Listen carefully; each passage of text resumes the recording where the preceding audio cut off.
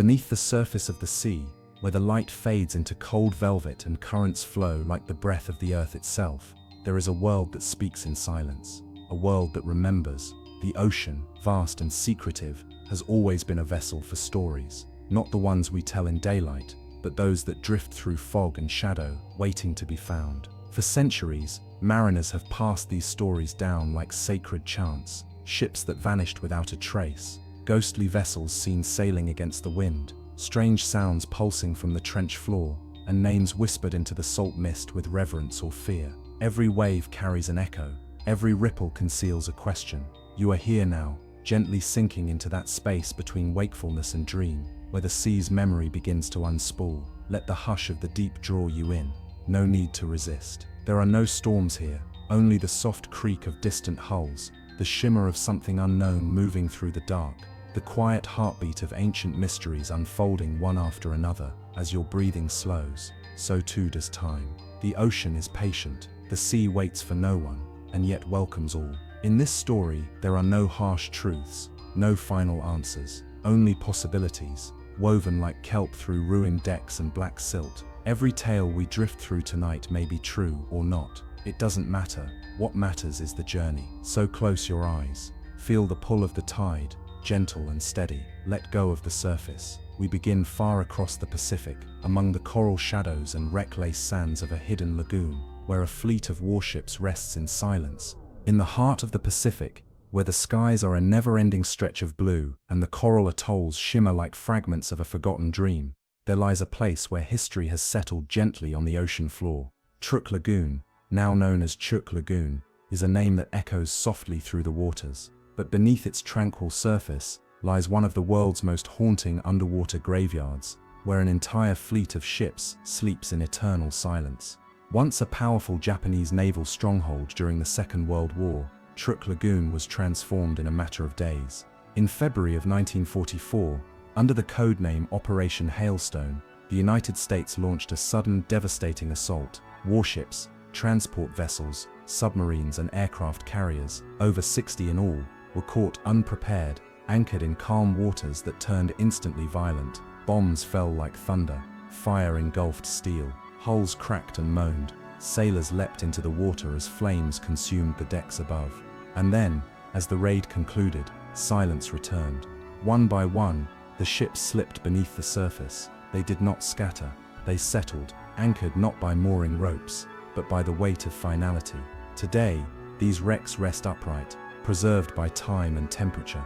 Their cargo holds still contain tanks, trucks, crates of ammunition, even porcelain dishes and unopened bottles of sake.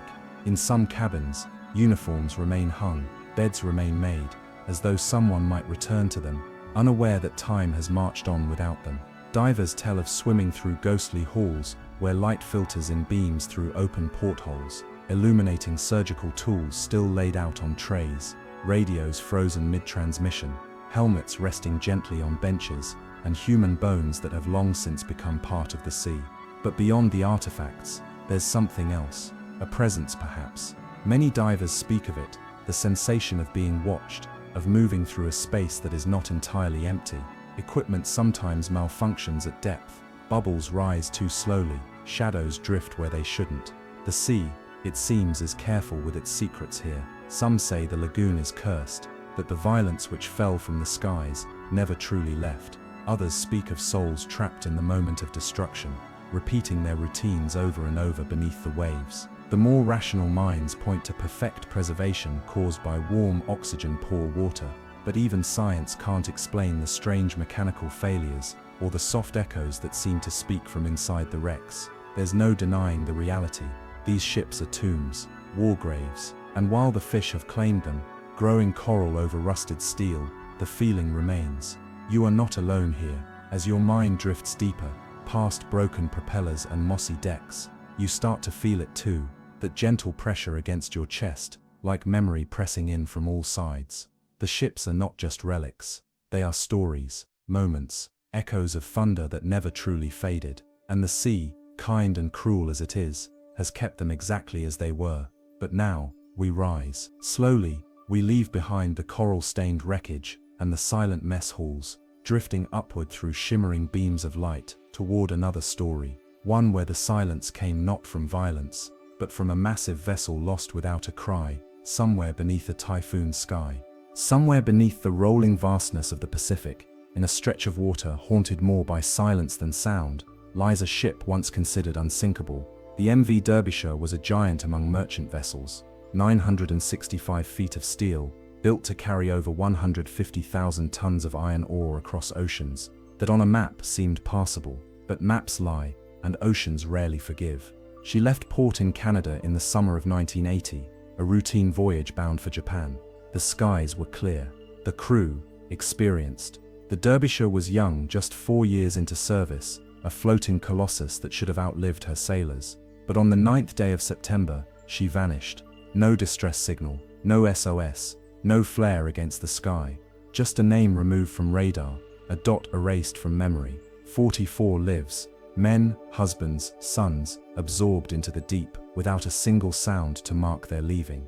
At first it was confusion. Ships don't simply disappear in the modern age, not without a storm, not without a word. Then the whispers started. Had she been struck by something massive? Did her hatches fail? Was it sabotage? Or something stranger, something rising from the depths that did not care for explanations? In time, the theories thickened like mist over the sea. Some pointed to Typhoon Orchid, raging with 70-foot waves and the kind of wind that turns metal into memory. Others suggested a rogue wave, a monstrous anomaly, more myth than math, crashing over the bow and forcing the ship to inhale the sea faster than any human could react. But no one could prove it, not without the wreck, and for nearly 2 decades there was none, only currents and guesses. Then, in 1997, searchers found her, 2 miles beneath the surface, broken into scattered bones, a field of wreckage that whispered of violence, not decay. Her hatch covers, meant to seal off the holds from seawater, were peeled back, folded like paper. Experts said the storm's pressure forced water in through tiny gaps, flooding one hold after another in a cascading death spiral. One theory argued it wasn't the weather at all, but a hidden flaw in her construction, thin steel, aging too quickly, brittle under pressure. And yet, the symmetry of her destruction remained unnerving. Too fast, too final. What if it wasn't just the elements? What if it was a combination no ship could withstand? A rogue wave striking during a moment of mechanical weakness, a series of coincidences aligned like stars, ending in silence. Even now the wreck of the Derbyshire remains a graveyard, her bulkheads slowly collapsing inward, her secrets guarded by pressure and time. The ocean did not return her to the surface. It kept her, cradled in a blackness few dare to reach. And somewhere nearby, sonar records occasionally capture brief echoes, soft, irregular pings that fade before they can be triangulated. Technicians call them anomalies, but others, they wonder what still moves down there, what still remembers. As we leave her shadowed grave, we turn toward another tragedy, one not of steel and waves, but of sails and snow. A ship that almost made it home, until the sky turned white, and history turned ghostly. The Isle of Wight is a gentle silhouette against the English Channel, often cloaked in mist and folklore, but on March 24, 1878, it became the unwilling witness to one of Britain's most haunting peacetime maritime tragedies. The HMS Eurydice, a proud 26-gun frigate turned training ship, was on her final leg of a voyage from Bermuda. Her journey had been long, but calm. The sea, it seemed, was ready to welcome her home.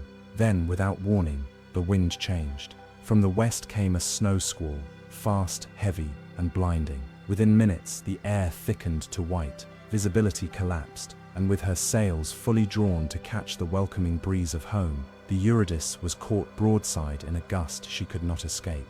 The wind filled her canvas with terrible force, tilting her sharply. Open gun ports, designed for easier ventilation, became open mouths. Seawater rushed in. In less than 5 minutes, the ship was gone, capsized, then sunk. She had been in sight of land, of safety, of return. Out of the 319 men aboard, only 2 survived. What followed was not only grief, but disbelief. How could a ship so close to shore, so near to harbor, vanish so completely and so fast? For weeks, wreckage washed up along the coast, letters, uniform buttons, the shattered remnants of young sailors' final journey. The Eurydice became a symbol of naval vulnerability, of natural violence, of fate's indifference.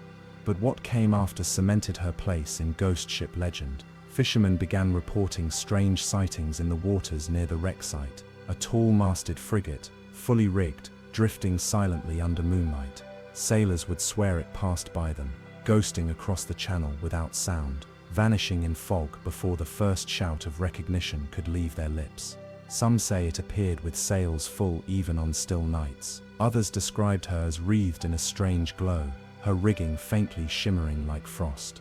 Prince George, the future King George V, is said to have sighted her while serving in the Royal Navy, noting her appearance in a logbook. Though official records remain elusive, superstition lingers strongest where loss and saltwater mix. Skeptics point to mirages, optical illusions where ships seem to sail above the horizon, floating on air. Others suggest lingering trauma among sailors who knew the Eurydice's story too well, their minds conjuring her shadow in the swell. But there are those who still believe, even today, that on certain nights, if the weather turns just so, the Eurydice returns. Not as a ghost ship to haunt, but as a spectral echo forever repeating her final moments, just off the shore she never reached. Perhaps it's not the ship that's cursed, but the silence that follows such loss. The eerie hush after disaster, when the ocean gives back only fragments, never answers.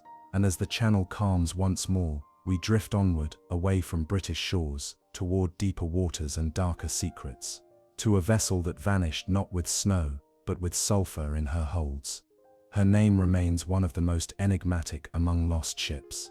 A name that whispers of heat, weight, and mystery. She was a hulking creature of steel and fire, long and low, her belly filled with molten sulfur, bound tightly in iron vats that hissed with unseen pressure. The SS Marine Sulphur Queen was no stranger to risk. She was a converted T2 tanker, repurposed to carry sulfur instead of crude oil, and in doing so, became an experiment sailing across uncertain margins of maritime design.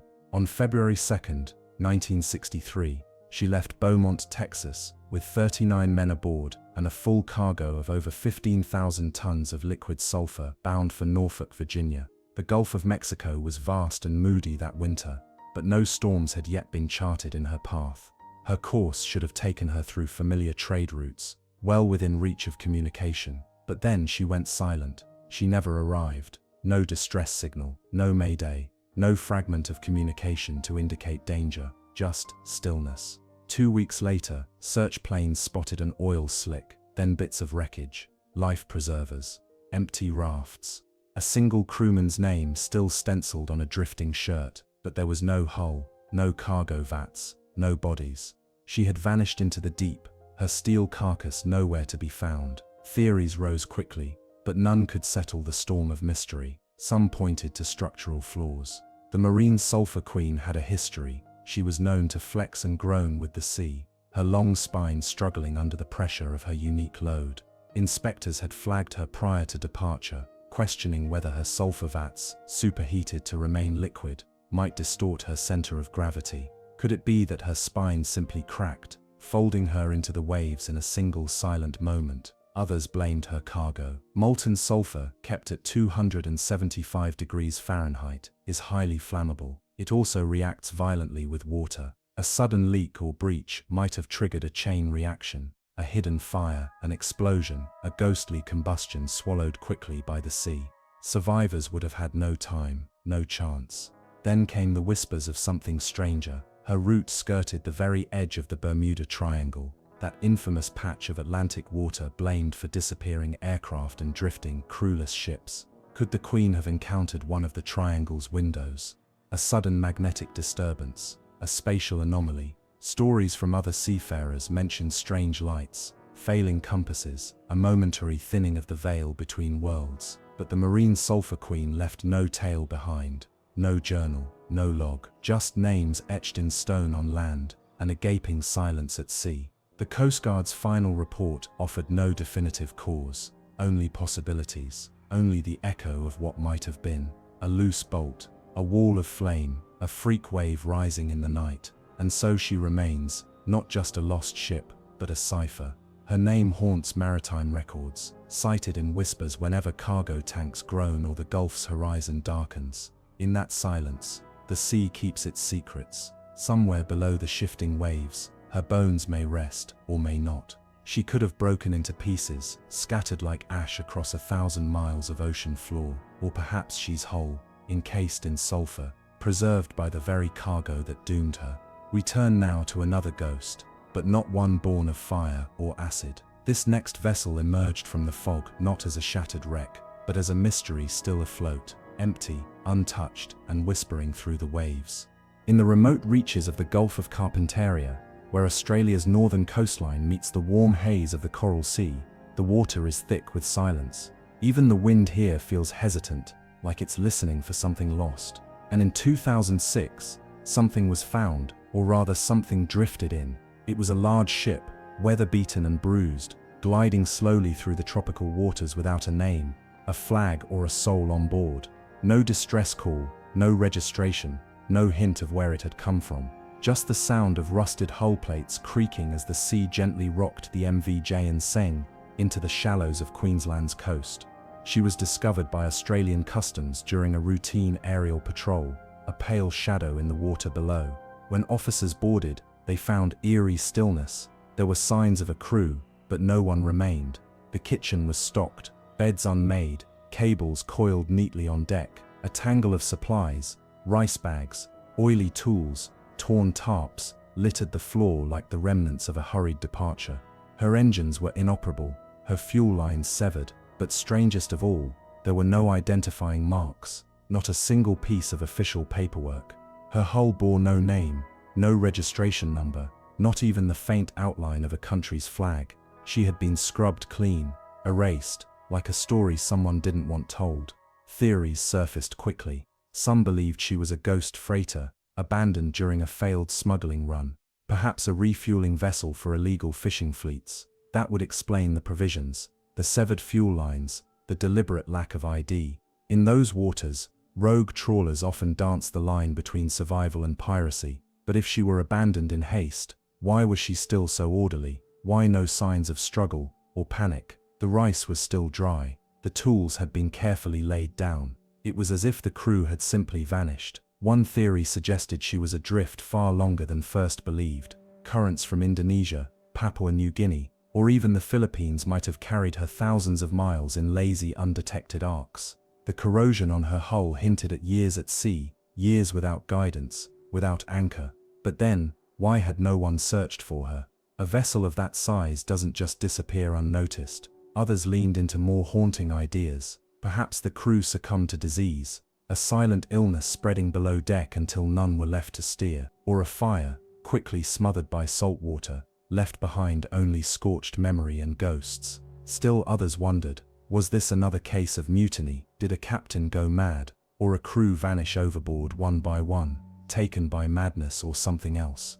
And beneath the more rational theories, deeper whispers stirred. The Unspoken was found near waters the indigenous peoples of northern Australia consider sacred. Some elders speak of drifting ghosts, of spirits returning on hollow ships to warn or to remind.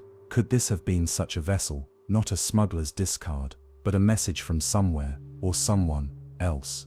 In the end, Australian authorities towed her out to sea and scuttled her. She was sunk on purpose, destroyed, erased again. It's a curious response for a mystery left unsolved. Maybe they feared what they could not explain. Or maybe, in sending her to the depths, they hoped her silence would finally be kept. But some say the sea remembers, that on quiet nights in the Gulf, a ship-shaped shadow still moves beneath the water. No crew, no flag, just the faint memory of a vessel that came from nowhere, and asked no questions as it slipped through the edge of the map. Now, we follow that fading silhouette to another vessel with a darker truth, one buried not in mystery, but in ice. A ship frozen where she fell, her story suspended in time like a heartbeat caught between beats. Lake Superior is the largest and deepest of the Great Lakes, a body of water so vast it behaves more like an inland sea than a freshwater lake. Its moods shift like weathered breath, calm in the morning, thunderous by dusk, and in winter, when the wind gnaws and the waves rise like frostbitten towers.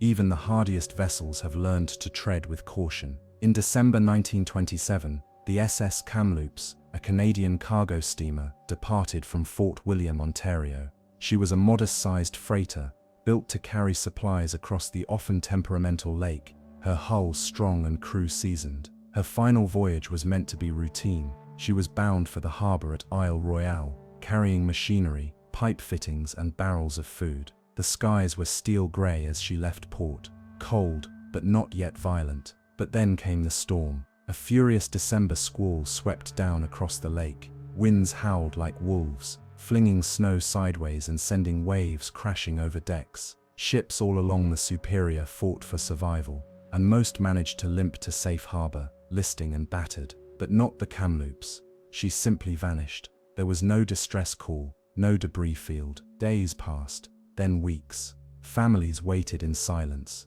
Only months later, as spring thawed the shoreline ice, fragments of her cargo washed ashore, a barrel here, a crate there. It was all the lake was willing to give. For over 50 years the Kamloops was a ghost ship, lost to the deep, whispered about by sailors and shoreline townsfolk. It wasn't until 1977 that divers finally found her, more than 260 feet below the surface near Isle Royale, and what they found chilled them. The Kamloops rested eerily upright on the lakebed, preserved in the frigid, oxygen-starved waters like a photograph frozen in time. Her hull was nearly intact. Tools still lay in place on workbenches. Cargo sat where it had been secured decades earlier. The cold had kept everything from decay, including one of her crew. In the engine room, drifting just above the floor, floated the body of a man, pale, waxen, suspended in the still water, tethered by fragments of clothing, as if caught in the act of one last duty. His limbs moved slightly with the currents, a slow, spectral dance. The divers who saw him gave him a name, Old Whitey. He was both part of the wreck and separate from it, a silent witness to its final moments. Theories swirled. Had he been trapped when the power failed? Had he taken shelter below, waiting for rescue that never came? Others wondered about his expression, serene, some divers said, as if he knew, as if the lake had offered not terror, but sleep. Lake Superior has always had a reputation for strange preservations. Its icy depths are like a vault, sealing away ships, cargo, and bodies in a cold stasis that defies time. But even here, Old Whitey was unique. No other wreck on the lake had kept such a human presence so intact, so close to the surface of memory. Visitors to the Kamloops today still speak of an unsettling calm. Divers report strange currents near the engine room, soft pulses of movement, as if something stirs. Some claim their equipment malfunctions, compasses spinning aimlessly, lights dimming without cause. A few even speak of a feeling, not of fear, but of being watched, of not being entirely alone. And then there's the legend that the man, whoever he was, chose to stay behind, that he knew what was coming and made peace with it. His body remained, but so did something else, a fragment of consciousness suspended in the lake's unblinking eye. There is no way to confirm it, just a name, a body, and the silence of deep water. What happened aboard the Kamloops may never be fully understood. Did the storm overwhelm her? Did ice weigh her down? Was she forced under by a freak wave, her crew unable to send word? The lake keeps its secrets. It always has. And so Old Whitey drifts still, a ghost in the hold, a man preserved not just in body, but in story. Now we leave the chilling stillness of fresh water behind and return to the open sea, where another ship's fate was drawn not by storm or wave, but by slow starvation, by ice, and by time itself. Her name was once spoken in a whisper across the Southern Ocean, Waratah. She was called the Titanic of the South, though that name would only gain its grim irony in hindsight. The SS Waratah was a passenger steamer launched in 1908, a modern marvel by the standards of her time, boasting luxurious accommodations and powerful engines. She was designed to ferry travelers and cargo between Australia and South Africa, cutting a path through the Southern Ocean's vastness. Her maiden voyage passed without major incident, but murmurs followed her, unsettling ones. Crewmen spoke of instability in heavy seas, a subtle but disconcerting list, a lurch to the hull that didn't feel right. Passengers too noted the unease. The ship rolled strangely, swayed oddly, nothing provable, just a feeling like standing on something that might give way. And yet when Waratah left Durban in July of 1909, bound for Cape Town, with 211 souls aboard, no one imagined it would be her last journey. The weather that day was warm, the seas unusually calm. Waratah steamed westward into the horizon and vanished. No distress call, no wreckage. Just a few second-hand sightings by passing vessels who claimed to have seen her silhouette on the horizon, shrouded in haze, trailing smoke, and then gone. For weeks, search ships scoured the route. They found nothing, not a lifeboat, not a scrap of hull, nothing to suggest she had even existed. It was as if she had been erased from the sea. Theories swelled in the void she left behind. The most accepted one was catastrophic instability, that the ship had indeed suffered from flawed design, that her high center of gravity made her top-heavy and vulnerable to capsizing. A sudden squall, a rogue wave, even a sharp turn might have rolled her beneath the waves so quickly that no one had time to react. But other theories grew in the absence of fact. Some suggested she had struck a submerged reef or iceberg, her hull opened in a single fatal wound. Others believed the Waratah was caught in a storm cell, a localized tempest that burst into existence, dragging her under before help could arrive. A few went further, proposing that the ship had fallen victim to spontaneous combustion in her coal bunkers, the resulting fire consuming her quietly from within, before she even began to sink. Then there were the stranger tales, sightings years later of a ghostly liner adrift near the same waters. Fishermen in the 1920s swore they saw a ship fitting the Waratah's description, sails scorched, smoke trailing silently into the night. Some believed she had become a phantom steamer, trapped in time, eternally navigating the southern currents. In 1960, sonar scans detected an anomaly on the seafloor near the Waratah's last known position, Hope's Sword. But when divers reached the site, they found a wreck, not of the Waratah, but of a different freighter altogether. The sea, as ever, kept her secret. To this day, the final resting place of the Waratah remains undiscovered. What makes her mystery so profound is the completeness of her vanishing. Not even a life jacket returned to shore. How could a ship of that size, filled with passengers and cargo, simply disappear without a trace? Some point to the vastness of the Agulhas Current, a powerful, swirling conveyor of warm Indian Ocean water that could sweep even a steel hull far from its last sighting. Others wonder about the depth of the seabed in that region, where trenches and ridges plunge beyond reach, cloaking wrecks in an endless twilight of salt and shadow. But others, sailors mostly, say she still wanders. There are stories from merchant crews who've glimpsed her after dusk, a white hull lit by moonlight, vanishing when they blink, or a Morse code signal, indecipherable, repetitive, coming from nowhere, answered by no one. Whatever happened to Waratah, she has joined the rarest class of shipwreck lore, not a shipwreck at all perhaps, but a question, a presence. A suggestion that the sea does not always offer closure, only silence. And in that silence we drift once more, leaving behind the southern swells and cold iron hulls. Ahead lies a ship not lost beneath the sea, but one sealed within it, trapped in ice, the cold preserving not just her form but her final breath. Her name, whispered across centuries, is Octavius.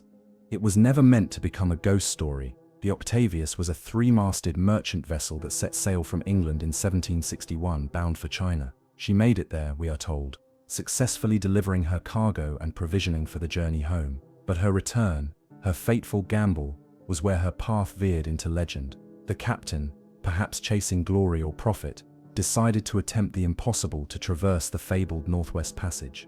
A shortcut across the top of the world, through frozen waters, unknown channels, and shifting sea ice. A route feared and admired, the edge of cartographic imagination. Then, silence. For over a decade, the Octavius was never seen again. No distress signal, no port of call, no rumors even. Only the long hush of the Arctic wind and the unmarked ice sheets slowly closing in, until 1775. That year, a whaling ship named the Herald was sailing near Greenland when its crew spotted something strange drifting among the pack ice. A schooner, upright, her sails torn and frozen in place. She was quiet, motionless, not wrecked, just still. Her name, barely visible through the frost, was Octavius. Curious and unnerved, the crew of the Herald boarded her. Inside, they found something that would haunt maritime lore forever. The crew of the Octavius was still aboard, frozen stiff in their quarters, preserved perfectly by the relentless cold, officers still at their posts, sailors curled in hammocks. In the captain's cabin, the master himself sat slumped over his desk, pen in hand, his logbook frozen open before him. His hand, still clutching the quill, had not finished the sentence. The last entry was dated 1762, 13 years earlier. The ship had been drifting, trapped in the Arctic's icy grip, ever since. No one knows exactly where the Octavius became imprisoned, nor what horrors unfolded aboard during that long dark winter. The logbook ends abruptly, and the frost had obscured any further evidence, but the implications were chilling. Did the crew freeze slowly, one by one, unable to escape the sealing hull of ice? Did they watch the daylight vanish for the season, and realize it would never return? The Herald's men, gripped by dread, took the logbook, and nothing else. They left the Octavius to her frozen voyage, drifting silently among the ice floes, heading west with the current. It was the last known sighting. Some believe she eventually broke free of the ice, and sank quietly into the depths. Others say she still sails, a ship of ghosts adrift in a white wasteland, eternally caught between oceans and time. Theories abound, some practical, some not. One explanation suggests that the crew became trapped when the Northwest Passage iced over earlier than expected, sealing off their retreat. With provisions dwindling and temperatures plunging, death would have come slowly and mercilessly. Others believe the captain underestimated the Arctic currents and failed to navigate the maze of channels before the frost took hold. With no rescue possible in that era, and no clear map to follow, they may have simply waited in vain. Eyes turned south as the cold took everything from them. And then there are the wilder ideas, that the crew was cursed for defying the gods of the north, that the ice itself was alive, not metaphorically but truly, aware of the intrusion and unwilling to release them. There are even whispers that the Octavius wasn't real at all, but a parable, a sailor's warning about ambition, pride, and the cruelty of nature. But the story persists, because the details linger in the mind. A ship found with her crew frozen in place, the logbook still open, and no one left to finish the sentence. That image has embedded itself in the maritime psyche, proof not only of the ocean's dangers, but of time's indifference. Even now, ships sailing those northern waters report strange sightings, distant sails on the horizon that vanish upon approach, a wooden hull drifting through the fog, silent and rimmed in frost, lights seen flickering behind veils of snow, unclaimed by any modern vessel, and always the sea gives no answer. What is certain is that the Octavius embodies a kind of eternal question, a riddle lost in the cold. Where did she become trapped? How long did her crew suffer before the end? And if she truly still drifts out there, is she now more ice than wood, more myth than memory? As we slip away from the Arctic's hush and frostbitten breath, we descend once again to warmer waters, but no safer ones. For even closer to shore, another ship would vanish, not centuries ago, but in recent memory. No ice, no storm, just a routine coastal journey that turned into one of the most unsettling modern maritime disappearances in Australia's history. This is the story of the MV Blythe Star. It was a clear October morning in 1973, when the MV Blythe Star slipped from the docks of Hobart, Tasmania, into the cool southern waters. She was a small coastal freighter, barely over 140 feet long, built to ferry cargo between ports along the rugged Australian coastline. Her job was unglamorous: sacks of fertilizer, livestock feed, crates of supplies, but reliable, unassuming, a workhorse of the sea. On this particular voyage, the Blythe Star was bound for King Island, a trip she had made many times before. The weather was calm, the crew experienced, 10 men aboard, all familiar with the coast. Nothing in the air suggested what was to come. And yet within hours, the Blythe Star would vanish, not in the middle of the ocean, but within sight of land. There was no mayday, no radio call, no visible debris. One moment, she was tracking smoothly through the southern swells. The next, she was gone. Authorities weren't initially alarmed. Delays were common along that stretch of sea, and it wasn't until the vessel missed her scheduled arrival by several days that concern turned into panic. Search planes combed the coastline. Helicopters hovered over the choppy Bass Strait, but nothing, not even a scrap of her hull, could be seen. It was as if she had been plucked from the water and erased. In truth, the Blythe Star had sunk with such speed and silence that even her crew barely escaped. Somewhere off the southwestern coast of Tasmania, the freighter began to take on water. The flooding was rapid, likely caused by a sudden hull breach near her cargo hold. Within minutes, the ship listed sharply. The electrical systems failed. The pumps were overwhelmed. and before the crew could transmit a distress call, the ocean had claimed her. In a desperate scramble, the 10 men aboard clambered into an inflatable life raft and drifted away from the sinking ship, cold, soaked, and without a functioning radio. The raft was small, the sea wide, and so they drifted. For hours, then days, then more. 8 nights passed, each colder than the last. The crew had only minimal rations, a can of beef, a few biscuits. Water was scarce. Salt spray soaked their clothes. Winds pushed them far off course, deeper into the empty gulf. 3 of the men died before the raft finally made landfall, not at a port or town, but on the rugged, uninhabited forested cliffs of the Forestier Peninsula. The survivors, barely able to stand, stumbled ashore and trekked through dense, freezing bushland before finally encountering a farmhouse. Only then did the world learn what had happened to the Blythe Star. Her disappearance had not been supernatural. No phantom ship, no ghostly lights, just the sea doing what it has always done best, swallowing, quietly. But the mystery didn't end there. For decades, the exact location of the Blythe Star's wreck remained unknown. Divers scoured the coastlines, sonar ships traced the underwater ridges, but the freighter lay hidden, her resting place a secret held by the deep. It wasn't until 2023, nearly 50 years after she went down, that the Blythe Star was finally found. A team of marine researchers conducting unrelated surveys off Tasmania's south coast stumbled upon a sonar anomaly, a shape too clean, too angular to be natural.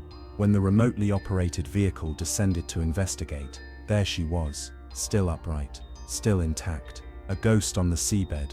The hull was largely preserved, the paint still clinging to the rusted sides. There was no evidence of collision, no blast marks, only a quiet lean to one side, her cargo hold long emptied of air, and yet there were no clear signs of what had doomed her. One theory suggests that improperly secured cargo may have shifted suddenly during the voyage, breaching the hull from the inside and destabilizing the ship's balance.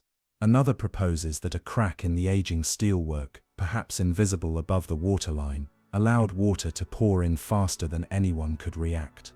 Whatever the cause, the silence of her sinking remains one of its most unsettling features. Why did no distress call go out? Why didn't nearby ships see the flare? How could a vessel vanish so thoroughly within eyesight of the coast? Even now, standing above her coordinates on a calm sea, it's hard to imagine. A routine freighter, a daylight voyage, gone without a ripple. And perhaps that is the quiet horror of the Blythe Star, not a ship swallowed by myth or frozen in Arctic ice, but a reminder that even in the modern world, even close to home, the ocean still has the final word. As we move from the shallow coastal waters of Tasmania to the shifting sands off England's southern coast, the next mystery we meet is not about a ship lost to the sea, but one that has remained in plain sight for decades. A ship you can still visit, a ship that could still explode. This is the story of the SS Richard Montgomery. There are shipwrecks that lie in darkness, hidden beneath miles of ocean. And then there is the SS Richard Montgomery, a wreck that floats just beneath the surface of a busy waterway, rusting slowly, ominously, within sight of shore. Her masts still breach the tide at low water, silent and skeletal. They are the only visible reminder of what sleeps below, a ticking time bomb with the potential to devastate a coastline. It was August of 1944. World War II raged across Europe, and the Allies were locked in the struggle to move men, machines, and munitions across the sea to supply the final push toward victory. The Richard Montgomery was one of many Liberty ships hastily built for this purpose. Utilitarian vessels, not made for beauty or longevity, but speed and capacity. She departed Philadelphia laden with more than 7,000 tons of high explosives, bombs, shells, and various types of ammunition. Her destination, the European front. But as she entered the crowded mouth of the Thames estuary, near Sheerness, England, disaster struck. The channel was narrow, the traffic heavy, and navigational errors were not uncommon.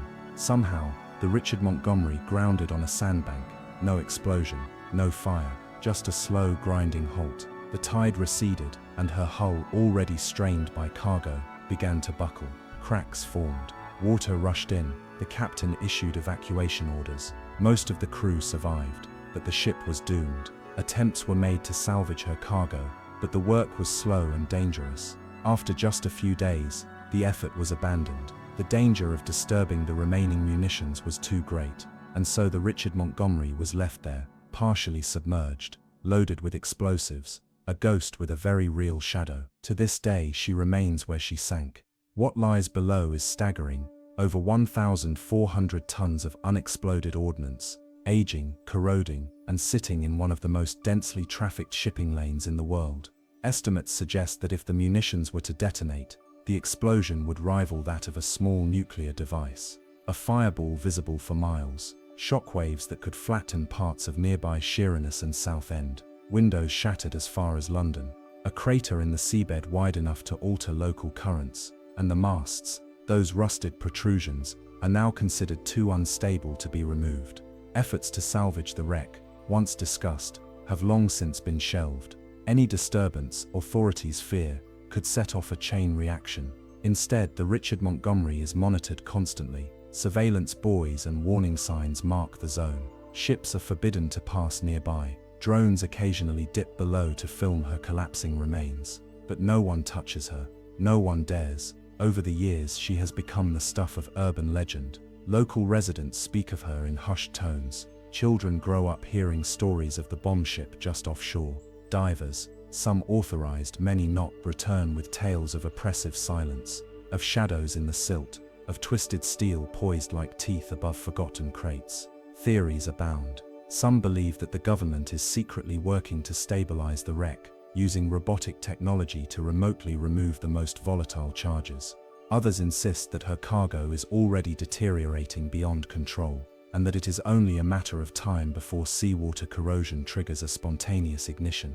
A less comforting rumor suggests that the Richard Montgomery carried not just traditional explosives, but experimental munitions, weapons so classified they were never officially documented. There is no evidence of this, but there are no public cargo manifests either, and so she waits, rusting, cracking, falling apart inch by inch. Every winter storm that passes over her grave stirs fears that this might be the year, that some combination of pressure, movement, or simple entropy will turn her from a silent warning into a cataclysm. Yet year after year, the SS Richard Montgomery holds. It is a strange paradox, a ghost ship that is entirely real, one that can be seen, measured, studied, but never approached. Unlike the spectral schooners of sailor folklore, this wreck carries no mystery in its cause. It did not vanish. It was not frozen in ice.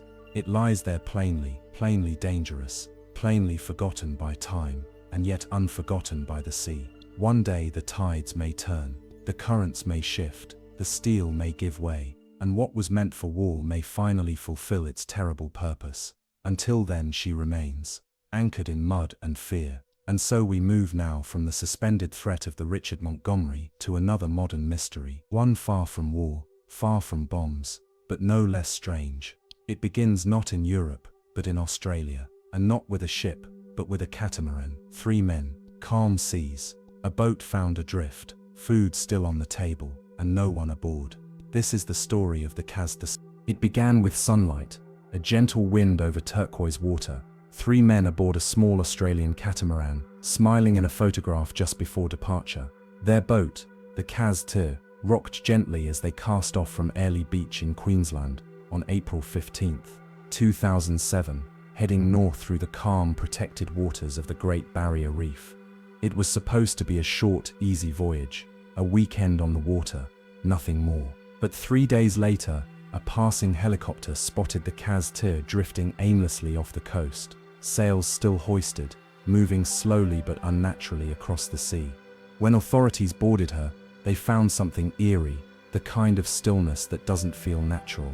The engine was running, a laptop was open on the navigation table, a mug of coffee sat cooling, untouched, plates of food rested on the galley counter, forks half lifted, and yet no one was aboard. The 3 men, Derek Batten, 56, and brothers Peter and James Tunstead, 69 and 63, were gone. No sign of struggle, no distress call, no overturned furniture, no broken railings, no splashes of blood. Life jackets remained in their lockers. The emergency radio was untouched. It was as if, in the middle of their meal, they had simply vanished, one by one, without a sound. It didn't make sense. And so, an investigation began. The Kaz-Tir was towed to shore, and forensic teams combed it for clues. Surveillance of marinas, interviews with passing boats, and analysis of onboard GPS data were conducted with meticulous care. The official theory emerged quickly and unsettlingly. Investigators believed that one of the brothers may have fallen overboard while trying to untangle a fishing line caught in the rudder. The second man, perhaps in a panic, jumped in after him. The third, trying to help, accidentally let the boat drift out of reach. But that theory, while plausible, leaves gaps. There were no signs of struggle, no shoes hastily removed, no wet footprints, no signs of someone having braced themselves near the railing, and more chilling, no one grabbed the life rings or emergency buoys. Not a single flotation device was missing. Moreover, these were experienced men, not reckless boys, not strangers to the sea. To think all three could be lost to something so routine seemed too easy. Other theories began to surface. Had they been attacked by pirates? It seemed unlikely. Their wallets, electronics, and personal belongings were all aboard. Nothing was missing. Had something spooked them? A sudden hallucination or chemical leak? Yet no toxins were found. The air was clean. There were no strange substances in their systems, at least none that could be tested for, because their bodies were never found. The most haunting idea, and the one that has clung stubbornly to the public imagination, is that of an unseen force, not something supernatural, necessarily, but something atmospheric, a strange wind perhaps, an underwater current that pulled them one by one into the sea, or even a moment of shared confusion, a sensory anomaly that caused them to make a split-second decision that cost them their lives. Some have drawn comparisons to the Mary Celeste, another vessel found adrift with all hands missing. Others wonder about magnetic anomalies, regions of strange interference that have been recorded in certain zones of the Coral Sea, similar to the legends of the Bermuda Triangle. But in the end, all we have is the image, a boat adrift, food still warm, engine humming, and silence. The Kaz-Tir was later auctioned off, scrubbed clean, renamed, returned to service. But for those who remember, her story has never left. Something about the stillness of that cabin, the way the wind rustled the curtain, the empty table set for three, stays in the mind. No wreckage was ever found. No bodies were ever found. No bodies were ever recovered. The ocean, as always, offered no answers. And so we drift onward, from the sunlit decks of the Kaz-Tir to colder waters, deeper shadows, and an older tragedy. A ship built for glory, lost in ice and time. This is the story of the SS Arctic. Late autumn winds gusted across the Atlantic, carrying with them mist and unease. The SS Arctic, a proud American sidewheel steamer launched in 1850, had grown into a symbol of national ambition. At nearly 300 feet long, she offered speed and luxury unmatched on the route between New York and Liverpool. Her polished cabins gleamed, her paddle wheels churned water like clockwork, and passengers reveled in fine dining beneath gaslit chandeliers. Yet beneath that polished veneer lingered a tension. The Atlantic was no stranger to ice, nor to the shadows of tragedy. Reports whispered of icebergs drifting far south, of sudden fogs closing upon ships like velvet curtains. And superstition, always active among seafarers, spoke her name in the same breath as doom of the waves. On September 27, 1854, the Arctic departed Liverpool with over 400 souls aboard, men, women, and children, along with mail and cargo. The voyage began under fair skies. The Atlantic lay calm, a vast mirror of glass and haze. Then, late one evening, danger emerged silently. A dark shape loomed in the gloom. An iceberg? No, it was another ship, the French steamer Vesta. In the dim light, neither vessel saw the other clearly. There was no time for full steam ahead, no moment to divert. The Vesta's prow scraped the Arctic's starboard bow, opening a jagged gash below the waterline. Cold Atlantic water poured in, panic rippled through the decks. Yet even as the sea claimed her belly, the Arctic lingered. Lifeboats were lowered into oil-slicked water. Officers struggled to maintain order. Hundreds remained aboard, caught between the promise of rescue and the terror of sinking silver. Moments stretched into agonizing minutes. The paddle wheels churned desperately, yet the stern sank lower. In the chaos, sailors secured women and children first, but there were not enough boats. Some officers locked arms, holding off the rush. Others urged calm. A spirit of sacrifice flickered amid fear. Then the steel groaned, and the Arctic tilted past hopeless. The starboard paddle wheel clanged against the sea, dragging the hull down. With a final shuddering breath, she broke in two. A roar of water and wood, of screams swallowed by waves. Within minutes, the Grand Arctic slipped beneath the surface, leaving a slick of ice-cold foam. Of her 470 souls, only 85 survived, most of them crew. Women and children fared worse, swept away in lifeboats that overturned in the swell or left trembling on the decks. The Atlantic gave back no bodies, only fragments, a boot, a shawl, a letter carried by currents toward distant shores. In the aftermath, inquiries blamed navigational error and lack of sufficient lifeboats, an echo of dangers to come. Yet the Arctic's story grew into legend. Sailors swore they saw her ghostly paddle wheels beneath moonlight, turning in silence. Some claimed her figure, backlit by phosphorescent sea, trailed ships on foggy nights, a warning unheeded. Others dismissed the sightings as tricks of light on waves, and the tragedy as another chapter in the long struggle between man and sea. But the SS Arctic became more than a shipwreck. She was a ghost told in hushed voices, a lesson in hubris, and a promise that even the grandest vessel can vanish in a heartbeat. Her final resting place remains undiscovered, lost to the depths she once ruled. And so we sail onward in our tale, beyond collisions and sinking, toward mysteries of darker origin, where logs lie frozen and crews vanish into thin air. Next we drift north, into Arctic ice and legend, to meet the ship whose frozen crew became immortal in myth. The Water Witch awaits.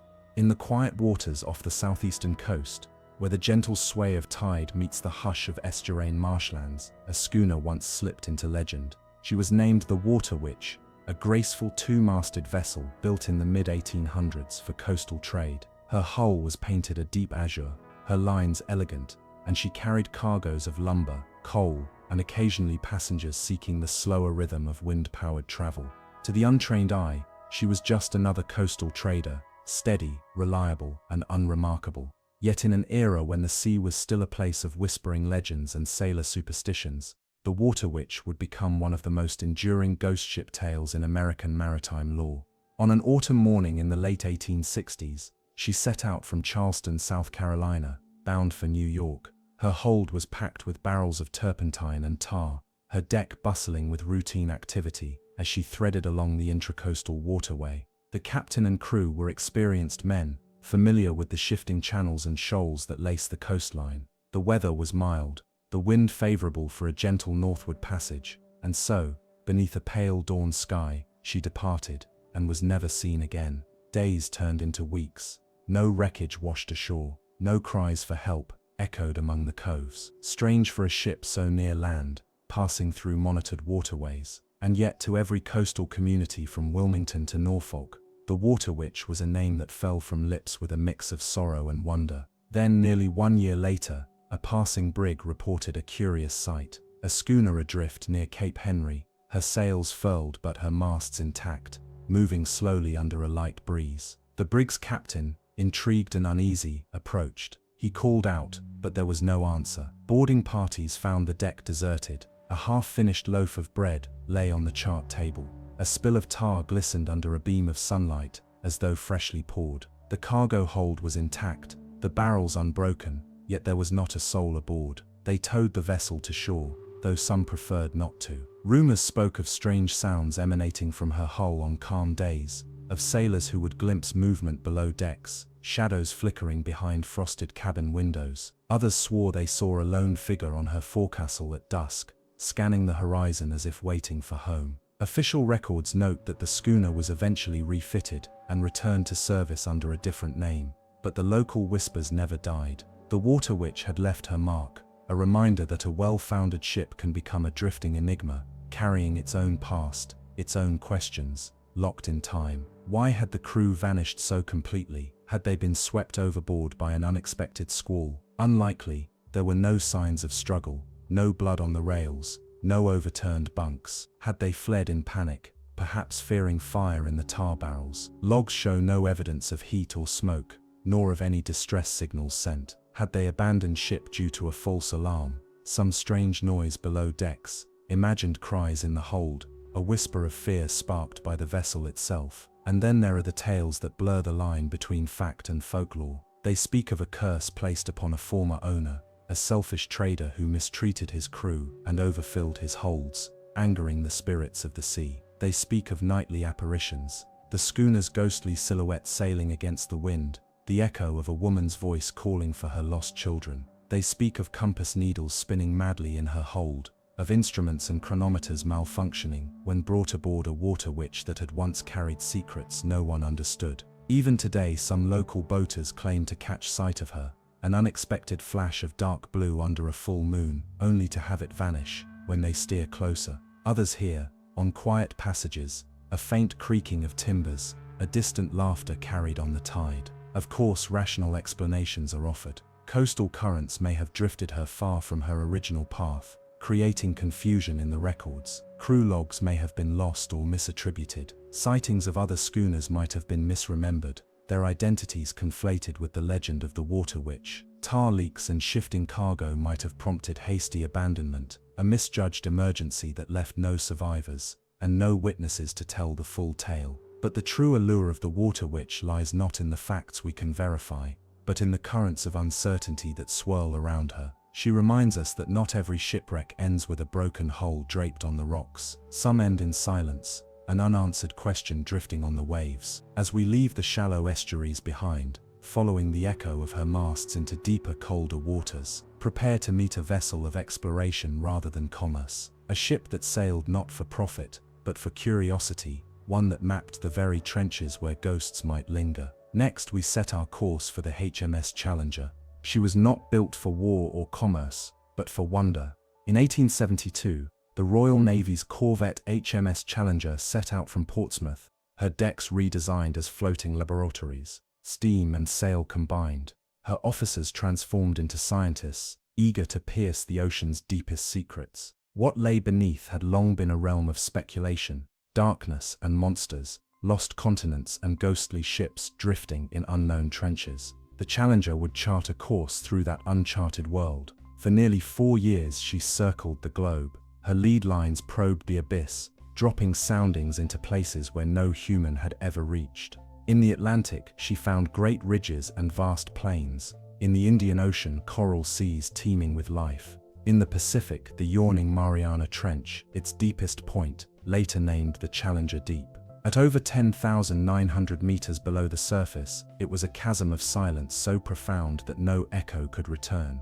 On deck, under lantern glow, naturalists tended jars of strange creatures, bioluminescent jellyfish, phosphorescent worms, fish with lanterns for jaws. These odd forms thrived where darkness and crushing pressure reigned, rewriting assumptions about life's reach. Each dredge brought new species, some so alien they flitted between faith and science. Ghostly stalked crinoids, brittle stars, 50 centimeters wide, transparent squids that floated through the still sea like drifting ghosts. Yet for all its triumphs, the Challenger expedition was not without mystery. Instruments occasionally recorded inexplicable sounds, low-frequency rumbles, rhythmic pulses, and at least once, what sailors called a deep moan, rising from the abyss itself. No creature was ever identified. No wreckage, no ship's call, no submarine's ping. Just those eerie vibrations, captured on early hydrophones and then lost to time.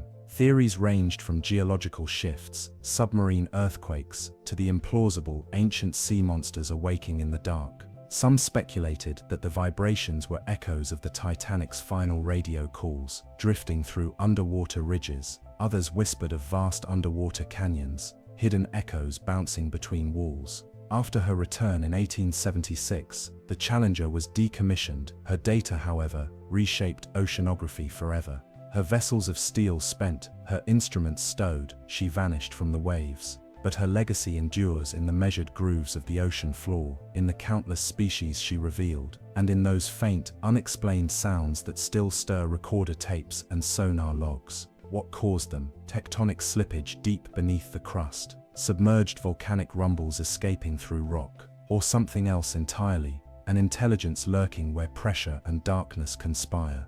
The ocean keeps its secrets, and the Challenger taught us the depths are stranger than any surface fear. We now leave behind the cold laboratories and deep-sea trenches, carrying with us the memory of songs from the abyss. Ahead lies one more vessel whose story returns us to the shores of memory and myth, an ocean wanderer named Mary Celeste, whose silent decks drift through legend even now. The night air was cool and still on December 5, 1872, when the British brigantine Dei Gratia spotted a battered ship drifting northward through the rolling swells of the Atlantic. Sails sagging, rudder lashed, she moved as if caught between hope and despair, a lone shadow in the moonlight. No one at the helm, no lanterns glowed, only the slap of waves against her hull and a silent question, who or what had been aboard. The vessel was the Mary Celeste, once a proud merchant brigantine named Amazon, launched in 1861. She had carried a reputation of ill fortune from her earliest days, collisions, fires, grounding, but under her new name and Captain Benjamin Briggs, she had promised a fresh start. On November 7th, she left New York bound for Genoa, laden with 1,701 barrels of industrial alcohol, her hold sealed and her crew numbering 7, plus Briggs's wife and 2-year-old daughter. They should have been a happy family crossing, but something unseen fractured their plans. 10 days into the voyage, their logbook showed nothing more than routine entries, steady weather, the occasional squall, then silence. No cries for help, no gurgle of water in the hull, just emptiness. When the Dei Gratia's boarding party climbed up the Mary Celeste's rail, they found the deck in near-perfect order. Rigging was intact, the galley clean, personal effects untouched in cabins. A lifeboat was missing, its oars gone. The chronometer still ticked faintly. A brandy bottle lay half full on a table. Chart and compass were in place.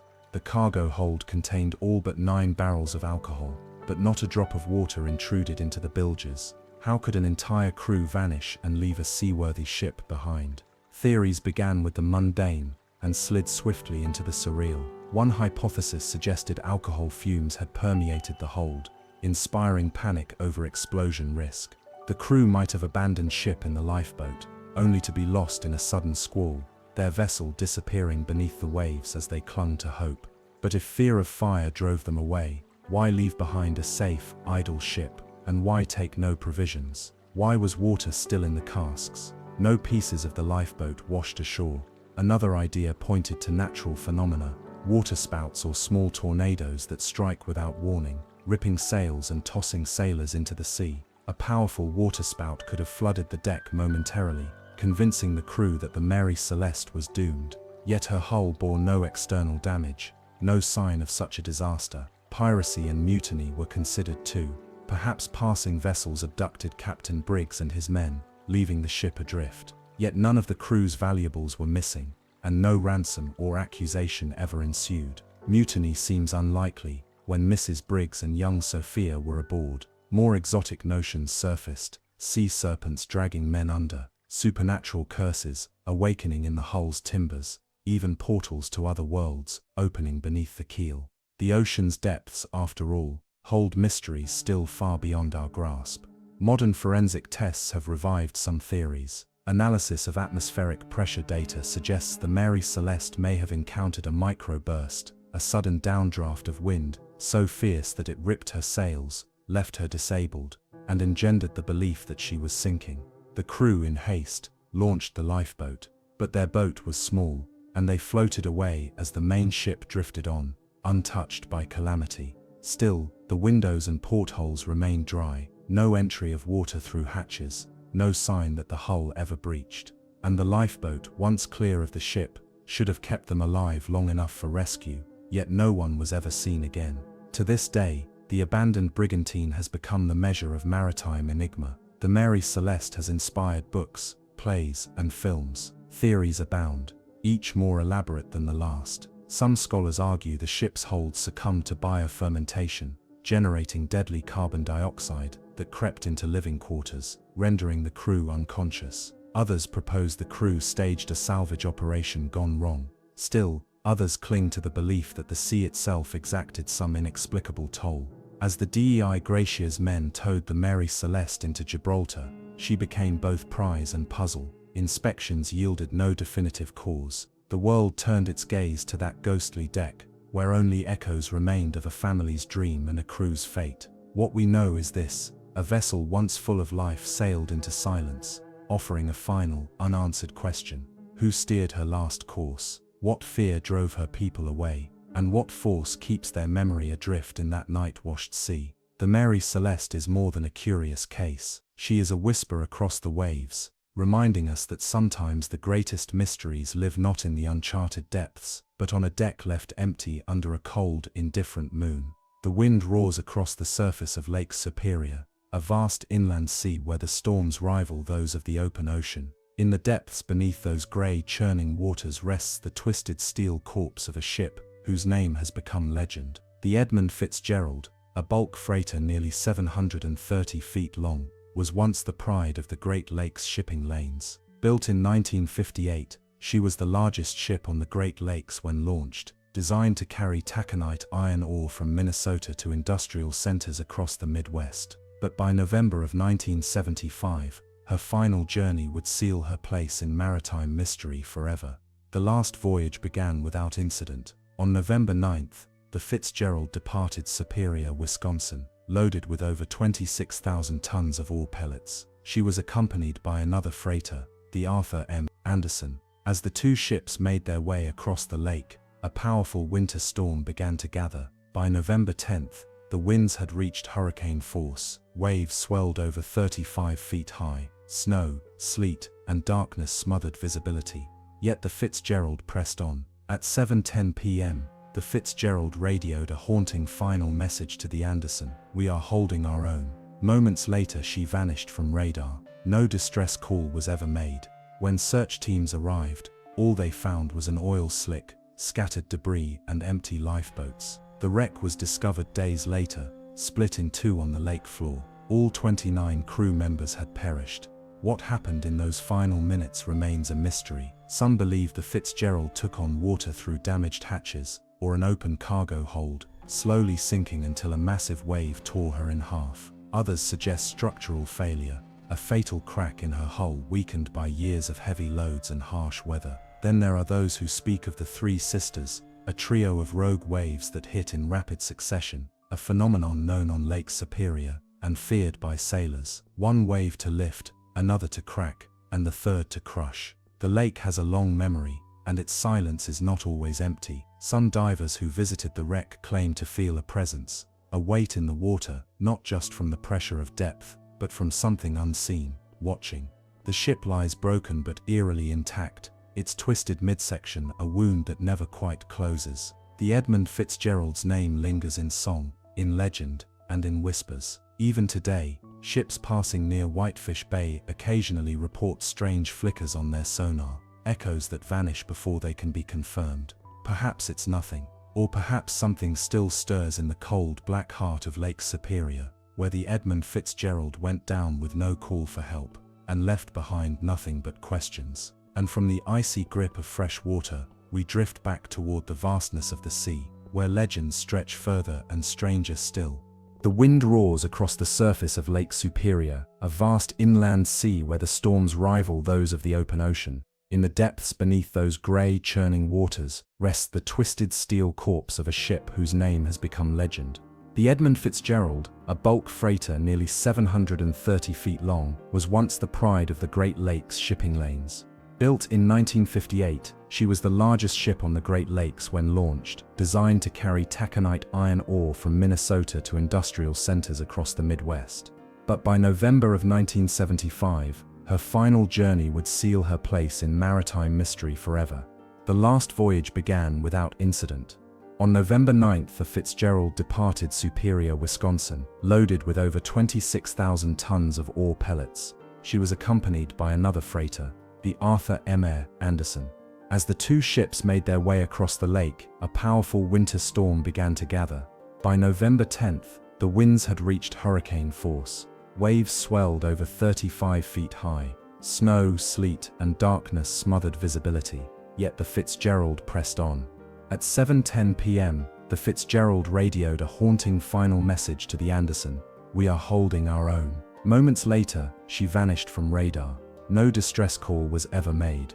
When search teams arrived, all they found was an oil slick, scattered debris, and empty lifeboats. The wreck was discovered days later, split in two on the lake floor. All 29 crew members had perished. What happened in those final minutes remains a mystery. Some believe the Fitzgerald took on water through damaged hatches or an open cargo hold, slowly sinking until a massive wave tore her in half. Others suggest structural failure, a fatal crack in her hull weakened by years of heavy loads and harsh weather.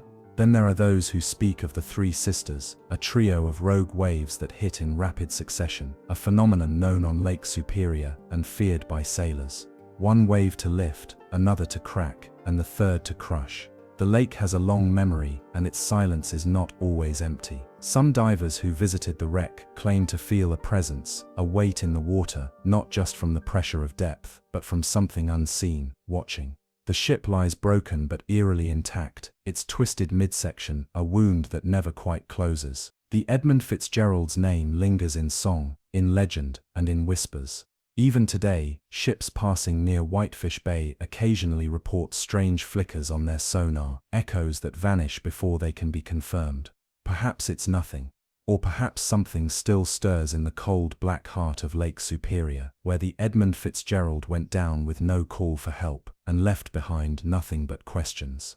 And from the icy grip of fresh water, we drift back toward the vastness of the sea, where legends stretch further and stranger still. The mist curls like smoke across the surface of the sea, rolling in from nowhere, clinging to the rigging of memory. In maritime lore, few phantoms are as enduring, as fearsome, or as eerily persistent as the tale of the Flying Dutchman, a ship cursed to sail the oceans for eternity, never reaching shore, always drifting in spectral silence, just beyond the veil of the living world. Sailors have spoken of her since the 17th century. The earliest accounts speak of a Dutch East India Company vessel, captained by a man named Hendrik van der Decken. Determined to round the treacherous Cape of Good Hope during a raging storm, he defied both the elements and heaven itself. Some versions say he cursed God, others suggest he made a dark vow to complete his journey, even if it took until the end of time. In that moment of hubris, the sea took him at his word. Since then, the Flying Dutchman has been seen in the distance during storms, her tattered sails full despite the wind blowing in the opposite direction, her decks glowing faintly in unnatural light. She is always glimpsed, never approached, always sailing, never arriving. One of the most famous sightings came from Prince George of Wales, later King George V, in 1881. While aboard the HMS Barkante off the coast of Australia, he and the crew recorded seeing a glowing ship in the darkness. That same night, the lookout who first spotted her fell to his death. So what could explain such visions? One theory lies in optical illusions. A phenomenon known as a fata morgana can create mirages on the sea, distorting distant ships into ghostly forms that appear to hover or glow. Others suggest St. Elmo's fire, an electrical discharge that can dance across masts and rigging during storms, casting an eerie luminescence. Yet these explanations fail to account for the consistency of sightings across centuries and continents. Some whisper that the Flying Dutchman is more than a ghost. She is an omen, a harbinger. Those who see her are said to be marked by misfortune, often meeting disaster soon after. Other legends hold that the ship is trying to deliver letters from its doomed crew, messages to loved ones that can never reach shore, forever caught between the worlds of the living and the dead. And if the Dutchman is real, perhaps she is not the only one. The seas are vast. Ships vanish all the time. What if some never sink, but instead slip into a parallel tide, a layer of reality just slightly off from ours, where time drifts like fog and ships sail without end? What if she's not cursed but caught, a looping echo of her final voyage, replayed across the centuries like a forgotten reel of film? Or maybe, just maybe, she is something else entirely, a warning, not of fate, but of the sea's refusal to forget. The ocean, after all, remembers everything. Off the wild, windswept coast of Ireland, there lies an island called Tory, remote and rugged. It has always been a place where myths linger like sea mist, and where stories ripple through generations like echoes in the tide. Among these tales, one name stands out: HMS Wasp, a Royal Navy gunboat that sank in 1884 under circumstances that still raise quiet, unsettled questions. She was not built for war, though she bore its name.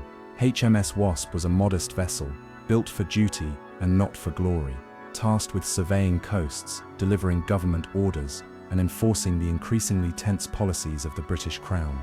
At the time, Ireland was embroiled in the Land War, a period of unrest and mass evictions. On the morning of September 22nd, HMS Wasp set sail from Westport, carrying a group of bailiffs to evict families from the windswept cottages of Tory Island. But the ship would never complete that grim mission. In the deep hours before dawn, under skies thick with cloud and sea fog, the Wasp struck submerged rocks near Tory's jagged coastline. In moments, she was lost. 52 men died in the wreck, and only 6 survived, clinging to debris, pulled from the surf by villagers who just hours earlier had been expecting eviction at the hands of those now perishing. At first glance, the tragedy seemed simple, a navigational error in treacherous waters, a common fate along the coastlines of old. But Tory's people whispered of something else. The Wasp, they said, had been cursed. Some even claimed they had called upon the old spirits of the sea to protect the island from harm. Stranger still, survivors reported that the ship's compass had failed just before the wreck. No lights from shore had been visible. It was as if the Wasp had been blinded in the dark, and guided not by stars or lanterns, but by something older, colder, and unseen. One theory suggests deliberate sabotage. Perhaps locals lured the ship into danger using false lights, a grim practice once whispered about in coastal lore. Others believe the vessel was simply unlucky, drawn too close to a coast notorious for shipwrecks. But Tory's folklore holds firm. The Wasp, an agent of eviction and suffering, was claimed by the island's guardians, those ancient forces long ago buried in stone and sea. The sea around Tory remains dangerous, a place where compasses spin and waves gnaw the cliffs like hungry ghosts. Divers have explored the wreck of the Wasp, now scattered and rust-stained across the rocks, but what they find are only fragments, iron bones, water-worn rivets, no answers, only the silence of metal and tide. In the village they still speak of that night, not with fear, but with reverence. They say the sea took sides, that for once it chose the powerless over the powerful, and that the ship, now resting in the shadow of the island, is more than a wreck. It is a warning. The Wasp is gone. Its mission ended not with eviction, but with its own erasure. Yet the story lingers, like the scent of salt in the air, or the faint hum of something ancient beneath the waves. And as we drift onward from the broken hull of the Wasp, we begin to trace the vanishing point of another vessel, one that departed with promise and never returned, swallowed not by myth, but by the cold clinical silence of the North Atlantic. The North Atlantic in winter is a realm of silence and steel, where the sea churns without pity, and the cold finds its way into even the sturdiest hulls. In February of 1893, the SS Narration, a proud British steamship, departed Liverpool bound for New York, her holds full of cargo, and her decks manned by a capable crew. She was modern for her time, a steel-hulled marvel built by Harland and Wolff, the same shipbuilders who would one day construct the Titanic. But Narration would not reach her destination, and unlike the Titanic, she left behind no iceberg, no survivors, no debris field, only a silence so deep it seemed to swallow, not just a ship but every question that followed. She set out on February 11th, a routine voyage across familiar waters. 74 souls were aboard, no passengers, just crew. Her cargo included cattle, farm equipment and goods, meant to feed and grow lives across the sea. The weather was fair upon departure, and she was known for her solid design and strong engines. But within days, the Narration had vanished. When she failed to arrive in New York, concern grew slowly at first. Ships were often delayed by weather or currents, and communication in that era was sparse. But as days became weeks, the concern hardened into dread. Search efforts yielded nothing. No sightings, no flares, no wreckage. Then something stranger surfaced. Messages, bottles, bobbing in the sea, began to wash ashore. One, dated and signed by a supposed crew member, read, SS Narration sinking, all hands lost, tell my wife I love her. Another claimed the ship had struck an iceberg. A third simply said, our engine room is flooded, we are doomed. The handwriting varied. Some believed them, others suspected hoaxes, but all shared a chilling common thread. The crew, if the notes were to be believed, had seen their end coming and could do nothing to stop it. Yet none of the messages could be confirmed. No bodies were ever found. No lifeboats. The North Atlantic gave nothing back. The theories multiplied. Some said an iceberg struck the ship during the night, silent and unlit, carving a fatal wound through the hull. Others speculated the cargo shifted during rough seas, capsizing the vessel so quickly there was no time to launch distress signals. There was even a whisper, long dismissed, of sabotage, of cargo that wasn't meant to reach port. But the Naranic, despite all her steel and steam, simply ceased to exist. More than a century has passed, and no confirmed trace of her has ever been found. No sonar has mapped her grave. No diver has touched her bow. She remains a ghost in the shipping logs, her fate preserved only in guesswork and grief. What makes her story so haunting isn't just the loss, it's the complete lack of conclusion. The ocean, vast and indifferent, sometimes erases without a trace, and when it does, it leaves behind a silence that speaks louder than any storm. The Naranic was not a grand passenger liner, nor a warship. She was a vessel of work and purpose, but her disappearance marks a line in the annals of maritime mystery, a point where fact slips into fog, and where even steel cannot guarantee return. As the currents move on, and the years drift by, the Naranic remains a question mark etched into the ocean floor. Somewhere beneath miles of water, her hull may still rest, intact or torn open. Or perhaps she was never meant to be found, only remembered.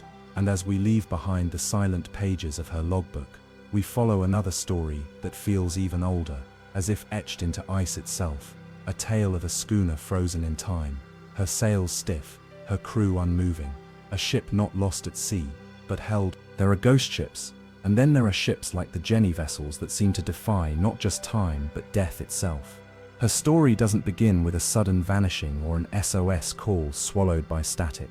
It begins with ice, with a schooner, preserved like a breath caught in a frozen gasp, drifting silently through the Antarctic silence. Her name was Jenny, and she was never meant to return. The tale goes back to the early 1820s, when the Jenny, a small English schooner from the Isle of Wight, set sail into southern waters. It was the height of the whaling and sealing era. The Southern Ocean was both a frontier and a tomb, offering riches in whale oil and seal pelts, but demanding blood in return. Dozens of ships entered those frigid, lawless latitudes. Many returned. Some didn't. The Jenny vanished quietly, unremarkably, as so many ships did in that age. Ice, storm or windless drift. It didn't matter. She was presumed lost. Another name scratched off a ledger, but in 1840, nearly 2 decades later, something impossible happened. A whaling vessel named Hope was navigating the Drake Passage between Cape Horn and Antarctica, weaving through knife-edged icebergs and grey-green waves. And there, adrift in the mist, they saw a ship, a schooner, coated in frost, sails hanging in tatters like old curtains, her masts stiff with ice. As the Hope drew closer, they realized the ship wasn't just abandoned, she was frozen, literally entombed. The Hope's crew boarded her, boots crunching on the ice-rimed deck. What they found was not emptiness, but stillness. The Jenny's entire crew was aboard, frozen solid, as if carved from wax. At the captain's desk, a man still sat, head bowed over an open logbook, pen still in hand. The final entry, May 4th, 1823. No food for 71 days. I am the only one left alive. 17 years had passed since that line was written. What followed was confusion, awe, and fear. The Hope's sailors, overwhelmed by the sight, did not attempt salvage. They took the logbook, turned back, and left the Jenny to drift in eternal solitude. But even that part of the story feels unsteady, untethered. Because here's the truth, no official records from the Hope confirm the encounter. The Jenny's name doesn't appear in port records from the Isle of Wight. Some historians argue the tale is pure fabrication, a seaman's ghost story passed over rum and stormy nights. And yet the details persist, across languages and centuries. The captain's desk, the frozen crew, the logbook, with its harrowing final entry. Is it all just myth? Or was there a Jenny, or something like her, that once sailed south and never turned around? Science offers strange support. The conditions of the Antarctic, with its sub-zero temperatures and still waters, can indeed preserve ships and bodies with eerie precision. In recent decades, wooden wrecks from similar eras have been discovered under the ice, nearly untouched by time. The cold arrests decay, the ocean hides what it cannot consume. And then there's the psychological landscape, the lure of these stories. In the empty spaces of the sea, the mind fills in shadows. Ghost ships become mirrors for our fears of being forgotten, of dying alone, of freezing in place, while the world continues to spin. Some say the Jenny never existed. Others say she still floats, encased in a glacier, carried slowly northward by deep currents. Perhaps one day, she'll emerge again, as she did before, unexpected, intact, and full of questions. Until then, she remains a legend as cold as the waters that supposedly hold her. And as we leave behind her frozen deck, our next story leads us into warmer waters, but no less eerie. A steamship built for luxury, a collision, a collapse of human order, and rumors of a ghostly light that flickers still just beneath the surface. A ship called the Arctic. There are wrecks that slip quietly into the abyss, leaving nothing but theories in their wake. And then there are disasters like that of the SS Arctic, where the sound of tearing metal echoes through time, not because of the violence of the sea, but because of what humans failed to do when it mattered most. She was a symbol of progress, of 19th century ambition encased in steam and iron. Launched in 1850 by the Collins Line, an American shipping company eager to rival Britain's maritime dominance, the Arctic was a floating marvel, nearly 300 feet long, a sidewheel steamer lined with polished mahogany, velvet seating, and gilded fixtures. She carried both the elite and the hopeful across the Atlantic. Her very design whispered of triumph, of luxury, of man mastering the waves. But by late September 1854, the Arctic would become something else entirely, a ghost and a warning. On September 27th, she departed Liverpool bound for New York, carrying over 400 people, passengers, crew, entire families. The sea was calm, the skies were clear, the ship steamed steadily westward. Then, near the coast of Newfoundland, came the collision. The Arctic struck the Vesta, a much smaller French vessel. At first, passengers aboard the Arctic assumed the smaller ship had taken the brunt of the impact. But quickly, too quickly, water began to rise inside the Arctic's hull. The damage was deeper than anyone had realized. She was sinking. And that's when the real tragedy began. There weren't enough lifeboats for everyone, a grim reality of the era. And those few boats weren't filled with women and children, as tradition dictated. They were taken by crewmen and officers, who fought for their own survival, abandoning passengers in chaos. Women clung to the deck railings. Children were lost in the confusion. The sea didn't just claim lives that day, it stripped away pretense. Of the more than 400 people on board, only 85 survived. Almost all were crew. The newspapers were brutal in their coverage, not just for the loss of life, but for the failure of character. The story wasn't just about a ship sinking, it was about what drowned alongside her, honor, duty, and the illusion that technology would always save us. But that's only the beginning of her haunting. Over the years that followed, reports trickled in, strange sightings off the Newfoundland coast, a steamer adrift in the fog, lights flickering from beneath the waves. Fishermen spoke of a phantom ship, its paddle wheels shattered, its silhouette warped by time, appearing in the dead of night and vanishing before dawn. Some claimed to hear faint calls for help. Others saw no ship at all, but felt watched. The Arctic had become a legend, and yet for all the stories, her wreck has never been found. No divers have laid eyes on her hull. No artifacts have been recovered. Search efforts have been sporadic, overshadowed by more famous wrecks like the Titanic. But still she waits, somewhere below, preserved perhaps in cold mud and memory. Modern theories suggest the ship drifted far before it finally slipped beneath the surface, carried by current, battered by time. But the deeper you go into her story, the more it begins to resemble something intangible, because while her physical wreck may be lost, her ghost is very much alive. The Arctic is remembered not just for her sinking, but for the way it happened, for the panic, the cowardice, the realization that in a moment of reckoning, humanity is often unprepared for what the sea demands.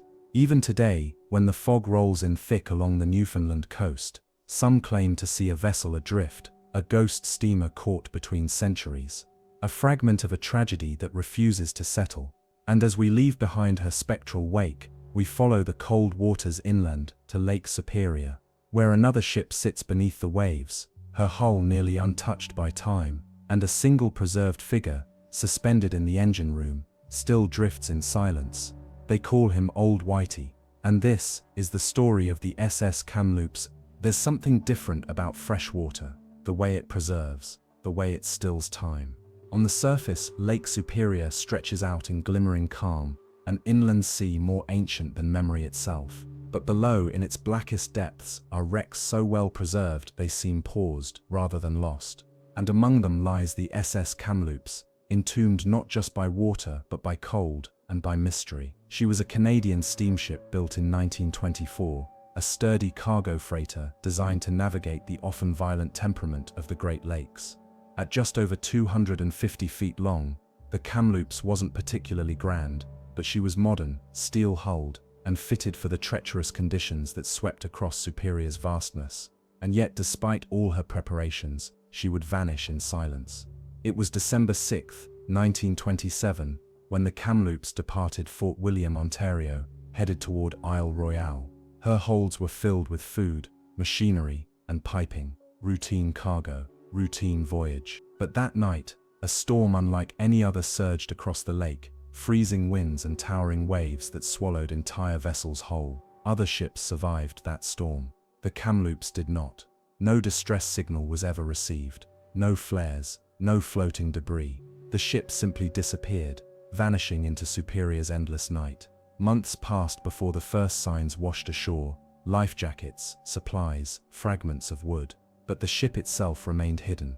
Whispers began to form around the wreck. Stories shared in harbors and lighthouses. A freighter caught by ice, buried beneath Superior's surface with her crew sealed inside. It would be 50 years before she was found. In 1977, a group of divers exploring the deep waters near Isle Royale stumbled upon a shape in the gloom. The Kamloops lay upright, over 260 feet beneath the surface, her hull astonishingly intact. Time had not claimed her, only distance and depth. But what made the discovery unforgettable was what they found inside. In the engine room, suspended like a marionette in the current, was a body, perfectly preserved. Waxy white skin, bloated by the cold, still clothed, still tethered by equipment to the ship he never left. They named him Old Whitey. His presence within the wreck was not violent or grotesque. It was quiet, haunting, almost reverent. A man frozen not in fear, but in the stillness of time. Divers began to speak of strange sensations when approaching that room. A weight in the water, the feeling of being watched. Some described it as a heaviness behind their eyes, an inexplicable sadness. Others, more fancifully, claimed the figure drifted slightly toward them when they approached, as though he noticed. Old Whitey became legend. Theories soon surfaced. Had the storm truly overwhelmed them that night? Or had the crew been trapped in ice, surviving for days as the air thinned and hope fled? There are no answers inside the Kamloops, only silence. Her logbooks are gone, her radio broken. Whatever final decision was made that night lies within the memories of those who never surfaced. But the lake tells its own story. Lake Superior is unlike other bodies of water. Oxygen poor, nearly freezing year-round, and unfathomably deep in places. It doesn't decay its secrets, it embalms them. Ships on its floor still bear readable names. Cabins still contain personal belongings. And sometimes, even bodies remain, weightless, white, and waiting. There are more tales of preserved dead in Superior than most lakes combined. Some divers report seeing faces behind shattered portholes, or outlines of skeletal remains still seated at tables, cups and plates resting quietly nearby. These aren't ghost stories in the traditional sense. They are ghosts of time. Old Whitey's body has never been removed. He remains within the Kamloops, a guardian of the ship's last moment. Divers who visit often leave offerings. A hand rested briefly on the steel, a whisper through a breathing tube. Some speak to him, others just stare. There's something holy about the wreck, not in a religious sense, but in its purity. A ship suspended in dark water, untouched by chaos or light. An ending that feels less like a disaster, and more like a story paused mid-sentence. The cold holds the truth tightly, and maybe it's better that way, because the deeper you go into these wrecks, into the history beneath the surface, the more you start to understand that the lake doesn't forget, and neither do the men it keeps. From the freshwater stillness of Lake Superior, we move back into salt and steel, where currents run stronger and legends grow darker. Southward, toward Africa, a different ship once sailed, a ship called the SS Waratah, known to many as the Titanic of the South, and her disappearance would be more complete than most could imagine. They called her the Titanic of the South, though she sailed 2 years before the more infamous liner. The SS Waratah was a jewel of her age, a gleaming passenger steamer launched in 1908, born of British industry and bound for the colonies of the Southern Hemisphere. She was elegance and modernity stitched together in steel, her decks lined with hopeful travelers, and her holds heavy with cargo destined for the burgeoning ports of Australia. But the Waratah would vanish before her promise could be fulfilled, and what remains now is not her hull, nor her bell, nor even a splinter of her fine railings. Only speculation, silence, and the shifting currents of a mystery never solved. It was July 1909. The Waratah, on her second voyage, departed Durban, South Africa, bound for Cape Town, her passengers a mix of businessmen, families, and colonial officials returning home. The sea was temperamental but familiar. This route had been sailed many times before. Then, nothing. The ship never reached Cape Town. No distress calls were sent, no debris washed ashore, no lifeboats, no trace. A steamship 500 feet long, nearly 200 souls aboard, gone in a stretch of ocean that had been crossed 1,000 times before, and that absence, so sudden, so complete, became the seed of something larger. In the days following the Waratah's failure to arrive, search vessels were dispatched, scouring the waters off South Africa's rugged eastern coastline. They hoped for signs of wreckage, oil slicks, or survivors, but they found only the sea, vast and indifferent. Weeks turned to months. Rumors grew. Some believed the ship had been consumed by a freak wave, what we now call a rogue wave, a towering wall of water capable of swamping even the sturdiest vessels. Others whispered about instability in her design, that the Waratah, while grand, had a tendency to list in heavy seas, her center of gravity flawed from the start. Passengers on her earlier voyage had reportedly expressed discomfort, sensing an uneasy sway even in calm weather. One traveler disembarked in Durban, and later claimed he had felt something was deeply wrong, that the ship was not behaving as it should. Still, these were suspicions, not answers. No one could say for certain what had happened between Durban and Cape Town. Theories spiraled outward like storm swells. Some suggested a sudden cyclone had swallowed the Waratah, dragging her to the bottom in minutes. Others proposed a fire in the coal bunker, an explosion perhaps, leaving no time for escape. And then there were those who wondered whether she had simply rolled, her weight tipping in the wrong moment, an imperceptible lean that became irreversible. The ocean around the eastern coast of South Africa is no gentle cradle. The Agulhas current sweeps swiftly down the shoreline, one of the strongest western boundary currents in the world. There, warm waters collide with opposing winds, creating monstrous seas, confused, erratic, and treacherous. If the Waratah had found herself broadside to that fury, it's conceivable she was capsized without warning. A steel leviathan flipped and swallowed whole. Yet even this leaves questions. How could a vessel of that size vanish without a trace, without so much as a plank, a coat, or a drifting lifebuoy? Some speculated the ship had been caught in the pull of the current and carried far out to sea, her bones scattered beyond reach. Others invoked supernatural elements, whispers of the ocean claiming her, of her ghost appearing in misty weather, a ship of light gliding silently across the horizon, blinking out before it could be hailed. For decades, searches resumed intermittently. In the 1980s, and again in the early 2000s, sonar expeditions attempted to locate her wreck. Several promising sites were explored, but none bore the unmistakable form of the Waratah. No nameplate, no machinery, just rock, reef, and wrecks too old or too new. Today, the Waratah is a phantom, not just of steel and wood, but of potential. Had she survived, she might have become a staple of southern trade, a flagship of the route between London and Sydney. Instead, she became a story, a lesson in hubris perhaps, or in the ocean's quiet authority. When people speak of her now, it is with a kind of reverence. She is not remembered with the spectacle of the Titanic, nor the fire of wartime vessels lost in battle. She is remembered as a sigh, a question, a ship that simply did not arrive.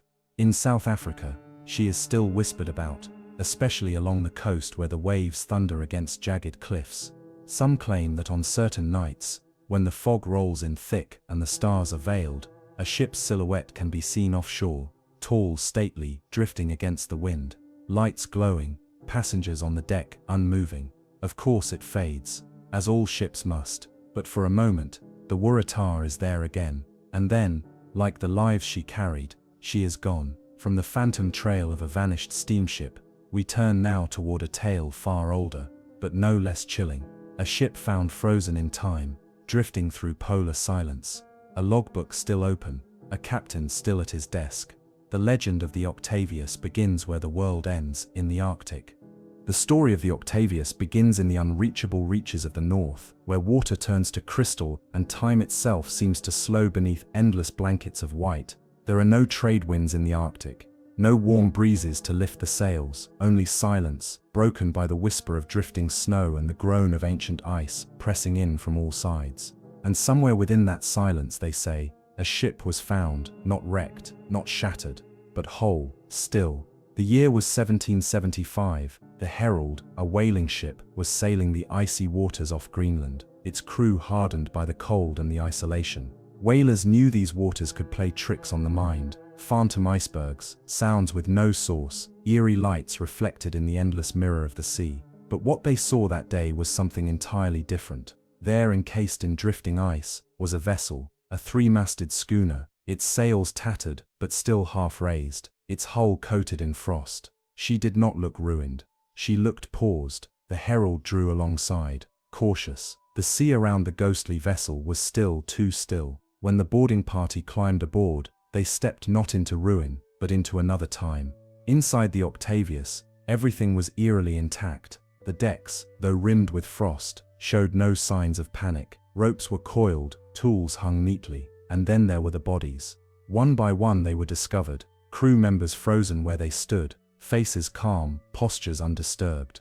In the captain's cabin, a man still sat at the desk, pen in hand, eyes long since glazed. The ship's log lay open before him. The final entry dated May 4, 1762, 13 years prior. The words scrawled there were brief, desperate. No food for 71 days. I am the only one left alive. Yet now, even he was gone.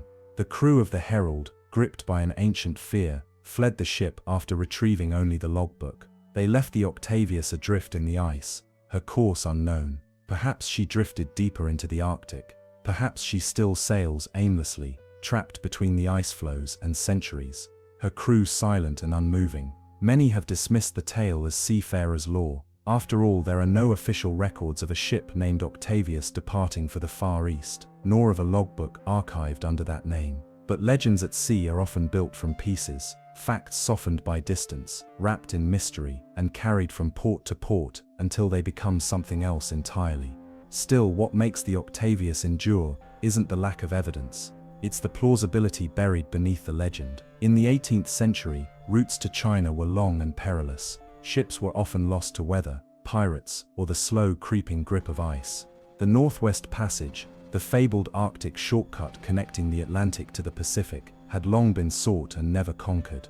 It's said the captain of the Octavius had attempted it, choosing risk over routine, seeking glory in a passage no one had yet survived. If the Octavius had become locked in sea ice during that attempt, it would explain the eerie preservation. The Arctic cold slows time. It halts decay, it turns flesh into frost, and wood into iron. The crew could have starved slowly, resigned to their fate. Their ship turned from vessel to tomb as the ice closed in. It wouldn't be the last time a ship and her men were sealed into the Arctic's heart. The Franklin expedition, in the 1840s, would suffer a strikingly similar fate, trapped, perishing slowly, their ship preserved beneath shifting floes. But the Octavius stands apart because of what followed. She returned. She was seen. And then, she disappeared again. For decades afterward, rumors of the Octavius persisted. Sailors claimed to have spotted her ghostly outline on the edge of fog banks.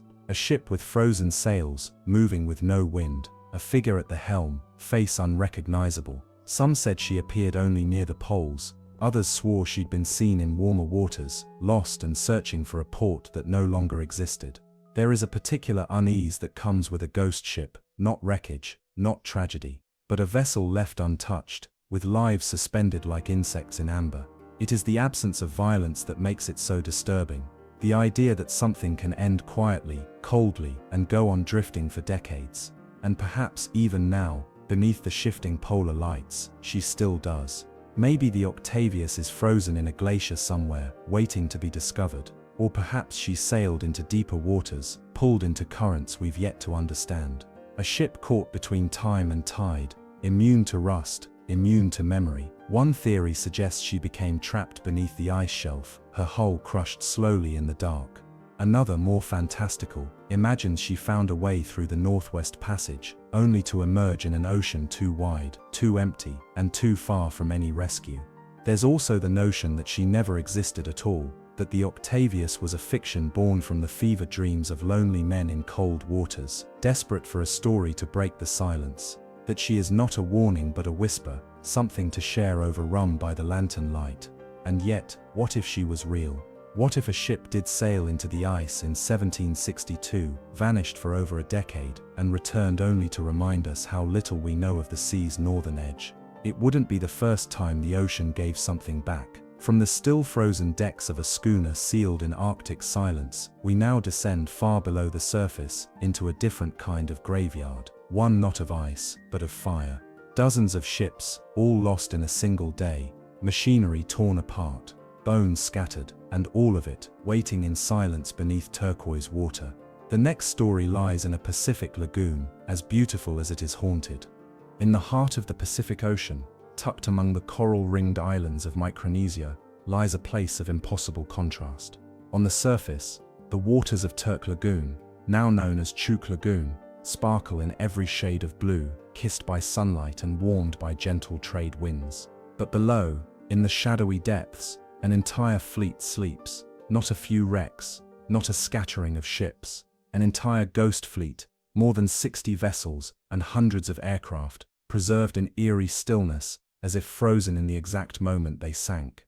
A city of war machines entombed in coral and silence. Turk Lagoon was once the crown jewel of Japan's Pacific defenses during World War II, a natural fortress ringed by reef and guarded by geography. It served as a central command and staging ground for Japan's naval operations across the region. Ships of all sizes anchored there, destroyers, tankers, submarines, supply vessels, and troop transports, all nestled safely within its protected waters. But in February of 1944, the sea turned against them. The United States launched Operation Hailstone, a massive two-day assault meant to cripple Japan's Pacific stronghold. Waves of American bombers and torpedo planes descended upon the lagoon like a dark storm, dropping thousands of tons of explosives into the harbor below. What followed was devastation on a scale few had ever seen. Ships were torn apart mid-deck, fighters were destroyed before they could leave their runways. Ammunition depots exploded in towering columns of flame, and beneath the waves, one by one, the ships began to slip under, engines still turning, crew still aboard. Some went quickly, collapsing in flames. Others listed slowly, taking hours to die, their decks groaning as they tilted into the sea. The waters turned black with oil and red with iron oxide. And when the battle ended, Truk Lagoon had become something else entirely, a graveyard. Today, divers descend into this undersea tomb and find not only metal and rust, but memory. Ships rest in uncanny positions, upright as if anchored. Their cargo holds wide open, revealing crates of weapons, tanks, trucks, and bicycles. In some, entire rooms remain as they were in 1944. Medical supplies still stacked neatly on shelves, boots aligned at the edges of bunks, gas masks suspended like forgotten faces. One vessel, the San Francisco Maru, famously contains a full cargo of Japanese tanks, perfectly preserved, their cannons still aimed toward the sky, and scattered throughout the ships, often hidden in dark corners or tucked behind rusted bulkheads, are human remains. Bones in the engine room, skulls still wearing helmets, fingers curled around steel ladders, a single jawbone nestled in the curve of a torpedo casing. Time has softened their presence, but has not erased them. The lagoon has preserved these wrecks with startling gentleness. The warm water, relatively low oxygen content, and lack of strong currents mean that decay is slow. Coral grows slowly over gun barrels and railings. softening the outlines but never fully claiming them. Fish move through shattered hulls like silent witnesses. Sea turtles drift past gaping cargo doors, unbothered by the iron shadows. But while the setting may appear serene, Turk Lagoon is not a peaceful place. Many divers speak of a heaviness as they descend, a pressure that has nothing to do with depth. They describe eerie silences, sudden equipment malfunctions, or the strange sensation of being watched from behind the glass of a cracked porthole. Some report hearing metallic clangs from deep inside the wrecks, impossible echoes in a place where nothing should move. Others swear they've seen ghostly lights flickering inside the ships at night, or felt sudden chills despite the tropical warmth. Are these psychological tricks, the mind reacting to the knowledge of death all around, or something else? There's a belief, held quietly by locals and passed through generations, that the lagoon is sacred, that the souls of the fallen have not left, that disturbing the wrecks, removing artifacts, disrespecting the dead, can bring misfortune. For decades, rumors circulated of divers who ignored these warnings and suffered afterward. Sudden illness, unexplained accidents, dreams filled with dark water and reaching hands. And yet the temptation remains.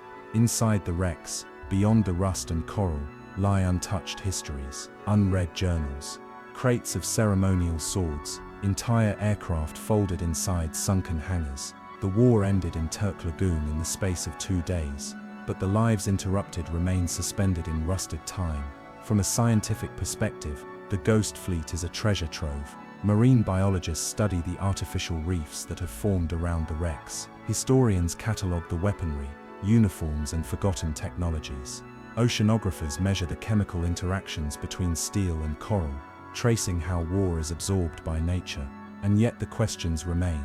Why did so many ships sink fully intact? Why were certain wrecks found with their cargo completely untouched, while others show signs of hasty abandonment? Did some captains go down with their ships knowingly, or were they simply trapped? There are reports that a few vessels attempted to escape the lagoon during the attack, only to be cut down in the reef's narrow passes. One such wreck lies tilted across a coral ridge, her stern blown apart, as if she died in flight. Even more chilling are the stories that suggest not all wrecks have been found. Locals speak of phantom ships, metal hulks that appear on sonar, then vanish. Rumors of a sunken submarine, never officially logged, containing experimental technology or secret cargo. Some believe certain ships went down in deeper waters beyond the lagoon's edge, hidden in trenches or buried in sediment. And then there's the most unsettling idea of all. What if some of the wrecks still hold sealed compartments? Rooms no diver has yet entered. Could there be letters inside, photographs, footage, entire lives, untouched for 80 years, waiting quietly beneath a thin wall of pressure and water?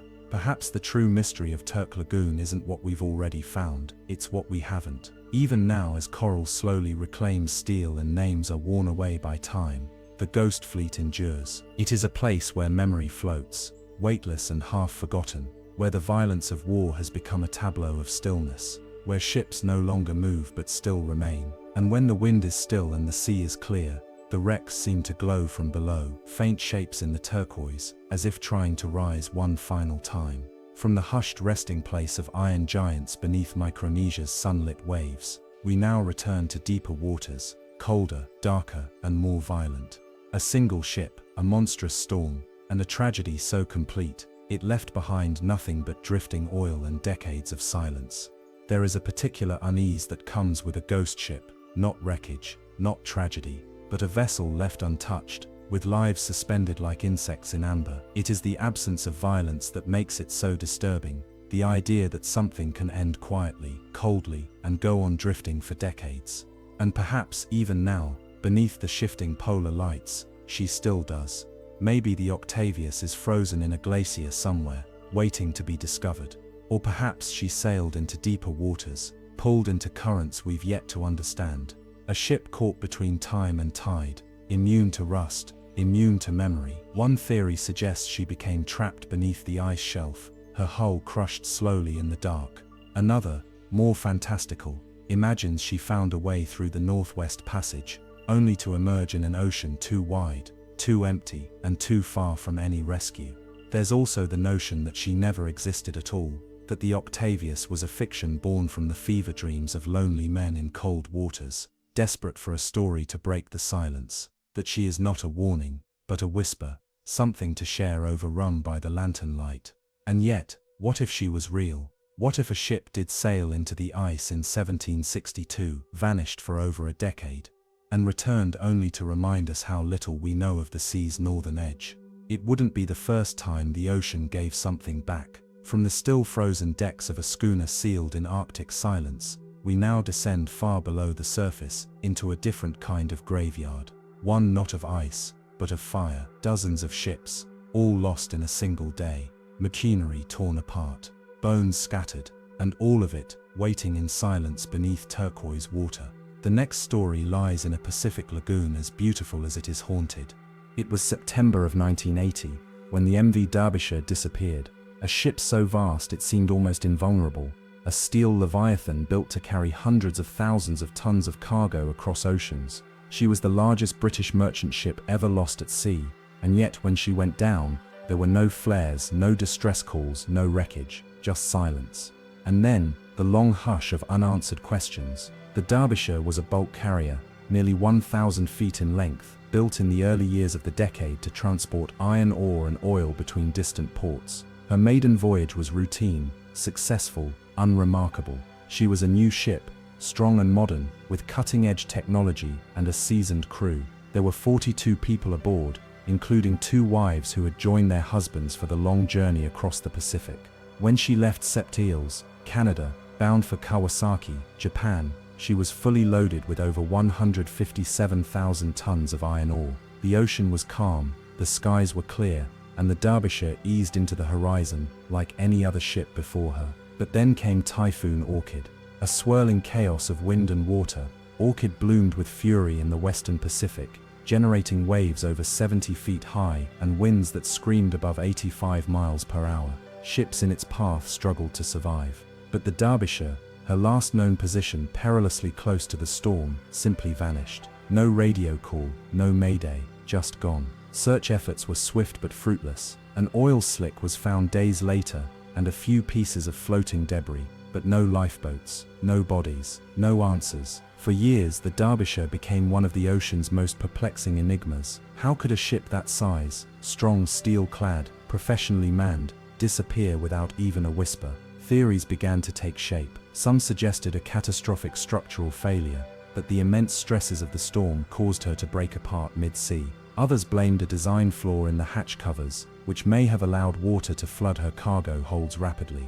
But none of it explained the total absence of survivors, signals, or floating wreckage. Then a darker theory emerged: rogue waves. Once considered sailors' myths, rogue waves are now accepted by science as rare but real phenomena. Solitary, monstrous walls of water, rising from nowhere, sometimes twice as tall as the surrounding swells. If such a wave had struck the Derbyshire, it could have overwhelmed her bow, collapsed her hatches, and sent water surging into her holds before anyone had a chance to react. A single wave, a fatal breach, and then silence. Still, the mystery endured. Families of the lost crew campaigned tirelessly for answers. Decades passed. Finally, in the late 1990s, an expedition was launched. Using deep-sea sonar and remotely operated vehicles, they combed the seafloor near the ship's last known location. What they found was chilling. The Derbyshire lay more than 2 miles beneath the surface, shattered into massive pieces scattered across the seabed.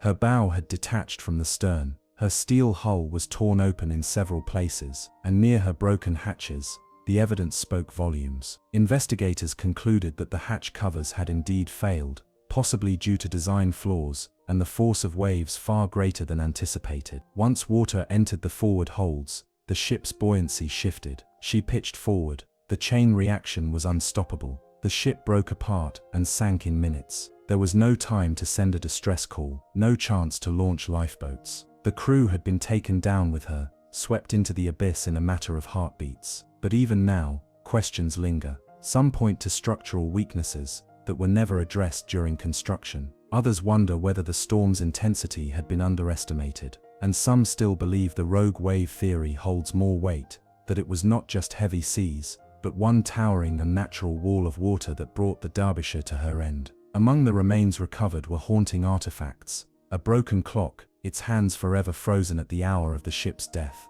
A lifebelt bearing the ship's name, twisted and charred by time. And near the wreck, a single teacup, resting upright on the seabed, untouched, as if waiting for its owner to return. There are those who believe the Derbyshire's fate was a fluke, a statistical anomaly in the vast randomness of ocean travel. But others see something deeper, a reminder of how even the most engineered marvels remain fragile in the face of nature. That no matter how large or strong a ship may be, the sea is always larger, always stronger, and sometimes it only takes a moment. Today the wreck of the Derbyshire is silent. It rests in the cold darkness of the Pacific floor, 2 miles beneath the sky it once sailed beneath. Her steel is rusted now, her secrets scattered like ash, and above the waves carry on, unconcerned, unchanged. From the deep silence of the Derbyshire's grave, we now drift toward a ghost from another time, an older vessel, a different sea, but the same sudden final vanishing. This one close to home, seen by many before she fell,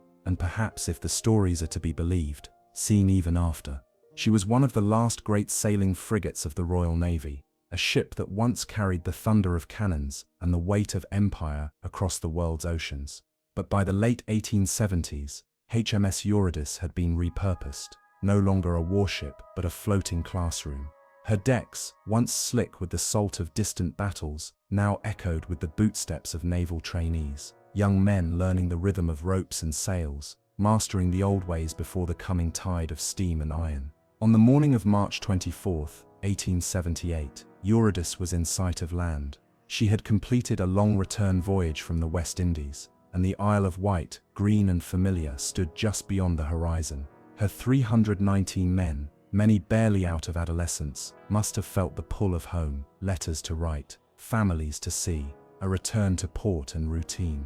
But the sea, as always, was not finished with her. As the ship approached the English coast, the weather turned with startling speed. A sudden squall, snow-laden, furious, descended from the west. The wind sharpened into a shriek. Temperatures plunged. The storm struck like a hammer. Eurydice's sails were still unfurled, catching the full force of the gale. The wind heeled the ship violently to port. Water, whipped by the storm, surged through her open gun ports. In moments the ship capsized. No time for signals, no time for orders. She went down in minutes, just 6 miles off the coast, where villagers watched helplessly from the shore. Of the 319 souls aboard, only 2 survived. One clung to a piece of wreckage, tossed by the waves until a rescue boat found him. The other was fished from the water, barely conscious. The rest vanished into the chill beneath the channel's grey surface, pulled down into a sudden communal grave. The disaster sent shockwaves through Victorian Britain. How could such a tragedy occur so close to home, in peacetime, with no warning? Inquests were held, fingers pointed at poor preparation, at the crew's inexperience, at the mercurial weather itself, but no single cause could be definitively blamed. Yet the Eurydice's story did not end with her sinking. In the days that followed, strange sightings began to circulate among sailors and coastal residents. They spoke of a ghost ship, a full-rigged man-of-war, sails filled with a wind no one else could feel, gliding silently past the Isle of Wight. It was said to appear only during storms, or at twilight, the time when shadows stretch longest across the sea. Some swore they saw figures on the deck, unmoving, outlined in pale light. Others claimed to hear faint voices, orders shouted across an empty wind. A few even reported seeing the ship rise from the sea itself, sails dripping, only to vanish in a blink. The sightings were frequent enough to draw attention from the highest ranks. In 1880, Prince George, later King George V, was aboard the HMS Bacchante, near the same waters. He later reported seeing a ship that matched Eurydice's exact profile appear in the fog, glowing faintly. That night, one of the sailors who spotted her died unexpectedly. Coincidence, some said, others weren't so sure. The waters off the Isle of Wight have long been known for peculiar weather, mirages, reflections and tricks of the light. Some theorized that Fata Morgana, a type of complex mirage caused by atmospheric layering, was to blame for the ghostly apparitions. Others suggested an optical echo, where a ship's image is refracted back from a distant horizon, delayed in time and place. But none of these explanations accounted for the ship's spectral clarity, the chill that many witnesses claimed to feel, or the unsettling certainty that what they were seeing was Eurydice, and not just her shape, but her memory. Perhaps in some way the tragedy was too sudden, too vast to simply end. Perhaps ships like Eurydice do not vanish entirely but leave a ripple behind, a lingering impression that sometimes slips through the veil of storms and silence. Today divers can visit the wreck, which lies in relatively shallow water. Her bones are scattered, decayed by time and tide. Nothing of her sails remain, and yet there are still those who say that on the stormiest of nights, if you look to the south of the isle, you might see a three-masted ship drifting, where no ship should be, sails full, crew unseen, sailing endlessly toward a home she'll never reach. From the snowbound squall that stole the Eurydice, we move now to a more modern ship, one that didn't capsize in sight of land, but instead disappeared entirely. A freighter in calm seas, carrying a deadly cargo, and lost without a trace. She was never meant to be elegant. Built as a T-2 tanker during World War II, the Marine Sulphur Queen was a vessel of raw utility, wide, heavy, and dependable. After the war, she was converted to carry molten sulfur, transported in giant heated tanks, kept at nearly 275 degrees Fahrenheit. It was an unusual cargo, volatile and fussy, but lucrative, and the Sulphur Queen, reborn from war into commerce, began her new life ferrying sulfur between Gulf Coast ports and the Atlantic. By 1963, she had already earned a reputation among her crew, not for elegance, but for discomfort. The ship creaked constantly, especially in heavy seas. Her conversion had made her top-heavy, and the massive sulfur tanks flexed unsettlingly when loaded. Yet she pressed on, her aging steel pushed back out to sea time and time again. On February 2nd, 1963, she departed Beaumont, Texas, carrying over 15,000 tons of molten sulfur bound for Norfolk, Virginia. She had 39 men aboard, seasoned mariners familiar with the route. The weather was clear, and the waters of the Florida Straits calm enough to soothe any unease.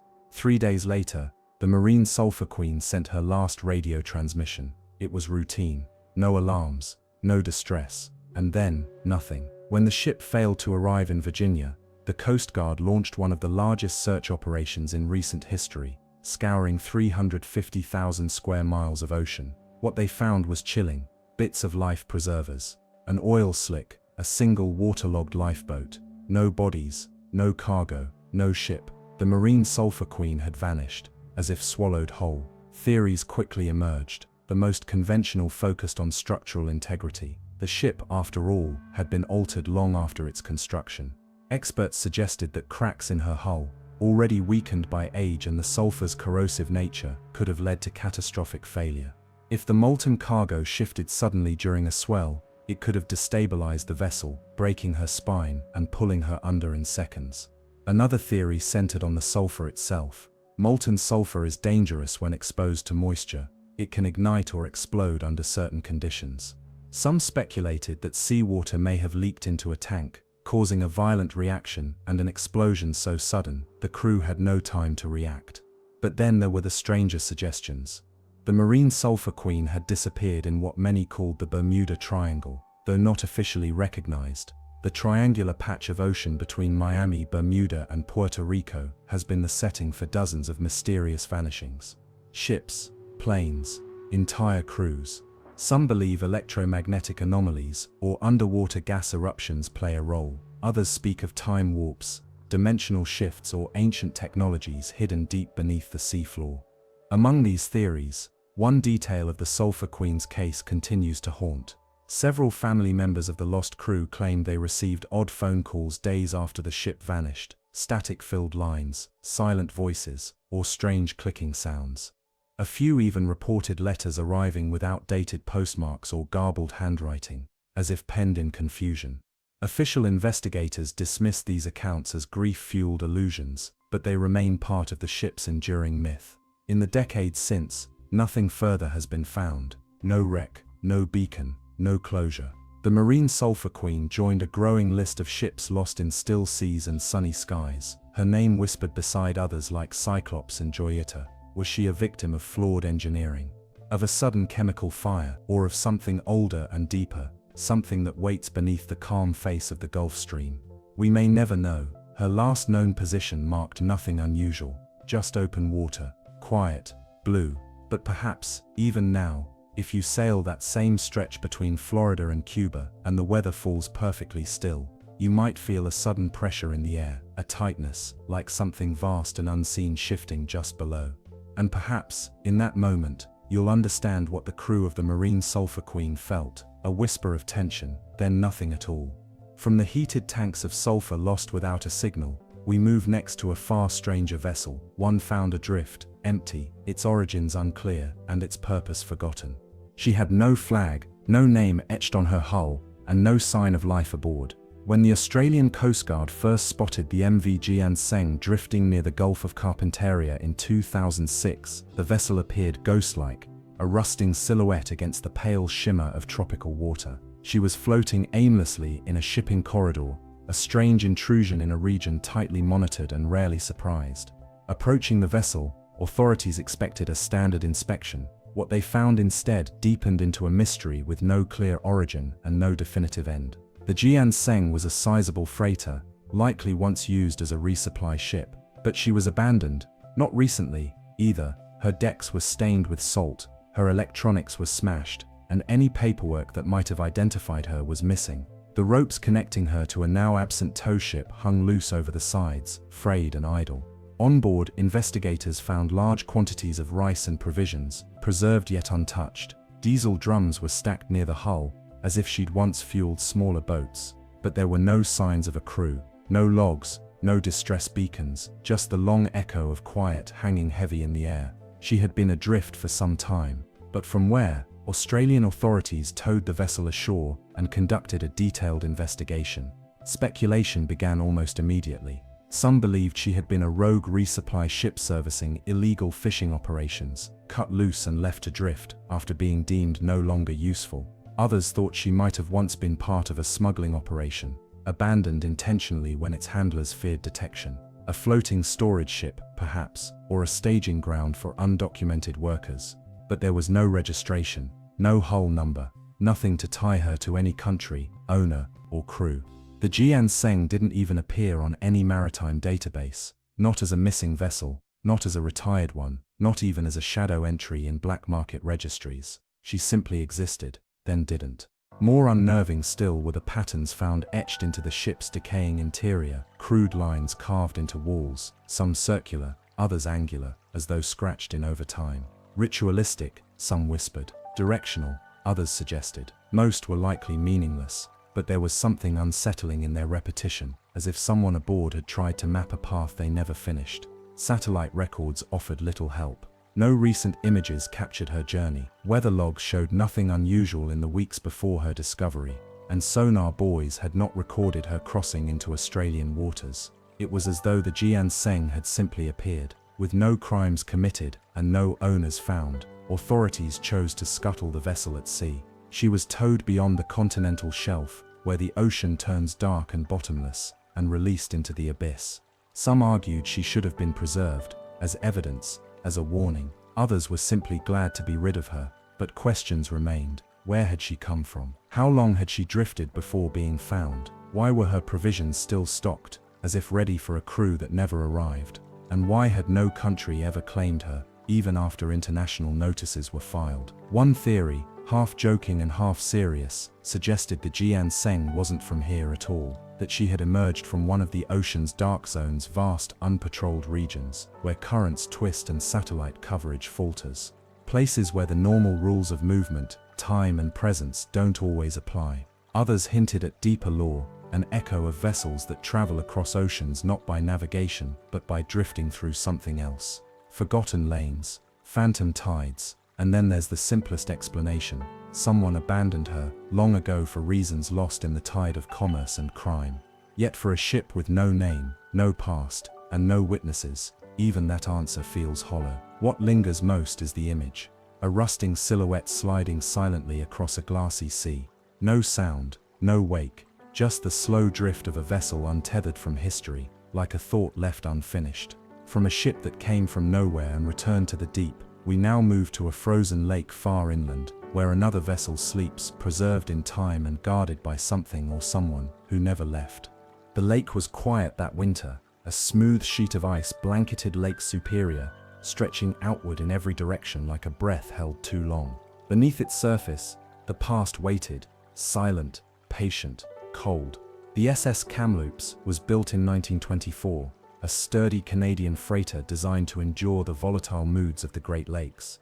At 250 feet in length, she wasn't the grandest vessel on the water, but she was trusted, reliable enough to brave the storms that rolled in off Superior without warning.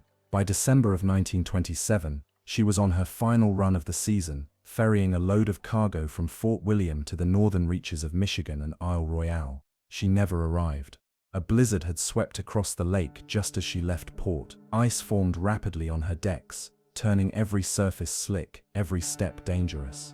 The winds roared through her rigging like wild animals. Other ships on similar paths managed to limp into harbor or find shelter along the coast. The Kamloops did not. Days passed, then weeks. No distress signal had been received. No lifeboats were found drifting on the surface. The freighter simply vanished. Her crew, 22 men and women, were never seen again. For decades, the Kamloops became a ghost in local memory. Fishermen spoke of her at campfires. Locals whispered of strange lights beneath the surface. Some said she had joined the lake's long tradition of vanished ships, claimed by the icy deep without reason. But then in 1977, recreational divers exploring the waters near Isle Royale found her. There, over 260 feet beneath the surface, the Kamloops rested, almost perfectly preserved. She sat upright on the lakebed, her cargo still in place, her hull remarkably intact. The frigid, low-oxygen depths of Lake Superior had created a natural time capsule. Boxes of candy, jars of pickles, and industrial piping remained in their original positions, untouched by time, untouched by anything. And then, in the engine room, they saw him, a body, a human figure, suspended just off the floor, tethered by fragments of clothing. His skin was pale, almost waxen, not skeletonized, not bloated, preserved. Divers began calling him Old Whitey. They returned again and again, each time greeted by the same haunting vision, this silent watcher beneath the water, floating as if still listening for a command, still waiting for rescue. Theories emerged. He was likely the ship's engineer, they said, trapped below deck when the ship went down. The sudden flooding, the plunging temperatures, he'd never had a chance to escape, but something about the preservation unsettled even seasoned divers. His limbs were stiff but not decayed. His features were still distinct. His presence, palpable. Divers spoke of strange sensations while near the wreck, cold that seemed to seep in deeper than water alone, unusual currents, equipment that faltered without explanation. One diver reported hearing tapping, rhythmic and faint, coming from the hull as he surfaced. Another claimed to have felt someone brush past them in the dark. Of course, none of this was verifiable, but it wasn't easily dismissed either. The lake itself was complicit in the eeriness. Lake Superior is known for preserving the dead. Its cold, oxygen-depleted depths slow decomposition to a crawl. Bodies lost here don't rise. They rest, intact, suspended between now and then. And so does the Kamloops, a ship not broken or torn, but simply asleep beneath the ice. Over the years, Old Whitey became more than a tragic remnant. He became a guardian of sorts. Divers who visit the wreck, those experienced enough to reach its depth, often leave offerings. A coin, a token, a whispered word of respect. Some believe that disturbing him would disturb the lake itself. As to why the Kamloops sank, no consensus has ever been reached. The leading theory points to the ice, too much accumulated too quickly. The added weight would have made the ship top-heavy, especially during turns or in rough waves. A single misstep could have tipped her into disaster, but no final moment has been confirmed. No conclusive report ever filed. What remains is the wreck, and Old Whitey, and the sense that something about this ship does not want to be forgotten. In the winter months when the lake lies still and the ice groans in the wind, it's said that the outline of the Kamloops can sometimes be seen from above, shifting beneath the surface, just a shadow below the ice. And then there are the stories, the quiet ones told only among locals. Stories of other divers who never returned.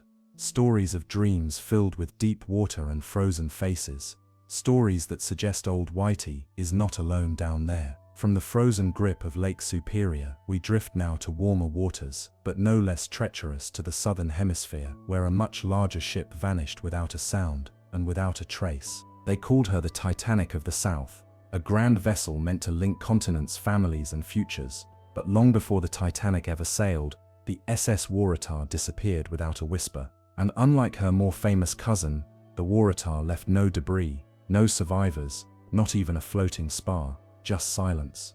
The Waratah was built in 1908 by Barclay Curle and Company in Scotland, a passenger and cargo steamship stretching nearly 500 feet long. She was commissioned by the Blue Anchor Line to shuttle people and goods between England and Australia, a symbol of modern engineering, luxury, and colonial ambition. Outfitted with ornate cabins, polished wood interiors, and advanced safety features for the time, the Waratah was marketed as a floating hotel for the long voyages between hemispheres. And yet she was also heavy. Her dual role as cargo carrier and passenger ship gave her a top heaviness that some sailors privately questioned. On her maiden voyage, officers noted an unnerving sluggishness in rough seas. Passengers remarked on a tendency to roll oddly, as if she resisted the waves instead of riding with them. Still, she departed again from Durban, South Africa, on July 26, 1909, bound for Cape Town, with 211 people aboard, crew, passengers, families, merchants, and an expansive cargo that included food, mail, and precious metals. She was never seen again. Somewhere along that southern route, a space of just 850 kilometers, the Waratah vanished. The ocean gave no explanation. No distress signals were ever heard. No bodies were found. No wreckage washed ashore. The last confirmed sighting came from the Clan McIntyre, a cargo ship that passed her near the Wild Coast. The sea was rough, but not unprecedented. The Waratah exchanged a few signals and disappeared into the mist. Minutes later, the horizon was empty.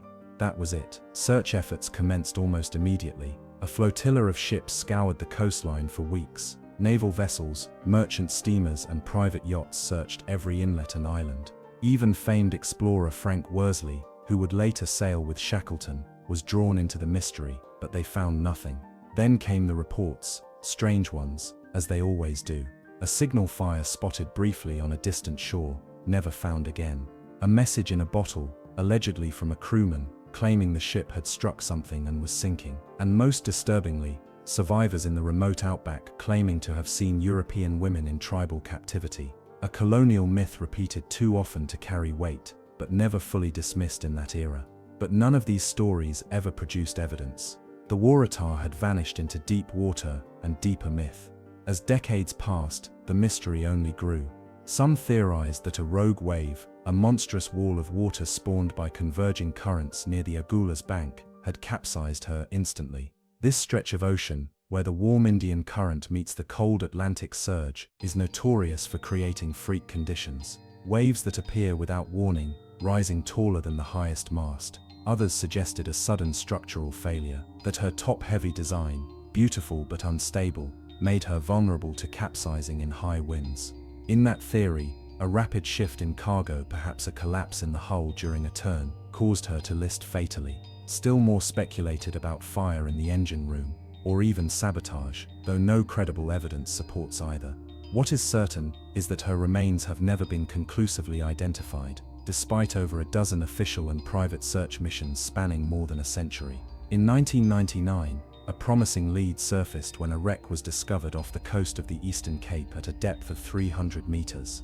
Some believed it matched the Waratah's design, but further analysis was inconclusive. The wreck remains unidentified. So the search continues, both literal and symbolic. The Waratah now belongs to the realm of maritime folklore. Her name echoes in seafaring circles like a question unanswered. In South Africa, she is whispered about like a ghost, a presence just off the coast, just beneath the waves, always just out of reach. Locals tell of a ship that appears during electrical storms, half seen through driving rain, a shape in the mist, lights flickering where no ship should be. Some believe the Waratah is still trying to complete her journey, sailing blindly toward a port that vanished a century ago, and perhaps in some strange way she is. What is certain is this: the ocean off the Wild Coast has given up many ships but not the Waratah. She remains hidden, preserved by the cold, claimed by the silence, guarded by the sea. From this silent wreck we now descend deeper into a legend even older, one that drifts through the centuries, appearing again and again when the fog is thickest and time feels uncertain. A ship frozen in ice and in time. She was not found in a storm, nor wrecked on jagged rocks. She did not sink to the ocean floor or send out a desperate call for help. No, the Octavius was discovered silently drifting through frigid water, her sails limp, her deck coated in frost, a ghost ship in the purest sense, a vessel not lost, but preserved, suspended in ice and time. The legend begins in 1761, when the Octavius, a three-masted merchant ship, set sail from England bound for China. Her passage there was successful. She arrived in port, loaded valuable cargo, and prepared for the journey home. But the return voyage would not follow traditional sea lanes. Her captain, it is said, intended to test fate, to attempt what no other ship had yet accomplished, a full traversal of the Northwest Passage. That fabled Arctic route, a dangerous shortcut connecting the Atlantic and Pacific, was still largely unexplored, its waters unpredictable, its ice fatal. But for the Octavius, the temptation to shave weeks off the homeward journey was too great. She turned north into the ice. And then, nothing. The Octavius was never seen again. For 13 years no word came. Her name faded into lists of lost ships, her fate presumed the same as so many before her, crushed by ice, sunk beneath frozen water, forgotten by time. But then, in 1775, a whaling vessel called the Herald came upon something in the waters west of Greenland. Amid the glacial silence, a shape emerged, a ship intact, caught in the ice, drifting slowly. Her sails were torn, her rigging frayed, but she held together too well for a ship adrift for over a decade. The crew of the Herald approached, boarded her, and found a scene that would become the stuff of nightmares. The Octavius had become a tomb. Inside her cabins, the crew still stood, frozen, upright, in positions they had once lived. A man lay in his bunk, a knife still in his hand. Another slumped by the hearth, as if waiting for warmth that never came. And in the captain's quarters, the master of the ship sat at his desk, logbook open, pen in hand. The ink had frozen mid-sentence. The final log entry was dated November 1762, over 13 years before, and its last line was chilling in its simplicity. No food for many days. I am the last. The Herald's men took the logbook and fled the vessel, unwilling to tow her or salvage the cargo. They left her to the sea, and like a phantom, the Octavius vanished again. For generations her story has haunted maritime history. A frozen crew, a ship trapped in ice, a passage attempted and punished. But is it real? Skeptics argue that the Octavius is legend, an embellished tale born of sailor lore. There is no definitive registry listing her departure, no verified record of her arrival in China, no official account linking the Herald to her discovery. And yet, the details persist. The dates, the route, the scene. They appear in multiple sources over centuries, retold in whispered tones. And more importantly, the premise is scientifically plausible. Ships of wood and steel can survive in Arctic conditions for decades if sealed in ice. The cold arrests decay, bodies can mummify rather than rot. In fact, more recent discoveries, like those of the Franklin expedition in the 1840s, prove this. Crews frozen in place, notes left behind, cabins preserved like frozen memories. If a ship like the Octavius entered the Northwest Passage, it could very well have become entombed, slowly drifting as the pack ice moved, inching along year after year. Perhaps she broke free, only to reappear near Greenland, a relic of a past voyage lost to time. Some modern historians suggest the Octavius may have been confused with other ships, the Gloriana, the Jenny, or even the Resolute, vessels with similar tales of ice and silence. But no theory can fully explain the imagery. The frozen captain, the ink still wet, the sheer stillness of it all. There's something about her story that speaks not just to fact, but to feeling. To be trapped in ice is not just to be lost, it is to be paused, preserved, left behind by a world that kept moving. A reminder that the sea doesn't always destroy. Sometimes it remembers, sometimes it holds. Today, no wreck of the Octavius has ever been found. No hull, no beams, no bones. If she truly existed, She may rest beneath the Arctic ice even now, intact, waiting, invisible, or perhaps she thawed, broke apart, and sank in silence. But if you ask old sailors, the ones who know the stories, they'll tell you to watch the northern horizon. Sometimes, when the sea is calm and the fog is thick, they say a ship appears, drifting slowly, quietly, her sails limp, her decks empty, the Octavius, still searching for England, and from one ghost ship frozen in time, we now drift toward a tragedy not of ice, but of betrayal by the sea, a freighter that disappeared under modern skies, and was only found again 50 years later, along with a silent body suspended in the dark. The southern waters of Tasmania are vast and rugged, a coastline carved by centuries of storms and silence.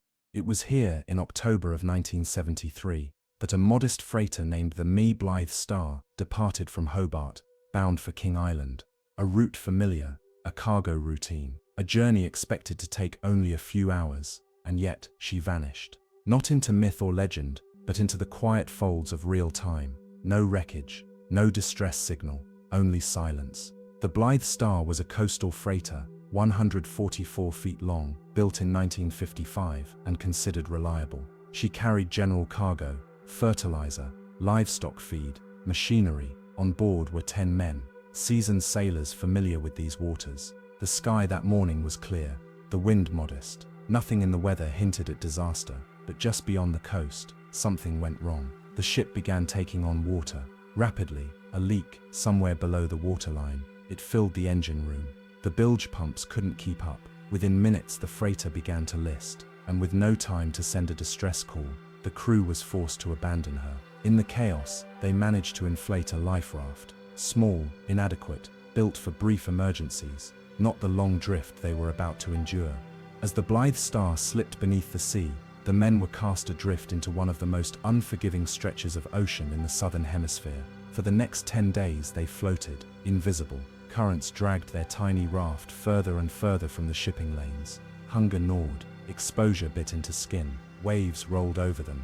They had no radio, no signal flares, only each other and a slowly dwindling hope, and for 3 of them, that hope ran out.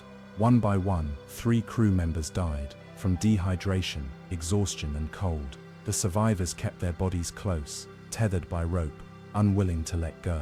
For days, the dead and the living drifted together. Back on shore, their absence was finally noted. But the sea is vast, and without coordinates or direction, rescue attempts were like searching for a needle in a drowning haystack. When the raft finally washed ashore on the remote Forestier Peninsula, only 7 remained, starved, barely conscious, but alive. Their ordeal became one of Australia's most dramatic survival stories. The men recounted hallucinations, moments of delirium, and eerie stillnesses at sea, where even the wind seemed to pause. They spoke of the cold that felt like it had weight, and the silence that pressed into their chests. The wreck of the Blythe Star was never found, not then. For nearly 5 decades, the mystery of how the ship sank remained unresolved. Theories pointed to possible cargo shifting, a hull breach from corrosion, or structural failure due to uneven load. But without the wreck, there were no answers.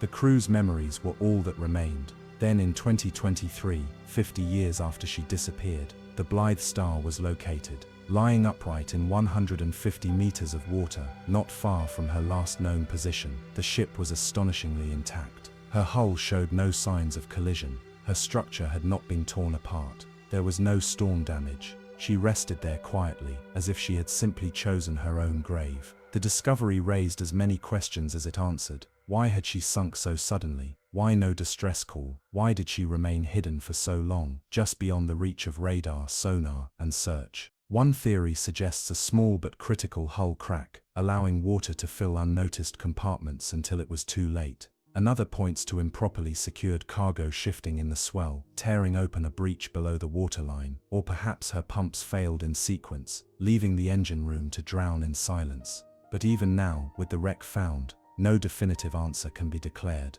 The Blythe Star remains a mystery of the modern sea, not a ghost ship, but a ghost moment. A reminder that even in the age of satellites and sonar, a freighter and her crew can still vanish into the blue, leaving only memory and myth.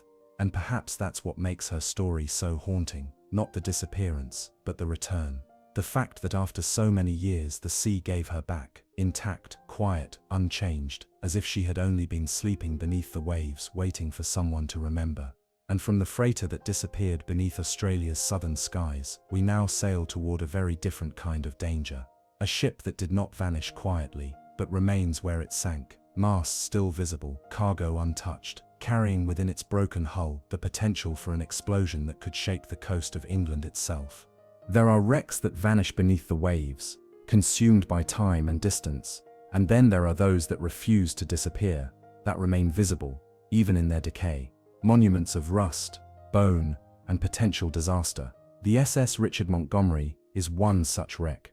A ship whose broken body rests just off the coast of England, in shallow water, her masts still poking above the surface like warning fingers. For decades, she has waited, not quietly, but with tension, with menace. Because this is no ordinary wreck, beneath her decks lie more than 1,400 tons of high explosives, a forgotten cargo from World War II that has never been removed. A shipwreck that could still detonate. Built in 1943, as one of America's Liberty ships, the Richard Montgomery was a product of urgency, part of a vast wartime effort to move troops, supplies, and munitions across the Atlantic. She was never meant to last. These ships were quickly assembled, functional, and disposable by design. In August 1944, she arrived in the Thames estuary, just off Sheerness, carrying a deadly load. Thousands of bombs, shells, and incendiary devices, meant to feed the Allied push through Europe. But she never made it. While waiting for clearance to dock and unload, the Montgomery ran aground on a sandbank, the Nore sandbank, where the shifting tides and her overloaded weight conspired to hold her fast. Efforts were made to lighten the ship, to retrieve her deadly cargo, but before they could finish, the hull cracked. She split open, the stern sank first, then the rest of her settling awkwardly into the sand with her bombs still on board, bombs built for war, now resting beneath the waterline. In the aftermath, salvage teams removed what they could, but nearly half the cargo, over 6,000 explosive devices, remained in place, too unstable to move safely. It was decided then, and again later, that the best course of action was to leave her be. And so she waits. For over 80 years, the wreck of the Richard Montgomery has remained visible in the estuary. Ships pass her every day. Her masts, rusted and skeletal, break the surface like the ribs of a dead beast. Local legends say that on clear nights, you can hear the ship groaning, as if the tide itself holds its breath, and still inside, the bombs, unstable, decaying, cradled by sediment and time, but sensitive to disturbance. Reports from the UK's Maritime and Coast Guard Agency have repeatedly warned that the ship remains dangerous, that if disturbed by accident or corrosion, the detonation could level much of Sheerness, shatter windows miles inland, and create a shockwave capable of altering the estuary's geography. An underwater crater, a wall of water, a chemical chain reaction. The explosion, experts say, could rival that of a small tactical nuclear device. And so the Montgomery has become a paradox, too dangerous to ignore, too dangerous to move. She is fenced off with buoys and warning signs, monitored with sonar, surveyed every year, and yet nothing changes. She remains, like a ticking clock. Theories abound. Some suggest that corrosion has rendered the munitions inert, that decades underwater have reduced the danger. Others argue the opposite, that the passage of time has made them more volatile, that the chemical components have deteriorated into instability, that even a small shift in pressure could ignite a chain reaction. There are those who whisper that the British government knows more than it reveals, that quiet surveys have shown the wreck shifting, sinking deeper, leaking traces of explosive material. But no confirmation is ever offered, only silence. Meanwhile, conspiracy theories spiral. Some say the Montgomery carries not just conventional explosives, but something else. A wartime secret never disclosed. Radioactive material, experimental charges. Theories without evidence perhaps, but in the presence of so much hidden danger, even the implausible gains weight. The people of Sheerness live with her. Some ignore her entirely. A rusted shape in the distance, part of the scenery. Others regard her with quiet anxiety. A local myth made real, a bomb that never exploded. Children are told to stay away, fishermen steer clear, and yet, in summer, tourists sometimes drift too close in their boats. unaware of the potential that lies just beneath their hull. And here is the most haunting part of all. If she were to explode, no warning would be given, no flash, no siren, just impact. A single devastating instant. In 2022, a review once again concluded that salvage posed more risk than reward. So the masts, weakened by storms and corrosion, were quietly dismantled, not to eliminate danger, but to prevent them from falling and disturbing the wreck. The body remains, buried, waiting, and in this way, the Richard Montgomery has become something more than a shipwreck. She is a metaphor, a lingering threat, a reminder that the past is not always past, that some remnants of war refuse to vanish, even in peace. We often think of ghost ships as spectral, drifting alone, lit by an unseen glow. But the Montgomery is something stranger, a ghost that never left, a weapon still loaded, a secret too dangerous to speak aloud. And as we leave the estuary and follow the tides once more into open water, the danger does not vanish. It simply changes shape, because just across the world, another ship drifted silently into the unknown, not with the weight of bombs, but with the eerie stillness of abandonment. A catamaran, found without her crew, her engine still idling, her table still set for dinner. Whatever happened aboard the Kaz-II, it left no trace, only questions, and a ghost ship with no answers. It was meant to be a voyage of leisure, a retirement trip, a sailing holiday between old friends. Three experienced yachtsmen, all mature and capable, set out on a calm April morning in 2007 aboard the Kaz-II, a 12-meter catamaran designed for smooth sailing along the northeast coast of Australia. The vessel was modern, sturdy, and equipped with GPS, radio, and emergency beacons. The men had mapped a short course from Airlie Beach in Queensland toward Townsville, a gentle stretch of the Coral Sea, framed by warm waters and the Great Barrier Reef.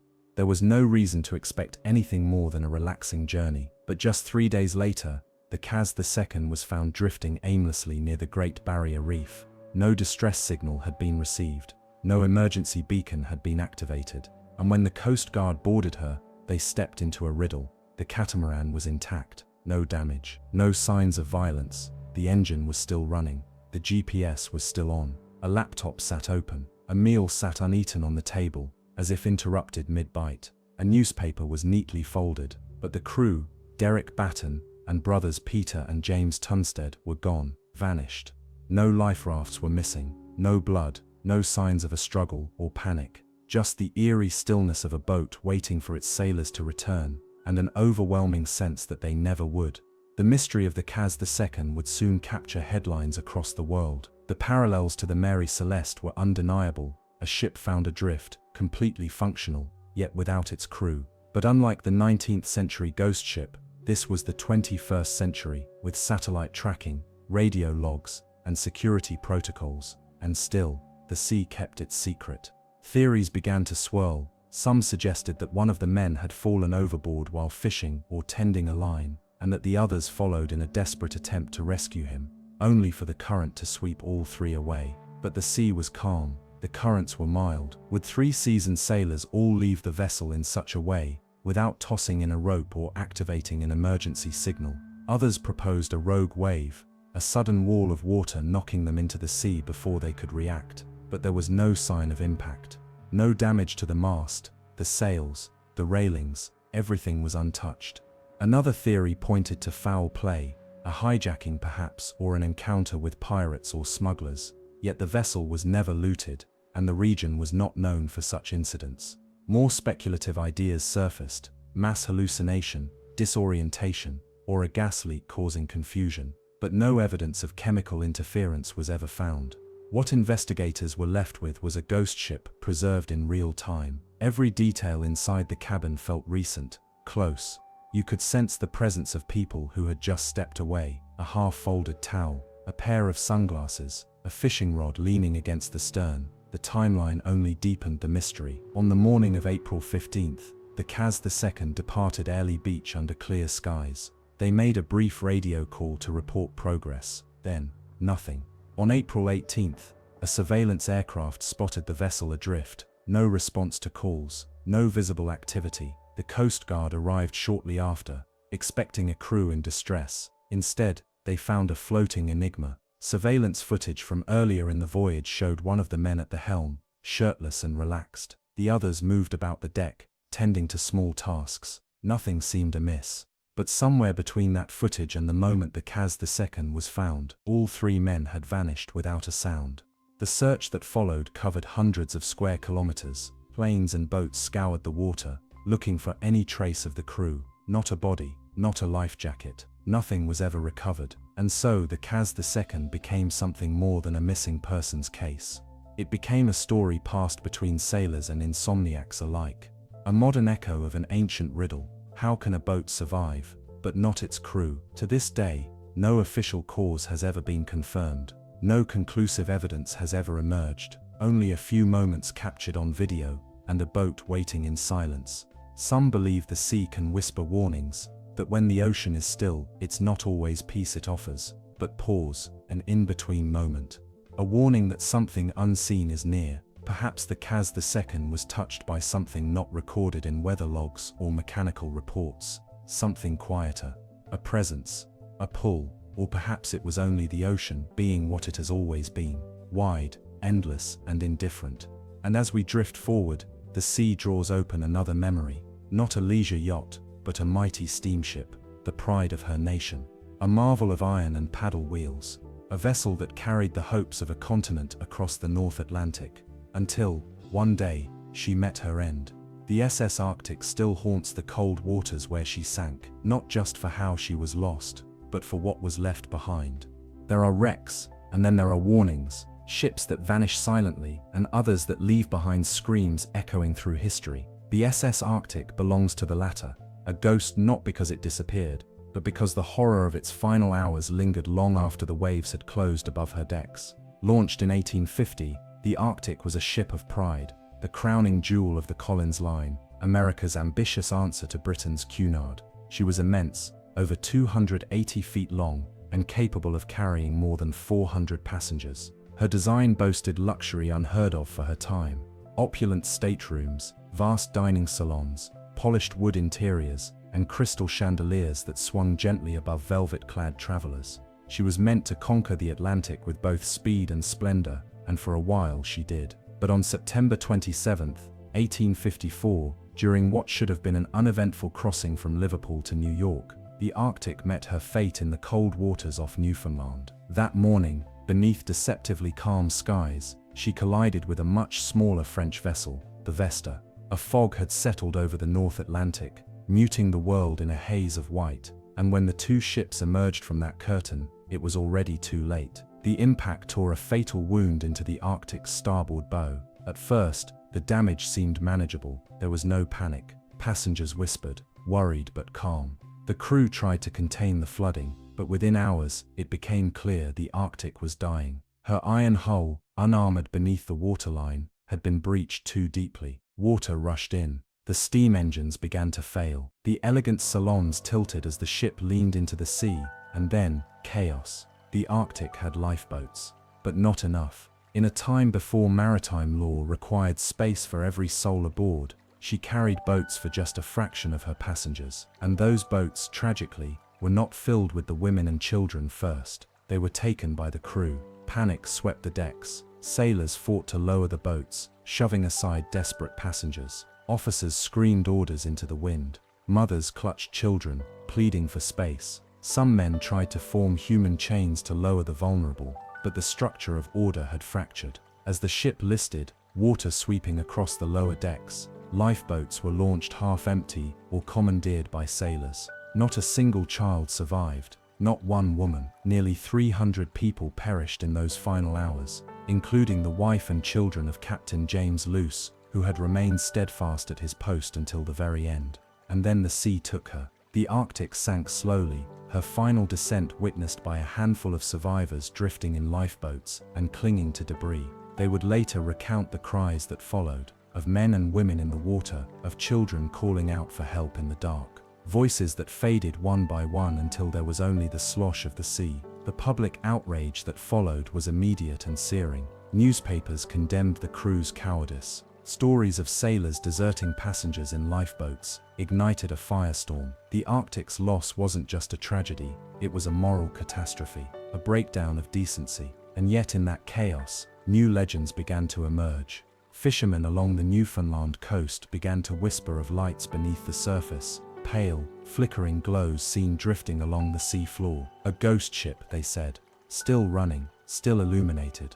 Others claimed to have seen the Arctic herself, fully intact, steaming silently through the fog, a phantom steamer with shattered paddle wheels, visible only on stormy nights. The wreck has never been found. Despite numerous expeditions and sonar sweeps, the Arctic's final resting place remains unknown.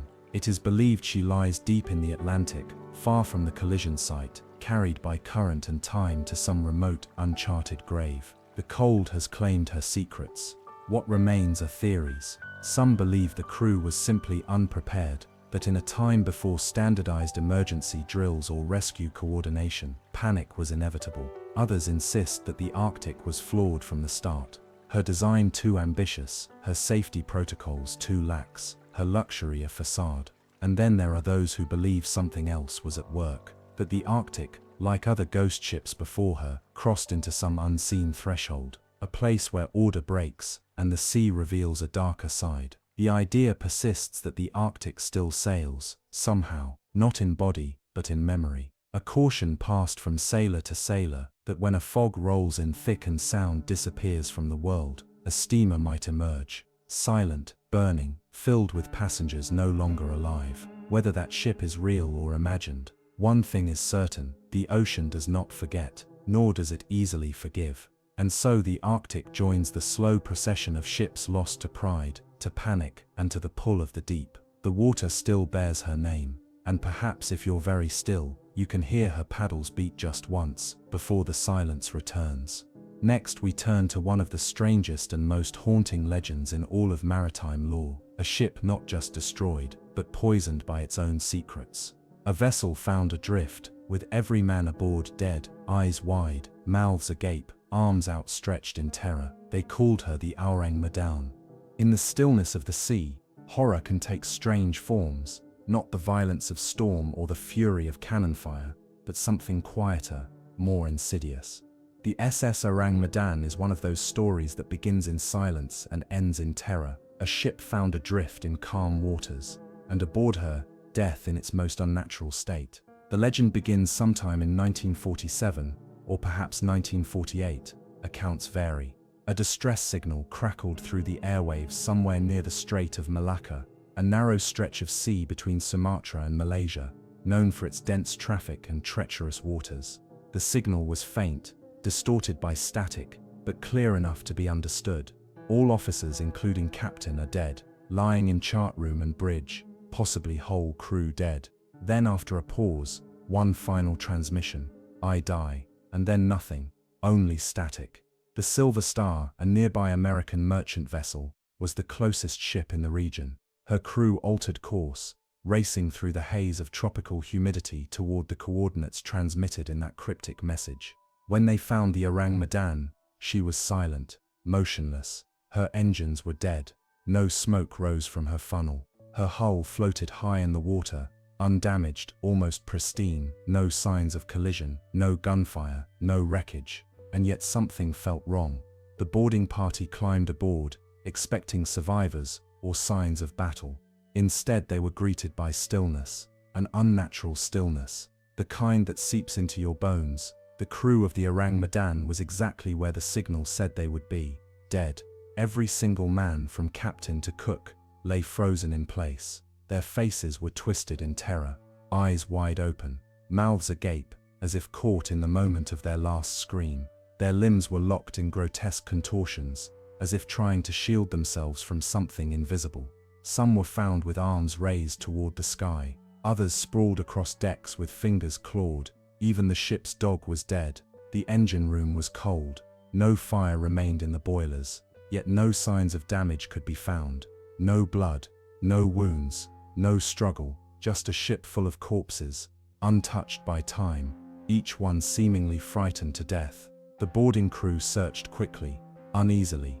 In the hold, they found no cargo that explained the horror.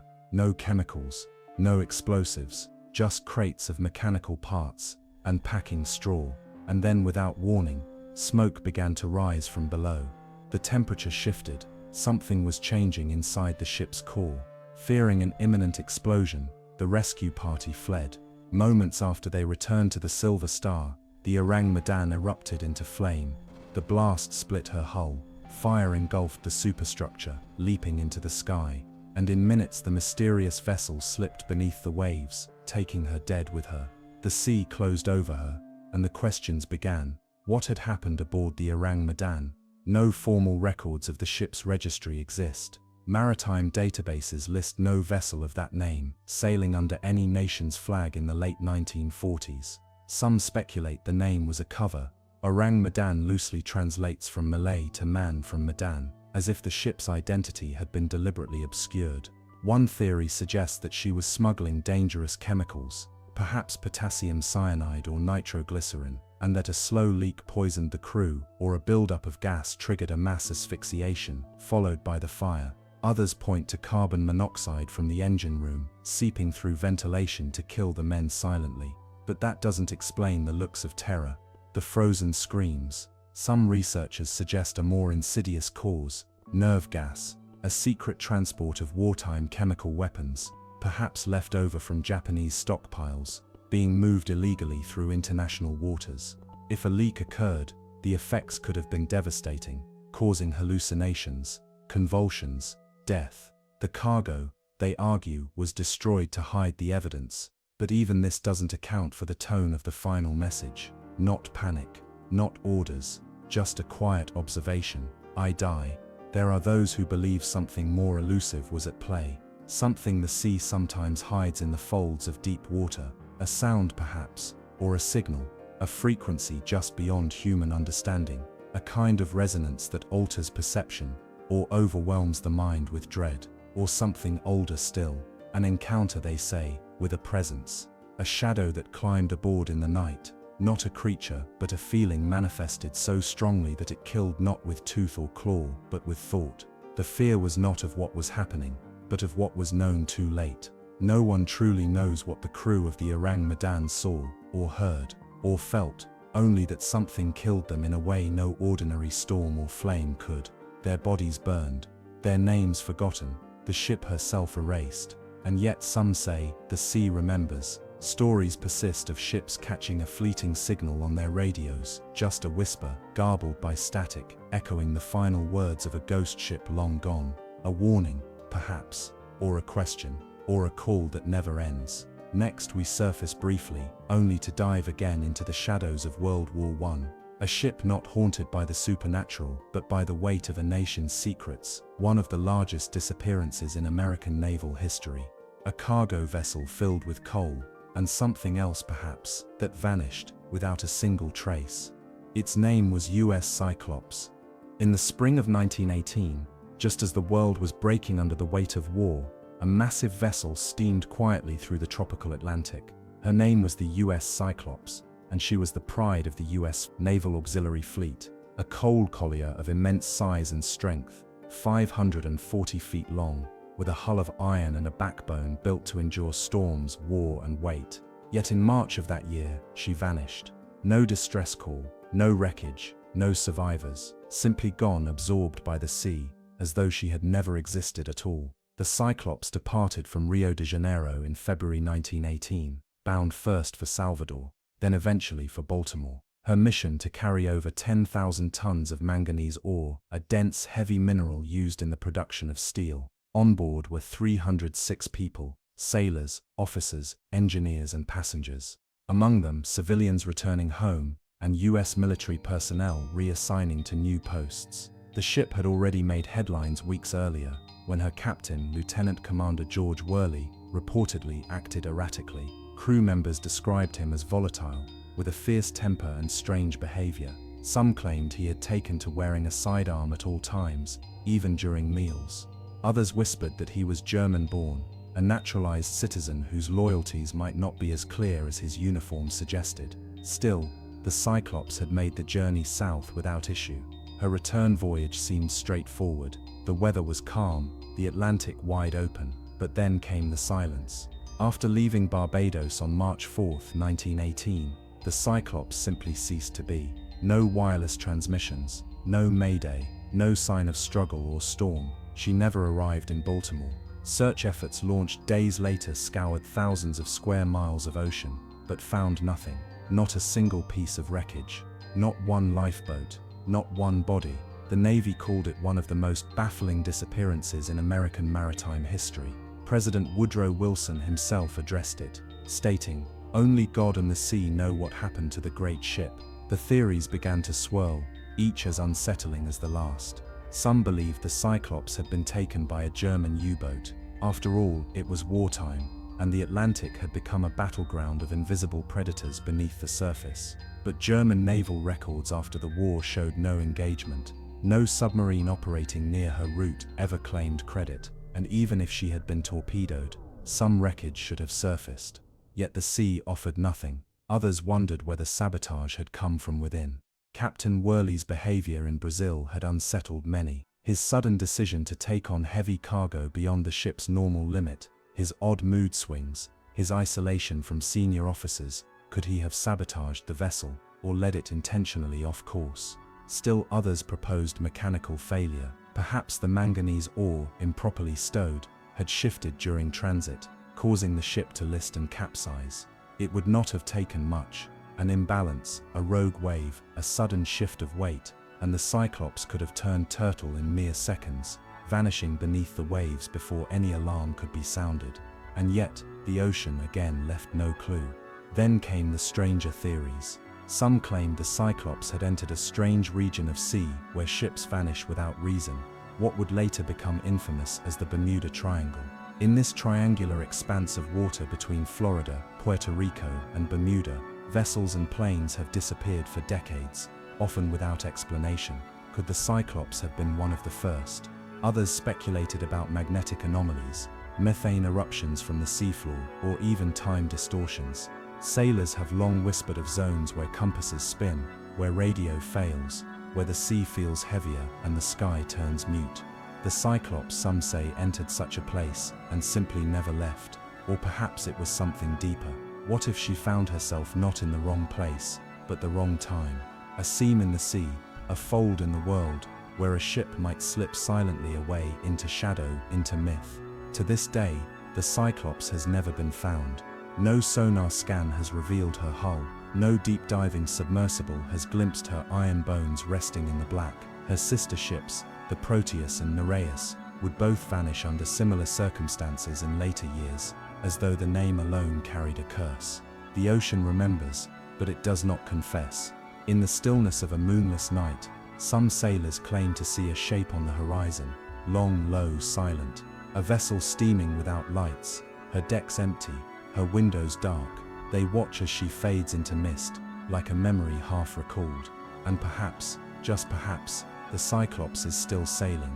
Next we drift toward a smaller ship, less grand in size, but no less mysterious in her vanishing. A vessel from the 18th century that was found drifting, fully intact, her cargo untouched, but with not a soul aboard. She was called the Seabird. The sea off Newport, Rhode Island, has always held its share of ghosts. On fog-heavy mornings, when gulls cry through curtains of mist, and the tide flows silently against the shore, sailors glance toward the horizon with quiet reverence. For here, in the mid-1700s, one of the earliest maritime ghost stories in American history found its roots. The tale of the Seabird, a ship discovered drifting toward land, seemingly untouched by disaster, and yet eerily abandoned. Her hull was dry, her cargo undisturbed, her sails filled with a whisper of wind, and her crew gone, as if the ocean had simply erased them. It was a summer morning, they say, when fishermen first spotted her. The small brig, a two-masted merchant ship, was sailing straight for the beaches near Easton's Point. Oddly, no one was at the helm, no corrections to course, no men adjusting rigging, and yet the ship moved, as if guided by invisible hands. When the Seabird finally ran aground, locals rushed to her. What they found was unsettling. There was no sign of struggle. The sails were still set, her rigging neatly in place. The cargo, a load of rum, molasses, and other West Indies trade goods, remained secure below deck. The The crew's personal belongings were untouched. Tables still bore crumbs from recent meals. Even the ship's dog was alive, barking nervously at the intrusion, but not a single soul remained aboard. The crew had vanished. No lifeboats were missing. No blood, no signs of a fight or illness, no damage from storm or sea, just silence, as if they had stepped off the deck and into the air, leaving everything behind. Rumors swirled like sea foam. Some said pirates had taken the crew, leaving the ship to drift. But if so, why leave the valuable cargo untouched? Why abandon the dog and not take the ship as a prize? Others believed disease had struck, a fever perhaps, driving the men mad, causing them to leap overboard in delirium. Yet no bodies washed ashore, and no journal or logbook hinted at sickness. A third theory, whispered more than spoken, involved a mutiny. The crew may have turned on one another, but even then, where were the signs of conflict? The scratches on the walls, the chaos of disorder, the blood on the deck, none were found. As years passed, more speculative theories arose, some bordering on the supernatural. There were tales of a ghostly fog that had settled over the ship, swallowing the crew in silence, or a siren song, drifting on the wind, luring the men into the sea with voices no one could resist. A few even suggested the crew had been taken, not by pirates or madness, but by the sea itself, pulled beneath the surface by unseen hands, dragged into the abyss with no warning, no scream, and no chance to resist. What makes the seabird so unnerving is not just the mystery of her abandonment, but the precision of her condition. Everything was in order. The ship was clean. The wind had carried her safely to shore. Whatever had happened, it had occurred in a moment, a breath, a single vanishing instant. There are no logs to consult, no eyewitnesses, only the stories passed from sailor to sailor, generation to generation. The tale of the ship that came home alone. In later years, she would be renamed the Beachbird and put back into service. But her legend had already taken root in the minds of New England's mariners. To see a ship adrift, her sails filled with quiet wind, her decks empty and dogs still barking, was to see a ghost in broad daylight. Perhaps the seabird is still out there, replaying her silent approach to shore in some spectral echo, returning again and again to the place where she came to rest. The ocean, after all, does not forget. And now, from one ship that returned with no crew, we slip into the waters of Lake Superior, where another great vessel met its end, not in mystery alone, but in storm and song. The lake, it said, never gives up her dead, and in 1975, she claimed one of her greatest, the Edmund Fitzgerald. The wind howls differently across Lake Superior. It doesn't just whistle through the rigging or churn whitecaps against rocky shores. It speaks. Old mariners say it carries the voices of lost ships, those pulled under by the freshwater giant's unpredictable rage. And no story embodies that rage quite like the one etched into memory by song and storm. The story of the Edmund Fitzgerald. Launched in 1958, the Fitzgerald was a giant of the Great Lakes. At over 700 feet long, she was once the largest freighter on those waters, proudly hauling iron ore between Duluth and Detroit. She was a workhorse but with elegance, sleek, modern and beloved by her crew. To those who saw her glide through the Soo Locks or cut across the mirror-still bays, she was more than a ship. She was a symbol, but symbols are not spared by the sea or the lake. On November 9, 1975, the Edmund Fitzgerald departed Superior, Wisconsin, with 26,000 tons of taconite pellets bound for a steel mill near Detroit. The weather forecast was not unusual for the season, rough, but manageable. Captain Ernest McSorley was seasoned, and the ship had survived many gales before, but the storm that formed over the lake was no ordinary squall.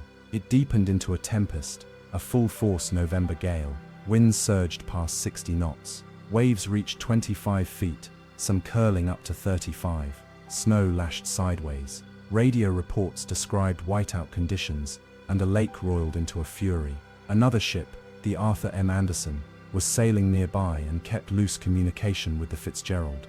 McSorley's last words, just after 7 p.m. on November 10th, were calm, almost routine. "We are holding our own," and then nothing. No distress signal, no SOS, just silence. Later that night, when the Fitzgerald failed to appear on radar, the Anderson turned back through the storm to search. All they found was debris, lifeboats, a life ring and shattered pieces of the once mighty freighter. All 29 souls aboard were lost. Theories abound, but no one knows exactly what sank the Fitzgerald. The ship's wreckage was found days later, split in two on the lakebed, 530 feet down. Her bow pointed like a tombstone into the silt.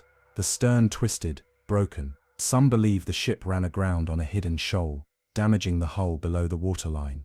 Others argue that heavy seas and water ingress through unlatched hatches caused her to list and plunge. Still others say she may have bottomed out on a swell, a terrifying phenomenon, where a ship rides so high on a wave that it slams into the lake's floor, cracking under its own weight. There were no bodies recovered.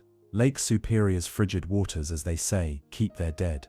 One haunting element remains: the complete lack of warning. No mayday, no desperate cry. Just quiet, followed by the sound of wind and waves. In the years since, the Fitzgerald has become something more than a wreck. She's a legend, her story immortalized in Gordon Lightfoot's ballad, and etched into the memory of a region shaped by shipping lanes and storm charts. Diving expeditions have visited her resting place, but out of respect, recovery efforts have been minimal. One of the ship's bells was brought to the surface, and is now housed in a memorial. Another bell, engraved with the names of the crew, was lowered to the wreck in tribute. Some who live near the lake still say the ship can be seen, just for a moment, riding the mist. Others report hearing strange creaks, like steel under pressure, echoing from beneath Superior's surface on stormy nights. Whatever brought her down, the lake holds the answer, but it does not give it up easily. And now, from a freshwater phantom to a saltwater spectre, we drift toward the tale of a ship whose ghostly appearance at sea has endured for centuries. A ship cursed to sail forever through mist and storm, the Flying Dutchman. There are ships that vanish into the sea, leaving behind only questions, but then there are ships that refuse to vanish at all, phantoms trapped on the tide, doomed to reappear again and again, like echoes from a cursed eternity. None are more infamous than the Flying Dutchman. She is the oldest maritime ghost story still whispered by sailors today. Her name crosses generations and oceans. She is the apparition seen when fog curls along the water's surface and thunder grumbles over the horizon. The Flying Dutchman is less a ship now than an omen, an immortal silhouette on the edge of the storm. The legend's roots run deep into the 17th century, born around the Cape of Good Hope, a place where the Atlantic and Indian Oceans crash together in wild confusion. Treacherous, fog-wrapped, and infamous for sudden storms, the Cape was feared even by the most hardened navigators. It is said that a Dutch vessel, captained by one Hendrik van der Decken, tried to round the Cape during a violent gale. His crew, desperate and terrified, begged him to turn back, but van der Decken refused, cursing the heavens, swearing that he would complete his voyage even if it took until the end of time. And so, it is said, the sea took him at his word. Since that day, the Flying Dutchman has become a cursed wanderer, her sails tattered but full, her hull rotted but buoyant, her crew silent figures glowing faintly in the stormlight, doomed to sail the oceans without rest or port. Reports of sightings stretch back centuries. One of the most famous came from July 11, 1881, recorded by none other than Prince George of Wales, later King George V. Aboard the HMS Bacchante, the prince and 13 other sailors witnessed a ghostly ship emerge from the haze, glowing red in the early dawn. Moments later, the lookout who first spotted her fell to his death. A bad omen, they said, and it wouldn't be the last. Others have claimed to see the Dutchman in the Indian Ocean, the Atlantic, the far South Seas. Always the same, a full-rigged galleon with an eerie light about her, moving fast against the wind, her sails unnaturally still. Some explanations are scientific. The Fata Morgana, a type of superior mirage caused by light bending across thermal layers near the sea's surface, can make distant ships seem to hover or glow. Atmospheric conditions might twist reality into something unrecognizable. In the days before radar, this illusion could convince even seasoned sailors that the supernatural was real. Yet not all sightings can be so neatly explained. Some reports describe a voice carried on the wind, pleading, warning, or trying to hail unseen ships. Others claim that the Dutchman's appearance is always followed by tragedy, a shipwreck, a death, a storm stronger than expected. Whether by coincidence or something else, her arrival is often taken as a sign: turn back, or be dragged under too. Then there are the whispers about her crew, sailors frozen in place on the deck, pale eyes that never blink, the glint of steel from centuries-old cutlasses. Some say they are damned souls, Others think they are echoes, time out of joint, creatures of the sea's memory rather than flesh. And what of the ship itself? Some believe the Flying Dutchman was real. A Dutch East India Company ship lost while rounding the Cape, her story embellished over time. But no definitive record has ever been linked to such a vessel with certainty. Like so many sea legends, fact and fear have intertwined until they're indistinguishable. In modern times, the Dutchman still appears, not just in folklore or song, but in radio logs, maritime journals, and brief flashes caught on navigational cameras. A shadow on the waves, a false radar return, a report of sails where no ship could be, and always, always she is moving, never moored. Perhaps that is her curse, or perhaps she is something older than curses. A warning embedded in the ocean's own language. A reminder that those who defy the sea may earn more than death. They may earn endless passage. Now we turn from ghostly sails to something far more grounded, but no less chilling. Our next tale returns to Ireland's rocky coast, where one of the strangest peacetime tragedies in Royal Navy history still stirs the waters. A ship sent not to battle but to eviction duty, vanished under suspicious circumstances, never to be trusted by the sea again. This is the story of HMS Wasp. Along the rugged northern coast of Ireland, where cliffs sheer off into cold Atlantic swells, and the wind carries secrets across centuries, there lies a story heavy with sorrow. It is not a tale of distant warships or far-flung voyages, but a coastal patrol vessel, humble in size, grim in mission.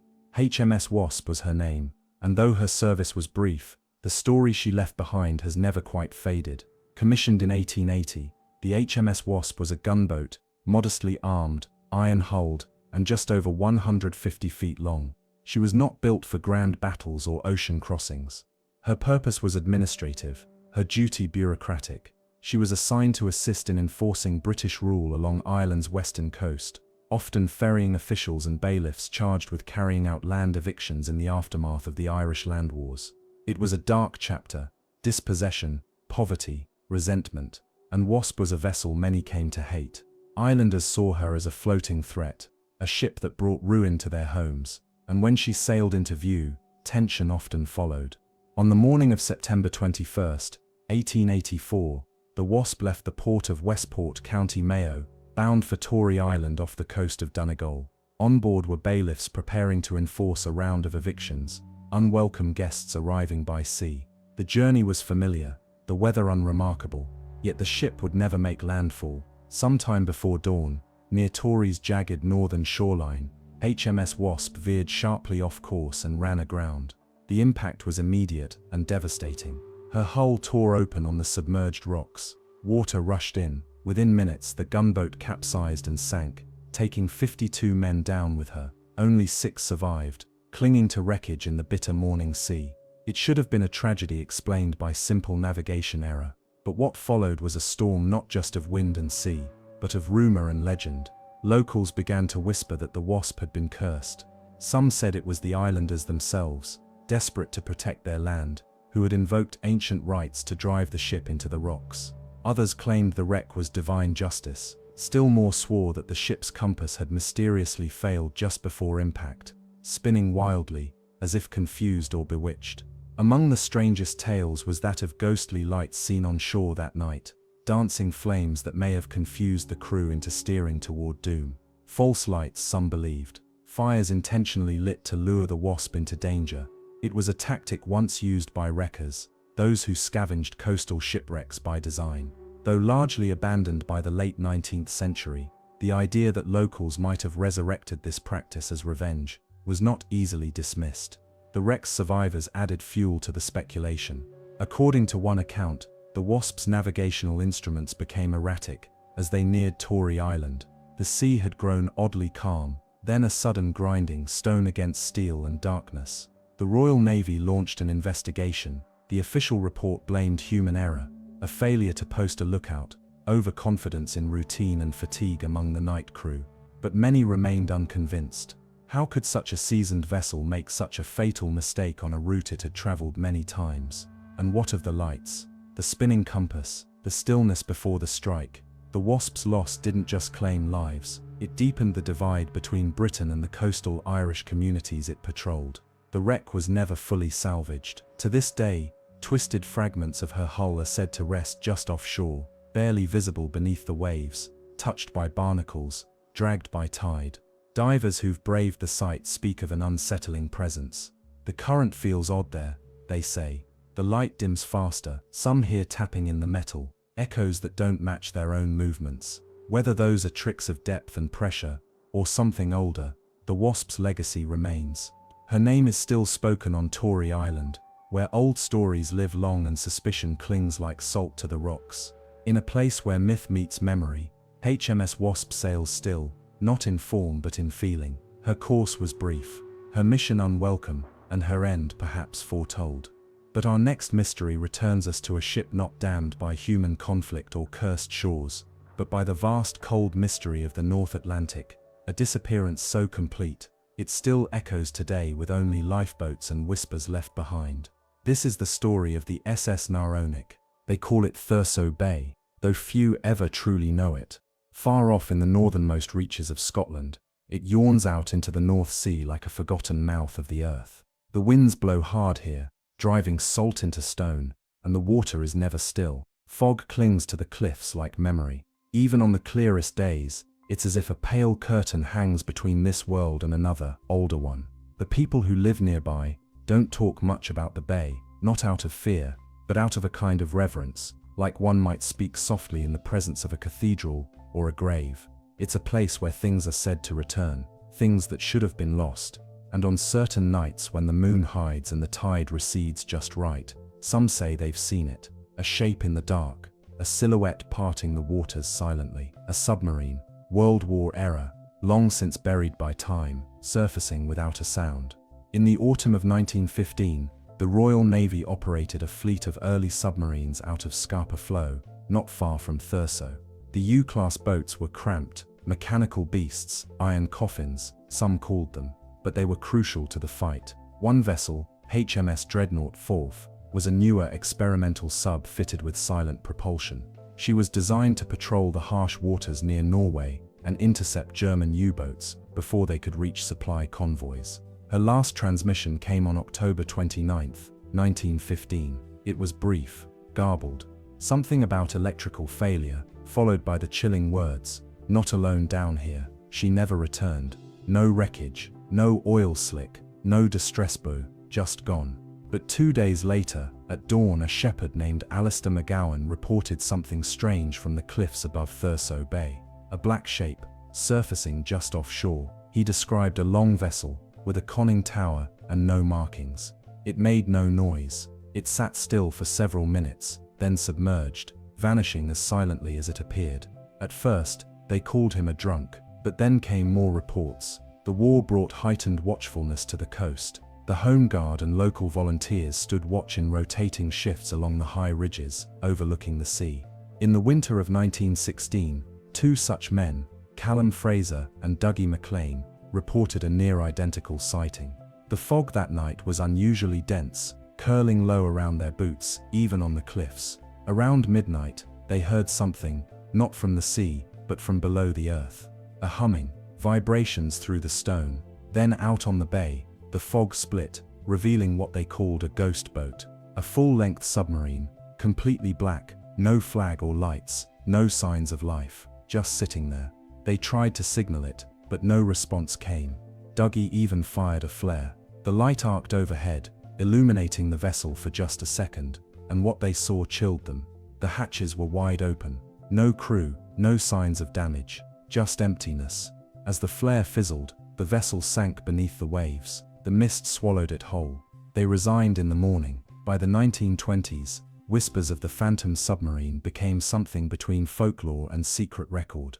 The Admiralty, though never officially acknowledging it, had compiled sightings. They noted that the vessel never ventured beyond the bay, never moved inland, never approached. It was as if something tethered it to those waters. More curious still, the submarine only appeared in the same lunar cycle, during the new moon, between the tides, when the wind came from the east.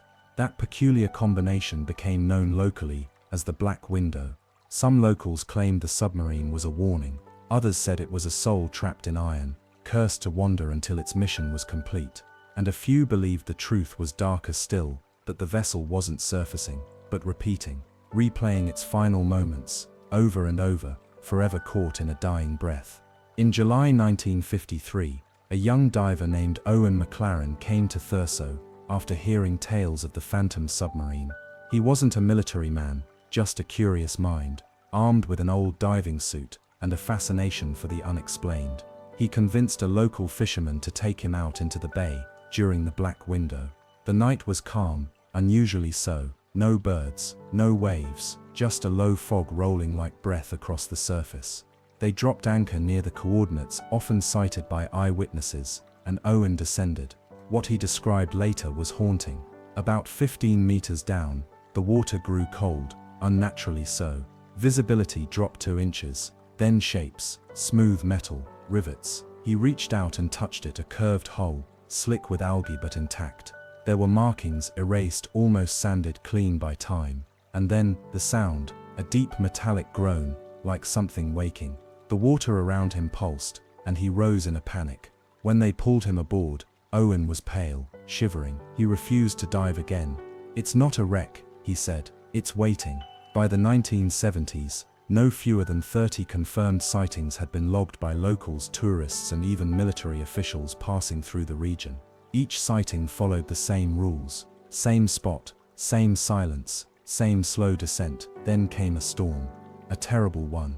In 1978, a gale force system battered the northern Scottish coast, and much of the shoreline around Thurso Bay was chewed into fragments. In the aftermath, something strange was uncovered, a rusted bulkhead, embedded in the sea floor, only visible during low tide.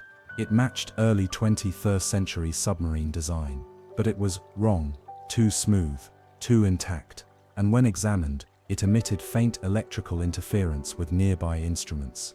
The government sealed off the site, labeled it a hazard zone. The official report called it a remnant of World War II debris, but locals knew better. "She's trying to surface," said one old fisherman. "She's pushing up through time." In 1989, a team from the University of Aberdeen was conducting sonar mapping of the coastal seabed for a marine biology project.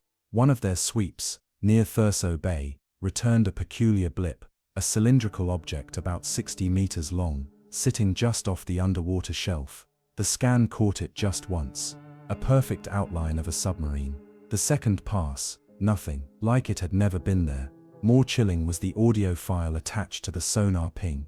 Beneath the ping's return wave was a sound, low, layered, almost human, a rhythmic tapping, as if someone or something was knocking from within the dark. The file was reviewed, classified, and archived under maritime anomalies. One professor left the university soon after. He never returned to the sea. In the early 2000s, author Marion Blake published a book titled Iron Echoes: Lost Ships of the North Sea. In it, she detailed dozens of vessels lost to time, but she reserved her final chapter for the Phantom submarine of Thurso Bay. She uncovered something disturbing. HMS Dreadnought, the vessel believed to be linked to the sightings, was never officially launched. According to declassified documents, the sub suffered a failure during its final dock test and never left port. No crew was assigned, no logs recorded, and yet dozens of witnesses had described the same vessel, right down to its hull length, dual hatch design, and curved fin. So what then had surfaced in the bay? A ship that never launched, a mission that never started, a memory with no origin, a ghost with no body. In 2017, a 9-year-old boy named Finn was visiting his grandparents in Thurso. He'd never heard the stories. No internet, no books, just long days playing in the mist and beachcombing by the rocks. One afternoon, he came inside with a drawing. A long black submarine, half submerged in grey water, with strange lights drawn in white pencil around the hatches. He said he saw it from the cliff the night before. It looked lonely, he told his mother, like it didn't know where to go. She dismissed it as imagination, until she showed the sketch to her father, who turned pale. It matched perfectly, the silhouette of HMS Dreadnought right down to the missing rear antenna. But that model had never been public knowledge. No photos existed, only classified diagrams. Finn never saw it again. He said it sank while watching me. They still see it. Fishermen, hikers, naval trainees on night drills, always in the same place, always during the same narrow tide. A submarine that surfaces not to be found, but to remember, or perhaps to be remembered. Is it a tear in time? A naval ghost caught between war and peace? A haunting echo of technology's birth, struggling to wake in an era that no longer wants it? No one knows, and maybe we're not meant to. But if you stand on the cliffs above Thurso Bay, and the wind dies just enough to hear your own heartbeat, look out across the black water, and listen, you might hear the hum of a forgotten engine, the creak of metal under pressure, the silent surfacing of a ship that should not be. Not here, not now, not ever again, unless of course you're already too late. If you trace a line around the Earth, just above and below the equator, and mark 10 points where the compass fails, where ships vanish, where aircraft lose contact, and where instruments spin in confused silence, you'll find something that has puzzled explorers, sailors, and scientists for centuries. They call them the vile vortices. First mapped by cryptogeographer Ivan Sanderson in the 1970s, these zones of mystery are evenly distributed across the globe, forming a strange geometric pattern, 12 equidistant locations, 10 of which fall within what Sanderson claimed were anomalous electromagnetic zones. 2 of them are well known, the Bermuda Triangle in the Western Atlantic, and its eastern twin, the Devil's Sea near Japan. But the others, they remain almost unspoken, because what happens in those places isn't just disappearance, it's distortion, and it's always tied to the sea. The vile vortices span a map like cursed constellations. There's the Algerian megalith zone, near the Tassili Naja. There's the Wharton Basin in the Indian Ocean, the South Atlantic anomaly, off Brazil, the Gobi Desert, oddly dry and mysteriously magnetized, the Hamakulia volcano near Hawaii, and more still, but it's the oceanic ones that leave the deepest scars. Between Africa and India lies the Mascarene Vortex, where even modern satellites glitch when orbiting overhead. Submarines passing through report failed depth sensors. Fishing boats speak of voices coming through the radio, their own voices, repeated back to them a few seconds too late. South of Easter Island, another vortex swirls beneath uncharted waves, deep as myth, the South Pacific Vortex. Planes fly over it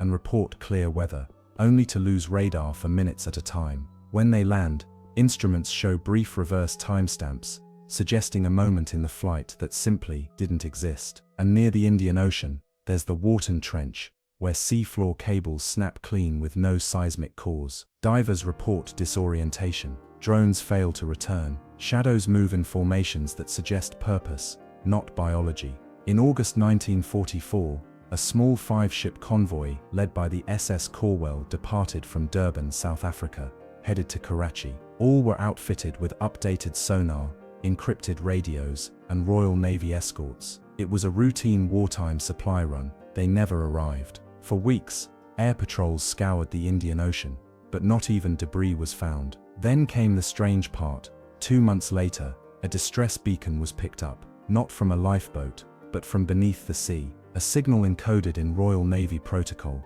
repeating the final log entry of the SS Corwell, still surrounded by stars. Not sky, not ocean, no sun, no up, no time. Engines screaming. The transmission lasted 11 minutes before cutting off. The source, directly inside the Mascarene Vortex. At the heart of every vortex lies one recurring detail: failed direction. Compasses spin slowly in place. GPS shows reversed or overlapping locations. Altimeters collapse to zero. And sound, the ocean's oldest messenger, becomes useless. Sonar pings bounce back with impossible delay, or none at all. One American yacht, the Empress of Waves, drifted into the Bermuda Vortex in 1982. Her crew later stated that their compass unlocked mid-sail, spinning endlessly as if drawn toward nothing. More haunting was the time distortion. According to their log, it was 10:17 a.m. when they entered the cloud bank, but when they emerged, sunlight returning, their clocks read 2:42 a.m. next day.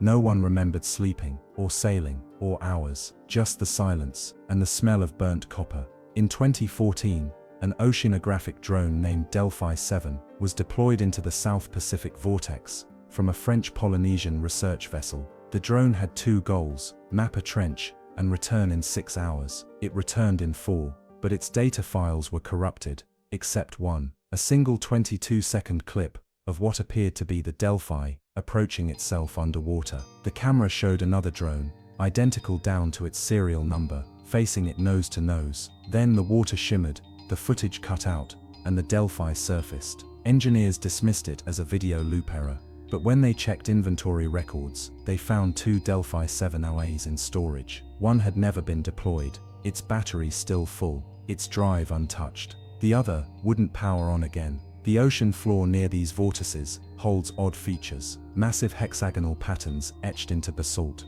ridgeways of stone that stretch miles with angles too perfect for nature. In the Wharton vortex, sonar has revealed a submerged formation nicknamed the Crossroads, 4 linear trenches that intersect like a compass rose. At the center, a black pit, so deep, no submersible has reached the bottom. Divers who descend near the formation report hallucinations, voices in languages they don't speak.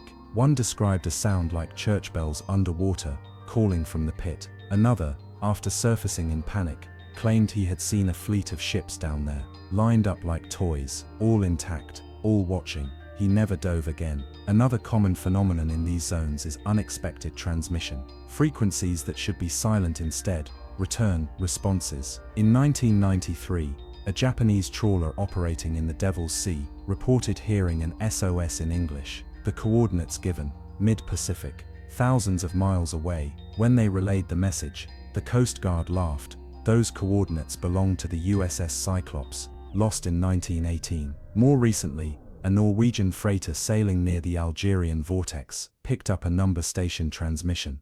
A woman's voice repeating a series of numbers, followed by the phrase, "This is not your time." No source was found. The frequency has never repeated. It's not just ships that disappear. Aircraft too, especially near the Pacific and Atlantic vortices. In 1971, a Brazilian pilot named Alonso da Cruz was flying cargo from Dakar to Recife when his radio fell dead. He emerged from a cloud bank into a sky unlike any he'd ever seen. Starless, sunless, yet strangely bright. He later said it felt like flying through milk. His instruments all failed. Altitude 0, velocity 0, fuel gauge cycling up and down. When he re-emerged, the plane's log showed it had traveled nearly 800 kilometers off course, without using fuel.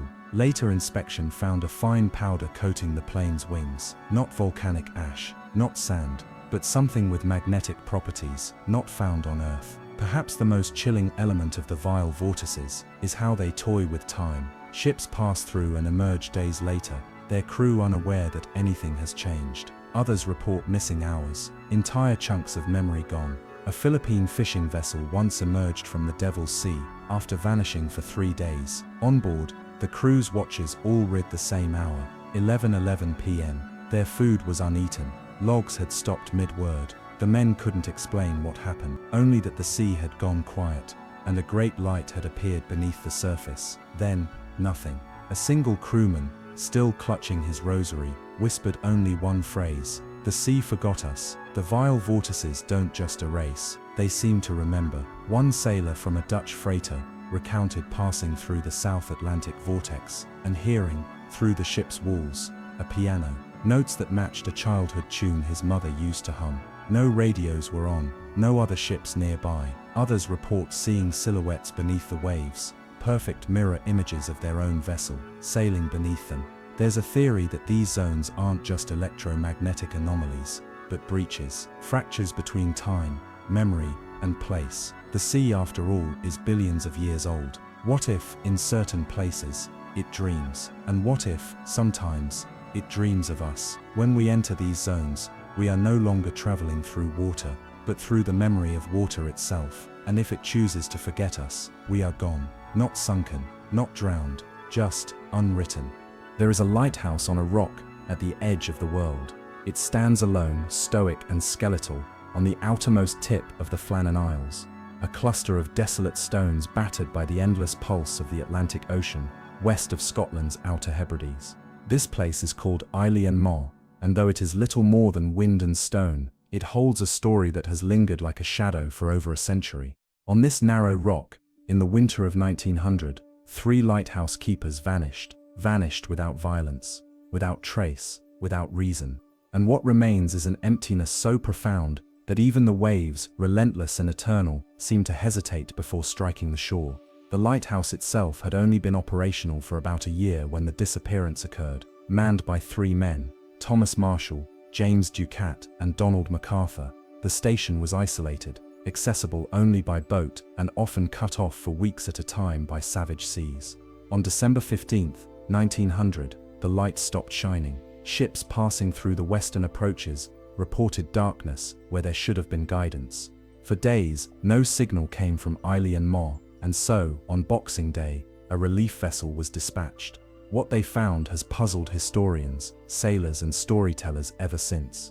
The relief crew arrived to silence. The landing dock was empty, the flagpole bare, the gate to the compound closed. When they climbed the steep stone steps and reached the lighthouse door, they found it locked. Inside, everything was in place. Dishes on the table, beds made, oil lamps ready.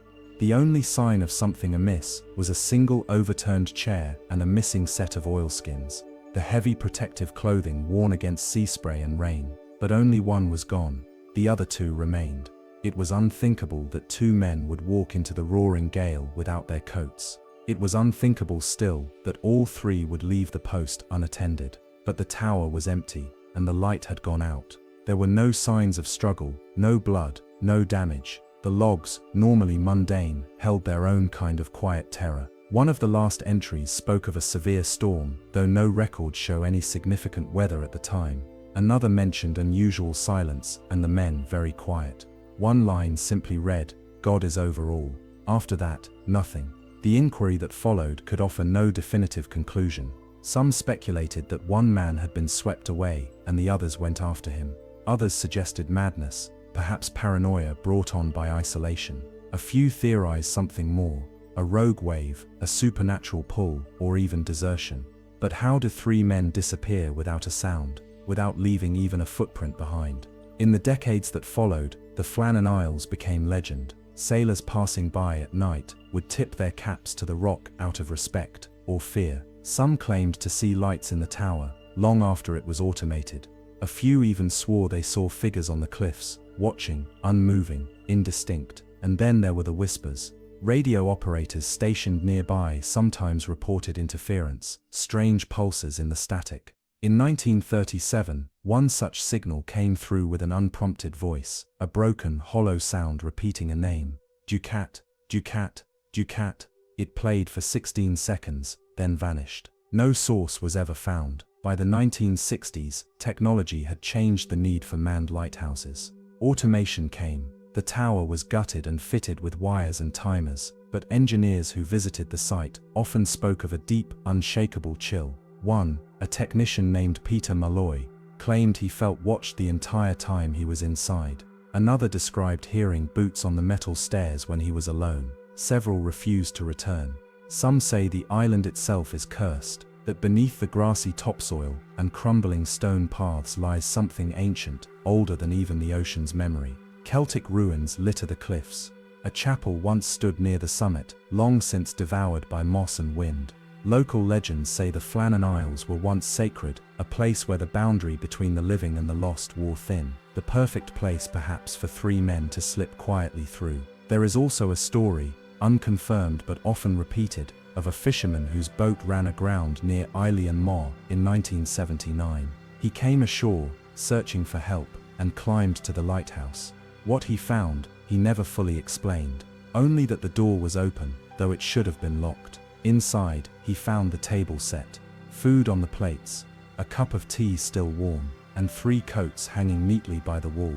When rescue finally arrived, the fisherman was found sitting at the base of the tower, silent, pale. He had not eaten or moved in 2 days. When asked what happened, he simply replied, "They were waiting." To this day, no evidence has been found to explain what happened to Marshall, Ducat, and MacArthur. No remains, no final message. Just 3 names engraved on a brass plate near the shore, where the wind never stops and the sea never stills. The light at Eerie and Mo now shines automatically. It pulses rhythmically into the mist, watched over by no man, tended by no hand. But some nights, when the fog is thick and the wind rises from the north, mariners passing through claim they see movement atop the cliffs. A flicker of shadow, A trio of figures, backs turned to the sea, standing exactly where the keepers once stood. No gestures, no voices, just waiting. And perhaps that is all they ever were: watchers, guardians, or perhaps prisoners of a place that does not forget. It's easy to imagine them still there, just out of reach, trapped in the flicker of the light they once maintained, kept in a loop by a sea that demands its dues in silence, a place where time does not pass as it should, where footsteps echo after the walker is gone, and where the keeper's duty never truly ends. The ocean has always been full of stories, but some, like the one that lives on Isle and More, are not told. They are felt, like a pressure in the chest, a presence just beyond the veil, and in that silence, beneath the lighthouse's beam, something waits, not cruel, not kind, just endless, just there. And so the tower stands, even now, its glass eye gazing across the Atlantic, not to warn ships, but to mourn something lost, something the sea took, and perhaps never meant to give back. It was a crisp December afternoon in 1945, when 5 Grumman TBM Avenger torpedo bombers took off from Naval Air Station Fort Lauderdale for what was supposed to be a routine training flight over the Atlantic. The mission, designated Flight 19, involved a simple triangular navigation exercise: fly east into the ocean, turn north for a time, then head back west to the base. Clear skies, experienced pilots, and an itinerary that had been performed countless times before. Nothing about the plan suggested that history was about to be rewritten, and yet within hours, all 5 planes had disappeared.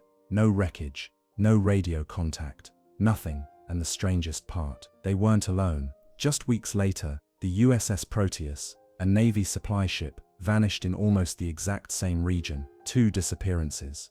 2 kinds of vessels. One shared mystery. The lead pilot of Flight 19 was Lieutenant Charles C. Taylor, a seasoned aviator with combat experience in the Pacific. The flight consisted of 14 men in total. They lifted off at 2:10 p.m. on December 5th. What began as standard radio chatter quickly gave way to confusion. Somewhere around the second leg of their triangle, Taylor's voice came through the transmitter, sounding uncertain. "We can't find west," he reported. "Everything is wrong. Strange. We can't be sure of any direction. Even the ocean doesn't look as it should." Control tried to redirect them, but the signal was patchy. The final recorded message was muffled and erratic. "We are entering white water. Nothing seems right. We don't know where we are." Then silence. Rescue efforts were immediate. A PBM Mariner flying boat was sent out with 13 crew members aboard. Within 20 minutes, it too vanished from radar. A nearby merchant vessel reported seeing a fireball erupt in the sky, possibly the Mariner exploding mid-air, but no wreckage was ever found. No oil slicks, no bodies. The US Navy conducted one of the largest search and rescue operations in history. Hundreds of ships, planes and divers combed over 250,000 square miles of ocean. Nothing was recovered. No debris, not even a scrap of metal. In their official report, the Navy simply stated, "They vanished as if they had flown to Mars." The story of Flight 19 became legend, often cited as one of the earliest modern examples of the so-called Bermuda Triangle phenomenon, a term that didn't even exist at the time. But just as the world began to forget, the ocean offered another enigma. On December 23, 1945, 18 days after Flight 19's disappearance,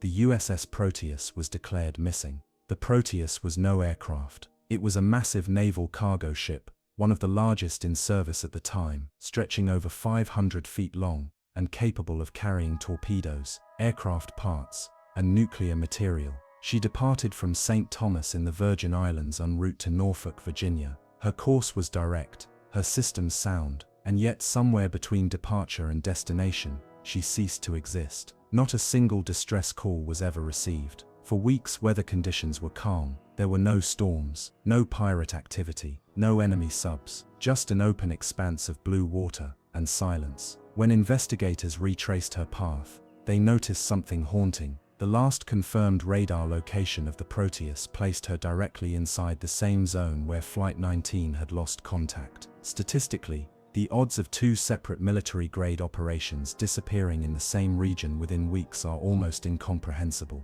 Yet here they were, gone without trace. And though the Bermuda Triangle would eventually grow in reputation to encompass all sorts of disappearances, these 2 early cases remain among the most chilling, in part because of their proximity in time. and the technological competence of the crafts involved. Speculation began to swirl. Was it magnetic interference? Some unknown underwater phenomenon? A hole in the atmosphere? The Flight 19 radio logs fueled this speculation. One pilot was recorded saying, "Everything looks different, even the sea." It wasn't a failure of equipment, he insisted, but of perception, as though they had flown into a world that no longer followed the same rules. Years later, classified Navy files were quietly declassified, showing that Taylor had been disoriented even before the flight. He believed his compass was malfunctioning, even when ground control insisted conditions were normal. Still, this didn't explain why all 5 planes lost contact simultaneously, nor why the rescue plane also disappeared without a trace. More unnerving was the pattern that began to emerge in the decades after. The USS Proteus had 2 sister ships, USS Cyclops and USS Nereus. Both also vanished, years apart, under nearly identical circumstances, in the same general region. 3 ships, same class, same triangle of ocean, none ever found. It was as if something was actively erasing them from time. One surviving theory floated by naval researchers in the 1970s 1970s involved undersea methane hydrate eruptions. These eruptions can cause a sudden and massive drop in water density, essentially creating temporary holes that ships could fall into. But this would not explain the disappearance of aircraft, nor the lack of debris, nor why the zone's magnetic fields were observed to behave erratically on compasses and gyros. Then there were the fringe theories. A retired communications officer, speaking anonymously in a 1984 interview, claimed that the last seconds of Flight 19's radio transmissions contained a second voice, not part of the crew. A voice speaking in a language that no one on board could have known. Analysts dismissed it as radio interference. The tape has since vanished. Civilian sailors have reported lights under the ocean in that region, lines of bluish glow that resemble ship contours, but moving too fast, and at depths unreachable by human craft. Pilots flying over the triangle describe moments of time loss, where instruments skip minutes ahead. Some say it's nothing more than psychological effects of flying over empty sea. Others believe these are glimpses into a fracture in time. In 2009, a private marine research group attempted a deep sonar scan of the triangle's seafloor, hoping to find signs of wreckage. Instead, they found something stranger, a 600-meter wide depression on the seafloor, perfectly circular, with oddly smoothed walls, almost as if something massive had risen up or sunken down, without disturbing the surrounding sediment. It was described by one of the team as an eye opened by the sea. Their project lost funding the following year. The scan was buried in an internal report, and so the triangle remains. The water stills, the waves keep their secrets, planes still fly overhead, and ships still cross through, and most reach the other side.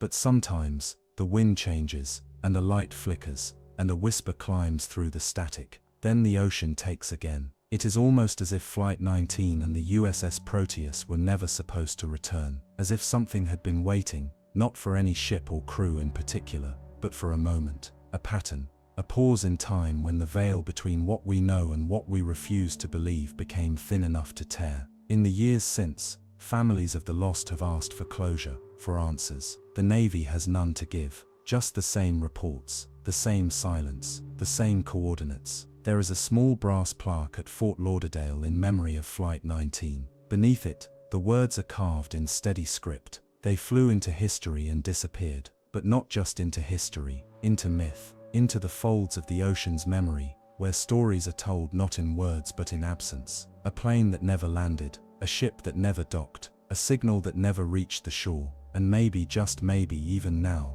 beneath the waves, somewhere deeper than sonar can reach, the 5 Avengers of Flight 19 are still flying, the Proteus still sailing, locked in a place that does not move forward, a place where time circles back on itself like currents, and where the sea keeps what it takes, forever. Beneath the shimmering waters of Kingston Harbor, in the warm embrace of the Caribbean Sea, lies a city that once pulsed with life, wealth, and infamy. Its name was Port Royal, and in its time, it was known as the wickedest city on earth. A den of pirates, rum, gold, and sin, where taverns spilled onto the cobbled streets and brothels outnumbered churches 10 to 1. It was said that in Port Royal, anything could be bought, for a price. But the city's decadence did not last.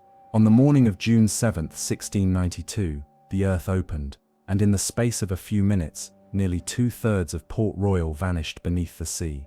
It was as though the ocean, patient and silent, had decided it had seen enough. The story of Port Royal's destruction is not merely one of natural disaster.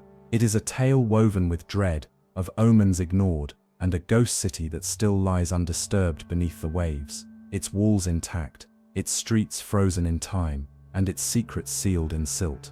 The earthquake struck just before noon. Survivors described a deep groaning sound from beneath the ground, followed by violent shaking. Stone buildings crumbled like paper. The earth liquefied. Entire sections of the city were swallowed as if by quicksand. Massive structures sank straight into the harbor, some collapsing, others disappearing whole with their occupants still inside. It is said that Reverend Emmanuel Heath, writing from the ruins just hours later, called it the wrath of God. That the city had become a modern-day Sodom, and the ocean had been the hand of divine judgment. But the sea, as always, has no morality. It does not punish or forgive, it only remembers. Divers who visit the submerged ruins today report a strange sensation, as if they are being watched. They find intact buildings, stairways that descend into nothing, doorways sealed by coral. Some speak of eerie calm, as if the city sleeps rather than lies in ruin. One of the most famous underwater discoveries is a pocket watch recovered in 1959, still frozen at 11:43 a.m. The moment the earthquake struck, its hands unmoved. A quiet marker of a second that never passed. But the strangest stories come not from the divers, but from the fishermen. For centuries after the city sank, those casting nets near the ruins would speak of nets torn by unseen edges, of fish that refused to swim near the site. Some claimed they heard bells ringing beneath the waves, church bells, impossible, and yet recounted again and again by generations. Others said they'd see flickers of torchlight beneath the surface on moonless nights, not reflections, but moving flames, as if the city had never stopped burning. And then there are the whispers. In 1972, a research submersible from the University of the West Indies recorded anomalous acoustic phenomena while scanning the ruins. At exactly midnight, its onboard microphones picked up what sounded like dozens of overlapping voices, echoing faintly in Old English dialect. The recording, though degraded, captured a repeated phrase, "Still we trade, still we dine." The file was archived and quietly locked from public access.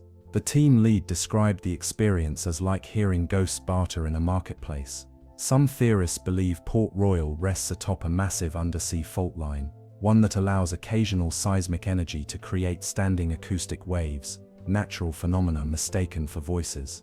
Others point to the eerie preservation of the site. Unlike most underwater ruins, Port Royal's structures remain unnervingly intact. Doorways remain closed, chairs are upright. In one sunken pub, clay pipes still rest on tables as though waiting for drinkers to return. Time, it seems, was not shattered, but paused. And what of the people? Hundreds were lost in the quake, and many of their bodies were never recovered. But in 1995, a diver named Roland Pierce claimed to have found something more than bones. Deep within the ruins of what was once a merchant's house, he entered a hollow room where air bubbles had gathered at the ceiling. The walls were smooth, undisturbed, and there, floating near the rafters, was something he later refused to describe in detail.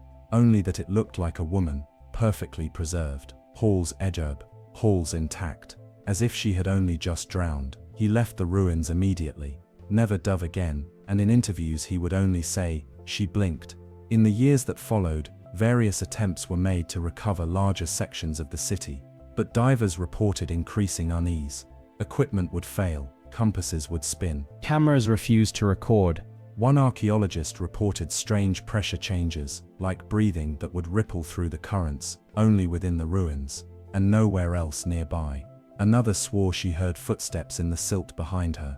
When she turned, nothing. Locals, particularly the older generation, still avoid speaking of Port Royal after dark. Children are warned not to swim near the harbor ruins. The legends say that those who steal from the sunken city bring curses on their ships, lights flickering, compasses reversing, hulls whispering at night. Some claim to have heard parties at sea, faint laughter and music drifting from empty water. And once in a great while, a bottle will wash ashore. Inside, a message in perfect 17th century calligraphy, sealed with a ring, always unreadable, always soaked through, but always fresh. It is as though Port Royal continues, not alive perhaps, but not entirely dead, suspended in a pocket of time just beneath the surface, where rum still pours and secrets are still traded, where the sins of a lost city echo through the coral, not seeking redemption, just remembering. Even modern sonar cannot explain the perfect preservation. One theory posits that the silt covering the ruins created an anaerobic seal, halting decay. But another posits something less rational, that the city itself resists time, that something in those waters, magnetic, spiritual, or something older, holds memory like a reef holds fish. And what of the earthquake? Many geologists now believe it was a rare form of liquefaction, where the ground beneath the city turned instantly to fluid due to violent tremors. But no similar event has happened there since, and tremors of that type almost never affect an entire coastline so precisely. It was surgical. As though the earth knew exactly what to remove. Today Port Royal is half tourist site, half warning. A place where glass-bottom boats drift over sunken streets, and visitors peer down into a mirror of the past. Some claim they've seen figures move in those submerged alleyways. Others say they feel an inexplicable pressure on their chests when they pass overhead, as though the water remembers too well what lies below. The ocean, after all, is the perfect gravekeeper. It preserves, it conceals, and it whispers its stories only to those willing to listen in silence. Beneath the harbor, the golden city waits, its markets silent, its taverns still, and every clock stopped at the same moment. Port Royal remains where it fell, a city caught not in ruin, but in pause, not washed away by time, but suspended in it, a caution not carved in stone, but etched in current, and in the deepest parts of the bay, where the light dims and the water stills, you might swear you see someone standing by a shop door, waiting, watching, as though the next customer might arrive at any moment. The wickedest city on earth did not drown, it merely changed addresses. They called it U-65, a German Imperial Navy submarine, forged in the steel yards of Kiel during the blood-soaked chaos of World War I. One of dozens of U-boats meant to strike fear into Allied shipping lanes. It should have been no different from the rest, but from the moment its keel touched the shipyard floor, something about U-65 unsettled everyone who came near it. Sailors spoke in whispers, engineers avoided it after dark, and rumors took hold before the first torpedo was even loaded into her hull. The accidents began early. During construction, a heavy girder slipped without warning and crushed 2 workers beneath it. Days later, another man fell from a scaffolding, shattering his spine against the metal hull. Then a welder was found dead near the engine compartment, eyes open, mouth agape, as if frozen mid-scream. No burns, no injuries, just gone. The official reports spoke of unfortunate industrial mishaps. The workers spoke of something else. They said U-65 didn't want to be built. After launch, the death toll didn't slow. On her maiden sea trials, an engineer inspecting a valve in the torpedo room was killed when it suddenly exploded, though the pressure had registered safely moments before.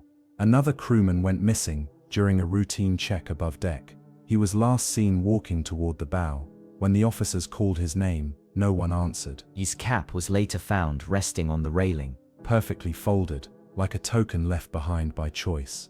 Still, the German Navy needed vessels. The war did not pause for omens or superstition. U-65 was commissioned, her mission clear: intercept and destroy Allied shipping in the Atlantic. She left port under the command of Kapitän-Leutnant Karl Honig, a practical man who tolerated no nonsense. He dismissed the rumors among the crew, told them the boat was a machine, not a ghost. That death followed war, not steel. Within 2 weeks, U-65 had claimed her first victim, a British freighter torpedoed off the coast of Cornwall. The kill was clean, precise, and logged without incident. Spirits lifted. The crew believed perhaps their unease had been misplaced, but the celebration was short-lived. Days later, one of the torpedo crew was found dead in his bunk. There were no signs of struggle. He lay perfectly still, hands folded on his chest, as though posed for burial. His skin was pale, eyes wide open, and frozen in a look of raw terror. The medic who examined him later claimed that the man's heart had simply stopped. Not from disease, not from trauma. It was as if something inside him had been switched off. Then came the night sounds. Several crewmen reported hearing footsteps on the upper deck during their midnight shifts, heavy boots pacing back and forth, though the hatch remained sealed. Others heard faint tapping from the inside of the torpedo tubes. One man swore he saw a figure at the far end of the corridor that led to the engine room, just standing in the red glow of the emergency lights. But when he approached, there was nothing.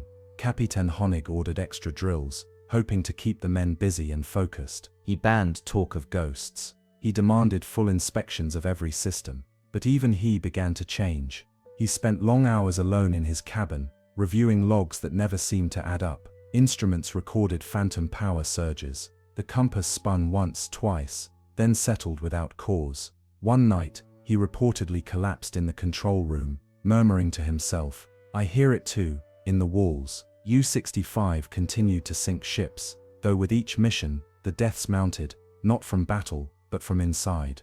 A petty officer hanged himself in the crew quarters. A mechanic vanished during surface operations.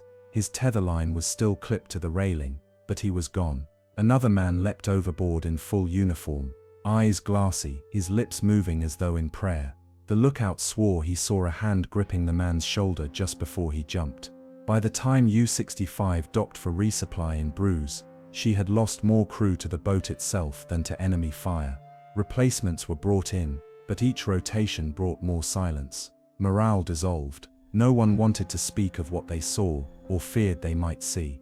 Rumors spread among other submarine crews that U-65 was cursed, that it had carried something aboard that wasn't part of its crew list. Something old, something that did not fear steel, nor recognize the rules of men.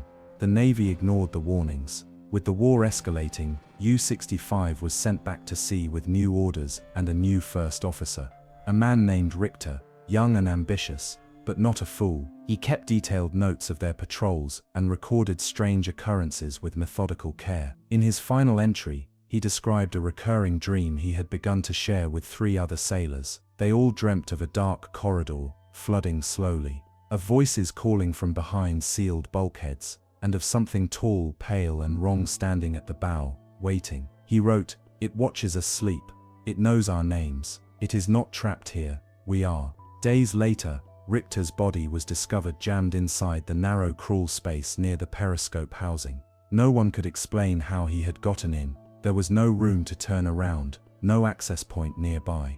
His face was scraped raw, his fingernails bloodied. It looked like he had tried to claw his way deeper into the submarine, not out. The final voyage of U-65 came in March 1918. She was spotted off the coast of Ireland, surfaced and silent, drifting at odd angles. British forces approached, suspecting mechanical failure. But as they drew near, the sub began to submerge without warning. Not in a dive, but a slow, unnatural descent, as if being pulled down by something from below. No torpedoes were fired, no signals received. She vanished. No wreckage was ever found. The British ships later reported that as U-65 went under, her deck hatch appeared to open, and for a split second, they saw a man standing there, arms at his sides, eyes wide, not waving, not calling, just watching. In the decades that followed, divers searching the Atlantic trenches would occasionally report hearing low metallic creaks, like steel under pressure. Others picked up faint sonar pings at frequencies used by early 20th century German naval craft. Once in 1972, a NATO submarine operating off the coast of France received a scrambled transmission in Morse code, short bursts that, when decoded, spelled simply, "Crew lost, no death, still aboard." No source was found. The German Navy officially listed U-65 as lost with all hands. But among submarine veterans, her story lived on, passed down in quiet mess halls and late-night watches. The boat that killed her own, the boat that whispered, the boat that never let go. To this day, some sailors swear that during certain deep dives, when all is quiet and the ocean grows black beyond the glass, they feel a pressure in the hull, a coldness in the walls, a sense that something very old is nearby, something waiting. And if you listen very carefully, above the thrum of the engines, beyond the creak of the steel, you might hear it too. The slow, steady sound of footsteps, and the tap, tap, tap of something still knocking from inside the torpedo tubes. In the final days of January 1870, the SS City of Boston, a proud iron-hulled passenger steamer, departed Halifax, Nova Scotia, bound for Liverpool. She carried over 190 souls, passengers, crew, cargo, and the weight of routine. For most, it was another transatlantic crossing, the kind that was becoming almost mundane in an age of expanding maritime confidence. But the city of Boston never reached her destination. No message, no wreckage, no flares or floating trunks. One moment she was there, a speck of industry threading the icy Atlantic. The next, she was legend. She had made the journey many times before, a stalwart of the Inman line. She was equipped with both steam and sail power, and known for her resilience. There was no storm in the forecast, no enemy lurking in the sea. The only unusual element was the weather in Halifax prior to departure: dense, low fog, like a curtain drawn over the harbor. Some said the sea felt too still. Others noticed their compasses needed more adjusting than usual, their needles twitching unnaturally. It was easy to shrug off. People did. Schedules marched forward. The steamer pulled away from port and disappeared into the haze. She was last seen by a pilot vessel off the coast of Nova Scotia, her smokestack trailing evenly, sails full, engines steady. Nothing about her departure seemed out of place, except perhaps for the silence. No parting horn, no call from the decks. She vanished into the fog like a thought unfinished. As the days passed, no word arrived. No other ship reported sightings. By the second week of February, concern turned to dread. The transatlantic route was treacherous in winter, yes, but ships lost at sea usually left some trace behind. A lifeboat, a barrel, a body. But for the city of Boston, there was nothing, as if the ocean had inhaled and never exhaled. Rumors surfaced quickly. Some claimed sabotage, others whispered of mutiny. A few clung to tales of icebergs or rogue waves, but none of these offered comfort, because the silence was so complete. No survivors, no debris, and most chilling of all, no explanation.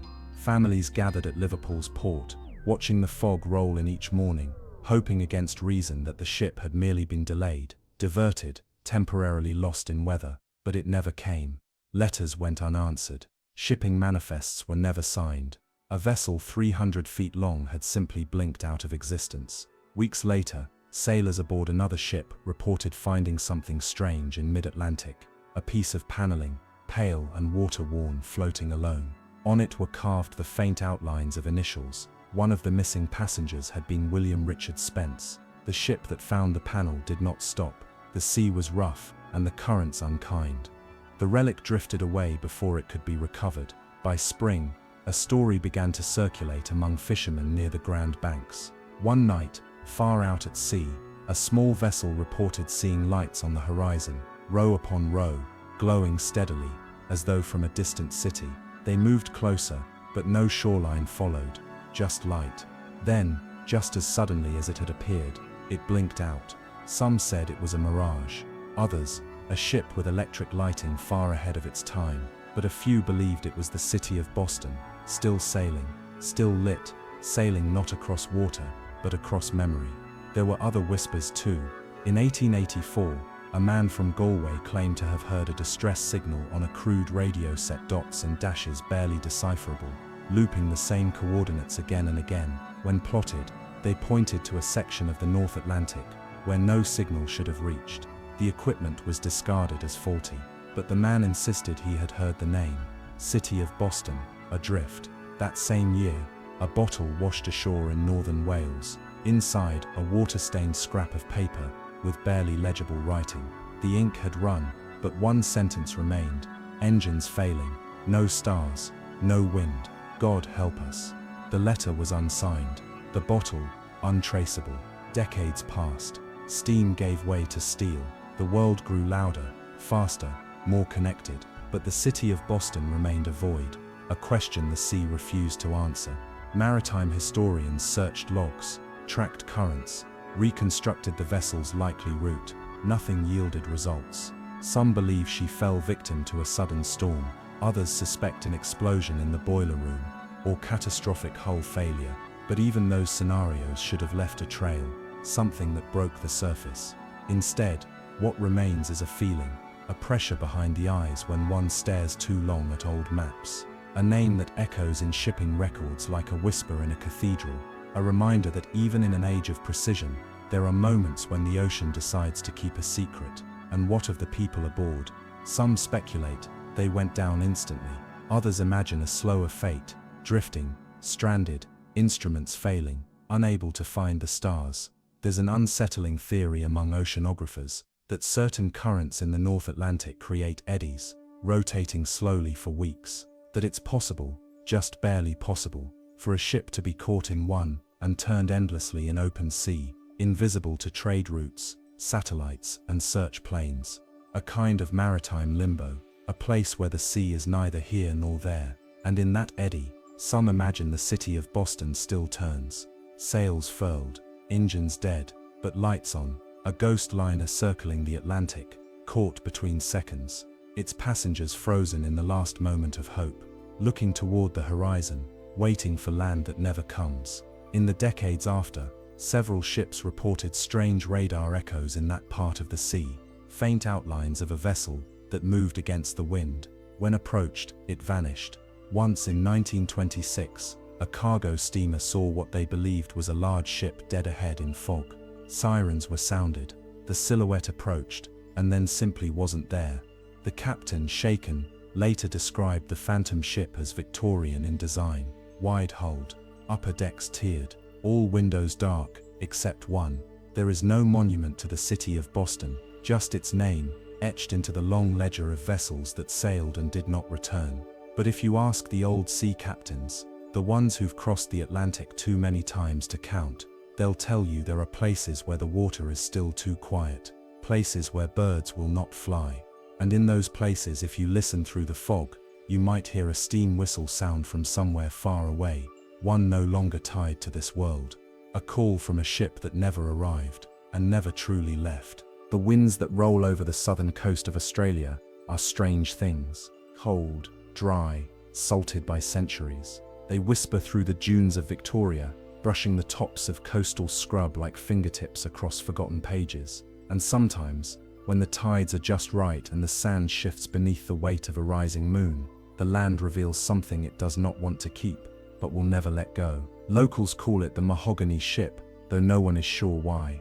It was never made of mahogany. In fact, no one is truly certain what it was made of at all, because this ship, if it ever existed, comes and goes like a ghost.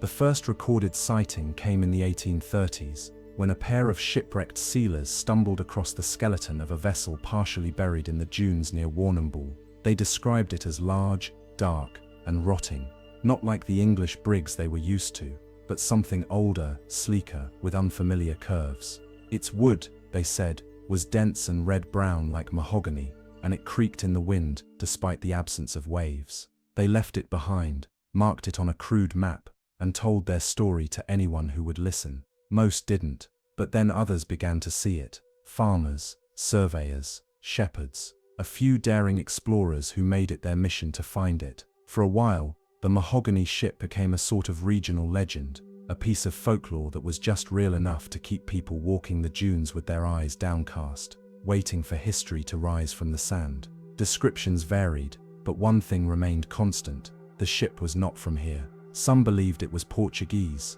from a secret expedition centuries before Captain Cook. Others claimed it was Chinese, or Arab, or something even older, something pre-colonial, a vessel from a time when maps were drawn from memory and the sea was a door, not a boundary. As the years passed, the sightings became less frequent. Storms came, new vegetation spread, the coastline shifted, as it does, slowly erasing the footprints of the past. But the stories never died. In the late 19th century, an amateur historian swore he saw the ribs of a ship protruding from the dune crest during a drought. He approached, ran his hand along the timbers, said the wood was so hard it rang when struck. The next day, it was gone, buried again, or perhaps never there. The Australian government launched several searches in the early 20th century, hoping to locate the ship and settle the mystery. They sent surveyors, diggers, engineers. Nothing was found. Still, the reports continued. People saw the same stretch of weathered hull poking out of the sand at dawn or dusk, always at a distance, always when alone. and always in silence. Some began to wonder if the ship had ever been a ship at all. Perhaps it was a mirage, a trick of the light, or something deeper, an echo, a memory embedded in the land. After all, Australia's coasts are ancient. The winds have circled there since before humans walked upright. What stories might they carry? What scenes might they replay, if the conditions are just right? The mahogany ship gained new life in the 1980s, when satellite imaging and ground-penetrating radar became tools of the modern historian.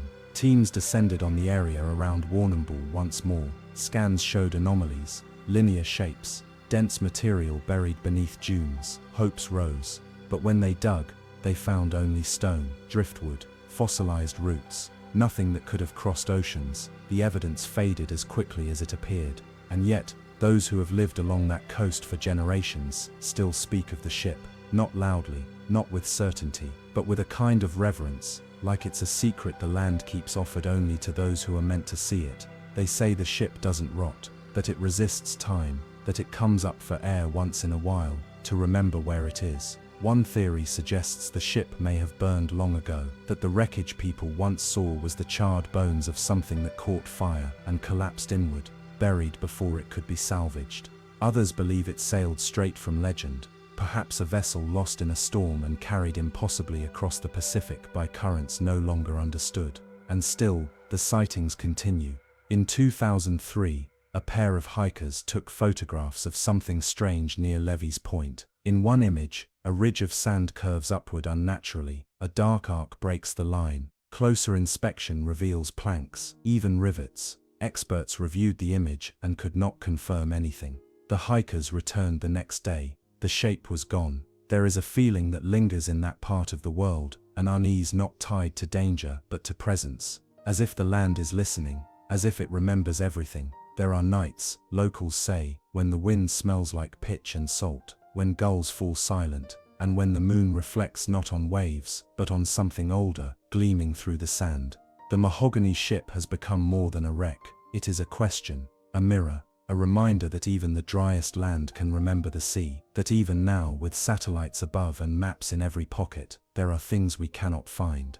Not because they are gone, but because they choose not to be seen. Perhaps one day, it will rise again. A storm will pass through, and the dunes will shift, and the hull will reveal itself in full, a forgotten vessel from a forgotten voyage. But until then, it waits. Just beneath the surface, a story held by the earth, not lost, not buried, just resting. Somewhere in the hush of the ocean's deepest trenches, where even time forgets to move, the final ripple fades. The salt hangs still in the water. The last current sighs into silence. The stories you've just followed, of ships abandoned, signals unanswered, names etched into rust and coral, they drift now like particles suspended in the black, half memory, half myth, circling endlessly just beneath the surface. Maybe the Mary Celeste still floats in some dimension of lost thought. Maybe the Scorpion waits in stillness, her instruments long dark.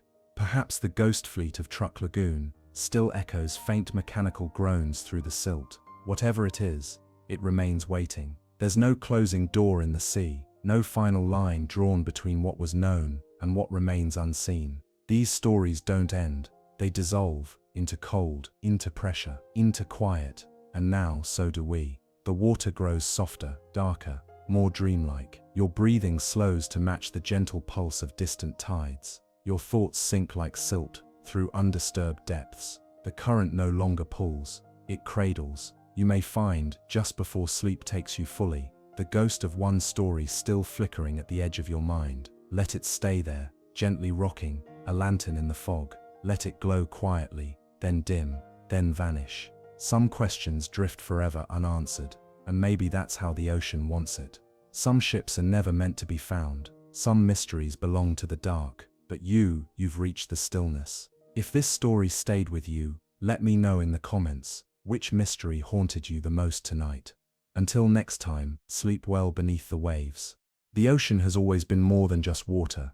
It's a vast living presence, beautiful and terrifying, still on the surface, but full of unseen motion below.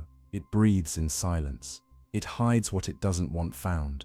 There are places in the sea where even maps hesitate, places so untouched, so distant, or so tightly off limits but almost no one has ever passed through them, not by accident, not by choice. These aren't just untraveled waters, they're blank spots in our understanding, territories locked by nature, shrouded in secrecy, or simply too strange to explain. Some are no-go zones enforced by governments. Others are stretches where instruments stop working, compasses spin, and distress calls echo with no response. And a few are something else entirely. Places never meant to be seen, hidden ridges, ancient ruins, deep wounds in the Earth's crust where the ocean watches quietly. Tonight we enter one of those forgotten corners. If you're listening to fall asleep, don't worry, we're not alone. Let the story drift around you like fog on the tide. We begin with a place so empty, it almost feels unnatural. A location in the heart of the South Pacific, where there's nothing, no ships,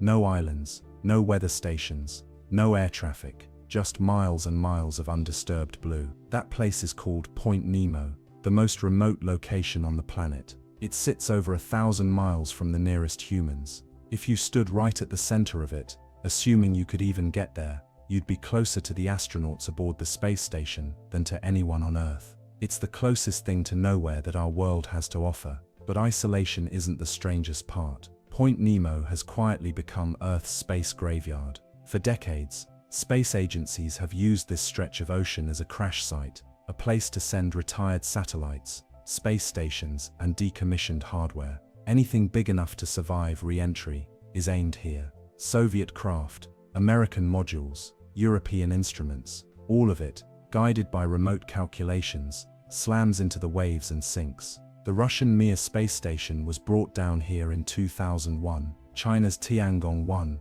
followed in 2018. But here's what makes it eerie. No one ever seems to find the wreckage. Despite dozens of controlled crashes and hundreds of tons of metal falling into these waters, deep scans reveal almost nothing. No large debris fields, no buildup on the seafloor, just emptiness. Some say the remains are spread too far, scattered by the currents. Others believe they're buried beneath layers of ocean sediment. But there's a third theory, a quiet one, the kind whispered on forums and passed between fringe researchers. Something down there is collecting the wreckage, or consuming it. In 1997, underwater sensors recorded one of the loudest unexplained sounds ever detected. A deep echoing pulse that came from just a few hundred kilometers from Point Nemo. It was so powerful it was picked up thousands of miles away. They called it the bloop. What's strange is that its frequency resembled that of a living organism, but no known creature could have made it, not even the blue whale. It came, rose, and faded into silence. It's never been recorded again. When researchers traced the sound back to its origin, they found it came from the same shadowy zone where hundreds of dead satellites have been falling. A place the world forgets, a place the sea remembers. Even the name Nemo carries weight. In Latin it means no one, but it also calls back to Captain Nemo, the elusive character from 20,000 Leagues Under the Sea, who wandered the ocean in a secret vessel, hiding from the surface world. Coincidence? Maybe. Or maybe it was chosen on purpose. Either way, Point Nemo feels like a name that belongs to a place that was never meant to have one. And despite having no laws or fences around it, no one ever seems to go there. Ships avoid the region. Migration routes curve away. Even storms seem to sidestep it, as if the ocean has drawn a quiet circle and told everything to stay out. NASA still uses the site. More crashes are scheduled in the coming years, including pieces of the International Space Station. Eventually, over 260 spacecraft could lie beneath those waves. Assuming they're still there at all, no human has ever touched the seafloor at Point Nemo. No manned dives, no crewed subs. Only a few private expeditions have tried, and most never made it far. One drone lost signal a few hours in. Another picked up strange magnetic interference before abandoning the mission entirely. No one talks about it, but there are stories about damaged footage, melted components, data wiped clean, and so the ocean keeps its secret. Point Nemo isn't restricted by force, it's restricted by feeling. A silence so total it feels alive. If you were to float there, alone in the water, no land in sight, no planes overhead, no signals on your radar, you might sense it too. That pressure, that weight, that quiet awareness, as if something just below the surface is watching, not angry, not kind, just waiting. Deep beneath the Red Sea, something strange is stirring. The region is home to black smokers, columns of superheated water rising from cracks in the Earth's crust. They exist in other oceans too, but here, they behave differently. The water surrounding these vents is unusually thick, almost gelatinous, with a shimmer that bends light in unnatural ways. Submersibles sent down into these fields begin to fail without warning. Cameras fog up. Footage comes back distorted. Flickering shapes pass by, just at the edge of the frame, like shadows underwater that never fully reveal themselves. Then something even stranger happened. In 2021, a team of marine geologists monitoring the outer rim of the rift picked up a signal, not noise, not interference. A slow, deliberate rhythm, low and pulsing, barely audible, but steady. It repeated every 27 minutes, a sequence of tones followed by silence, over and over again. The sound didn't come from the crust. It wasn't seismic, it wasn't from a whale, or any known machine. It came from deep inside the rift. The scientists recorded it and moved on. But months later, a second expedition, completely unrelated, heard the same signal. Only this time, it had changed. The pulses now arrived every 24 minutes, closer, faster. Then they stopped. Some called it tectonic movement, rocks grinding, magma shifting. Others suggested it was a kind of acoustic resonance, shaped by the narrow trench of the sea itself. But divers and researchers in the region share a quieter idea. They say the Red Sea Rift isn't just a scar in the Earth's surface. They say it's a gate, and something ancient may be waiting on the other side. Old stories from the Arabian Peninsula speak of beings called the Ifrit, creatures of fire, bound beneath the earth and sealed beneath the sea. A forgotten book of scripture once told of a cleft in the waters created in judgment. Even the Quran describes a place where two seas meet, yet do not mix, a hidden boundary, a forbidden joining. And strangely, the science agrees. The Red Sea Rift divides two vastly different bodies of water, the salt-heavy currents of the Mediterranean and the nutrient-rich flows from the Indian Ocean. Where they meet, they don't blend. Not completely, they float in layers, stacked but separate, like oil and water. This phenomenon is called meromixis. It forms invisible walls in the sea. Some of these layers are thick with salt and toxic metals. Others are alive with strange, thriving organisms. But in between them are thin, suspended barriers, quiet places where the normal rules no longer seem to apply. In 2019, one of these layers was sampled. What came back was wrong. The water was full of heavy metals, uranium, mercury, manganese, at levels far beyond what should be possible. There were no known volcanoes nearby, no known vents that could explain it. And worse, inside that water were microbes that didn't match anything we've ever seen. Not alien in the Hollywood sense, but alien in the scientific sense. Life that doesn't fit into any evolutionary branch we know. Life that doesn't belong to the surface world. If such life is growing here, there are only two explanations. Either life began in places like this, dark, toxic, ancient, or it was brought here, delivered, hidden. Today, much of the rift remains unsurveyed. Parts are technically open to the public, but patrolled. Naval forces from Egypt, Saudi Arabia and Eritrea frequently pass through without saying why. Fishermen report strange GPS glitches near the southern edge. Submersibles are discouraged from diving too deep. The reason? Safety, they say. But others suspect something else, that this rift is not just a place to protect, but a place to seal. And so the Red Sea widens, quietly, a little more every year, and in the deep stillness of that wound, beneath the water, beneath the rock, something may already be listening. Maybe it always was. And every 24 minutes, it remembers.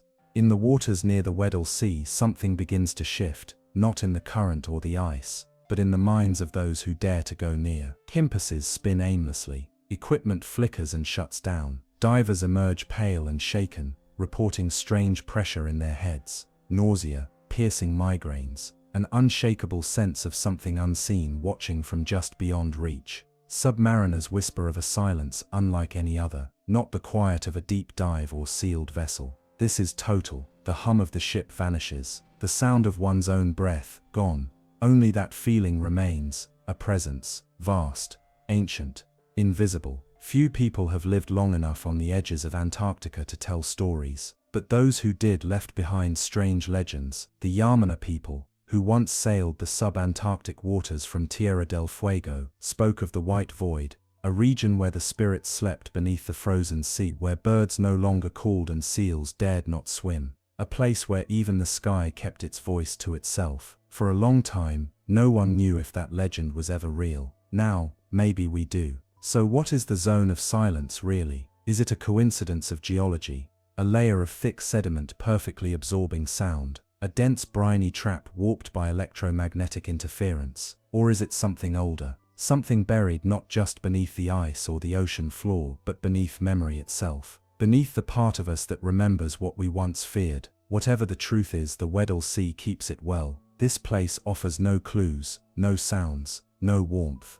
only silence. But this silence doesn't feel natural. It feels enforced, as if the ocean has been told to stay quiet. And beneath that frozen lid, something is waiting, not sleeping, not forgotten, just listening. He didn't describe it as a wreck or ruin, but rather a maze, a sunken temple, carefully carved.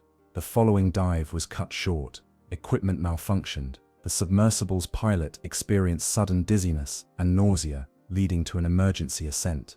Another diver mentioned hearing a steady hum, like a distant mechanical drone, echoing inside his helmet, though no one else could hear it. What began as a recovery mission had now become something entirely different. The team returned to Sweden and shared a handful of images. Behind the scenes, however, interest surged. Scientists, military connections, and elusive organizations all started making inquiries about the anomaly. Soon after, communication from Ocean X became limited. Their third mission never took place. No explanation was provided. The site was quietly labeled dangerous for divers, citing magnetic interference and an unstable ocean floor. Years passed, but the anomaly continued to linger in the thoughts of those who knew about it. Some researchers, closely studying the sonar data, noticed something extremely unusual. The formation's shape echoed that of ancient megalithic monuments. One expert highlighted that the surface ridges bore a resemblance to the layout of Malta's hypogeum of El Saflieni, an underground temple famed for its acoustically resonant chambers. Another pointed out that its measurements closely mirrored the base of the Great Pyramid, down to the angular deviations between surfaces. A few even suggested that it might not be just a structure at all, but a machine, inactive, possibly damaged, but not lifeless.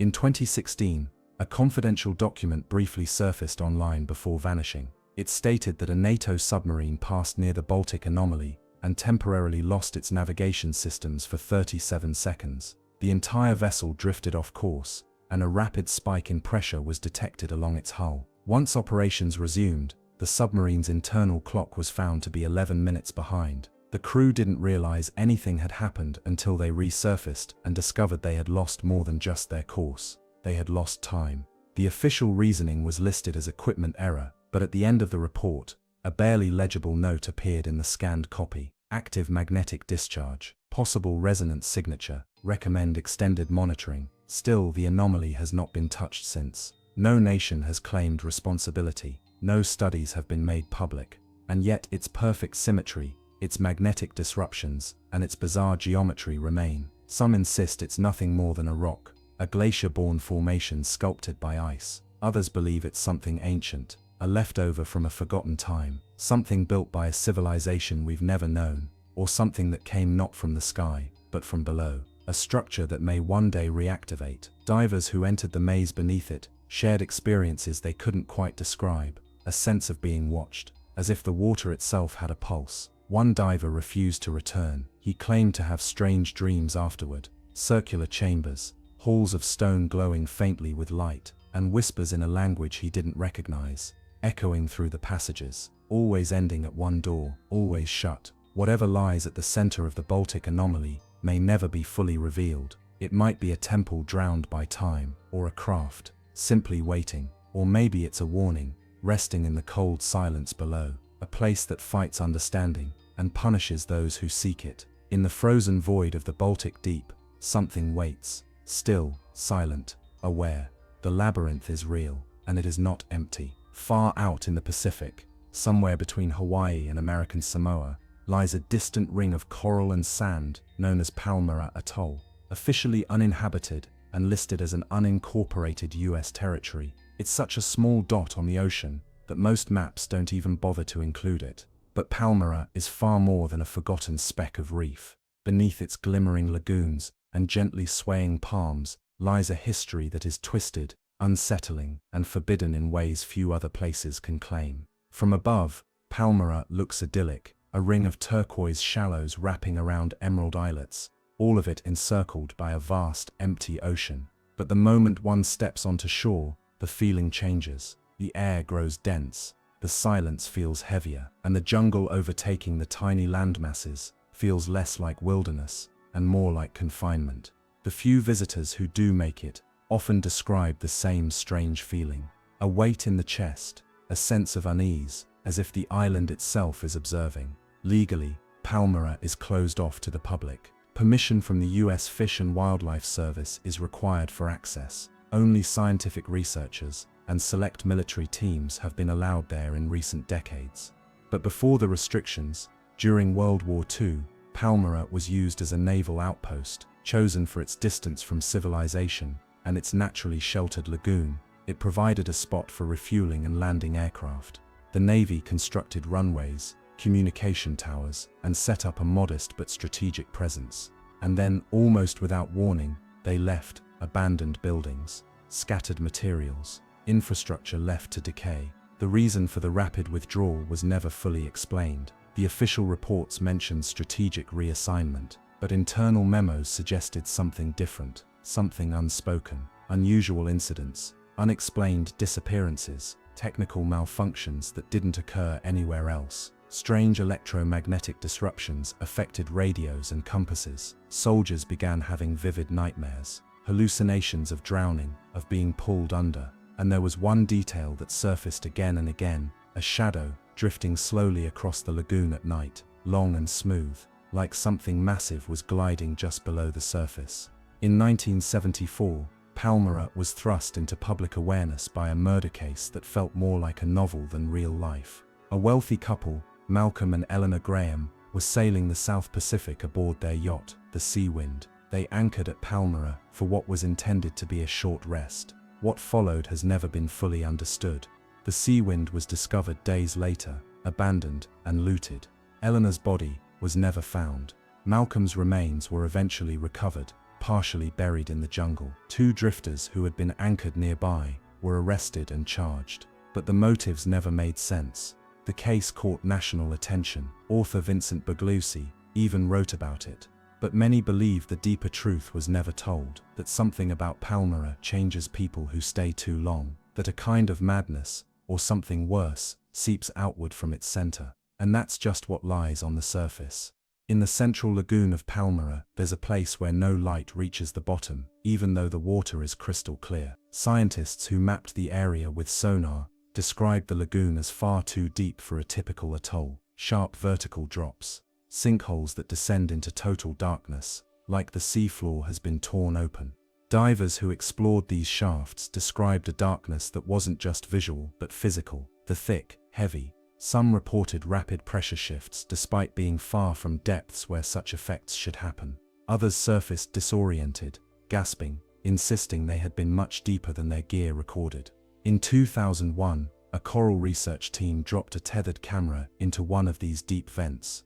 The first 30 meters showed what they expected: sand, coral, small fish. Then the signal cut to static. When they retrieved the device, the housing was untouched, the lens was intact.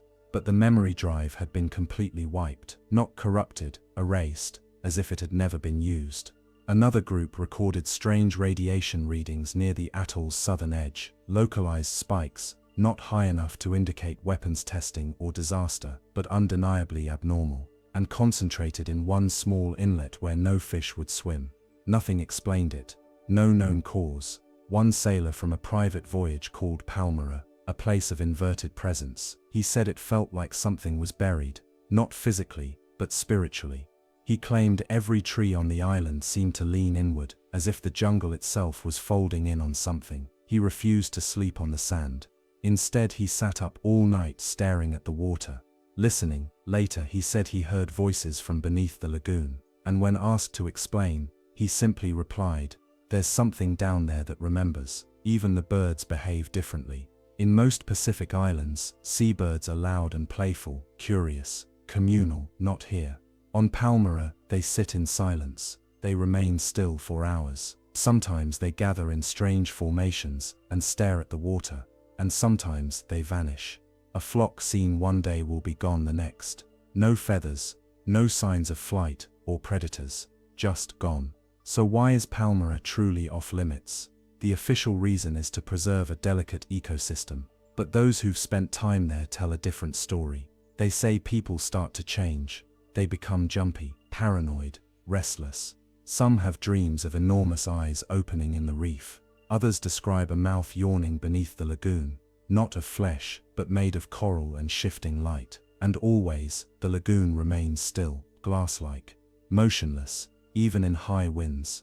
Some say Palmyra used to be a larger island, eventually swallowed by rising seas or tectonic shifts.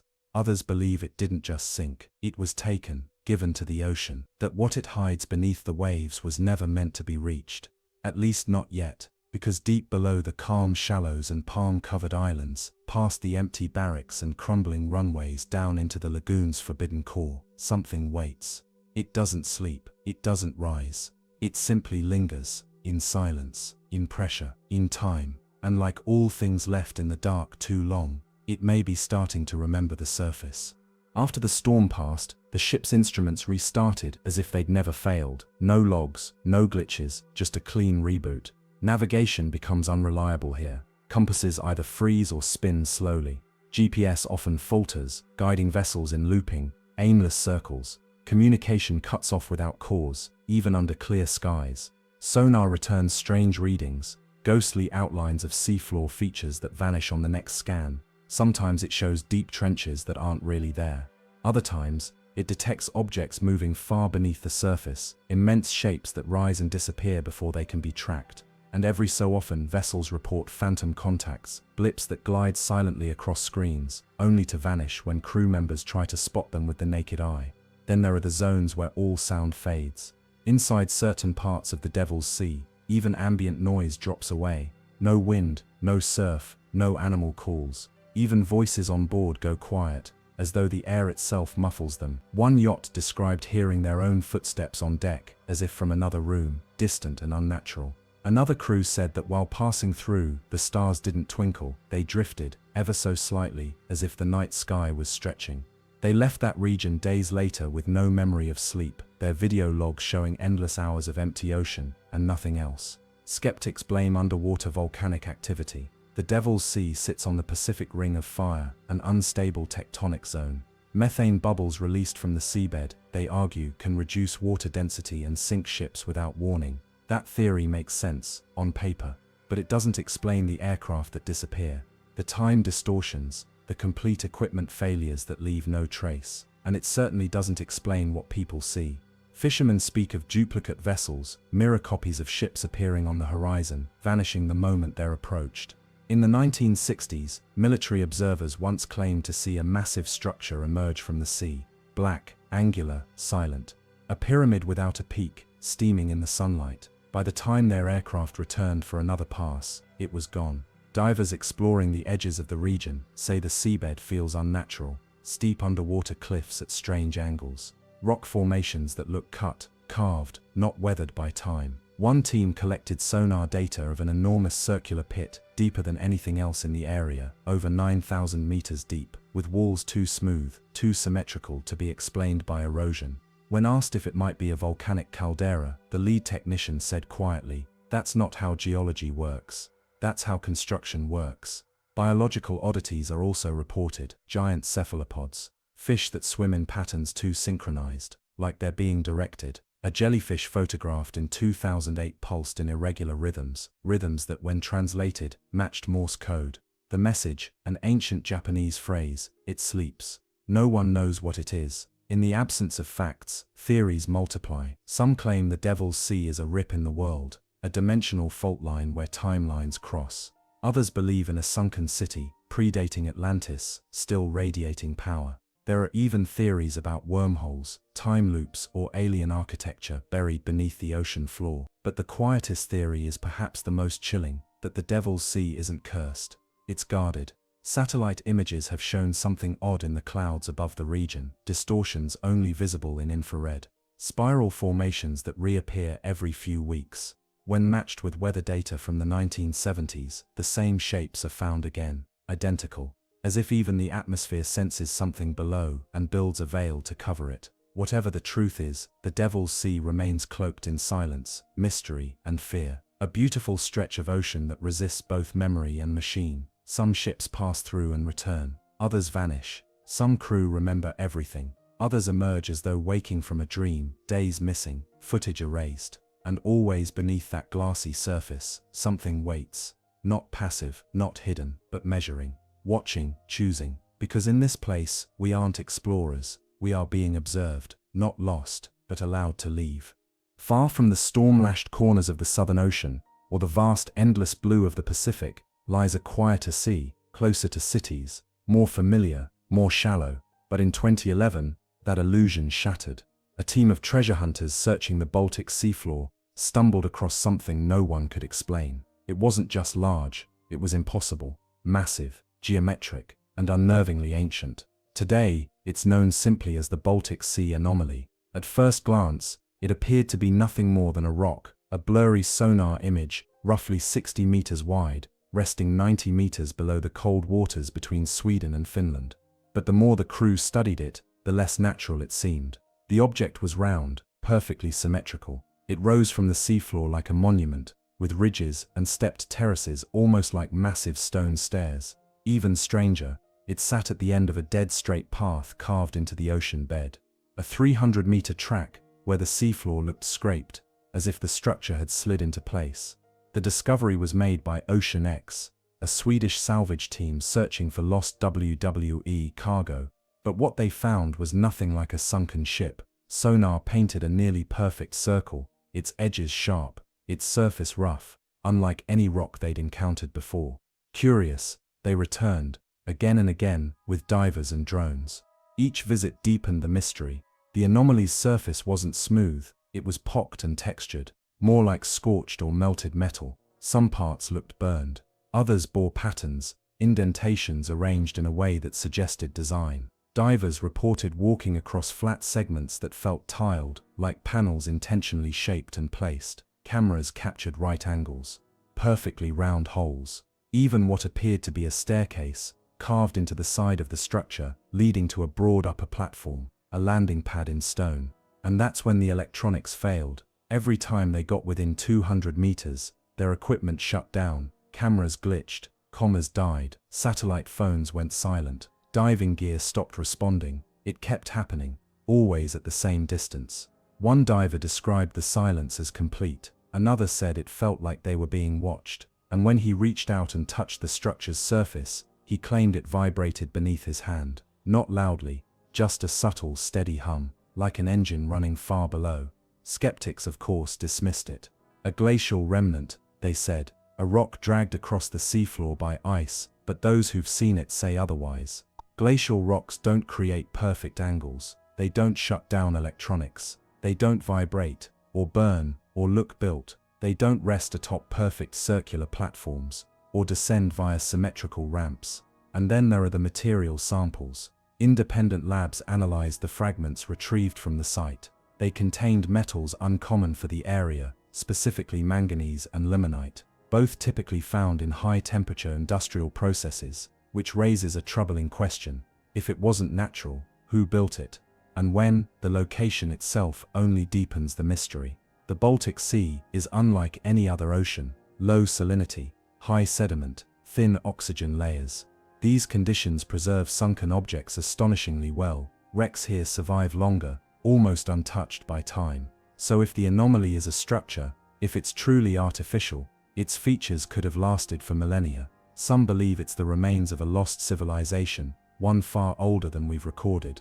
The stepped design, the circular base, they've been compared to theories about Atlantis, to Göbekli Tepe, even to Yonaguni's underwater ruins. Others suggest it's a petrified remnant from a forgotten age, built when sea levels were lower and the coastlines of Europe looked entirely different.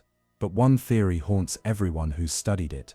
What if it's not from Earth? A craft, a machine, a vessel, not from above, but from before, something that crashed long ago and has waited beneath the surface ever since. Supporting this are echoes in old stories, regional myths of thunderstones falling from the sky, of perfect craters punched into ice, legends of sky wheels and metal gods who rose from the sea. Some of these tales go back more than 1,000 years, passed down in whispers and songs from those who lived beside these waters. The Baltic anomaly may be the ruin of a forgotten people, or the buried relic of something even older, even alien. But one thing is certain, it is not empty, and whatever watches from beneath its cold, quiet shell has not forgotten we're looking. The coastal Sami and Norse peoples viewed the sea not merely as a source of sustenance, but as a boundary, a place where things arrived and never returned. Ocean X, the team behind the discovery, tried to secure funding for another mission. Their goal, return to the anomaly with better tools and deeper answers. But the effort met resistance. Media coverage died down. Some of the early sample analysis reports were quietly withdrawn. Whispers of institutional pressure began to circulate, and over time the expedition slowed to a halt. To this day, the full records from their dives remain fragmented. No government, no official scientific body has stepped in to investigate. The anomaly still rests on the seabed, undisturbed, half buried in silt and darkness. Some say that's because there's nothing there, just an ordinary rock made extraordinary by shadow and speculation. But others believe the silence is intentional, because if we truly knew what lies beneath the Baltic, if we fully understood what fell there, what still breathes in electromagnetic pulses beneath the silt, it might change everything. How we see our past, our future, even the skies above. Whatever the truth is, the anomaly sleeps beneath cold, quiet waters, hidden from sight, but not from the imagination. And perhaps that's exactly how it was meant to be. In the far western Pacific, southeast of mainland Japan, there's a stretch of ocean that has long been whispered about, a place feared for what it takes, and forgotten for what it never gives back. Ships vanish here, planes disappear, radios go silent, compass needles spin, the sea turns glassy and never speaks again. Some call it the Dragon's Triangle, others, more ominously, call it the Devil's Sea, a mirror to the Bermuda Triangle on the other side of the world. This region stretches from the eastern coast of Japan down to the Bonin Islands and curves back toward Guam. On the surface it appears no different than the rest of the Pacific. Open waters, warm currents, occasional storms. But for as long as people have sailed these seas, the waters here have been associated with inexplicable disappearances. Not of pleasure boats or flukes, but of military ships, scientific vessels, full convoys that should never have vanished without leaving a single trace. In the early 1950s, the mystery deepened. Japan had lost 5 military vessels in calm conditions with experienced crews aboard. No distress calls were made, no floating wreckage found. Ships simply ceased to exist, cut off mid-communication, as if swallowed whole. In response, the Japanese government launched an official expedition. Aboard the Kaio Maru No. 5, over 30 scientists and sailors were tasked with investigating what happened. They carried echo sounders, magnetic sensors, and the best naval instruments of their time. They never returned. The ship set sail on September 24, 1952, and was never heard from again. Not a single bolt or plank has ever been recovered. Eventually, Japan ended the search and quietly cancelled further exploration. Whatever they were trying to uncover, it had claimed the Kaio Maru too. News of the loss spread. The world began to take notice. People started calling it the Pacific's Bermuda Triangle, and strange reports followed. Stories of glowing lights beneath the water, electromagnetic disturbances, pilots and submariners losing track of time, compass needles spinning in lazy circles, radio signals turning to static, islands disappearing from radar and returning hours later, miles away. One US Navy sailor told of his ship sailing into a shimmer on the horizon, a mist, glowing under the sun. They passed through it, and for 10 full minutes, everything went silent. No engine hum, no waves, even the birds vanished. And then, just as quickly, it was gone. The ship emerged from the mist, everything suddenly normal, as though time had stopped and started again. Science offers its own theories. The region lies on the Pacific Ring of Fire.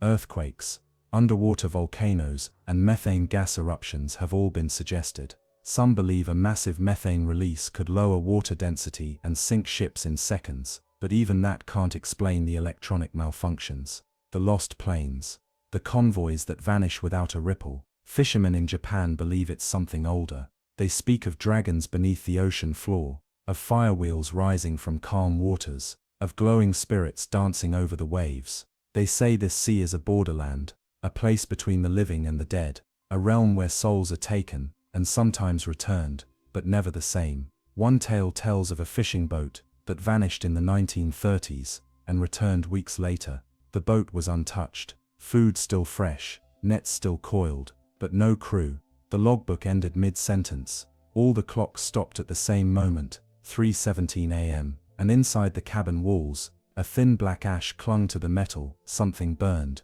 yet left no fire. Modern sonar scans show strange formations on the seafloor, towers, ridges, rectangles, almost like ruins, sunken structures from a time before memory. Some believe this is the last remnant of a lost continent. Lemuria, Mo, civilizations buried by rising seas after the Ice Age. Others say it's something even older, a tear in Earth's magnetic veil, a vortex. Magnetic readings support the idea, fluctuations, inconsistencies, areas where the sea doesn't act like the rest of the world. And perhaps most haunting of all is what hasn't disappeared, but what has survived. In 1997, a Russian submarine patrolling near the Devil's Sea picked up a vibration, a deep rhythmic pulse. It echoed through the hull like a heartbeat. They thought it was an earthquake, but their sensors showed silence, no movement, no vents, just the pulsing sound. It lasted 43 minutes. To this day, no one knows what it was. The Devil's Sea remains unmarked, unrestricted, open to ships and aircraft. But those who pass through, especially after dark, describe something else, a weight, a presence, the sense that the ocean there breathes differently, where silence means more than quiet, where vanishing is not an accident. The ships that disappeared were never seen again, the research vessel never returned, and the sea gave nothing back, only questions, only silence, only stories that echo like fading voices across the waves. The first documented sighting came from a Soviet fishing vessel in 1959. The Korskaya, a mid-sized trawler, was operating near Novaya Zemlya when the crew spotted a cluster of lights beneath the surface arranged in a perfect triangle. At first they assumed it was another vessel, perhaps a submarine using new sonar equipment, but the lights did not behave like any known craft. They moved slowly, then suddenly accelerated to impossible speeds before vanishing into the deep. Instruments on board malfunctioned during the encounter, and for 30 minutes, the crew experienced a ringing in their ears and a metallic taste in their mouths. When the lights disappeared, everything returned to normal, except the weather. A blizzard blew in out of nowhere, hammering the ship with wind and snow, despite forecasts predicting clear skies. It was as if something ancient had stirred beneath the ice. In the years that followed, the stories continued. Most were dismissed as hallucinations, optical illusions, or side effects of prolonged exposure to the cold and isolation. But in the early 1970s, the Soviet Navy began receiving too many reports to ignore. Submarine crews began to whisper about the glass lights, objects that would appear at depths beyond sonar range, glowing faintly, as if observing from the black. Sometimes, they would rise slowly, hovering just beneath the hull before darting away. Others claimed to hear low-frequency hums that resonated through the steel of the submarine, triggering headaches, nausea, and in rare cases, disorientation so severe that navigation systems had to be shut down and restarted. One mission, declassified only recently, involved the nuclear submarine K-432, which was patrolling near the Svalbard archipelago in 1976. Late one night, the sonar operator picked up an anomaly, something large but silent. No propeller noise, no cavitation, just a smooth gliding presence that mirrored the submarine's every move. When the crew shut off their own engines and drifted silently to listen, they still heard it. A rhythmic pulsing sound, almost like breathing. Then the lights appeared. They surrounded the submarine in a wide circle, at least 10 separate sources, glowing with a pale greenish-blue hue. Each was equidistant from the others, perfectly symmetrical. The captain described it in his log as a choir of eyes watching us from the dark. For 13 minutes, the lights remained unmoving, as if waiting. Then they blinked out one by one in a slow pattern, clockwise, until only one remained. It stayed for a moment longer, pulsed 3 times, and vanished. What's strange isn't just the lights or the sounds, it's how often time seems to behave differently during these encounters. Several crews reported that their internal clocks desynchronized.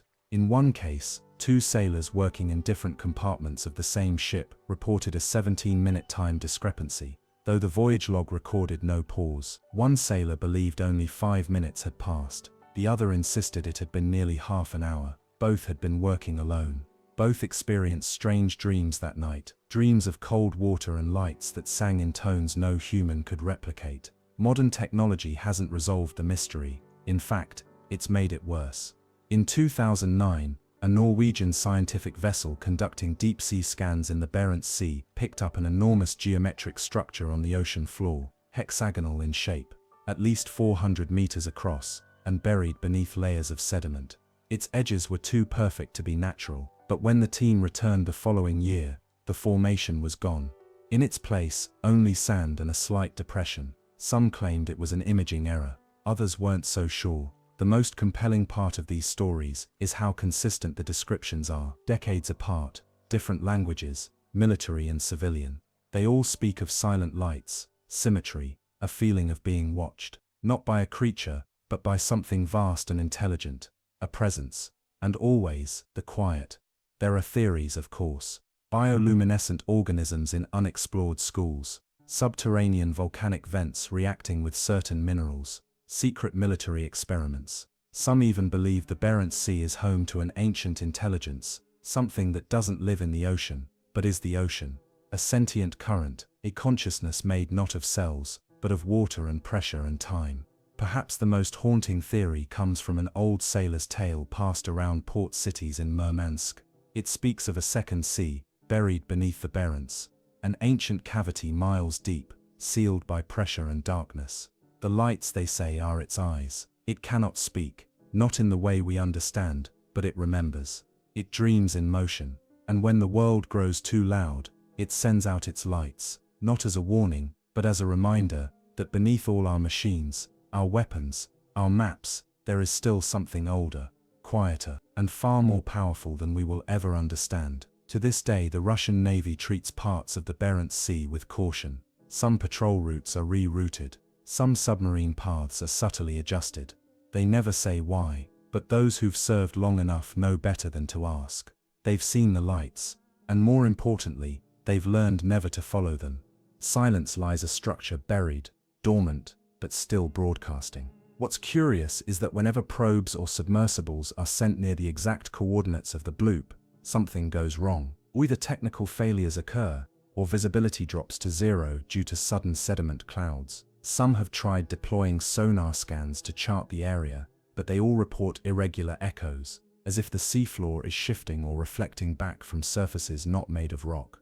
The water pressure here is no different from other deep regions. And yet, time and again, unmanned equipment shows signs of stress far beyond what should be expected. A Norwegian deep-sea cable snapped during what should have been a routine deployment. Its operators reviewed the footage before the break, and saw nothing but darkness. Then static. It is perhaps the absence of life that is most chilling. Other parts of the Pacific, even in great depths, teem with bioluminescent creatures and microscopic plankton. But Point Nemo's water samples often come back strangely sterile, not lifeless, but reduced, as if something is filtering what can exist here, allowing only what it chooses. There are ancient Polynesian legends that speak of a god who lives beneath the ocean's heart, a god who breathes once every 1,000 years. They say his breath brings silence, and his eye is a place where no man should dwell. Modern scholars often dismiss these stories as poetic metaphors. But when you stand on the deck of a ship near Point Nemo, with no birds overhead, no ships on the horizon, and only the deep rumble of the ocean's forgotten pulse below, it's easy to believe that the legends might be closer to truth than we realize. Point Nemo doesn't just mark the most distant place from humanity, it feels like a doorway, a silent gate between worlds we can't yet measure. Perhaps that's why the sky wreckage is sent there, one fiery capsule at a time, not just to sink into the sea, but to be hidden, buried in the one place where we assume no one will ever look, but someone or something might already be watching from the other side. Silence lies a structure buried, dormant, but still broadcasting. What's curious is that whenever probes or submersibles are sent near the exact coordinates of the bloop,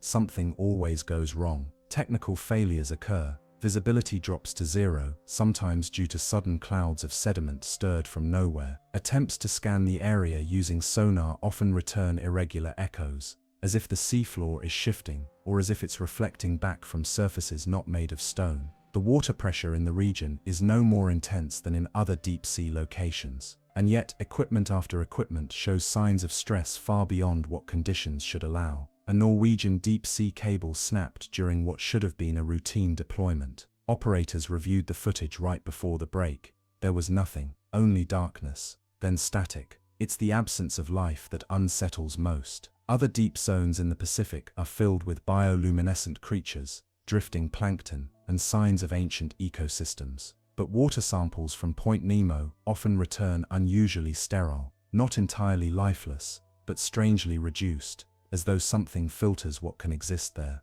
as though it permits only certain things to pass. Ancient Polynesian legends speak of a god who breathes once every 1,000 years beneath the ocean's heart. His breath, they say, brings silence, and his eye is a place no man should dwell. Modern scholars call these metaphors, but when you stand aboard a ship, out there in the center of nothing, no birds above, no ships on the horizon, only the deep, pulsing quiet below, it's easy to believe that maybe the myths are right. Point Nemo is not just the most remote place on Earth. It feels like a doorway, a silent gate between worlds we've never measured. Perhaps that's why the sky's dead machines are sent there, one fiery capsule at a time, not just to sink, but to vanish in the only place we assume no one will ever look. But maybe someone or something already watches from the other side. In the cold depths of the Baltic Sea, between Sweden and Finland, lies something that has defied explanation since it was first discovered in 2011.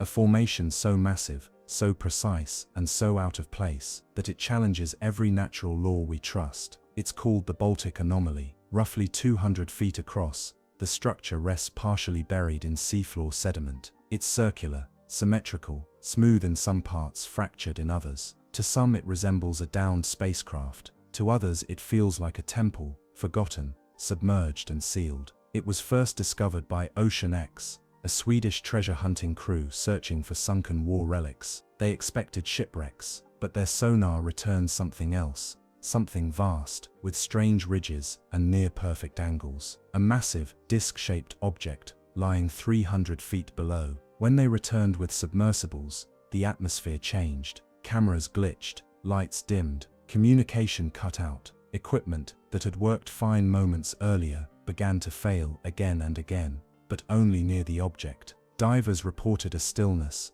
one not just felt in the water, but in their minds, as if sound itself had been pulled away. What they saw was stranger still. The surface wasn't stone, or if it was, it wasn't natural. Some parts were grooved like machined metal, other areas cracked and blackened, as if scorched. Samples revealed elevated levels of manganese and rare earth elements usually found in meteorites or advanced alloys, not the Baltic seabed. And then there were the shapes, perfectly straight lines, 90-degree angles, a raised circular platform with evenly spaced edges, even a stair-like slope leading toward what appeared to be an opening. But that entry was blocked, or maybe it had been sealed long ago. The deeper they studied it, the stranger it became. Theories multiplied. Some experts insisted it must be a glacial deposit from the Ice Age, but even they admitted, glaciers don't carve symmetrical disks, they don't trigger electrical failures, and they don't leave behind rare metals. Others suggested it was a buried shipwreck,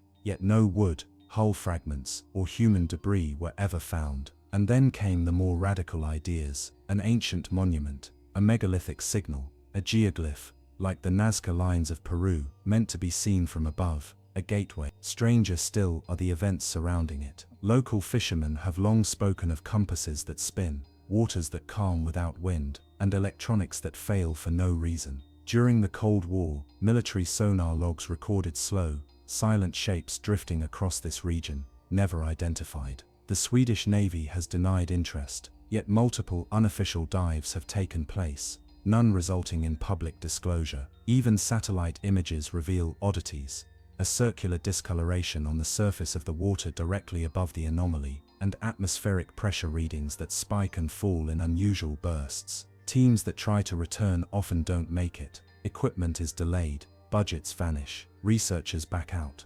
Quietly, one diver later said he dreamed for months of a sealed stone gate, underwater covered in symbols he couldn't read, but somehow understood. He eventually retracted his statement, cited stress, decompression effects, but his teammates never contradicted him. The truth is, no one knows what this structure is. Not a wreck, not a ruin, something placed, not lost. It does not welcome entry. It does not yield to tools or time. It waits, in silence, unmoved, watching from beneath the grey waters of the Baltic. Whether ancient temple, broken craft, or something older than memory, it stands alone, a monument to the unknown, not buried by time, just hidden, waiting for someone to ask the wrong question, or find the wrong door. A series of naval vessels vanished without a trace. Among them was the Kaio Maru Noa 5, a research ship assigned to study underwater volcanic activity. It departed on a routine mission and was never seen again. Its last known location placed it directly within the heart of the triangle. No wreckage was recovered. No distress signal was sent. It was as if the ocean had quietly reclaimed it. In response, Japanese authorities suspended all further exploration of the region. Quietly, years later, private exploration teams mapping the seabed found something else. Roughly 100 meters below the surface in the triangle's southern sector, sonar revealed a massive structure, rectangular, stepped, and lined with repeating ridges. At first glance, it looked like just another underwater cliff, but as the scans deepened, anomalies emerged. The formation had terraces aligned with the cardinal points, wide, flat corridors, stone blocks arranged in such precise order that nature alone could not explain them. Divers who approached the structure didn't just face technical problems, they experienced physical distress. One diver reported a wave of nausea and dread upon nearing the site, as though he had entered a place that rejected life itself. Others spoke of temperature drops and spikes, unconnected to any vent or current. Lights flickered. One experienced diver passed out as he reached a lower tier of the formation, and yet the structure persisted. Some believe it ties into ancient legends. Before it was ever called the Dragon's Triangle, this area was whispered about in ancient East Asian texts. Chinese records described a sea of demons to the east, where mists swallowed ships and lights danced on the waves. Japanese myths spoke of sea dragons guarding underwater palaces, not built for battle, but for observation. Some researchers suggest this underwater structure could be a remnant from such a time, a sunken city, a fortress designed to survive the sea's wrath. But others think it is not a ruin at all, not something broken, but something sleeping. Fringe theorists claim it's not human, that it's not ancient, but alien, that it's not a city, but a vessel, not abandoned, but dormant. Sonar scans suggest hollow chambers within, domes, enclosed vaults, places where echoes bounce in unnatural ways. Metallic readings show unusual alloys, and even fragments of vitrified material. Stone turned to glass by heat far exceeding any nearby volcanic source. This wasn't formed, it was forged. And then there's the silence. Hydrophones placed near the structure register less ambient noise than expected, as though sound itself is absorbed. A bubble of quiet, sitting in one of the planet's most active and violent seas. Marine life avoids it, not just casually, but absolutely. Schools of fish part around it. Larger creatures keep their distance. It's not lifeless, it's avoided. It repels life. A black hole in the ocean's living web. And still people try to investigate, but attempts to explore the anomaly often fail. One expedition, funded by a European university, lost their remotely operated vehicle minutes after it began its descent. Another team recorded bursts of interference, sharp static, a deep rhythmic pulse, like a beacon, or a warning. The signal has never been explained. While official science urges caution, something undeniable lies beneath the Dragon's Triangle. It doesn't belong to any known history. It remains untouched by time, and untouched by explanation. Whether a monument, a machine, or something forgotten by human memory, it waits, in silence. Beneath the waves, a fortress, a tomb, or a gate we were never meant to open. Beneath the sapphire waters of the western Pacific lies the Philippine Trench, one of the deepest scars on the ocean floor, stretching more than 800 miles along the eastern coast of the Philippines. This abyss plunges nearly 34,000 feet, but within its folds, hidden among its shadows and ridges, is a mystery whispered between sailors and marked in old maritime charts with a warning: the vanishing reef, a place that appears and disappears. It began with a report, one dismissed as error, in the late 1970s. A Japanese hydrographic vessel detected a sudden rise on the seafloor, a ridge, 2 miles long, 800 feet high, too large to be coral, too deep for light to reach. The captain recorded the structure and moved on.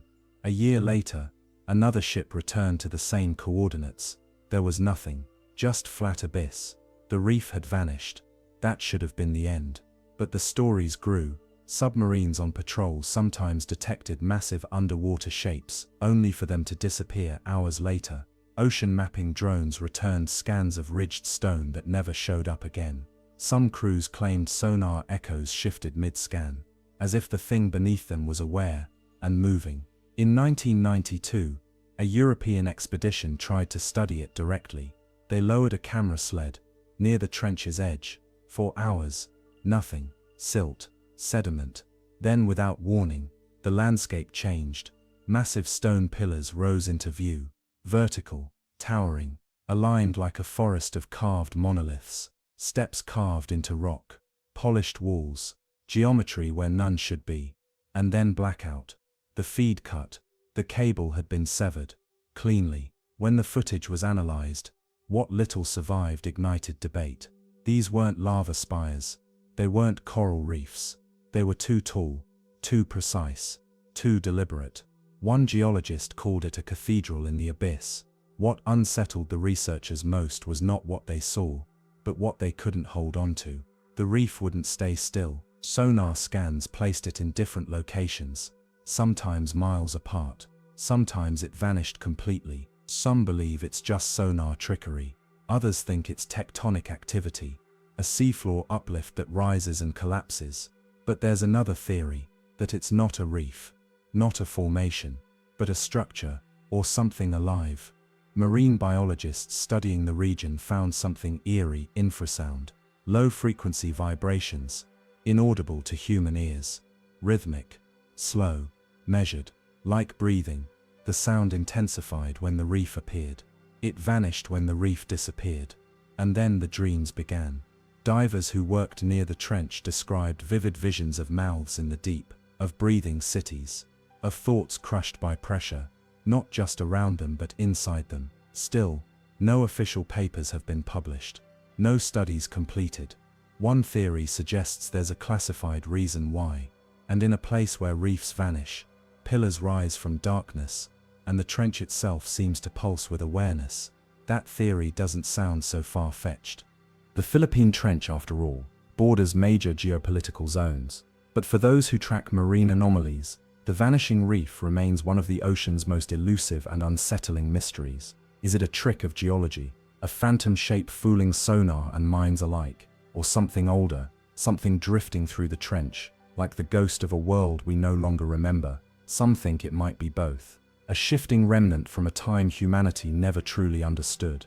That possibility lingers in the minds of those who've seen the footage, heard the pulses, or passed quietly above it under a moonless sky. Because not all forbidden places lie above the waves. Some wait in the dark below, hiding when watched, emerging when forgotten.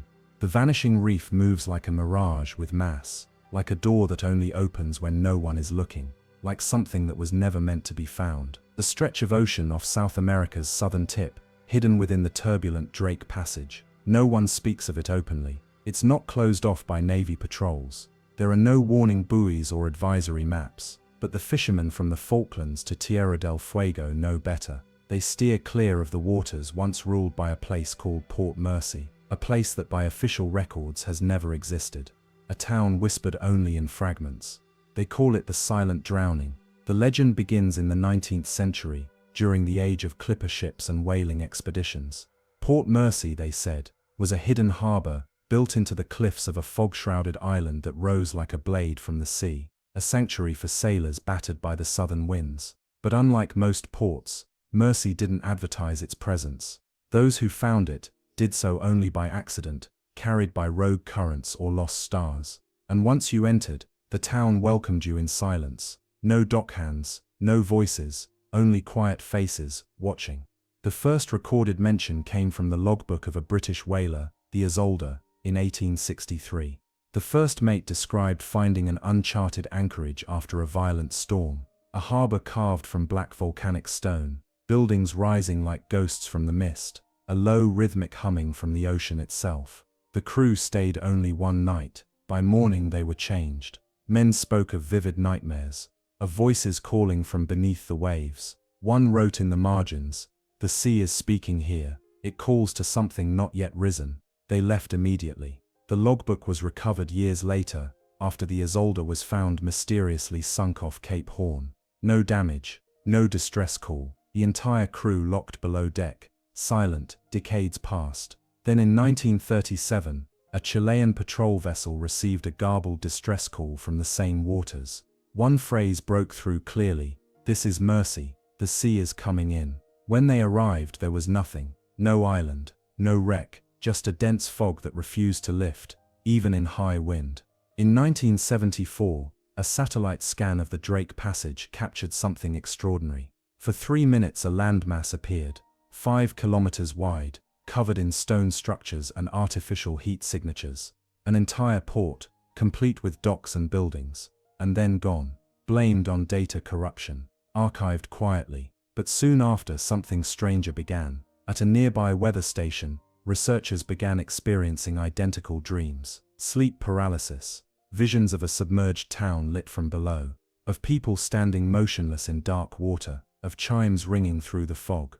3 of the station crew walked barefoot into the ocean in the middle of the night. They survived but didn't speak for weeks. One of them eventually scribbled a single phrase again and again in his notebook. "It's not an island, it's a memory." Today Port Mercy is treated like folklore, a ghost location. Nothing appears on modern maps. No wrecks have ever been found, but the sea remembers. Oceanographers monitoring the region have recorded strange sonar pulses, resonances like cathedral bells, spaced too perfectly to be natural. Ships report compass deviations, engine stalls, and sometimes hours missing from their logs. Some now believe Port Mercy wasn't a settlement that drowned. It was meant to drown. A prison, a tomb, not for people, but for something else. The silence, the hums, the voices underwater, all remnants of a ritual that once held something at bay. And when the tides shift just right, when the fog returns, the memory rises, not in sight, but in presence, like a breath waiting beneath the waves. To this day the waters above Mercy remain unnaturally still. Winds die, the sky stretches wide and quiet, and sailors, even modern ones, fall silent when passing near. It is somewhere below the drowned walls of a forgotten town. Remember what it meant to stand under open sky, and if you listen long enough, you might hear the chimes, not calling you in, but warning you away. Off Canada's eastern coast, beyond the grip of routine shipping lanes, lies a region few will speak of. Locals call it the Sable Throat, a cold corridor of sea near the Sable Island bank. Not dangerous because of storms or sandbars, but because of something deeper, something older, something that doesn't show up on radar. The water here doesn't pull downward, it pulls inward. Fishermen teach their apprentices simple rules. If the gulls vanish, turn back. If the engine hums but the boat won't move, turn back. If the water flattens like oil and the air grows still, do not wait to see more. These aren't ghost stories, they're survival guides. The first documented case was in 1912. A vessel named Glenken returned 2 weeks late from a cod run. The ship was intact, supplies untouched, but the crew broken. 19 of the 28 men refused to ever sail again. The captain was found in his cabin, blindfolded, whispering numbers in perfect rhythm. His logbook showed a drawing, spiraling arrows encircling a black dot. Beside it, a single sentence, "The water bends backward." Strangest of all, the Glenken had been outfitted with one of the first modern navigation gyros. When reviewed, the data showed something impossible. The ship rotated 360 degrees, while still moving straight. as if the sea had twisted around them. In the decades that followed, whispers of a spiraling pull grew louder. Air patrols watched blips vanish from radar. The water shimmered, not with motion, but with perfect stillness, like a mirror tilted toward a sky that doesn't belong. In 1971, a research team from the University of Ottawa tried to study the current. They launched 4 submersible buoys, each with sonar, tracking data, and broadcast systems. Within 3 hours, every signal went silent. Not failed, just gone. 1 week later, a buoy washed ashore in Iceland. Not dragged, not drifted. It had moved against the current. Somehow, the lost buoy crossed the Atlantic in 5 days. Not dragged, not pushed by any known current. It simply appeared washed ashore near Iceland, slick with oil, its frame undamaged, but its internal clock was 10 hours behind, and carved into the buoy's metal casing was a symbol, a spiral, perfectly smooth, drawn inward without an endpoint, tighter and tighter, until the metal itself had begun to warp. Among Atlantic sailors, the signs are now quietly passed on. If your instruments begin to lose time, if your sonar shows loops where only flat seabed should lie, if the engine hums but the propeller doesn't spin, you're at the edge of the sable throat. And then come the dreams. Fishermen report waking visions of submerged staircases, voices whispering in languages that do not echo. And one captain, who barely escaped the current when a sudden storm dragged his ship free, claimed his radio began opening on its own. Every night, 2:14 a.m., a single low tone. No matter how many times the radio was replaced, the tone returned. To this day, no government agency acknowledges the spiral zone. No official maps mark it, but flight paths curve around it. Research ships detour. Coast Guard warnings repeat one vague advisory: avoid unnecessary activity in the southern Sable Zone. Currents unpredictable. Navigation may be unreliable. And then there's the tavern tale, shared once a year in Halifax, only when the wind turns sharp and the lights flicker more than usual. An old sailor, now long gone, told of a 5th buoy, one that never washed up, one that came home. It was found floating outside the harbor, slick, intact, silent. Inside, no data, just a single slide of undeveloped photographic film. When processed, it showed something chilling. A spiral staircase beneath the ocean, descending into a void. No walls, no fish, no light, just stairs, symmetrical and endless, spiraling into nothing. The sable throat is not forbidden by law, but it's marked in memory. The sea there doesn't roar, it doesn't rage, it waits, still, polished, like a mirror looking inward. And those who return from its pull say the same thing. It wasn't dragging us down, it was pulling us in. The equatorial silence of the South Pacific, between the Cook Islands and Easter Island, there lies a trench so rarely spoken of. It doesn't appear on maps. Its name is whispered across the archipelagos, Narnia. The word doesn't translate easily. It means something like that which is buried in the deep, but it also carries weight. The kind of weight attached to forgotten things, to memory sealed beneath the sea. The Narnia Trench isn't the deepest, nor the most chaotic. No vents, no earthquakes, no violent currents. Its danger lies not in motion, but in stillness. Stories speak of something carved far below the surface, a grid, miles wide, etched into the ocean floor, not random, not geological, but precise. Intersecting lines, right angles, corridors aligned to the stars. The first hint came in the 1990s. A satellite imaging pass, meant for tracking seasonal algae blooms, flagged something strange. A region that reflected sonar pulses, too cleanly. It wasn't louder, it was structured, as if the ocean floor wasn't mud or rock, but metal, or something shaped like it. Blurred images showed faint grid lines, miles of symmetry. A drone was sent, quietly, without press. The live feed failed, but one frame survived. It showed platforms, square, smooth, partially overgrown, 9 across, 9 down, corridors wide enough for submarines to pass between. After that, interest in the trench spiked, then vanished. Funding pulled, access revoked. Agencies intervened. The trench was suddenly labeled geologically inactive, ecologically sensitive. Ships were told to stay away due to survey interference. a phrase that meant nothing, yet silenced everything. But the Polynesians remembered. Their elders had always warned, Narnia was once a city, not destroyed, but lowered, buried, not by flood, but by choice, to keep what it knew out of the wrong hands. One ancient chant tells of silver pillars, where light obeyed, thought, and vaults of stars beneath the sea. The ancestors, they say, Did not build walls, they folded the city into the ocean like a page. In 2006, a rogue crew from New Zealand disguised a dive mission. see, They never reached the trench's center, but what they found near its edge still echoes. At 7,000 meters, the pressure began to distort the audio feed. normal, At first, then rhythm. 2 tones, pulses, Not sonar, not whales, chimes. They came in clusters. 5 beats, pause. 5 more, then a shift. It resembled music. But not from any known scale. When reversed, the pattern mapped precisely to constellations visible only during the southern solstice. One engineer became disoriented. He was later found tracing squares across the metal walls of the cabin, whispering only, "Remember." The submersible was pulled up. Most of the data was locked away, but a single leaked frame surfaced years later, briefly, on an encrypted file share. It showed a tower.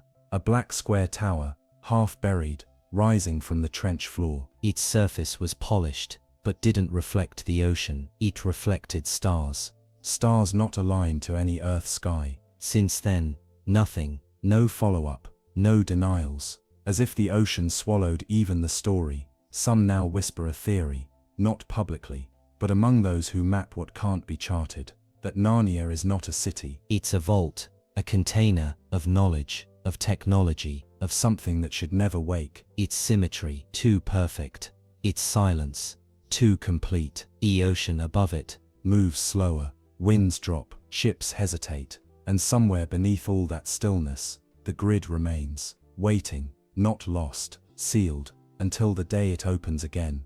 On an obscure Royal Navy chart from 1834, there is a pencil mark, unlabeled, unexplored beside a blank zone in the southern Indian Ocean. No crew logged its discovery, no captain wrote it into their log, and yet, there it is, Badlow Reef, a perfect spiral suspended in shallow waters where no reef should exist, not clinging to a shelf, not rising from a volcanic ridge. It floats where it shouldn't, anchored in the improbable. Unlike jagged coral atolls shaped by erosion, Badlow forms a Fibonacci spiral, following the golden ratio with unnatural precision. The spiral unfurls across nearly 2 kilometers, constructed not from coral, but from dense, dark limestone laced with metallic flecks that glint in overcast skies. From above, the spiral is mesmerizing. The water mirrors it. Pilots report vertigo, a pull, like the air itself is being drawn downward into the spiral. Military aircraft have diverted courses after experiencing compass failures and erratic altimeter readings.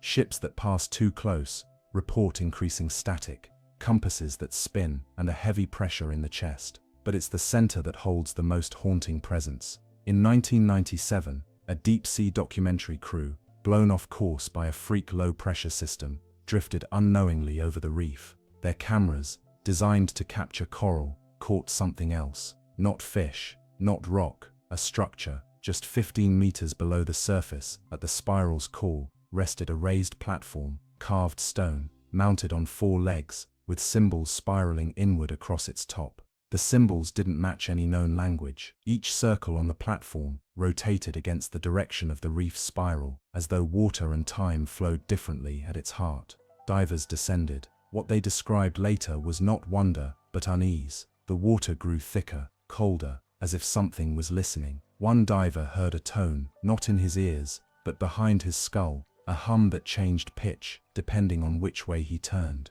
When he faced the platform, the hum grew louder. When he turned away, it stopped.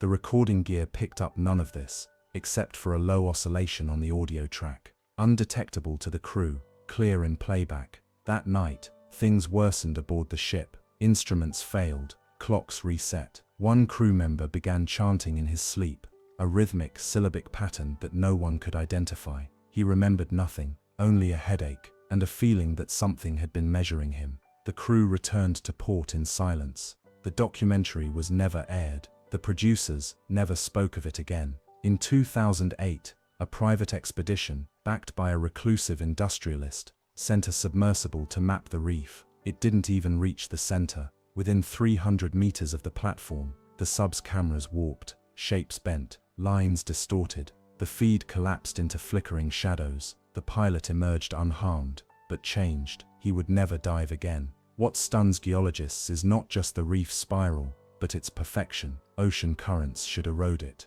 Time should scatter it. But year after year, it remains exact. Some theorize it's a freak result of mineral magnetism. Others whisper it is a seal, not of coral, but of design. A containment, not ancient ruins, but something deliberately locked away. The spiral isn't protecting us from what's inside. It's protecting what's inside from us. Today, the area is marked as an ecological preservation zone. No permits, no buoys, no studies, just a quiet erasure. And if you get too close, your GPS won't work anyway.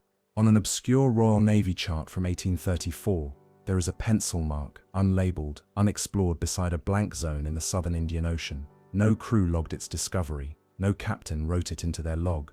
And yet, there it is, Badlow Reef, a perfect spiral suspended in shallow waters where no reef should exist. Not clinging to a shelf, not rising from a volcanic ridge. It floats where it shouldn't, anchored in the improbable. Unlike jagged coral atolls shaped by erosion, Badlow forms a Fibonacci spiral, following the golden ratio with unnatural precision. The spiral unfurls across nearly 2 kilometers, constructed not from coral, but from dense, dark limestone laced with metallic flecks that glint in overcast skies. From above, the spiral is mesmerizing. The water mirrors it. Pilots report vertigo, a pull, like the air itself is being drawn downward into the spiral. Military aircraft have diverted courses after experiencing compass failures and erratic altimeter readings. Ships that pass too close report increasing static, compasses that spin, and a heavy pressure in the chest. But it's the center that holds the most haunting presence.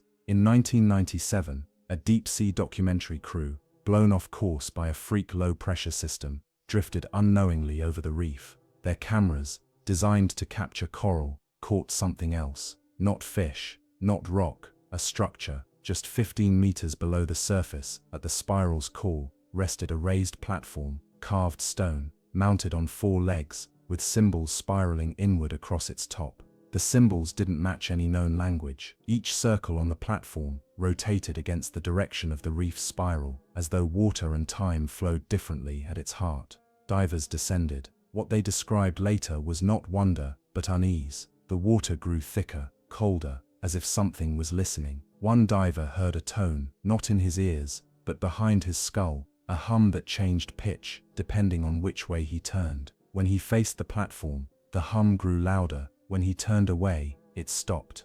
The recording gear picked up none of this, except for a low oscillation on the audio track. Undetectable to the crew, clear in playback. That night, things worsened aboard the ship. Instruments failed, clocks reset. One crew member began chanting in his sleep, a rhythmic, syllabic pattern that no one could identify. He remembered nothing, only a headache, and a feeling that something had been measuring him. The crew returned to port in silence. The documentary was never aired. The producers never spoke of it again. In 2008, a private expedition, backed by a reclusive industrialist, sent a submersible to map the reef. It didn't even reach the center. Within 300 meters of the platform, the sub's cameras warped, shapes bent, lines distorted. The feed collapsed into flickering shadows. The pilot emerged unharmed, but changed. He would never dive again. What stuns geologists is not just the reef spiral, but its perfection. Ocean currents should erode it.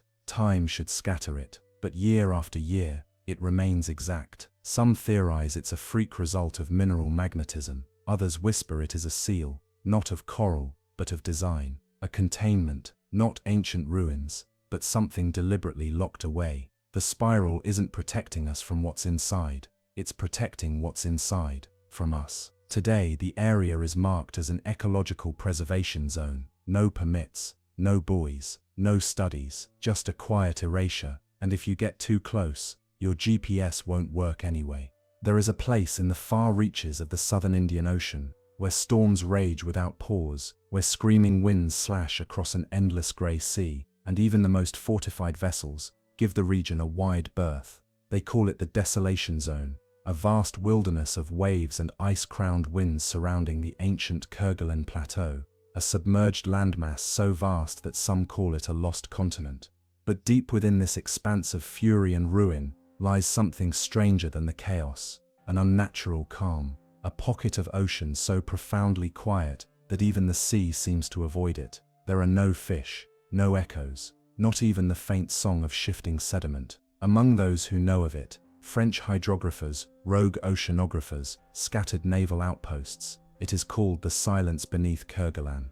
It was first recorded in 1982 during a series of acoustic surveys intended to map the underwater topography of the plateau.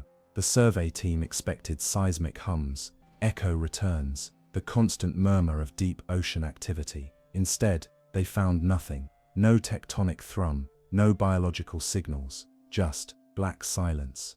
The instruments weren't broken, they worked fine elsewhere. They simply recorded absence, a stillness so complete. One technician described it as a pressure on the soul. Divers sent to investigate the periphery returned shaken. One said, "It felt like time moved wrong." Another whispered, "It was like being inside something vast and alive." Hydrophones later dropped into the zone, captured not silence, but structured pulses, long, harmonic tones, precisely spaced, not sonar, not wails, something deeper. Waveforms revealed patterns, almost linguistic, but not human, a musical encryption built on dissonance, as if something below was attempting to speak in a language it didn't understand. And in between those pulses, always, was a low rising drone, a vibration in the bones, like something waking up. In 2007, a Russian survey ship entered the silent zone. For 3 days it vanished from all contact. When it reappeared, it was adrift, engines cold, power drained. The crew was unharmed, physically, but their eyes were vacant. Every clock on board had stopped at exactly 4 hours 17 minutes and 36 seconds. One crewman, days later, scribbled only one sentence before falling silent. "We heard it breathing." Since then, no official expeditions have returned, but the silence remains. It is not hostile, it does not attack, it simply waits. A negative space in the heart of the ocean, a veil, not a void. Between Sweden and Finland lies a narrow stretch of sea where ships drift strangely, where echoes do not fade but repeat loops of ghost movement, with no mass behind them. Among veteran navigators and classified Nordic sonar studies, it has a name whispered only off record: the Ghost Corridor. The phenomenon began in the late 1980s with a string of civilian disappearances, not during storms, not during winter. These were clear day vanishings. Boats vanished on calm waters, no distress calls, no signs of struggle, and when found, weeks or months later, they were adrift, undamaged, radios still tuned, meals half-eaten, life jackets untouched. But the people, gone. Over time, a pattern emerged. All the boats drifted southwest, always stopping near the same coordinates before the engines failed. It was as if something had pulled them to that place, then released them, having taken what it wanted. In 2011, a Swedish expedition, funded by a private team of deep-sea explorers, set out to investigate what they believed might be a magnetic anomaly. They expected natural explanations. Instead, they found something else entirely. 300 feet below, their sonar revealed a massive circular formation, 200 feet in diameter, perfect edges, strange grooves running along the perimeter. It didn't resemble seafloor, it resembled a structure. Images showed something that looked eerily like a spaceship, complete with what appeared to be a ramp leading into a curved dome. News outlets dubbed it the Baltic Sea anomaly, but the coverage disappeared almost as quickly as it surfaced. What happened next was more disturbing than the shape itself. As the submersibles approached the anomaly, every piece of electronic equipment began to fail. Lights flickered, cameras died, sat phones went silent, even the water grew still, as though it were absorbing motion. Divers who later descended to the site described a pressure that didn't come from the ocean's depth, but from a presence. One diver said, "It felt like the ocean was holding its breath, and somewhere in that breathless space, the echoes of missing ships still linger. The ghost corridor of the Baltic Sea. They say it feels like being watched by something that doesn't have eyes. Beneath the cold waters between Sweden and Finland, divers discovered a structure that shouldn't exist. Stone-like in texture, but made from elements not found in the surrounding seabed. Titanium, manganese, and other rare alloys. Too perfect to be natural, too strange to be explained. Some say it's synthetic, others go further.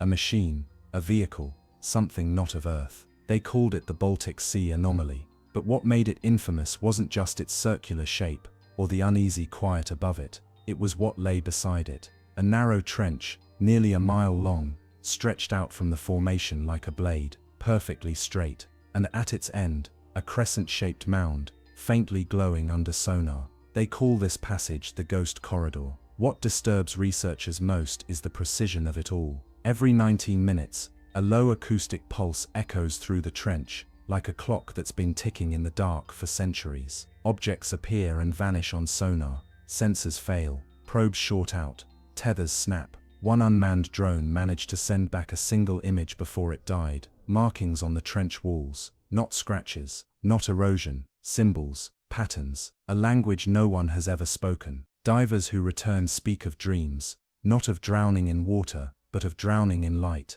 of voices whispering directly into their thoughts, of memories they don't recognize. One diver was later found carving the same symbols from the trench into his own arms. Even the birds behave strangely here. Seabirds veer off course, some drop into the water and never rise again. Above the trench, even the wind behaves like it's being held back. The waves ripple in unnatural curves, like the sea is breathing. There are theories, of course. Some blame military experimentation. Others believe it's an ancient fault line that echoes sonar in strange ways. But none of them can explain the dreams, or the missing time, or the feeling that something down there remembers you. In 2016, a final expedition ended in silence. Half the crew experienced memory loss and nausea within an hour above the trench. One clip survived. The sound vanished, replaced by a low, unbroken hum for 47 seconds. Then the camera jolted and went black. Today there's no warning buoy, no restricted zone, just silence, salt and a stretch of sea no one talks about. But every few years a signal appears, a ship disappears, and the rhythm, 19 minutes, always 19, begins again. Somewhere beneath, it waits, not for help, for return. South of Argentina's bustling ports, where the ocean turns cold and deep, there lies a region almost no one speaks of. Not forbidden, just avoided. They call it the Silent Zone, a trench at the southern tail of the Argentine basin that falls into a still, unnatural hush. Here the water does not churn, the air dies, and sailors whisper that the sea holds its breath. In 1991, a mission known as Marco 7 vanished for 72 hours. When contact resumed, the crew was intact, but shaken. Their leader, Dr. Claudia Sorelli, gave a fragmented report, then vanished from public life. Her log told of things not meant to be recorded: pulsing, luminous shapes, massive organisms, moving like one, light that breathed in spirals, a colony of jellyfish, too large, too intelligent, too coordinated. She never spoke again. Since then, divers report things no textbook can explain. Light that pulses in perfect harmony, sound too low for ears, humming only in the bones. Some call it communication, others say it's a warning. In 2007, an Argentine Navy vessel lost power near the trench. For 8 minutes, it drifted without engines, instruments blank, and then just like that, everything returned. There were no malfunctions, only a recorded spike in magnetic interference. No storm, no explanation. Fishermen speak of torn nets, of deep green whirlpools that form without wind, of vibrations in steel, of ships that vibrate like tuning forks. Argentina calls it geologically complex, but satellites show a blank spot in every shipping lane. The sea, it seems, has already redrawn the maps. Some believe a massive hydrothermal system lies below, but no heat is found. Only cold, deeper than the abyss should allow. Others say the abyss is a gate, not to somewhere else, but to something waiting. In 2013, a research station in the Falklands recorded a tone that lasted 43 minutes, a low rising sound, followed by pulses overlapping like the breath of machines. A week later, it happened again. Same time, same place. The sea does not offer answers, only echoes. To this day, the source of the signal remains unknown. Attempts to trace it failed, yet the recording still circulates quietly, used in training exercises on unexplained underwater acoustics. But despite the vanishings, despite the warnings, some are drawn to the abyss like moths to a flame. Independent divers, thrill seekers, and rogue researchers continue to test its borders, hoping to glimpse what others fear. Some return shaken, others not at all. One diver described his descent as entering a cathedral of silence, where something immense was watching but never spoke. Another claimed that as he neared the trench, he could feel his thoughts slow, as if something ancient brushed his mind with an emotion that wasn't his own. Is the silent zone of the Argentine abyss simply a convergence of misunderstood natural forces, or is it something else entirely? A living system, a buried intelligence, a hidden realm protected by the ocean itself. The sea has always buried its treasures beneath layers of silence, and here in the dark of the abyss, that silence does not feel empty. It feels full, like a secret refusing to be known.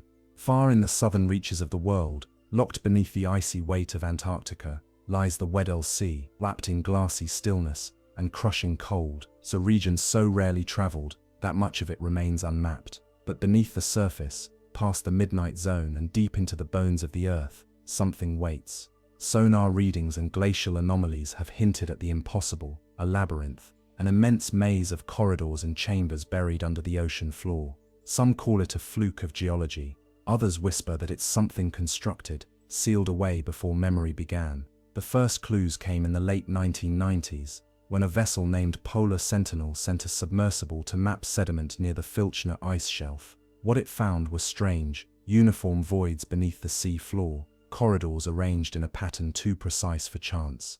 A follow-up dive was launched months later, but the sub vanished just before reaching its target.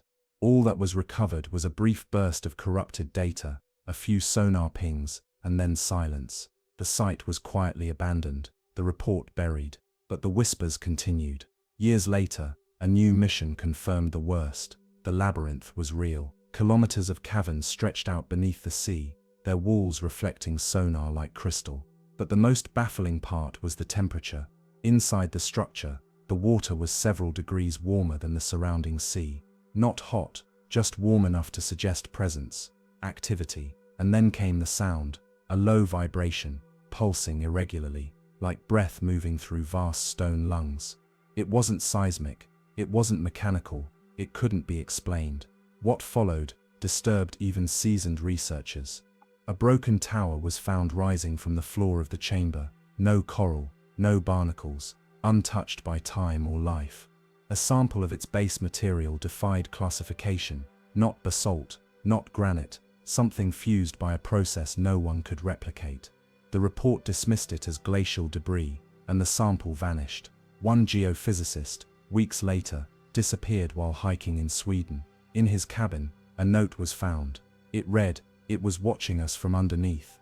The Weddell Sea has long been avoided by mariners. Weather turns savage without warning. Magnetic fields distort compasses. Even the ice seems to move with intent, breaking and reforming along unnatural lines. Some believe this is where Earth forgets its own rules, or where something older enforces new ones. The labyrinth remains, buried beneath tons of silence, humming with shapes no current can explain. Whether it is a cathedral, a vault, or an echo of something lost, one thing is certain: no current science can explain what waits beneath the ice. Past readings near the site were reported to spin erratically, and localized equipment often lost its ability to calibrate. While some attributed this to natural magnetic rock deposits, the surrounding geology didn't support that theory. The formations near the anomaly didn't match the known profiles of the region's seabed. It was as though the structure didn't belong there at all. As word of the anomaly spread, theories multiplied. Some suggested it was a glacial deposit shaped by retreating ice sheets. Others believed it might be the remnant of an ancient fortress lost beneath the waves after a tectonic shift. But what truly captivated researchers was not just the physical form, it was the pattern. Detailed sonar scans layered with 3D mapping revealed symmetrical indentations, rippling out from the object like frozen waves. They followed perfect intervals, almost musical in nature, as if the design was a message, not in words, but in geometry. Declassified documents from Swedish naval archives hinted at earlier encounters with this mystery. As far back as the 1950s, Cold War submarines had recorded odd sonar disruptions in the same region. Instruments misfired, sound twisted strangely, and no official explanation ever surfaced. One diver from the modern expedition later claimed he received an unmarked envelope after the mission. Inside was a satellite photo of the anomaly, taken over 10 years before its supposed discovery. The implication was chilling: someone had known about it all along, and they had chosen silence. Local folklore added another layer. Fishing communities long spoke of the Whispering Floor, a part of the sea where anchors slipped and nets tore without reason. In the deep fog-covered waters, sailors claimed to hear voices, not loud, not human, but murmuring up from beneath, as though the sea was trying to remember something buried long ago. Some say the anomaly is a remnant of a forgotten civilization. Others whisper of ancient technologies, crash landings, or vessels that never left because they weren't supposed to. But whatever it is, the structure remains. It sits in silence, unmoved, untouched by time, waiting. Those who've seen it rarely forget it. The Baltic holds many wrecks, but only one that makes you wonder if it wrecked itself, or if it was placed there. A monument to something humanity can't quite remember, or maybe something it was never meant to. Far out in the North Atlantic, in a stretch of ocean long feared by sailors, lies a formation almost no one speaks of by name. It's not marked on commercial maps, and there are no official warnings issued about it. Yet those who work these waters, the old captains, the salvage crews, even modern drone operators, know to stay away. They call it Sable Ridge, a strange elevation rising from the seafloor like a finger reaching up through the dark. But the danger here isn't from reefs or currents. It comes from something else, something that vibrates not in sound, but in feeling. A resonance you don't hear, but feel in your bones. A whisper that isn't spoken, but known. The first recorded encounter came during a classified British naval mission in 1964. Amid Cold War tensions, a specialized vessel fitted with experimental sonar was sent to survey signal anomalies off the Canadian coast, places where submarine pings would echo briefly, and then vanish entirely, as if swallowed by something hollow or intelligent. As the ship passed over what's now known as Sable Ridge, its sonar began to fail, not randomly, but in a precise rhythm. Every 9 minutes and 17 seconds, equipment would short or misread, like clockwork. The regularity disturbed the crew. One scientist wrote in his journal, "It doesn't feel like interference, it feels like a heartbeat." The mission was cut short, the logs were redacted, but among those in naval circles, quiet rumors spread that the ridge pulses, and the closer you get, the more it feels like something is pulsing back. Decades later, a private European research group returned, this time with autonomous underwater drones. From the moment the drones descended, strange things began to happen. The first returned with intact footage, but the contents were disturbing.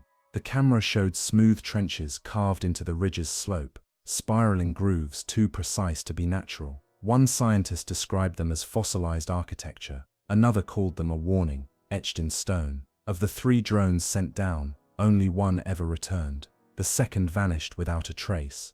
The third transmitted for 14 hours before its signal was suddenly swallowed, not lost to malfunction, but absorbed mid-transmission. When a recovery team searched the site, they found no wreckage, no debris, only an undisturbed patch of seafloor and pressure readings that suggested the ridge had released a sudden burst of current, as if exhaling. Even more unsettling was the absence of life. No fish, no plankton, no crustaceans. The water was clear, chemically neutral, but utterly sterile. It wasn't poisoned, it was erased. A dead zone in the most literal sense, a place where biology had been wiped clean, as though memory itself had been removed from the sea. Then came the dreams. A month after the expedition, the research team began experiencing lucid, shared dreams, each describing the same thing: circular structures illuminated by bioluminescent light, a staircase of stone that breathed, a ring of spires, and something watching in the middle. The details matched too perfectly to be dismissed. The team finally checked the raw hydrophone data. One frequency spike stood out, barely audible, layered in harmonics. When slowed and enhanced, it resembled a chant. 6 notes, silence, 6 notes again. It repeated for hours. Even more disturbing, the cycle measured exactly 917 seconds, the same interval recorded in the 1964 naval mission. Today, there are no sanctioned expeditions to Sable Ridge. The Canadian Coast Guard won't acknowledge it. Shipping lanes quietly bend away from the region. Satellites show nothing. But sometimes, odd signals still echo from beneath. Distant, rhythmic, perfectly timed. And those who study such things know, the ridge isn't just a place. It's a warning, something buried, not to be studied, but to be forgotten. In the warm turquoise waters off the coast of Havana, Cuba, lies one of the most puzzling and controversial discoveries ever made beneath the sea. It isn't a shipwreck, a trench, or even a typical lost city. What lies there appears to be something else entirely. An enormous complex of geometric stone structures resting deep under the Caribbean. Some call it natural, others are certain it's the ruins of a civilization. But those who've studied the sonar data call it something different altogether. The underwater vault of Havana. It all began with what was supposed to be a routine sonar sweep. In the early 2000s, a Canadian marine engineering team working for Advanced Digital Communications was conducting high-resolution scans of the seafloor in the Yucatan Channel.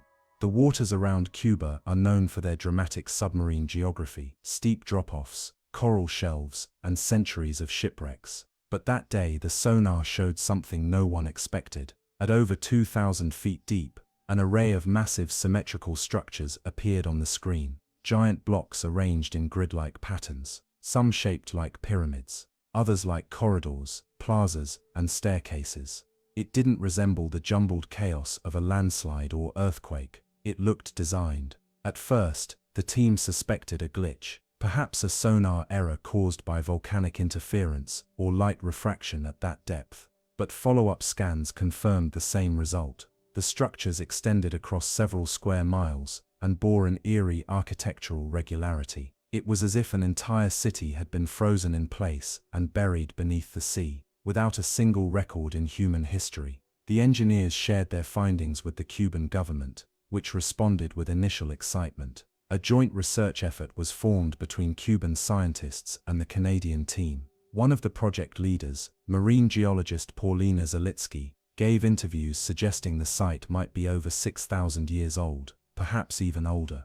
If true, it would predate the Egyptian pyramids and the earliest known Mesoamerican civilizations by millennia. Such a discovery would upend everything we thought we knew about early human settlement in the Americas and the rise of advanced culture.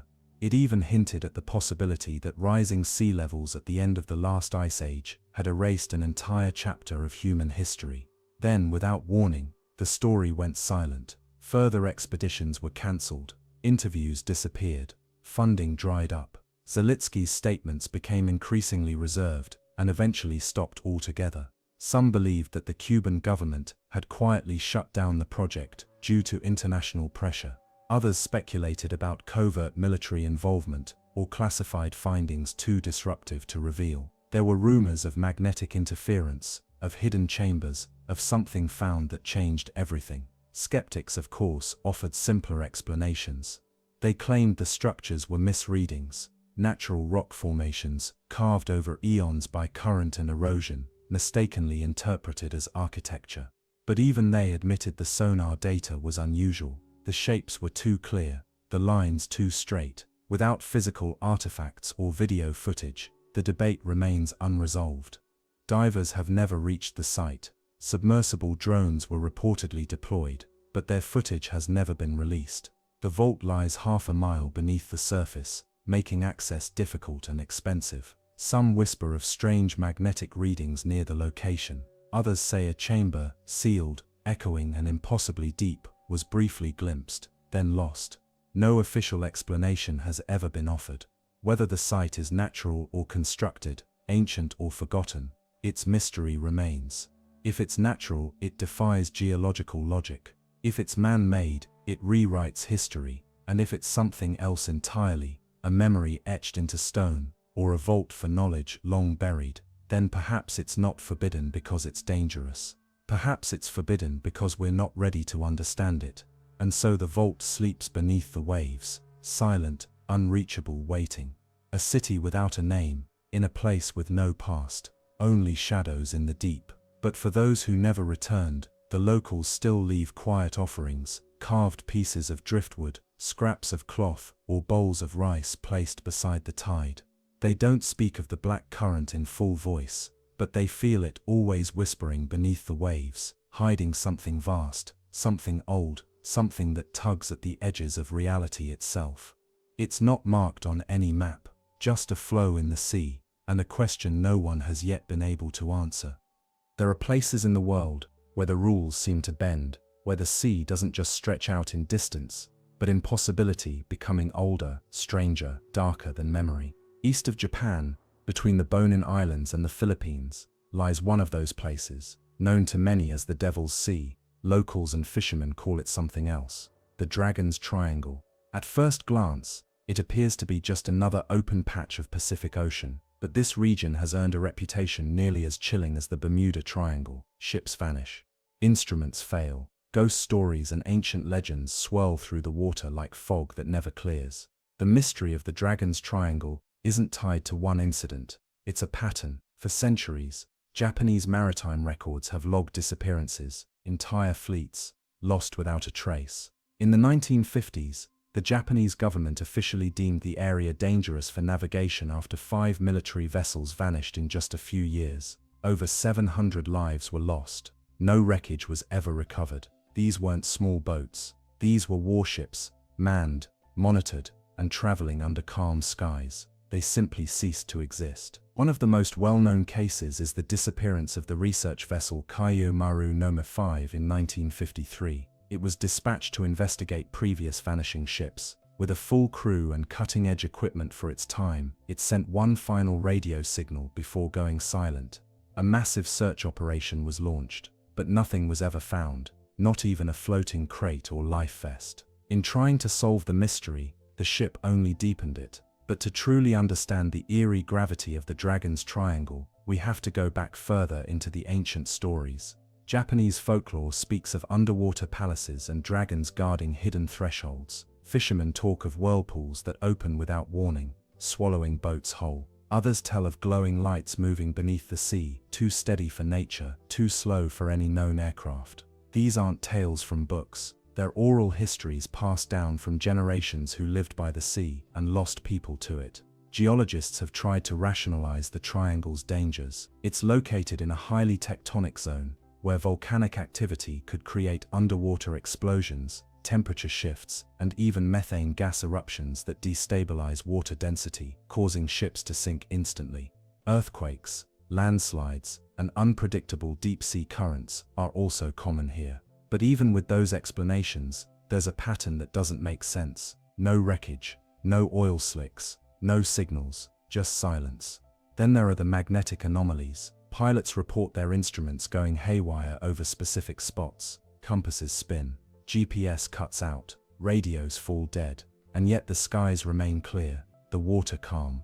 It's as if the very earth beneath the waves changes, and then resets as soon as you're clear of the zone. Some researchers say it's due to unique mineral compositions in the seafloor. Others believe it's something else entirely, an invisible boundary the ocean refuses to explain. Some survivors describe something even stranger, time distortion. One fisherman claimed he'd been at sea for hours, only to return and realize just 20 minutes had passed. Another remembered seeing stars overhead in broad daylight, just before his boat was engulfed in fog. Their memories were disjointed, and their clocks told a story their minds couldn't. Many draw comparisons to the Bermuda Triangle, but the Dragon's Triangle holds one key difference. It's less explored. While the Atlantic has been thoroughly mapped for trade and travel, this part of the Pacific remains largely untouched, riddled with unscanned trenches, volcanic arcs, and hidden ridges.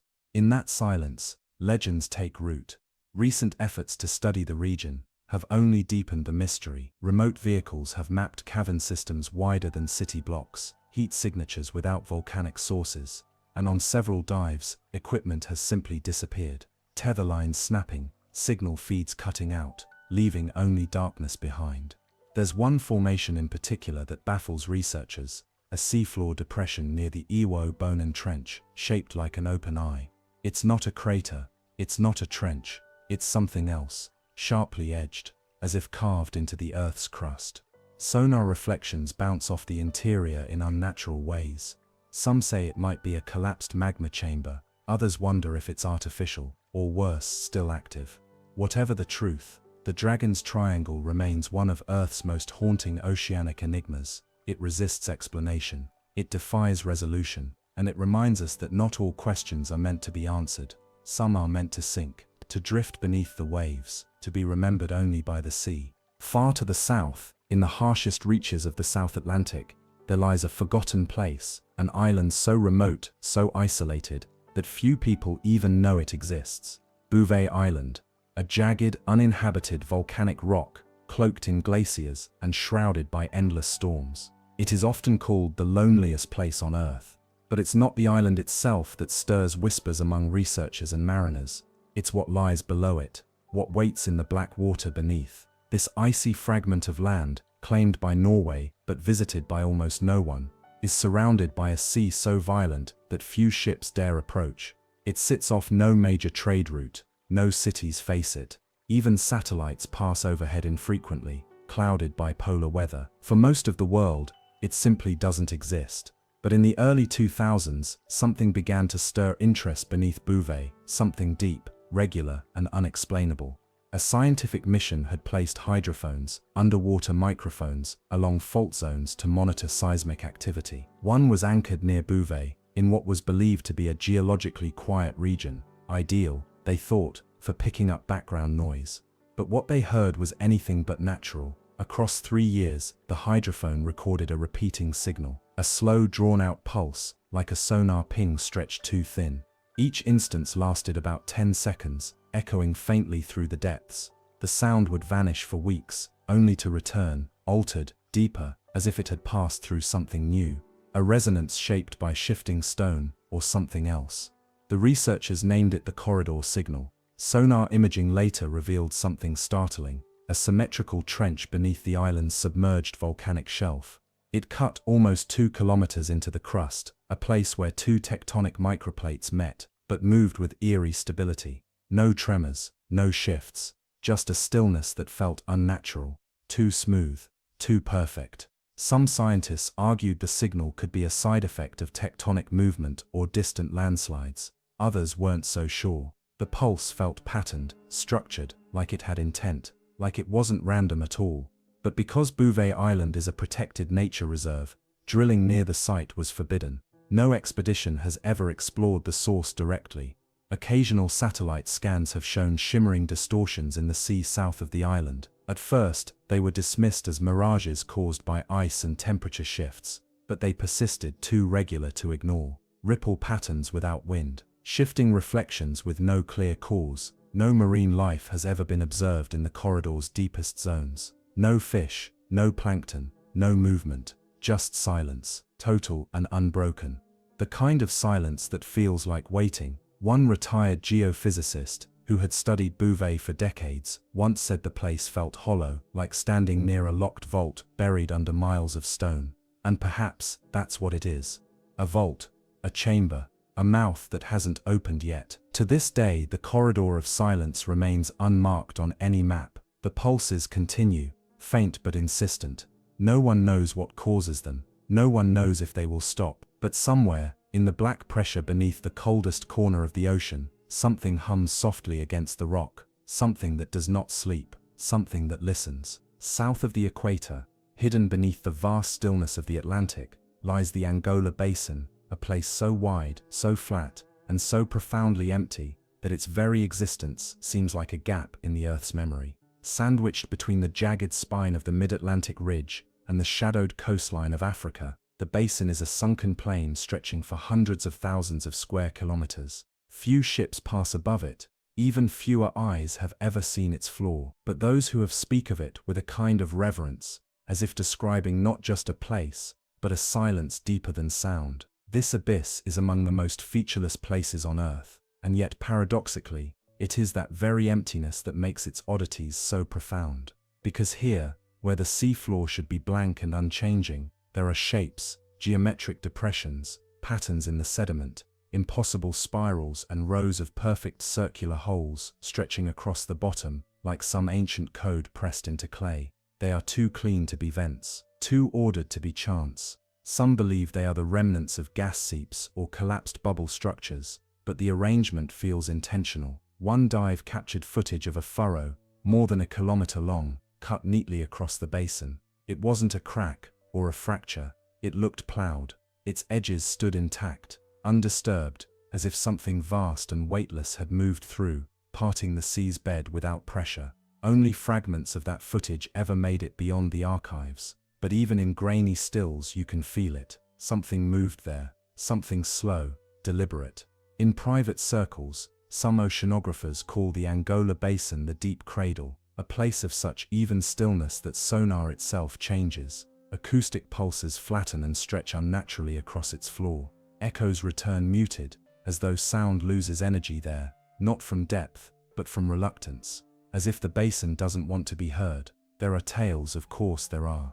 Whispers from crews who monitored hydrophones and claimed to hear low murmurs like distant breathing, of electromagnetic interference with no magnetic rock nearby, of fish that simply vanish from tracking scans when they cross a certain depth line. No bones, no signals, nothing, just absence, repeating like a ritual. One diver, who explored the fringes of the basin during a rare manned descent, described the water there as thick, not in visibility, but in presence. Like being watched, he said, not by something in the water, but by the water itself. There are theories of a buried structure, perhaps alien, perhaps ancient, of a hidden tectonic anomaly, a magnetic void, or even a downed object of unknown origin, swallowed before satellites ever saw it fall. But none are conclusive. None explain the trench, none explain the silence. What remains is the feeling, the stillness, the sense that beneath the Angola Basin, something has been resting for a very long time, not broken,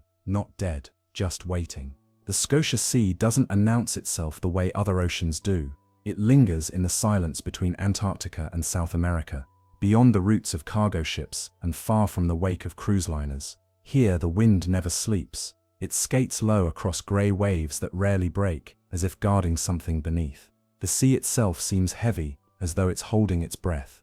Bound by the South Georgia and South Sandwich Islands to the north and the Antarctic Peninsula to the south, the Scotia Sea is geologically active, cut by deep trenches and volcanic ridges that scar the ocean floor. It's a place scientists classify as a sub-Antarctic basin, but that term does nothing to capture the eerie stillness, the way the water sometimes lies too calm or churns without warning, as if the sea were remembering something it wasn't supposed to.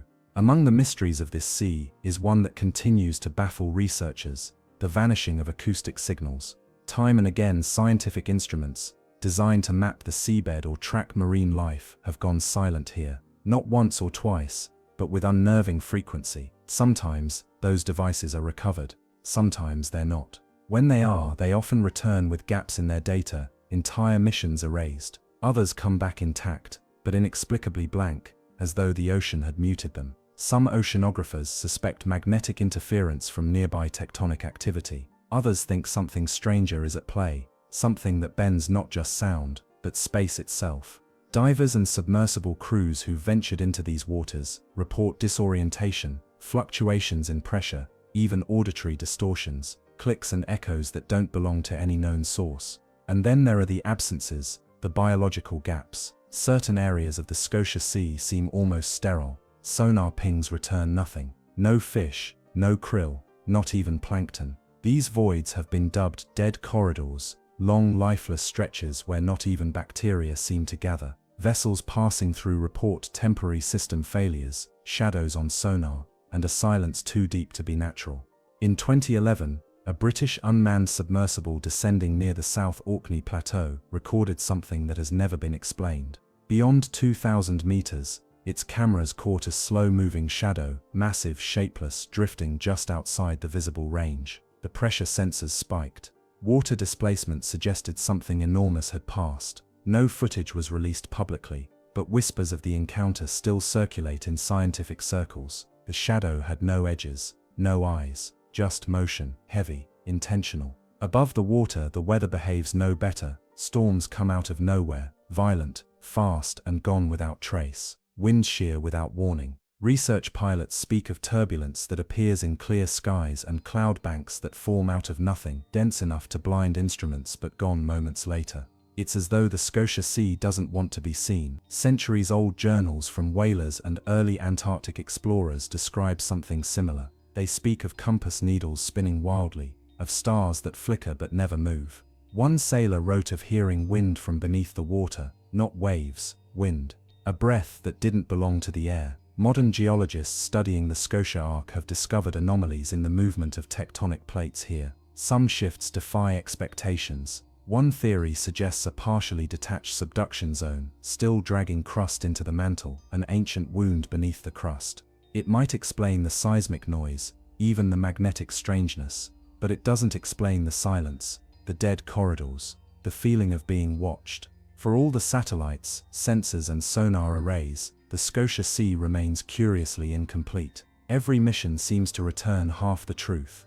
Every scan misses something. Whatever lives or hides beneath those waters, be it geological, biological, or something entirely unknown, does not want to be found. And maybe that's the point. Some places are quiet because they are empty. The Scotia Sea is quiet because something is still listening. Far from the coastlines of noise and light, where the continents fall away and the sea deepens into something ancient, lies a scar in the earth, the Kermay Deck Trench. North of New Zealand, stretching like a black ribbon across the Pacific seafloor, it runs for over 1,000 kilometers and plunges deeper than most of the world will ever see. At its most profound, it approaches depths that rival the Mariana, but unlike its more famous counterpart, the Kermay Deck remains largely untouched, unstudied, and in some corners feared. Among those who do know of it, there's one segment that evokes particular discomfort. A narrow rift within the trench, known in official documents as the axial rift zone. But in private discussions, hushed behind closed lab doors and shared in encrypted files, it is called by other names: the Black Mouth, the Silent Gate, the place where currents die. Sonar readings here are incomplete, inconsistent. Where one would expect a smooth V-shaped descent, the axial rift fractures downward in jagged terraces, broken steps carved with unnatural symmetry. No light reaches here. Even the most advanced probes have struggled to stabilize within the rift's shadow. Pressure readings fluctuate violently, magnetic sensors loop endlessly, and audio logs pick up nothing but distortion, low, warbling tones like the sound of pressure itself groaning. In 2009, a deep-sea expedition funded by a Pacific Research Initiative sent an autonomous vehicle down into the axial rift. The probe functioned normally for its descent, mapping clean terrain, logging depth and temperature. Then somewhere past 9,800 meters, everything changed. The sonar visuals stopped matching expectations. Structures began to appear, not coral, not rock, but long arching forms spaced with impossible regularity. Curved ridges, flat plains, and what looked like concentric grooves etched into the trench walls, as though something had built down here, or perhaps burrowed, and then the feed cut. No mechanical warning, no error log. Just a sharp drop in battery, a flicker of static, and then silence. When the probe's tether was reeled in, it returned partially crushed, not by pressure, but by force. The outer casing showed crumples in diagonal patterns, as if something had gripped it. Samples taken from its surface revealed a thin organic film, not identified in any catalogued marine life. Translucent, flexible, faintly iridescent under lab light. It dissolved before further analysis could be completed. The trench was declared too unstable for further dives, but legends persist. Indigenous Maori stories speak of Te Waha o Te Moana, the mouth of the sea, a place not to be crossed, where the ocean breathes slowly and dreams do not return. Some oceanographers, poring over geophysical maps, have noted strange heat plumes along the axial rift, not volcanic in nature, but rhythmic, pulsing like respiration. Others point to satellite anomalies, ripples on the surface during calm weather, whirlpools with no wind, and a strange triangular shadow caught once on infrared.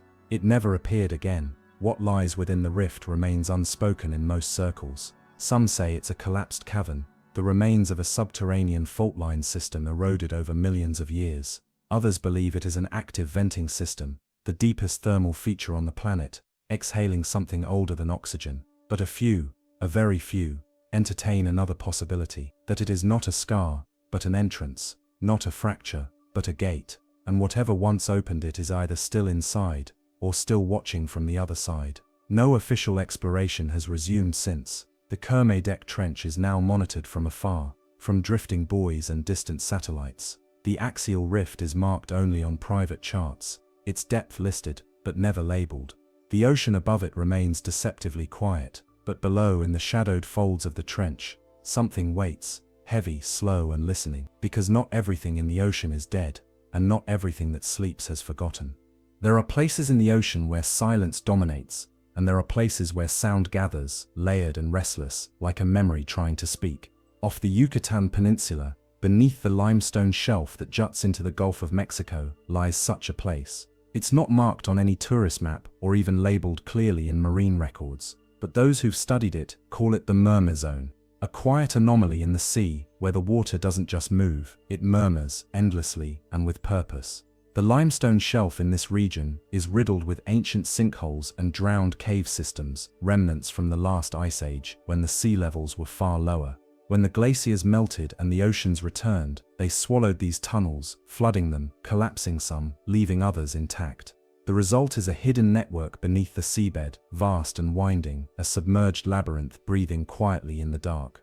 It was during a routine sonar mapping survey that the murmur was first recorded, an irregular but rhythmic pulse, low in frequency, repeating every 47 seconds. Not biological, not mechanical, just present. It wasn't threatening, but it was uncanny, and it didn't stop. When another survey confirmed the sound, a small expedition was sent out. What they found was unsettling. Beneath 200 meters of water, a modest depth compared to trenches and rifts, lay a gentle depression in the seafloor. At its center was a perfect circle, 2 meters across, clean and unfractured, leading into a shaft of total blackness. Cameras lowered into the shaft revealed little at first. Then faint textures, breathing walls, or at least walls that moved like breath. The murmur grew stronger the deeper the probe descended, as though the sound were not being transmitted through the water, but born from within it. And then the equipment began to act strangely. Compass readings skewed. Internal clocks slowed, just a few milliseconds per hour, but consistently. One pilot said it felt like the drone was being watched, even though the feed showed no life. Then, just as the probe reached 35 meters below the seafloor, it caught a glimpse of something, a tunnel veering sideways into a cavern. Its walls were ridged in perfect rings, like a conch shell or fossilized coral. On the floor of the chamber, something metallic gleamed beneath the silt. Not wreckage, not natural, something angular and deliberate. The feed cut out seconds later. Attempts to retrieve the drone failed. The tether hadn't snapped, it had gone slack. As if the water itself had swallowed the line without force or motion. A second team returned weeks later. The depression in the seafloor was still there, but the hole was gone. The rock had sealed, not collapsed, not filled, seamlessly fused shut. And the murmur, silent. But not for long. It returned 3 more times in the years that followed. Each time faint, each time shifting slightly in location, as if it moved through the network of caves, or the shelf moved around it. Some say it's tidal pressure finding odd resonance in the caves. Others suggest it's methane or trapped gas playing tricks on sonar. But those who've heard the raw audio say otherwise. They say it feels intentional, not like a sound you hear, but one you remember. It resonates somewhere behind your ears, a sound that feels like it's trying to become language. Like something is down there, not trying to speak, but trying to remember how. One retired marine geologist, who had studied the region for over a decade, once said during an off-the-record interview, "There are things down there that don't think in time, they don't think in need or instinct. They think in pressure, they feel in frequency. The murmur, that's them remembering that we came." Today the zone is listed on charts as a low-risk geological irregularity. Research has stopped, funds have vanished. But local fishermen steer wide of the area, whispering stories of drifting compasses and voices in the stillness. Not screams, not warnings, just murmurs, as if the ocean remembers something we were never meant to wake. Far south of New Caledonia, where the Tasman Sea stretches vast and quiet between the coast of Australia and the rugged islands of New Zealand, lies a region often glossed over on maritime charts. Not because it is uncharted, but because what has been charted there raised too many questions. The locals speak of it with uncertainty. calling it the phantom grid, a submerged geometry etched into the seafloor, once glimpsed by satellites and quickly dismissed by science as a mirage of data. The story began in the late 2000s, when users of Google Earth noticed something strange beneath the surface of the Tasman Sea: perfectly straight lines. Not the chaotic fractures of tectonic plates, or the gentle swells of undersea dunes, but rigid, intersecting lines forming rectangles, grids, even what looked like avenues. For a moment the internet caught fire. Was it Atlantis, Lemuria, an alien structure, a remnant of Cold War engineering? The theories bloomed, but as quickly as the mystery appeared, it was shut down. Officials claimed the grid was a byproduct of sonar stitching, an artifact caused by overlapping survey paths during ocean mapping, a glitch, case closed. And yet, something didn't sit right. Deep-sea researchers who visited the region under quiet funding reported oddities. Sonar returns were inconsistent. Sometimes the grid appeared clear as day, other times it was gone entirely. Communication signals suffered brief, inexplicable interruptions, and currents in the region twisted into spirals that couldn't be traced to wind or seabed slope. One team from New Zealand, refusing to let the official explanations rest, launched a submersible drone toward the grid's most commonly reported coordinates. What they found wasn't a city or ruins, but it wasn't natural either. The ocean floor below was unusually structured, ridges arranged in clean, linear formations, cliffs that met at perfect right angles, long smooth depressions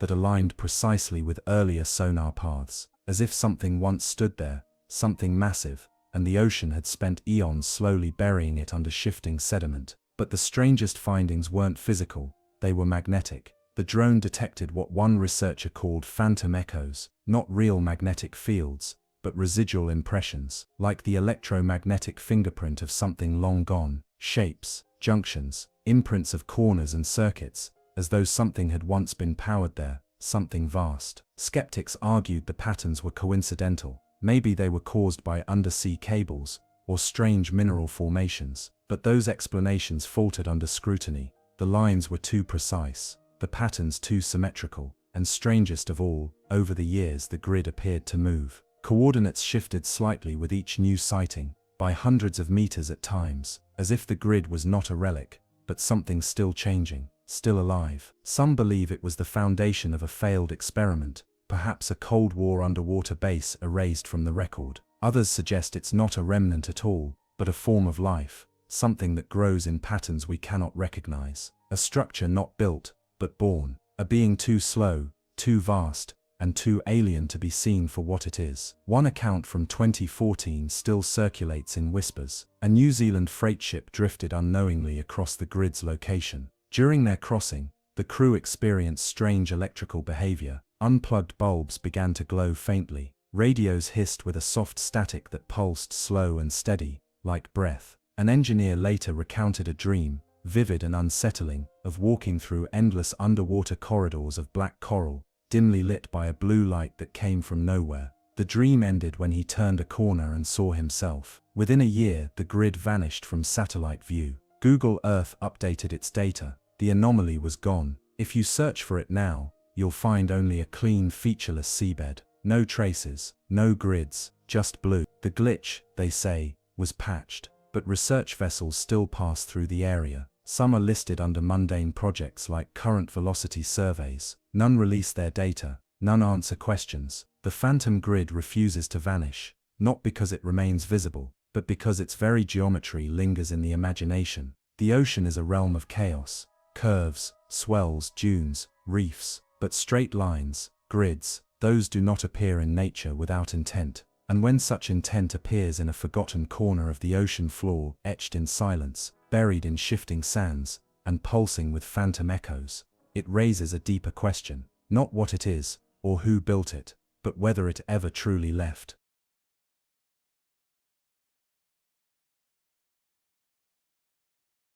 Beneath the surface of our planet lies a world untouched by sunlight. It is a place of crushing pressure, eternal night, and unyielding silence.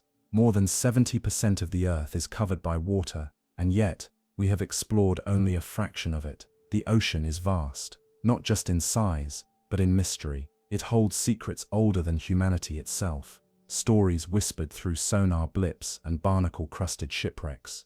Some of these tales come from ancient maps, marked with monsters. Others drift ashore in the form of ghost ships with no crew to tell what happened, and some never rise from the depths at all. Tonight, we journey into that deep. You are about to hear 30 unsolved stories from the ocean, each one darker, quieter, and more unsettling than the last.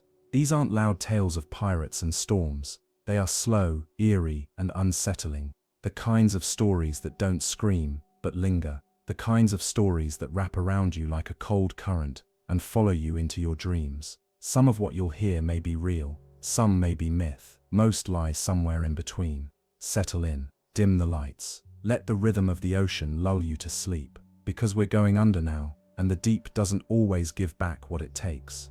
Beneath the waves off the coast of Japan, where the Ryukyu Islands slope quietly into the sea, there lies a formation that does not quite belong.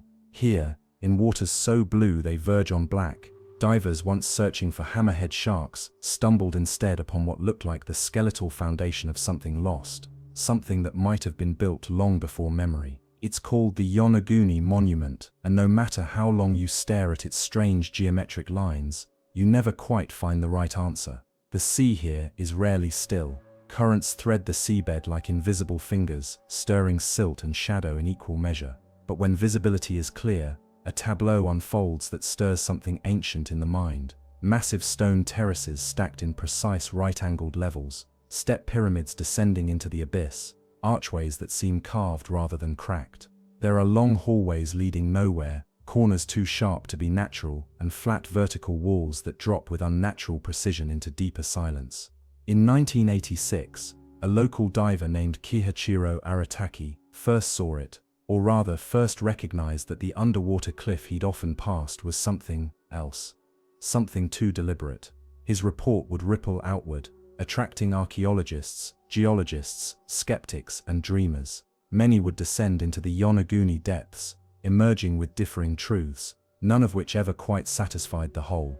The prevailing theory, among cautious voices, is that Yonaguni is a natural formation, a product of tectonic uplift, and the island's brittle sandstone, shaped by currents, eroded into stair-like symmetry over millennia. Japan's coast is rich with fractured rock layers, and the region's seismic restlessness might explain the monument's uncanny appearance. But if nature made Yonaguni, it did so with an artisan's hand.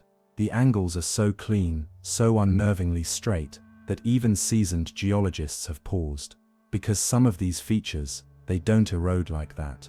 There's what looks like a central plaza, a broad flat plain surrounded by rising platforms. There are steps, 30 or more, carved into steep inclines at precise intervals, long channels cut through stone like ceremonial passageways. One diver described the experience of swimming through the monument as being inside a forgotten palace, an empty throne room for something long since buried. Even more haunting are the petroglyphs. Some divers have reported seeing strange carvings on the nearby stones, symbols that don't match any modern script, and perhaps don't belong to any human one at all. Others note the face, a curious boulder shaped like a solemn head, eyes eroded deep into a massive brow. It watches the sea floor like a sentinel. And then there's the position. Yonaguni sits at a latitude that to some researchers aligns unnervingly with ancient grid theories, as though someone thousands of years ago mapped the Earth with knowledge we no longer possess. Its angles line up with cardinal directions. Its terraces echo those of Mesoamerican and Southeast Asian structures, thousands of miles away, which leads to the question, could this be man-made? Could it be the ruins of a city swallowed by time, left undisturbed under the waves since before recorded history? If so, it would predate any known civilization in Japan.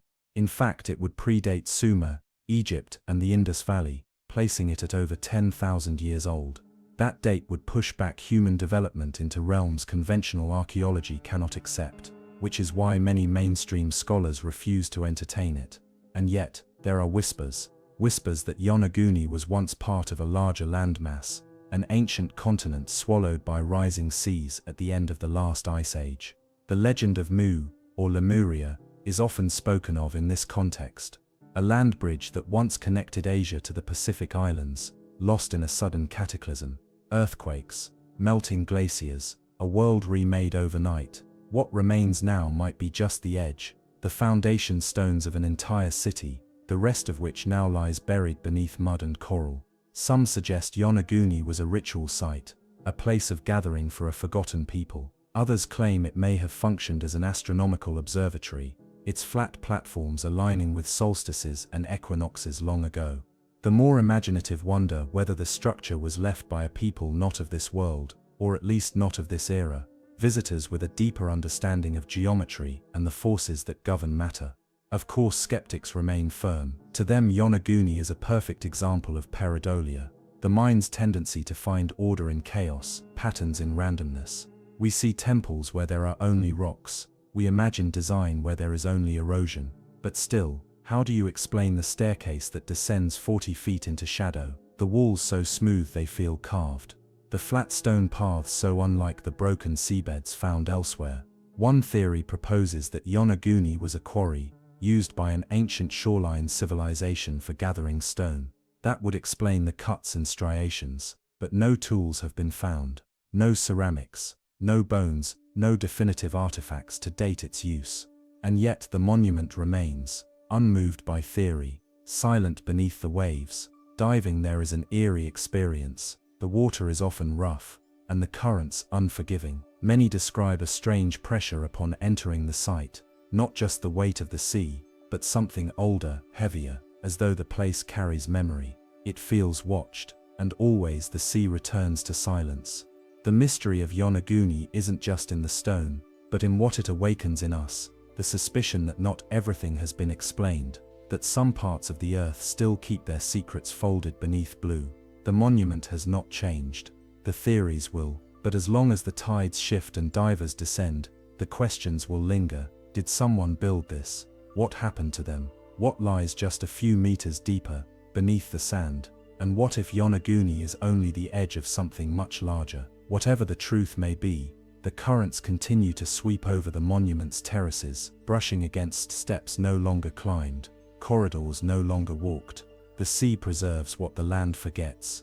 From here we move onward, to another story, half buried in the cold dark. Not a city this time, but a vessel, a ship that should have arrived. A journey interrupted by something unseen, something that left no wreckage, and no one left to tell the tale. There are stories that begin with silence, not the silence of calm seas or drifting clouds, but the kind that follows absence, the kind left behind when something vanishes that was never meant to disappear. The MV Joyita was one such thing, a sturdy vessel with a reputation for survival. She was known in the South Pacific not for luxury, but for resilience. Built in 1931, the 69-foot wooden cargo ship had weathered storms, engine failures, even wartime service. She floated when others might sink, a quality that would make her disappearance all the more unnerving. It was October 3, 1955, when the Joyita set out from the port of Apia, Samoa. Her journey was modest, a routine delivery of medical supplies, food and trade goods bound for the Tokelau Islands, some 270 miles to the north. On board were 25 people, crew, passengers, and a small group of traders familiar with the route. The skies were fair, and the sea, while sometimes capricious, held no forecast of danger. She was expected to arrive in 2 days. She never did. When no word came, concerns slowly mounted. There was no radio message, no sign of distress. Ships were dispatched, radio beacons scanned, but no trace of the Joyita emerged. Days turned to weeks. By the time she was finally found, 5 weeks later, adrift nearly 600 miles off course, the mystery had only deepened. She was listing heavily to one side, her decks eerily deserted.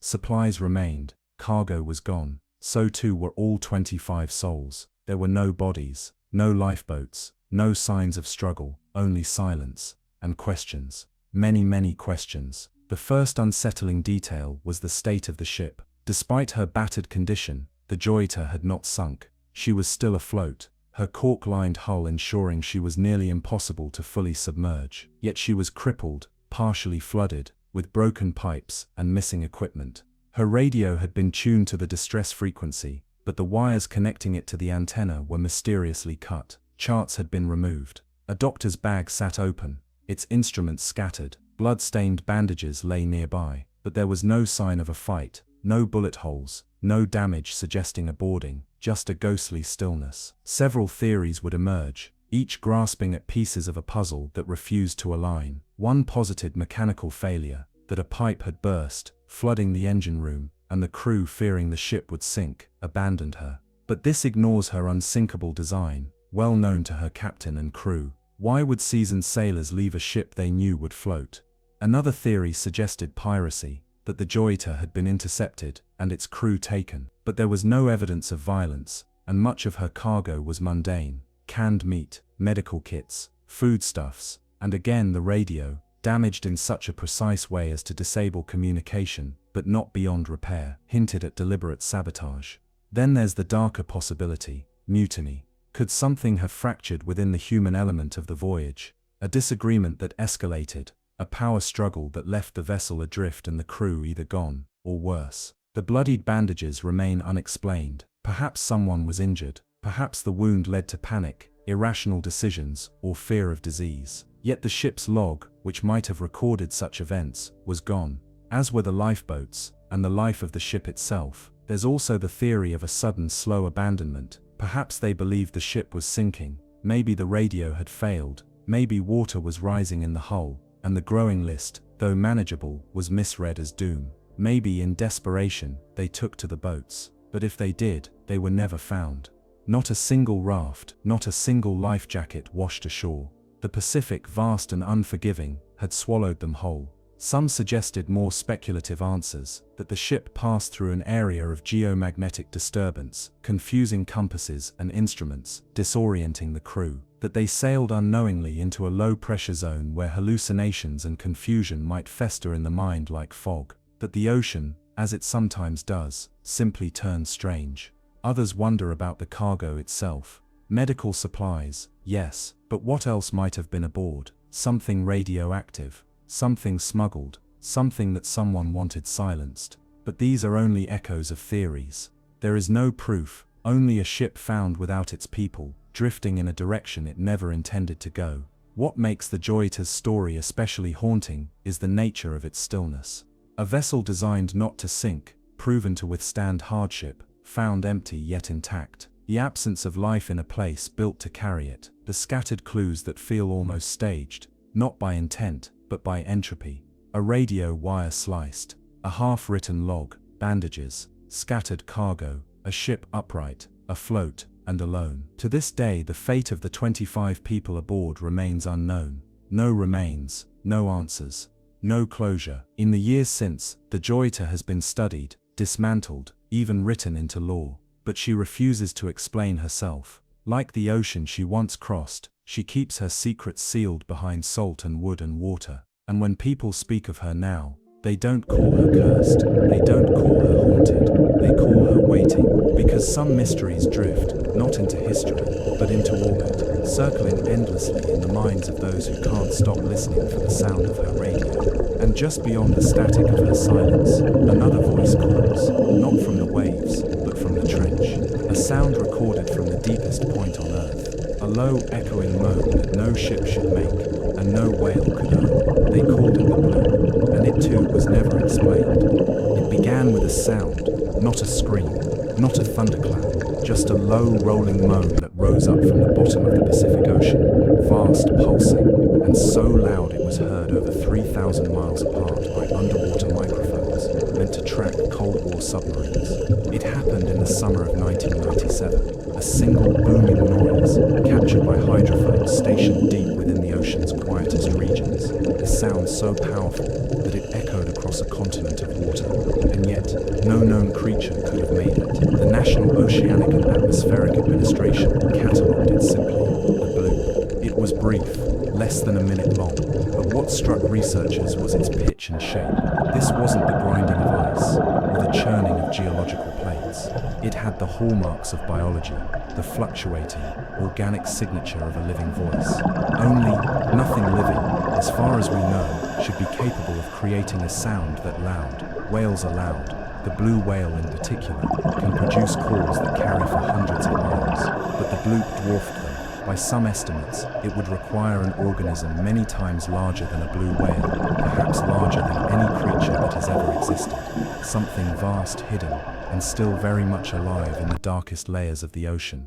The source was triangulated to a remote area west of the southern tip of South America, near the submerged mountain ranges that cut across the Pacific floor, a region not far from Point Nemo, the oceanic pole of inaccessibility, the farthest place from any land, a place few humans have ever approached. The region itself is one of endless depth, frigid, pressurized, and largely unexplored. Here, tectonic plates grind silently, cold currents twist into underwater vortices, and beneath it all, miles below the surface, lies a darkness so ancient it predates the continents. The bloop seemed to rise from that darkness.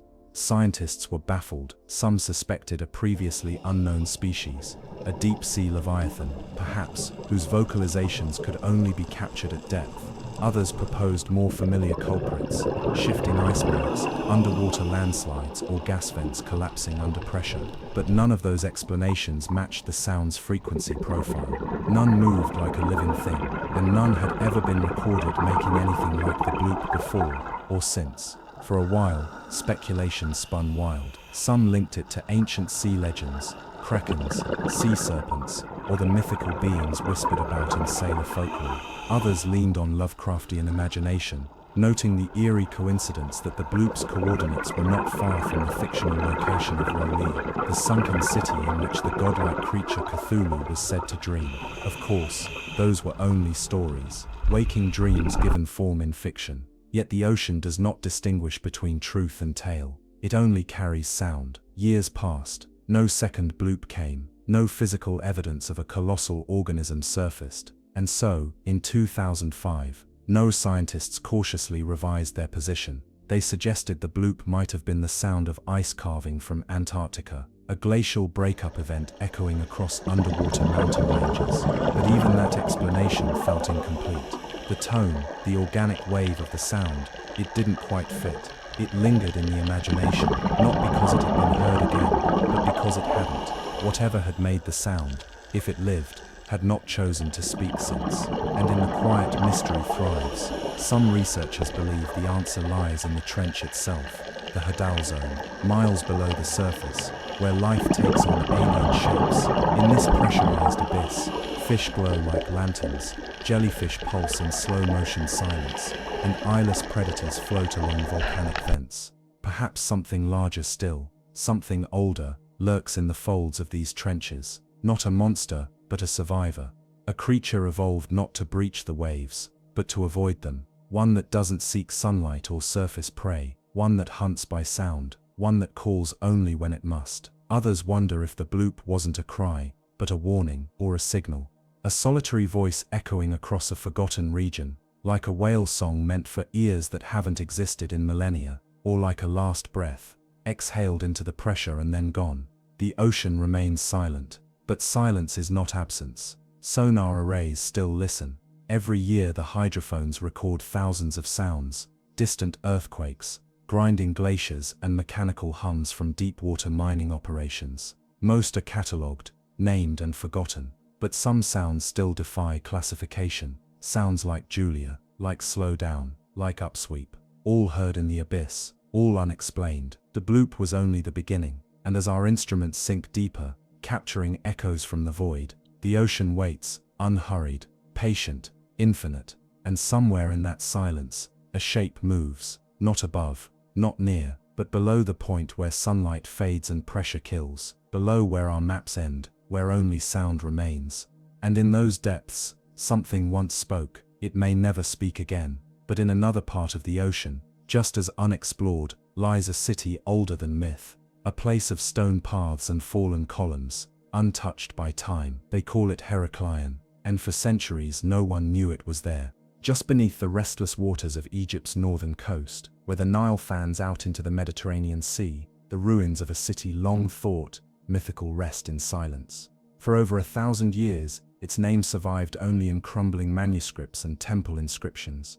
Heracleion, a city lost to time, swallowed by the sea. Once Heracleion was legendary, not just in size or splendor, but in mystery. The Greeks believed Heraclius himself had once walked its streets. Helen of Troy may have stopped there before the war. Pharaohs passed through its harbors, priests offered sacrifices to gods of the Nile and the sea, and traders unloaded goods from faraway lands. It was a sacred gateway between worlds, between river and ocean, gods and men, Egypt and the wider Mediterranean. And then it was gone. For centuries, scholars searched in vain. Some said Heraclion had never existed at all.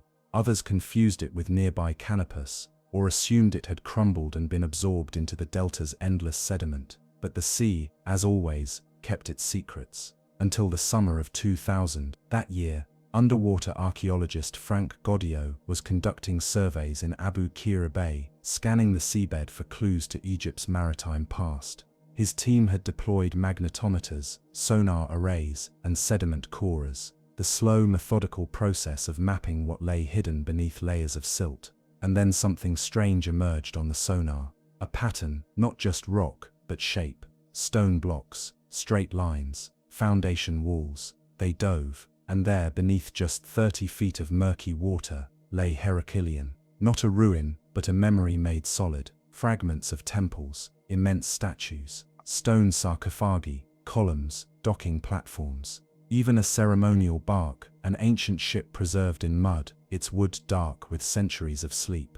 The divers moved carefully, brushing away layers of time to reveal inscriptions in Greek and Demotic Egyptian, names of gods, names of kings, names no one had spoken aloud in 1,000 years. Heraclion was real. The city sprawled across more than 40 square miles of seabed, preserved not by design, but by disaster.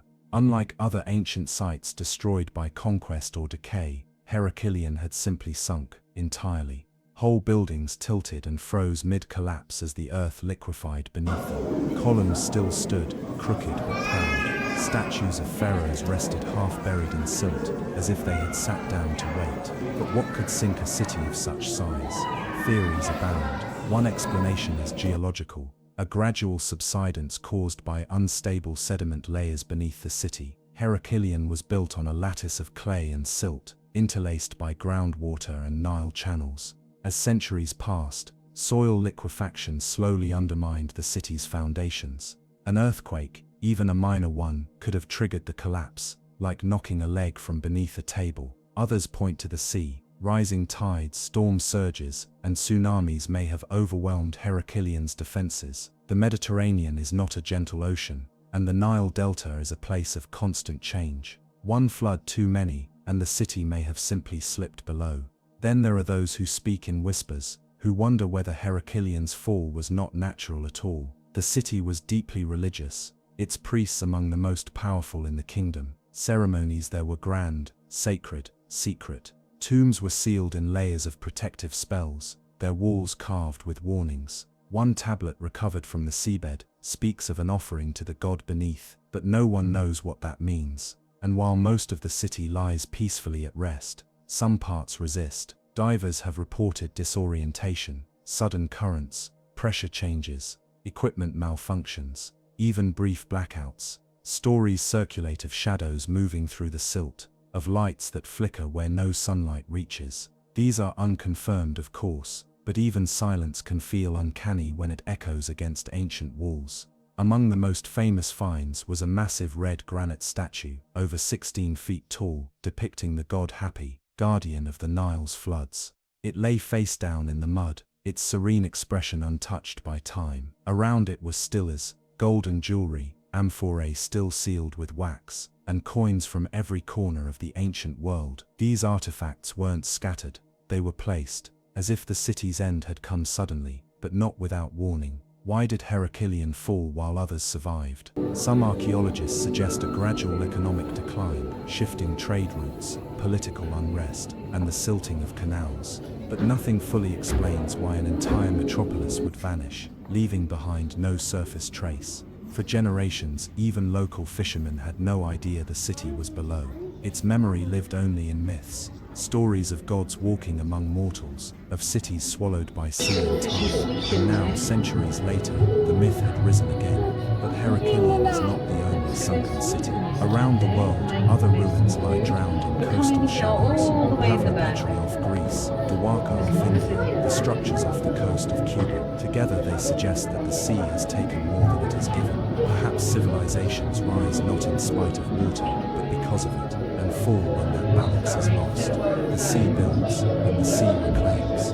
Today, Heracleion's ruins remain underwater, carefully preserved, but fragile. No grand museum holds its artifacts. They remain in situ, where they fell, because lifting them would mean disturbing their rest, and perhaps inviting the city to fade once more into legend. Diving into Heracleion feels like walking through a memory. The water filters out sound, light scatters, movements slow, and as you glide past stone columns and broken walls, the weight of centuries presses in. It's not frightening, it's still, as if the city is sleeping. And somewhere beyond Heracleion in even deeper water, sonar has picked up something stranger still, a repeating signal, mechanical, rhythmic, not a creature, not a current. They call it upsweep, and no one knows where it comes from. Far out in the Pacific, where the seafloor drops into abyssal plains and the tectonic plates grind in silence, a sound pulses in the dark.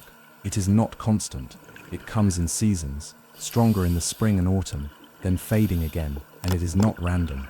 It has rhythm, a rising tone, a slow crescendo, like a voice trying to speak beneath miles of water. The sound is known as upsweep. It was first detected in 1991 by the Pacific Marine Environmental Laboratory. They were using hydrophones, deep-sea microphones, to monitor underwater volcanic activity across the ocean floor. Most of what they heard was expected: the crackling of shifting crusts, the far-off groans of icebergs, the low-frequency rumble of distant earthquakes. But then the upsweep began. It rose from the deep like a whisper stretched across hundreds of miles, high at first, then dipping low, then rising again, a spectral arc, repeated over and over like a chant. No known animal made it. No fault line matched its pattern, and it wasn't an isolated event. It came again, and it's still coming. The origin was traced, roughly, to a part of the ocean between New Zealand and South America, near a volcanic ridge. But that only deepened the mystery. If it was volcanic, why did it behave so rhythmically? Why did it have seasonal pulses? Why did its frequency remain unchanged for decades? Unlike the chaotic bursts of most undersea eruptions, there were no answers, just recordings. To the ear, the upsweep doesn't sound mechanical. It's more like a choir lost in fog, rising slowly, then falling into silence. Some describe it as beautiful, others say it feels like a warning, not in volume, but in something harder to name, a pressure, a presence, as though the sea itself is breathing. Theories flooded in. Some said it was venting, gas escaping from deep-sea fissures, but the pattern didn't match. Others proposed distant landslides, tremors, or undersea storms, but all failed to explain the regularity, the perfect repetition. There are even suggestions that it could be tied to deep-sea life, some unknown leviathan that only rises in certain seasons, singing across the miles in a voice too low for us to comprehend. One idea, half serious, proposed it was a kind of sonar, not ours, but someone else's, a message sweeping the seafloor in long, slow arcs, searching, but for what? Those who study upsweep grow quiet when asked to speculate, because for all our technology, our sensors and sonar, we still know almost nothing about the ocean at that depth. It is not simply dark, it is ancient, cold, pressurized, alien, and yet this signal, regular, patient, persistent, continues. It has been nearly 35 years. What has changed? Nothing. The signal is exactly the same. No rise in pitch, no shift in interval, no degradation. It is as if something is waiting, locked in an endless loop, or worse, watching. The seafloor where it originates is largely unmapped, a jagged ridge where volcanoes crack the crust and steam hisses up through invisible vents. Some believe an immense cavern system exists there, shielded from satellites, reachable only by submersibles that can survive crushing pressures and near-freezing temperatures. And in those depths, perhaps, a structure. It's not science fiction. Off the coast of the Galapagos, hydrothermal vents host entire ecosystems of blind crustaceans and sulfur-feeding worms. Near the Mariana Trench, sonar has revealed strange formations, perfect domes, hexagonal ridges. We call them features because we don't have better names. Some whisper that upsweep is not just sound, it's intention, that it might be a kind of calling, or worse, a warning. The signal intensifies during equinox periods. No one knows why. Some theorize ocean currents, temperature shifts, or migration patterns might influence it, but even that feels like guesswork. There was one proposal, quickly dismissed, that upsweep was a countdown, that each cycle ticked a unit of time, known only to the source. But if it is a clock, what is it counting toward? And what happens when it stops? There's something else, something often left out of the official logs. In 2006, a private research vessel sailing near the signal's origin experienced multiple system failures. Not mechanical, electromagnetic. Compasses froze, GPS drifted, communications with nearby ships were scrambled by static. And for 17 minutes, the crew reported feeling watched. This is not documented in any peer-reviewed journal, but the captain kept a personal log. In it, he wrote, "The sea went quiet, the air pressed in, and somewhere deep below, something hummed. No one has returned to that location since, not directly, not deliberately. Today, upsweep remains unsolved. It plays in the deep like a lullaby written for no one. You can hear it if you search the NOAA archives, faint and distant, like a memory humming in water. And though it seems harmless, its persistence is unsettling, because some sounds aren't signals, some are echoes, and what we hear may be only the surface of what listens back." Just beyond the region where upsweep pulses lies a stretch of ocean so deep, so dark, and so strange, that even scientists speak of it with a kind of reverence. They call it the Challenger Deep, the lowest known point on Earth, and in that pressure-crushed silence, other things have been found, things no one expected. At the bottom of the world, beneath 7 miles of crushing black water, lies a trench so deep that Mount Everest could be inverted inside it, and its peak would still not break the surface. This is the Challenger Deep, the deepest known point in the Mariana Trench, and the most remote and inaccessible place on the planet. It is a place without sunlight, without warmth, and nearly without sound. Temperatures hover just above freezing. The pressure is so immense it can collapse steel. No human could survive there without a submersible built like a fortress. And even then, only a few have ever dared to descend. What they've seen and what they haven't remains one of the ocean's most haunting riddles. The first recorded descent into the Challenger Deep came in 1960, when the US Navy bathyscaphe Trieste, piloted by Jacques Piccard and Don Walsh, sank into the trench for nearly 5 hours. The crew described a silence that defied comprehension, a silence that was alive. At the bottom, they saw something unexpected, a flat fish, swimming. At that depth, science said life couldn't exist. But there it was, a shadow moving just outside the glow of their lights. Piccard later wrote that the sea was a dreamless world, but others have wondered if what they saw was merely a glimpse of something larger, watching from beyond the beam. In the decades since, few have returned. The descent is too dangerous, the costs too high, the risk of failure, or worse, too real. But robotic probes have gone back. Cameras lowered into the trench have captured glimpses of strange translucent creatures, long, jelly-like tubes that undulate in slow motion, eyeless crustaceans scuttling across the silt, and occasionally, shapes that can't be explained.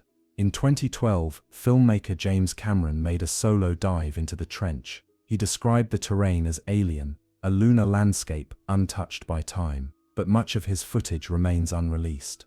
What we do know is that some of the sonar readings recorded during his descent showed anomalies, brief returns, like something large moving far below his submersible, too large and too fast.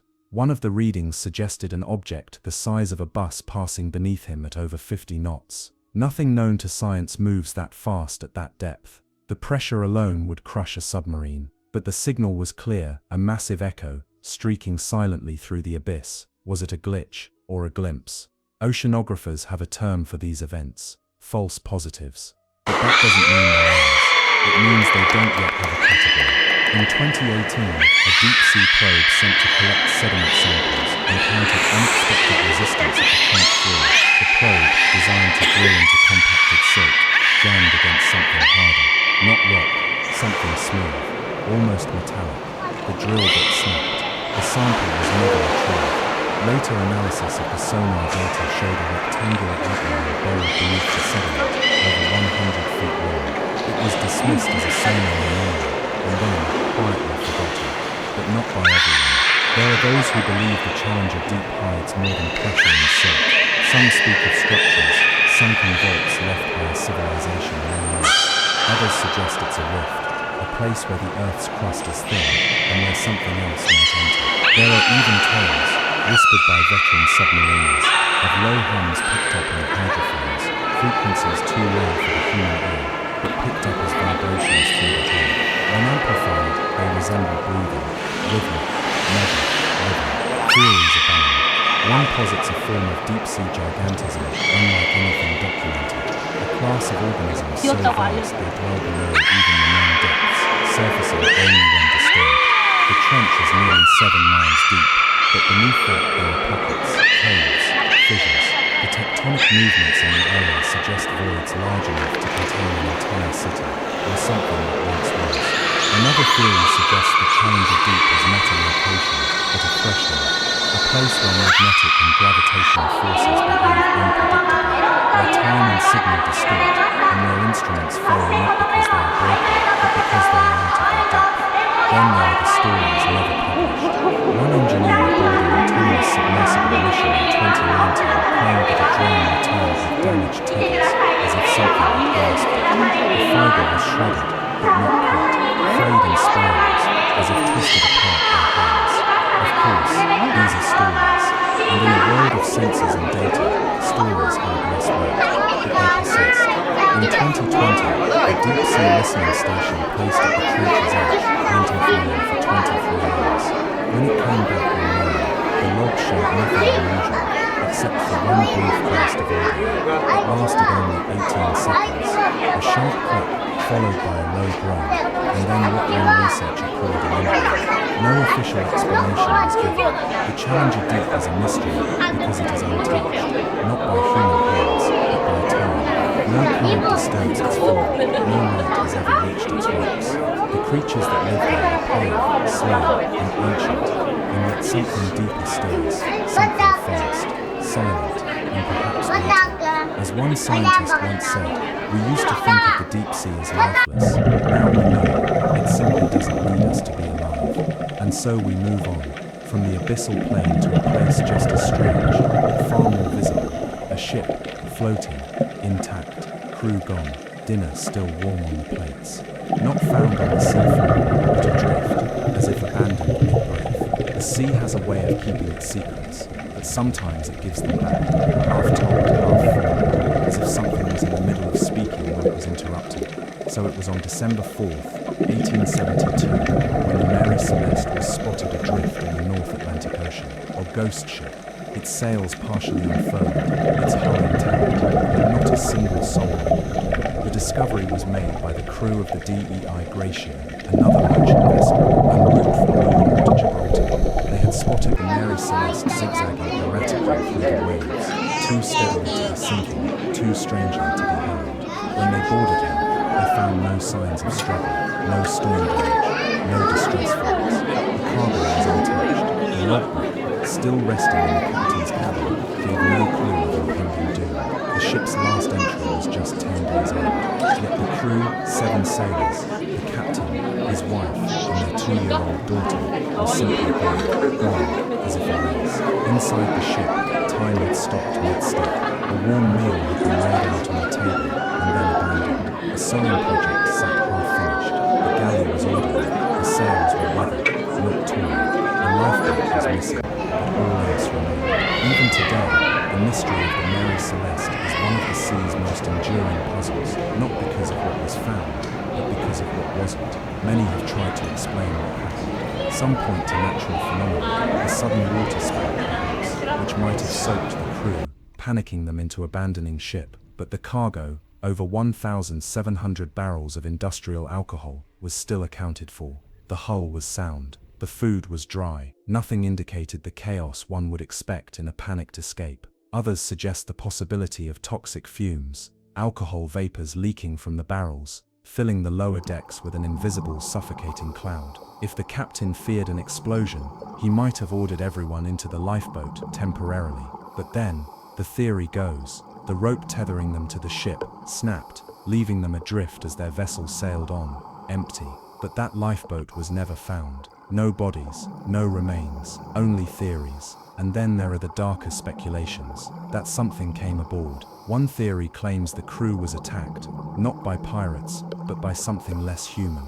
Survivors of similar abandoned ships in later decades sometimes spoke of strange lights in the sky, or dead silence followed by nausea, disorientation, and blackouts. No evidence supports these stories, but in the hush of the North Atlantic, there's room for suggestion. Still others wonder if the Mary Celeste wandered into something ancient, a zone of disorientation.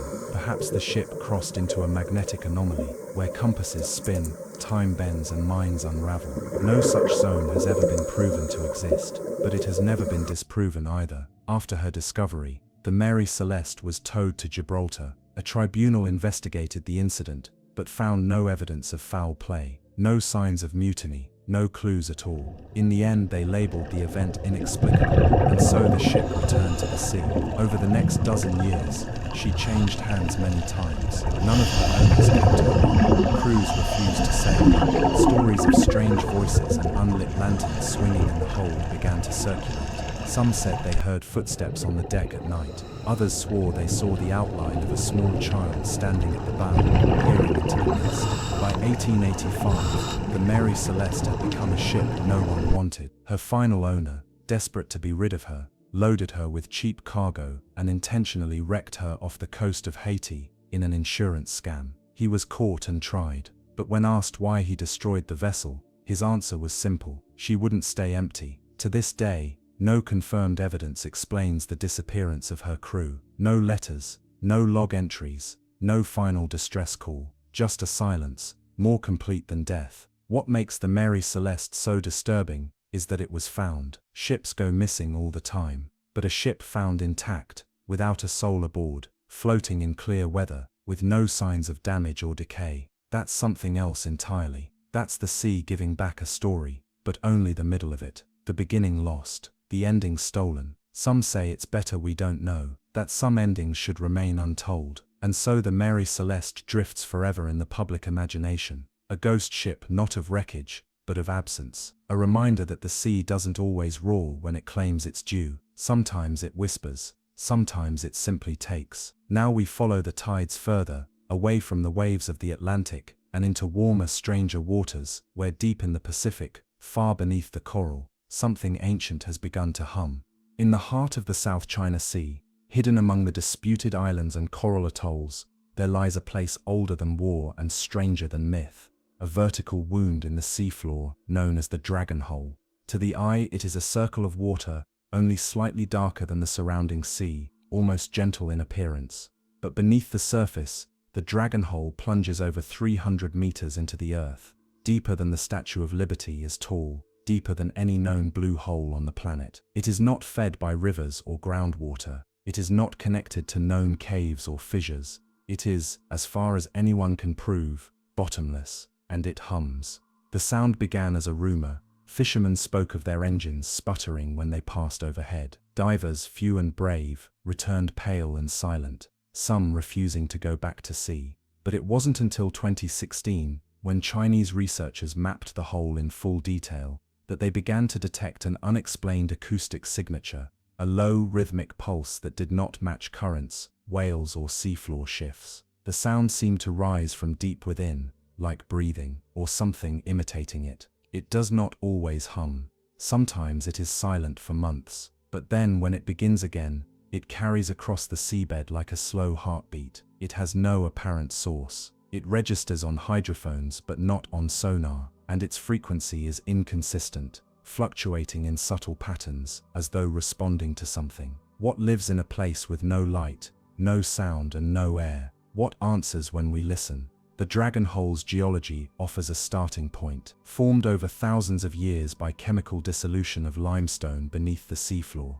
it is thought to be the result of karst erosion, like the cenotes of Mexico or the blue holes of the Bahamas. But those are connected to cave networks or ancient groundwater flows. The Dragon Hole is isolated. It opens directly into the sea, with no known tunnels or tributaries. What lies at the bottom is a mystery, if a bottom even exists. No submersible has reached it without mechanical failure. Cameras malfunction, batteries drain. Communication with the surface is often cut without explanation. The water within is stratified in layers of temperature and density, forming a chemical labyrinth that resists intrusion. And then there's the sound. Acoustic experts have studied it in quiet. It doesn't match biological rhythms. No whale, no known fish, no tectonic tremor. It is closer in pattern to artificial sonar pings, yet there are no submarines in the area when the sound is recorded. And strangest of all, it repeats in irregular intervals, with harmonics that seem to echo the geography of the surrounding islands,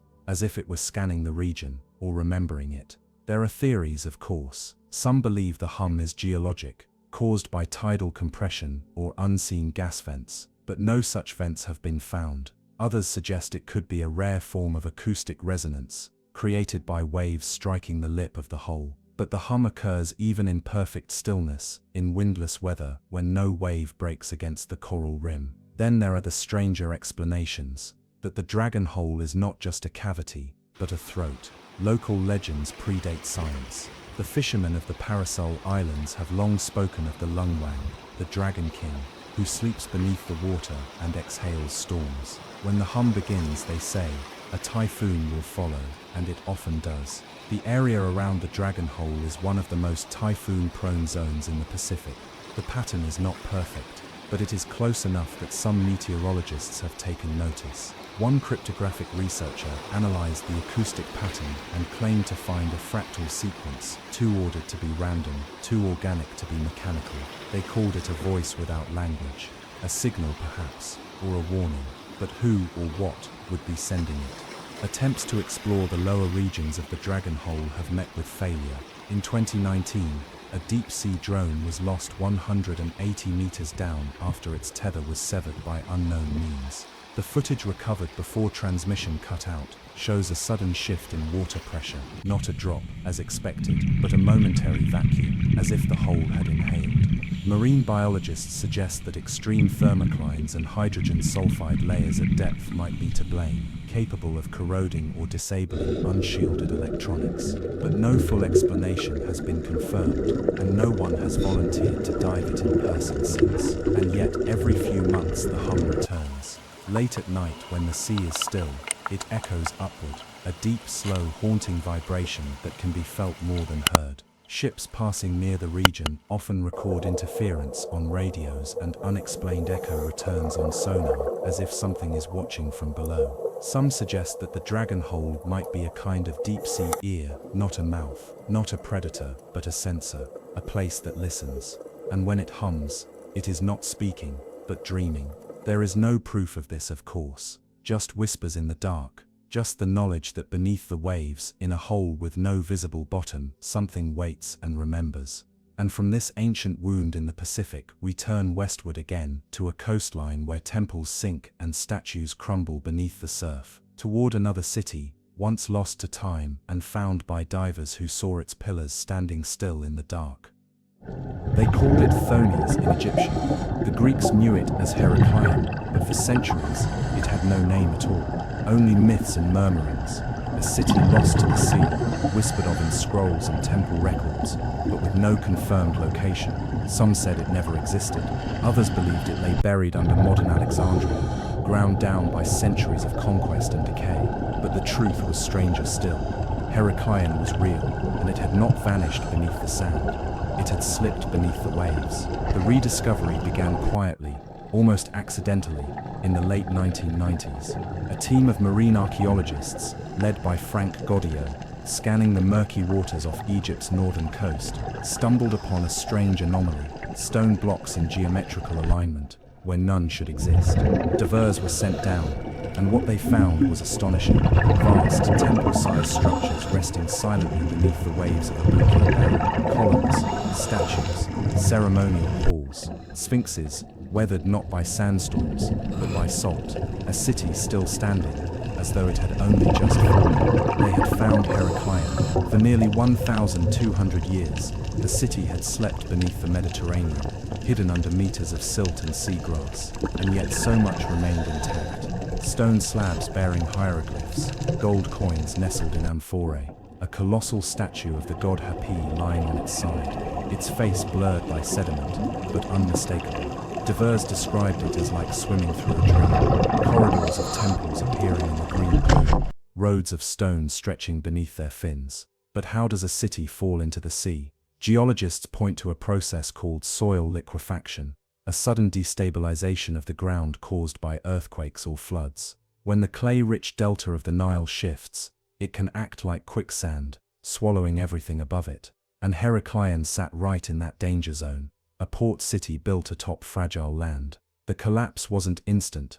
It likely began slowly, small tremors, a rising tide, streets that cracked underfoot, foundations that leaned, then vanished. By the 2nd century BCE, the city was gone from maps, forgotten, rewritten into myth. But under the water it remained, and the sea, ever patient, preserved what the land could not. Among the ruins, archaeologists found something even more curious: ceremonial artifacts, not just Egyptian in origin, but Greek, offering vessels, twin language inscriptions, and stone weights calibrated in Greek standards. Heraclion was not merely a city, it was a cultural gateway, where two civilizations met. Before Alexandria, it had been Egypt's greatest harbor, the portal through which ancient Greece first touched Africa. But there were anomalies too: statues carved in styles that didn't match any known school, metal instruments whose use remains unclear. And then there were the mooring stones, blocks of granite pierced with holes, found hundreds of meters from the main harbor walls, suggesting that the sea level was already higher than expected when the city was thriving. Was the ocean always claiming this place? Some divers have reported a strange phenomenon while working among the ruins. A pressure, they say, not physical, but perceptual, a sense that the city is not entirely still, that it resists being observed. Cameras malfunction more often than expected. Electronic logs glitch. And one archaeologist, when asked to describe the sensation of walking through the submerged temple's interior, said only, "It felt like being watched by time itself." There are stories that predate the fall, of priests who warned that the gods had turned away from the coast, that sacred rites were no longer accepted by the sea, that Heraclion would become an offering itself. And perhaps in the end it did. Some scholars believe that the flooding of Heraclion coincided with the weakening of Egypt's Ptolemaic dynasty, a slow erosion of empire echoed by the erosion of the land. As above, so below. Others speculate that the city was deliberately left behind, abandoned as Alexandria rose in prominence, a kind of ritual burial for the old gods. But then there are the truly strange accounts. Before the rediscovery, mariners in the Abuka Bay sometimes spoke of lights in the water, pale glows beneath the waves, visible only at night. Near the time of the summer solstice, they attributed it to underwater volcanoes, though none exist in the region. Some thought it was phosphorescent algae, but the lights moved with purpose. One captain swore they outlined the shape of a temple, briefly illuminated beneath his hull, before vanishing into darkness. What if the city itself still breathes? The sea, after all, does not destroy. It conceals. It edits. It holds. And Heraclion, like so many other lost cities, may be not only a ruin, but a memory, one too large for the surface to contain. Archaeologists continue to recover artifacts from the site, careful not to disturb the structural remains. The work is slow, respectful, and surrounded by a quiet reverence, because Heraclion is not like other shipwrecks or ruins. It is not simply a casualty of time. It is a city caught in mid-exhale, a breath held beneath the water, waiting. And if you drift close enough, if you listen between the currents, you might hear it. The silence of a temple long drowned. The stillness of statues staring upward through layers of silt and centuries. The sound of history, not lost, but submerged. Now, as we leave behind this city of stone and sorrow, we glide further west, out past the edge of the African coast, into the empty reaches of the Atlantic, where once a mighty vessel sailed and vanished, a steel giant that left behind no signal, no wreckage, no sound, only silence, and a name: Cyclops. There are ships that sink in storms, ships that collide, ships lost to time and corrosion. But then there are the ships that vanish, not wrecked, not found, simply erased from the world, as though they had never been. The US Cyclops was such a ship, Launched in 1910, the Cyclops was a colossus of steel and steam, over 500 feet long, crewed by more than 300 men, and built to haul thousands of tons of coal across the seas. She was the pride of the Proteus-class colliers, powerful and reliable, with thick hulls and cavernous holds. When the First World War turned the oceans into battlefields, the Cyclops was repurposed to carry manganese ore, a critical element in steel production. In March of 1918, she departed Brazil bound for Baltimore, her hull heavy with ore, her mission routine. Her captain, George Worley, was a seasoned commander. The sea was calm, the skies were clear, and then, nothing, no distress signal, no wreckage, no survivors. She never arrived. The last confirmed sighting was off the coast of Barbados. From there, the Cyclops slipped into the Atlantic and into myth. What happened in those final days has become one of maritime history's most perplexing enigmas. Investigations yielded no definitive answers. There were no weather events recorded on her route that could explain a sudden loss. Enemy submarines were ruled out.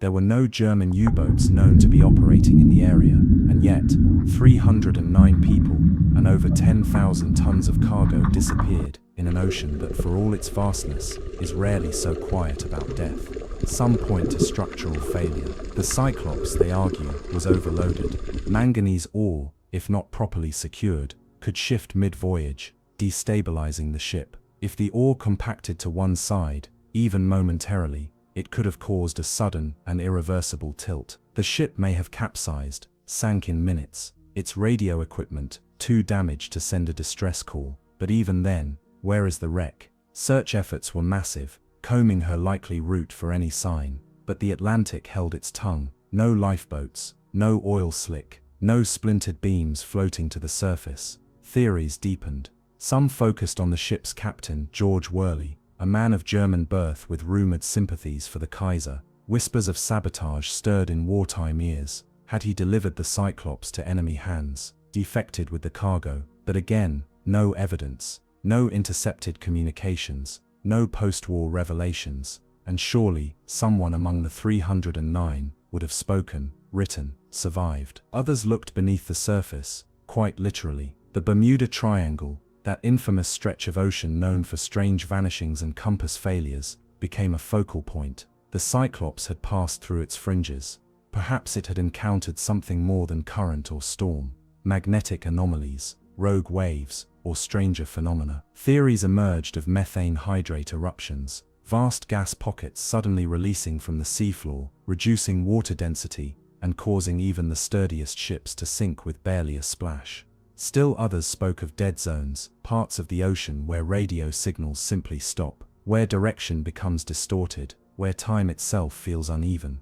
Whatever it was, it happened fast. There's a peculiar silence in the Cyclops story, not just the lack of evidence, but the absence of finality. Ships sink, survivors crawl ashore, families bury what's left. But with the Cyclops there was none of this. Only unanswered letters, empty docks, names carved in memorials instead of graves. Years later, in 1941 and again in 1943, two sister ships of the Cyclops, the USS Proteus and USS Netzeris, also vanished without a trace, both in similar waters, both carrying heavy ore. Lightning striking the same place, or something darker threading through the Atlantic's quiet corridors. Some say these disappearances mark a line in the ocean, an area where something ancient sleeps and occasionally wakes, an opening, a pull, a gap in the world. Mariners who knew the Atlantic well spoke of feelings they could never quite explain in those waters, an unease, instruments that wavered, a pressure in the chest that wasn't from wind or wave.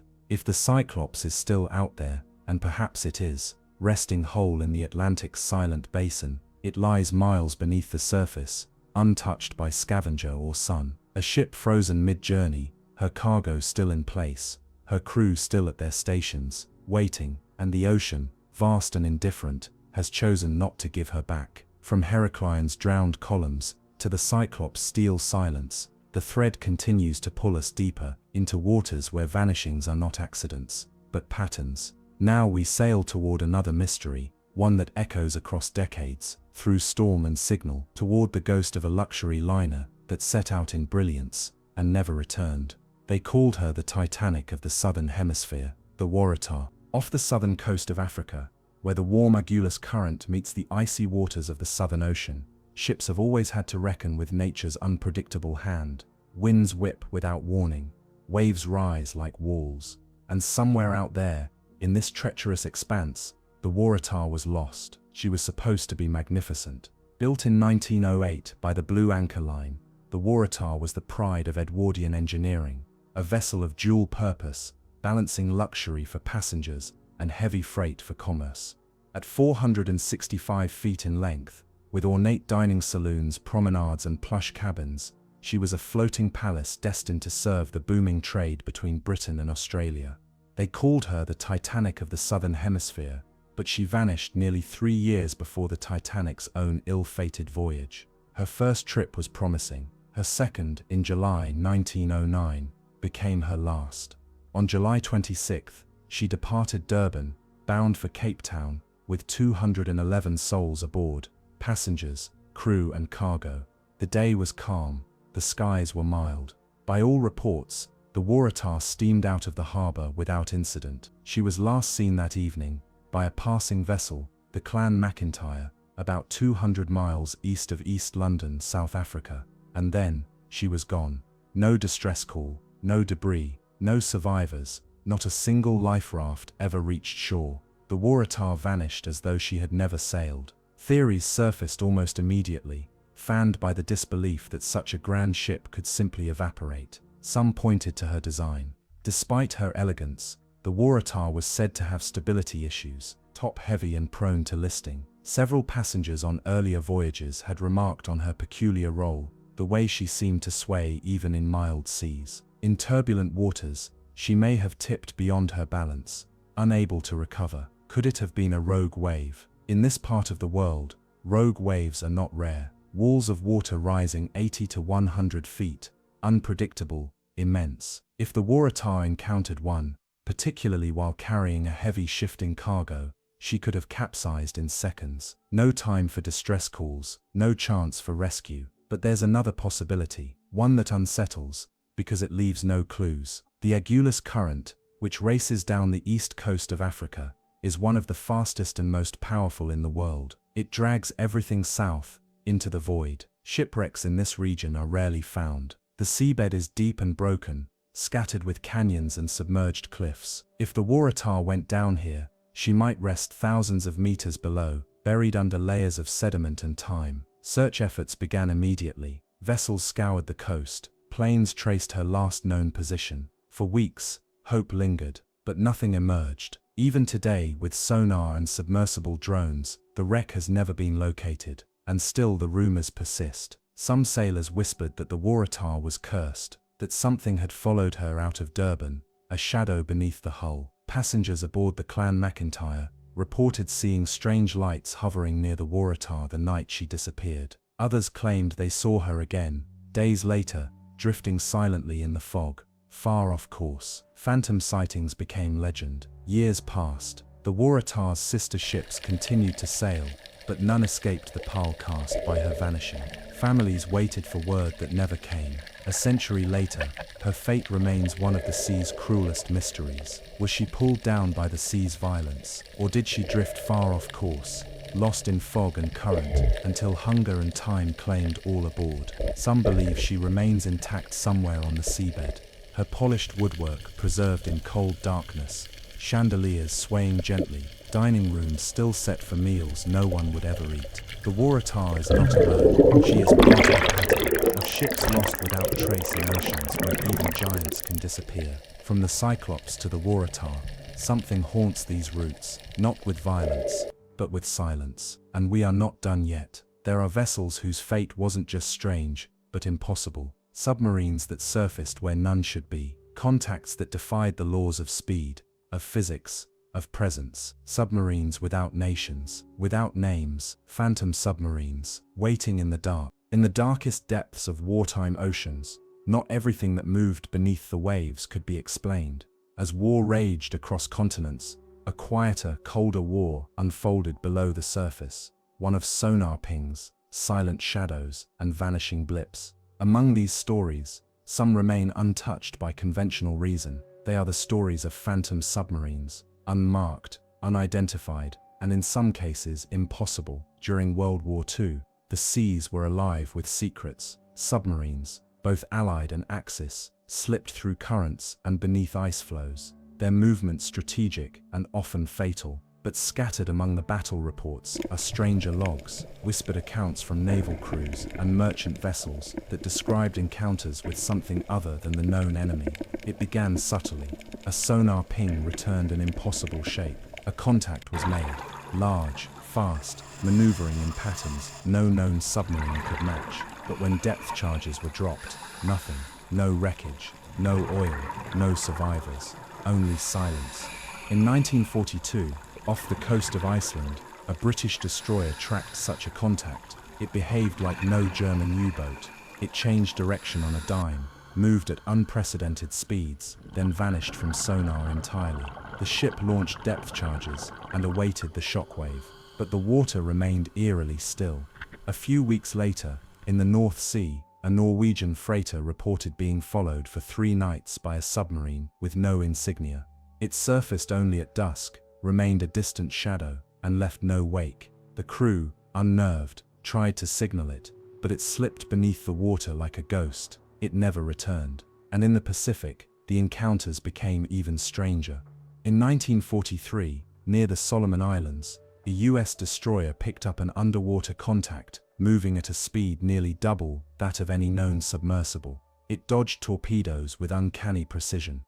Then mid-chase, it blinked off sonar completely, not rising to the surface, not descending, just gone. Were these anomalies of equipment, misread signals in the fog of war? Possibly. But not all encounters could be dismissed so easily. Several submariners reported a chilling sensation just before contact was made, a moment where even the machinery seemed to fall quiet, as if the ocean were holding its breath. Some described hearing faint mechanical noises underwater, not like propellers or engines, but like whispers, clinking, tapping, echoing, as if from inside a vast chamber. And always the same outcome: no wreckage, no confirmation, no explanation. One particularly unsettling case came from a US naval convoy near Guam. Multiple vessels reported a submerged object pacing them, not attacking, not retreating, simply staying just out of reach. It seemed to pulse on radar, there one moment, gone the next, as though existing between dimensions. The most unnerving detail, it moved in perfect synchrony with the convoy's formation. It matched course changes, speed adjustments, even zigzag evasions. But when a destroyer attempted to break formation and confront it, the object accelerated, outpacing the vessel and vanishing into deeper water. Then reports ceased. Years later, declassified naval records revealed internal communications expressing confusion and unease. Commanders questioned if the object was an unknown enemy weapon, but even the most advanced submarines of the era couldn't match the size or maneuverability described. Speculation spread. Could they have been experimental Axis vessels? The Germans were indeed working on the Type XX U-boat, a revolutionary design with greater underwater speed and endurance. But these weren't operational in the early years of the war, and no Axis blueprint accounted for the kinds of acceleration and maneuverability reported in these phantom sightings. Others considered more unconventional theories. Could these have been remnants of earlier technologies? Machines predating our records. Some speculated about abandoned pre-war experiments or secret naval projects kept hidden even from Allied command. But the sightings were too widespread, too global. North Atlantic, South Pacific, Indian Ocean. The phenomenon was not isolated. A few naval officers quietly proposed an unsettling thought. What if these submarines were not human at all? The idea of unidentified submerged objects, USOs, began to take hold. Crafts that operated underwater but didn't behave like any known ship. Their purpose unknown, their origin impossible. They didn't follow any nation's fleet movements, nor did they obey the laws of physics as we knew them. By war's end, the reports trickled off, not because the sightings stopped, but because the witnesses did. Many involved in the Phantom Sub incidents never spoke publicly again. Some had died in combat, others were bound by classified orders, and some simply chose silence. haunted by what they'd seen. In the decades since, sonar anomalies continue to appear in the world's oceans, shapes too large, too fast, too deep to be explained. And while modern submarines have evolved into marvels of stealth and technology, none account for the wartime encounters that slipped through radar, dove into abyssal darkness, and left no trace. Whatever they were not ours. And perhaps they still wait, deep in trenches no one dares map fully, behind thermal layers and pressure zones that keep their secrets. The ocean keeps its ghosts. And just as one submarine may pass unseen beneath another, so too may mysteries lie below the reach of even our deepest senses. But if submarines can vanish, so too can surface ships, and not just vanish, drift. A ship found intact, the coffee still warm, the radio on, but the crew gone. It was the kind of vessel made for quiet waters, for the gentle sway of coastal breezes and the sun's slow descent over a silver blue sea. The Kaz II, a modest 9.8-meter catamaran, was no match for storms or secrets. Yet in April of 2007, it would drift into the heart of maritime mystery, joining the long, eerie lineage of ships found without their crews, yet seemingly untouched by tragedy. It would become known as Australia's Mary Celeste. The voyage began in calm anticipation. Derek Batten, 56, along with his friends Peter and James Tunstead, brothers, close and cheerful, set sail from Shute Harbour in Queensland. Their destination was the faraway west coast of Australia, Perth, a long but leisurely journey. The men were experienced enough, their spirits high, they had packed light but wisely. The sea was smooth. Witnesses on shore remember them waving as they passed. 3 men on deck relaxed, smiling. The sun was bright. The sails billowed gently. It was the kind of departure that seemed blessed by fair weather and good fortune. 3 days later, the boat was found, drifting listlessly, its sail torn, its engine humming, its coffee half sipped, but the men were gone. The discovery was made from the air. A helicopter pilot, flying a routine patrol over the Great Barrier Reef, spotted the vessel first. It was adrift, far from where it should have been, with its sail awkwardly flapping and no one visible on board. When rescue crews boarded the Kaz II, what they found was not the aftermath of violence, but the absence of presence. The catamaran was in pristine condition. Food sat on the table, a laptop glowed faintly. Personal belongings were undisturbed. Life jackets were still stowed. Even the fishing line trailed neatly into the sea, baited and waiting. The boat's logbook contained recent entries. It was as if the crew had simply stepped away for a moment and never returned. The initial search was massive. Aerial sweeps, sonar scans, patrol boats, hundreds of square nautical miles were searched, but the sea returned nothing. No bodies, no distress call, no sign of panic or departure. Theories blossomed like algae in sunlight. The most immediate explanation, a tragic accident. Perhaps one man fell overboard while fishing. Another dove in to rescue him. A third tried to assist, but with no one left to steer, the catamaran, pushed by tide and wind, drifted away. It was plausible. The fishing line, the missing life ring, the calm weather that might have lured them into a false sense of safety. But the details resisted simplicity. Why had no distress beacon been activated? Why were the life jackets untouched? And how had all 3 men vanished so quickly, with no time to cut the engine, call for help, or even disturb the tidy cabin? Some speculated about piracy, an unlikely but not impossible scenario. Could another vessel have approached in the night? Could the crew have been taken, leaving the boat unspoiled to confuse investigators? There were no signs of a struggle. No items were missing. No vessels in the vicinity had reported suspicious behavior. Then came stranger theories.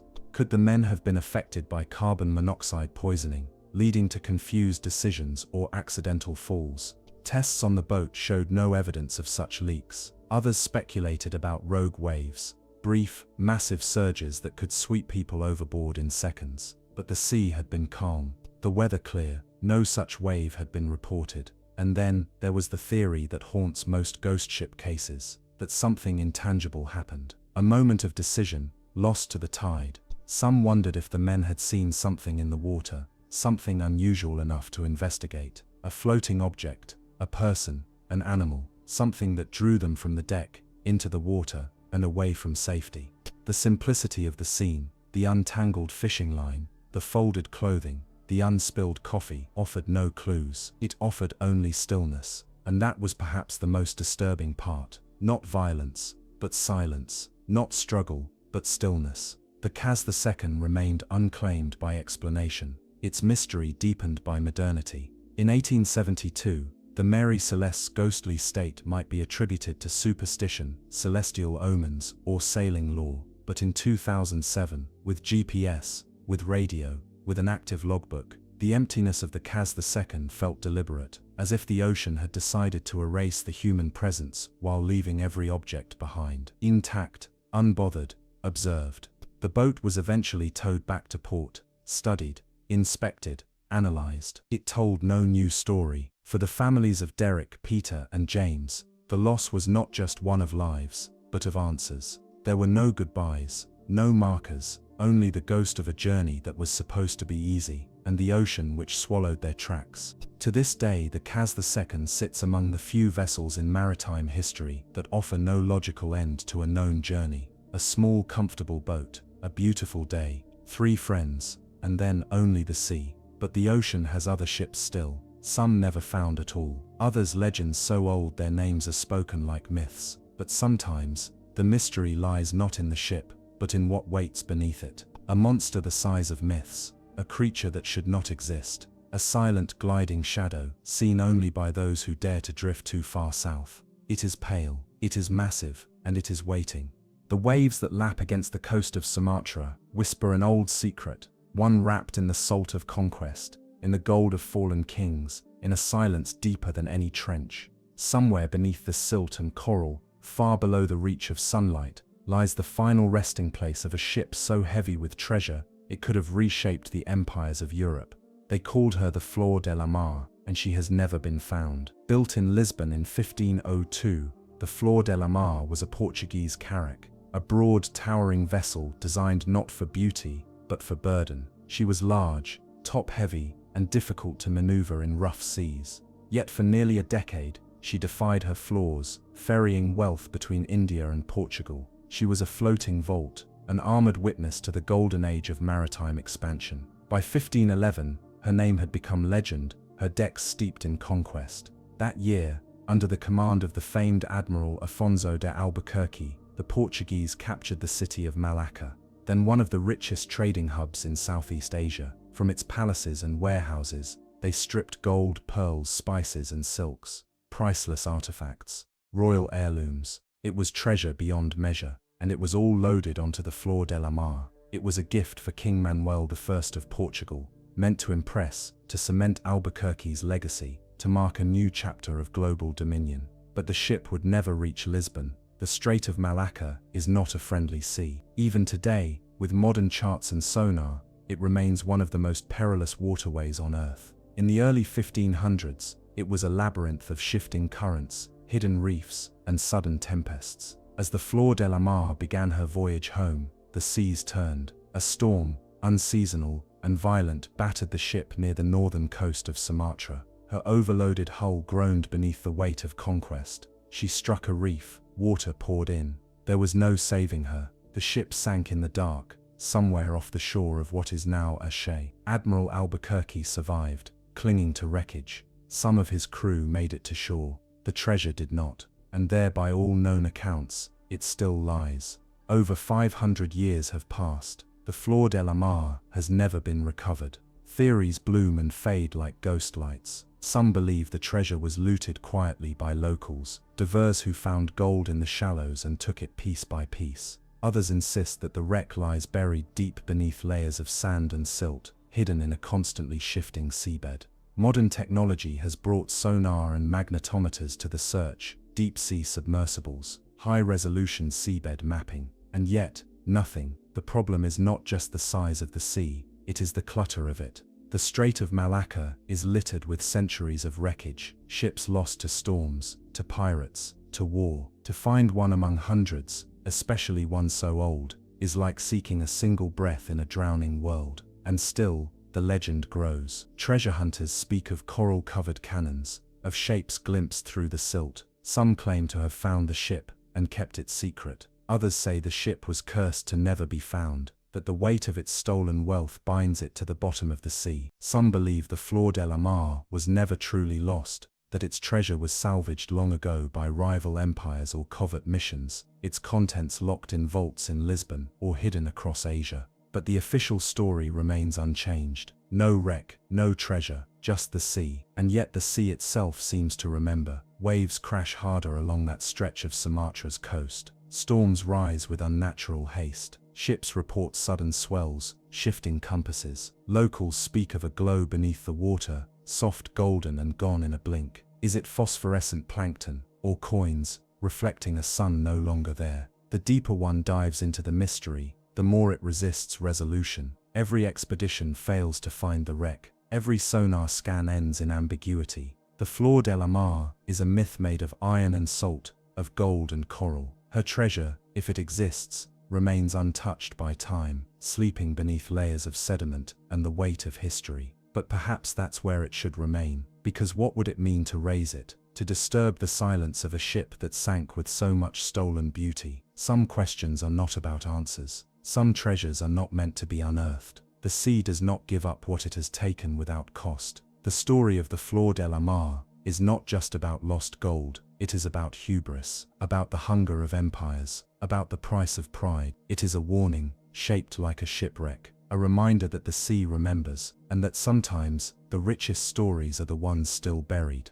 But the ocean's hoards are not all golden. Some hold only sound, a noise so deep it shakes the earth. A hum beneath the Pacific so massive it can be heard from thousands of miles away. Not a creature, not a quake, but something else. The kind of mystery that starts with a single unexplainable sound and grows into legend. It begins, as many things do in the deep, with a sound, not a roar, not a crash, but a low rhythmic hum, deep, patient, and steady, almost like breathing, except it isn't.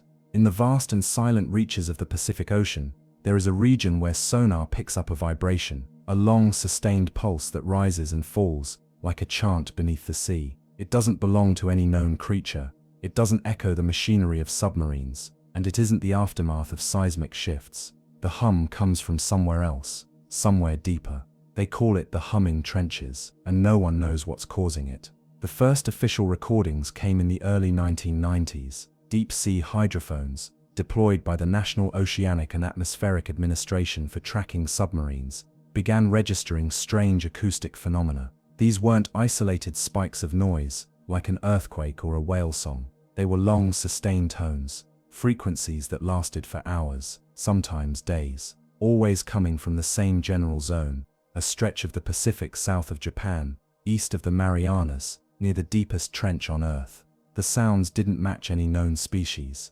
They weren't natural harmonics. They repeated, not identically, but rhythmically, as though timed. They called one of the earliest signals the hum. Others followed, names like whistle, pulse train, and chorus. Each sound had its own character. Some came in layers, as if one vibration rode atop another. Others modulated up and down in almost musical intervals. One sound would start, echo for hours, fade, and another would begin, always from the same dark place, always beneath. Marine biologists theorized that it could be some unknown species, a colossal squid perhaps, using a form of communication or echolocation we haven't yet documented. Others suggested shifting tectonic plates, the grinding of the Earth's crust as it flexed and moved in slow, aching arcs. But the timing didn't line up. There were no corresponding quakes, no consistent correlations, and then the most curious thing happened. The hums responded. In 2004, a research vessel deployed a new acoustic array, a ring of sensitive underwater microphones designed to triangulate sources of deep ocean noise. As the system activated and began its sweep, it picked up a signal, a hum, steady, low, powerful. It was logged and time-stamped. 5 minutes later, the same signal appeared again, but this time, it was closer, then again, closer still. The hum was moving.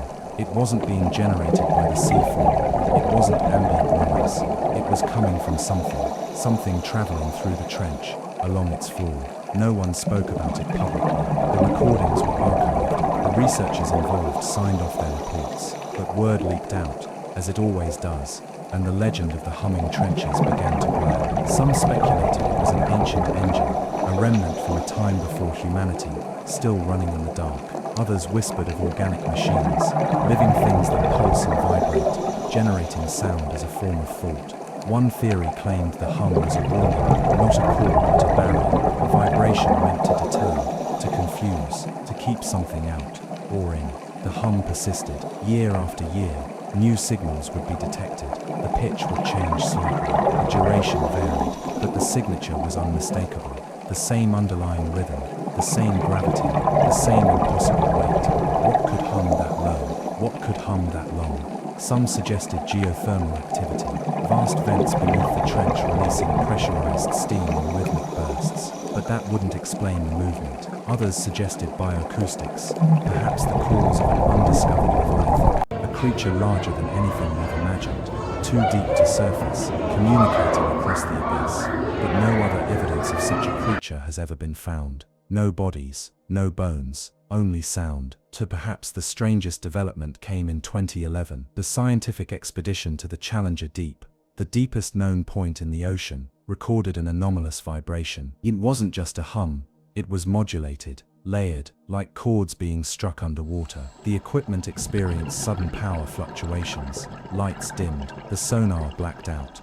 When it came back online, the hum was gone, and for a while so were the researchers' voices. They described what they had heard not in scientific terms, but in metaphors. One spoke of a choir beneath stone, another said it was like hearing a language not meant for ears. The sound was gone, but the unease remained. Some believe the hum is a living signal, not just a symptom of life, but life itself, that in the deepest parts of the ocean, life has taken on forms beyond flesh or bone. That vibration, pressure, and resonance are not just phenomena, but beings, and that these beings are singing. The humming trenches have remained silent now for several years, or perhaps we've just stopped listening, because sometimes in the deepest hours of night, when the world above is asleep and the sea stretches infinite and still, the hum returns, not to the machines, but to the mind, to the dream. A low, slow rhythm, rising from the ocean floor, as if the earth itself were whispering secrets too deep to bear. And if you listen closely, in the hush between breaths, in the pause between waves, you might hear it. The sea still humming, just beneath, always beneath. There's a spot in the ocean more remote than any other place on Earth. It's not a point marked by a buoy or a floating station. It's not even visible from the surface, but it's there, in the middle of nowhere, surrounded by over 1,600 miles of water in every direction. It's called Point Nemo.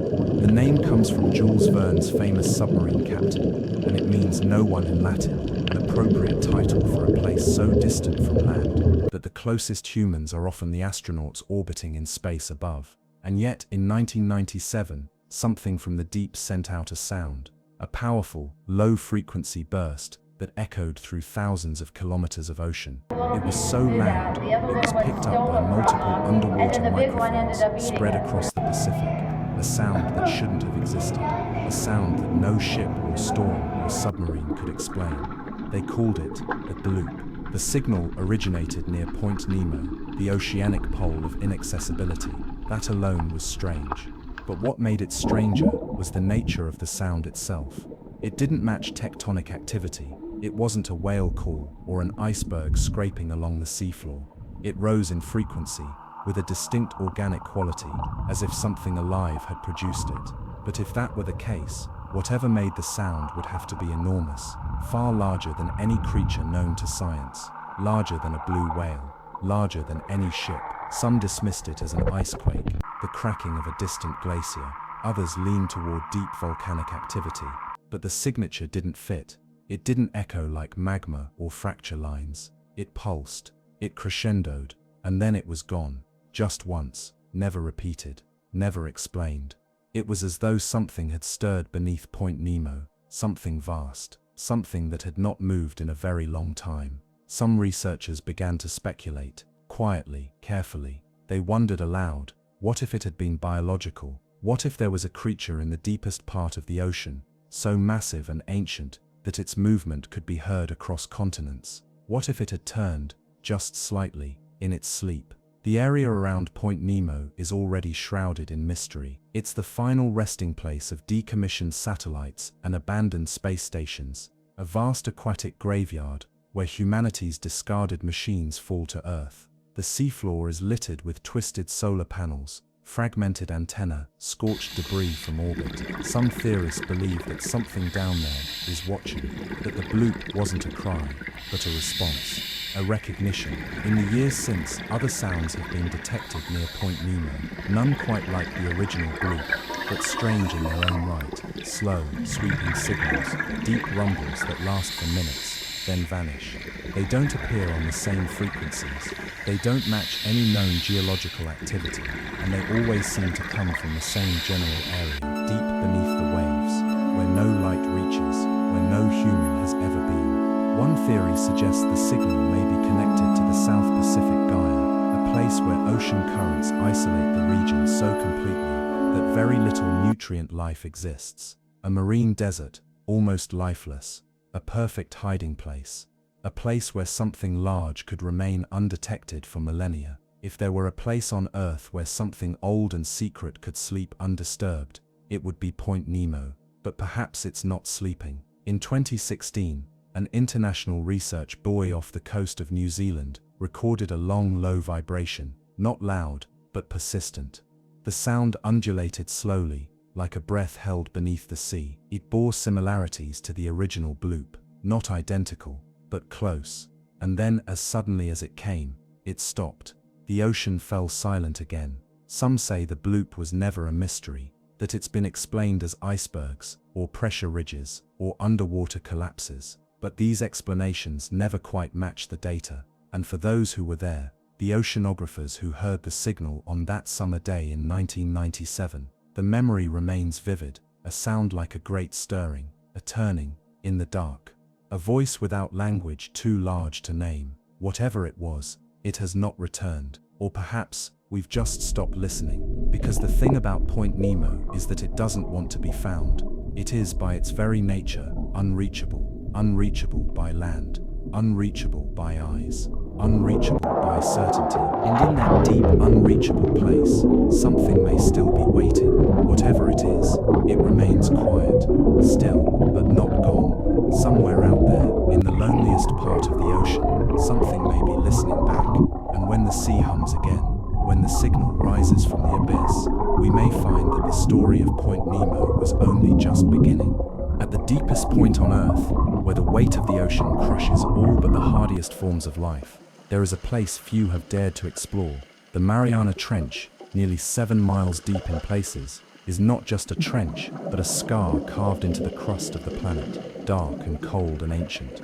It is a world without sunlight, a realm of pressure so intense that steel can be warped like cloth. And yet in recent decades, whispers have emerged from the silence, not from the mouths of creatures, but from the trench itself. Low-frequency hums, mechanical groans, metallic murmurs that seem too structured, too rhythmic, to be natural. They do not match any tectonic activity. They do not originate from nearby shipping routes. They come from the abyssal zone, from down below. In 2016, a team of researchers studying bioluminescent activity in the trench picked up a strange vibration, a continuous sound, like a deep mechanical purr. It lasted for several minutes, faded, and then returned hours later. The spectrogram showed something unusual, a rising tone, followed by a fluttering distortion, almost musical in pattern. One scientist described it as a song, another, more cautiously, called it a language. But there was no whale to claim the note, no instrument, no anomaly they could trace. It was as if the trench was humming to itself. The Mariana has always been a source of myth and wonder. Ancient sailors called it the Devil's Deep. Stories speak of ships swallowed in seconds, pulled down into the dark by unseen forces. In more modern times, explorers have descended in pressurized spheres, returning with footage of translucent creatures, jelly-bodied predators, with mouths like black holes and eyes that glow without light. But those are just the things we've seen. The sounds are something else. They're not random, they're not background noise. They feel intentional. Some suggest they could be the result of shifting rock layers, a form of subduction song, as the tectonic plates grind and resonate. But these explanations fall short. The tones repeat at regular intervals, their harmonics are too complex, and most notably, they often occur when no seismic activity is recorded nearby. One recording captured during a 2019 NOAA expedition features a 3-note pattern, each note separated by exactly 47 seconds. The pitch is too low for human hearing, but when sped up, it resembles a whale's call, only reversed. And with strange mechanical overtones, the team dubbed it the Mariana Pulse. No known animal can produce that frequency, no submarine was near the trench at the time, and yet, it happened again 6 months later.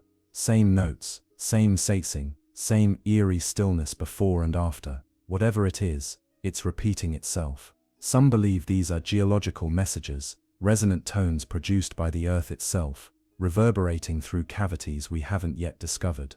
Others argue they're biological, evidence of a creature we've never seen, a trench leviathan that uses sound not just to navigate, but to speak, communicate, warn. And then there are the outliers, the ones who whisper that these are not natural sounds at all, that they are artificial, mechanical, that the trench may house something older than we can comprehend. Not a creature, but a structure, not alive, but aware, that deep within that black gash beneath the Pacific, lies a remnant of something that came before us, or something that does not belong to this world at all. It would explain the hum, the structured vibration, the metallic ring that researchers struggle to explain, a ruin, a vessel, a machine that was never meant to be uncovered, or maybe something sleeping, something listening, responding in its own way, slowly, in frequencies we were never meant to hear. The ocean is the perfect place to hide a secret, and the Mariana Trench is the perfect vault. No light, no heat, no easy access, but sometimes secrets press against their walls. Sometimes they sing. If there is something beneath us, some presence, some design, it may not wish to remain hidden forever, or worse, it doesn't care if we know at all. For now the trench remains silent again. No new tones, no new pulses, just silence, cold and crushing, like a tomb sealed tight. But we are listening, and somewhere, down in the black pressure of the trench, something might be listening back. The sea holds many secrets, but this one hums, and it's getting harder to ignore. There are stretches of sea where silence holds its breath, where radio signals falter and metal bends in ways it shouldn't, places on the map where nothing survives long enough to be understood. And within one such corridor over the South Pacific, just east of New Caledonia and west of the international dateline, an aircraft known only as Flight N349 entered the clouds and was never seen again. The year was 1978. The plane, a Lockheed Electra, repurposed for government research, was on a routine data collection mission, tracing patterns of high-altitude winds across an underexplored stretch of ocean. On board were 5 crew members, each experienced in airborne research. Their objective was simple: fly a calibrated path across the remoteness, collect atmospheric samples, and return to base in Fiji by dusk. But dusk came, and N349 did not. There was no distress call, no squawk, no sudden descent recorded on radar. The transponder simply went silent at 14:17 local time. It vanished somewhere over a cloud-draped quadrant where weather reports had shown mild conditions, clear skies, and smooth jet stream flow. What made the disappearance unnerving wasn't just its silence, it was what was left behind. At 15:03, nearly an hour after contact was lost, an automated emergency beacon began transmitting, not from the sea, but from 38,000 feet in the air. For 17 seconds, the signal pulsed steadily, then cut off mid-transmission. Military aircraft scrambled to the coordinates reported. They found nothing, not a contrail, not a cloud anomaly, just blue sky stretching in all directions and the vast emptiness below. Flight N349 had become a ghost. In the weeks that followed, search operations swept thousands of square miles. Vessels scanned the seabed, aircraft traced grid lines, satellites combed through telemetry, but the Lockheed had left no oil slick, no floating debris, no inflatable raft. It was as if the plane had dissolved. Theories formed, as they always do in such silence. Some believed the aircraft suffered a catastrophic electrical failure, disabling all systems mid-flight. But that doesn't explain the emergency signal, one designed to activate only under manual input or violent impact. Others point to the possibility of structural fatigue, a slow failure of the airframe that caused the plane to disintegrate at altitude. Yet pieces would have scattered across the sea, some would float, none were found. More speculative voices wonder about electromagnetic anomalies in the region. disturbances in the magnetosphere capable of interfering with avionics, even disabling engines. This stretch of ocean is notorious for oddities, stalled compasses, interference bursts and untraceable radar echoes. Some call it the Southern Pacific Silent Zone, though no official name exists. And then there is the most unsettling theory of all. A whisper passed between investigators, quiet, never in writing, that Flight N349 wasn't just collecting weather data, that it carried classified cargo, biological samples from a deep-sea trench near Tonga, containers stored in a refrigerated pod mounted in the cargo bay, contents unknown. No official document confirms it, no agency claims the manifest. But the theory lingers that something in those containers should never have been lifted into the sky, that when Flight N349 vanished, it wasn't because of wind or wave or metal fatigue, but because it crossed some unseen line in the sky. An echo of this theory resurfaced in 1999, when a satellite passing over the same coordinates recorded a momentary heat bloom, an infrared pulse, spherical in shape, lasting under 0.8 seconds. At sea level, no anomaly was detected, but above, in the thin air, the atmosphere trembled ever so slightly, as if something had briefly returned, or passed through. Of the 5 crew members, no trace was ever found. Families were given condolences, vague explanations, and silence. The incident was officially classified as a mid-air systems failure, though no evidence supported it. Today, Flight N349 exists only in fragments, a logbook, a few hours of flight data, and one grainy photo of the aircraft preparing for departure. Its call sign has been retired, its beacon channel permanently deactivated, but every so often, pilots crossing the same corridor report hearing a faint transmission, a series of numbers spoken in slow looping cadence. The frequency isn't active anymore, and no transponder matches the source. The voice, if it's a voice at all,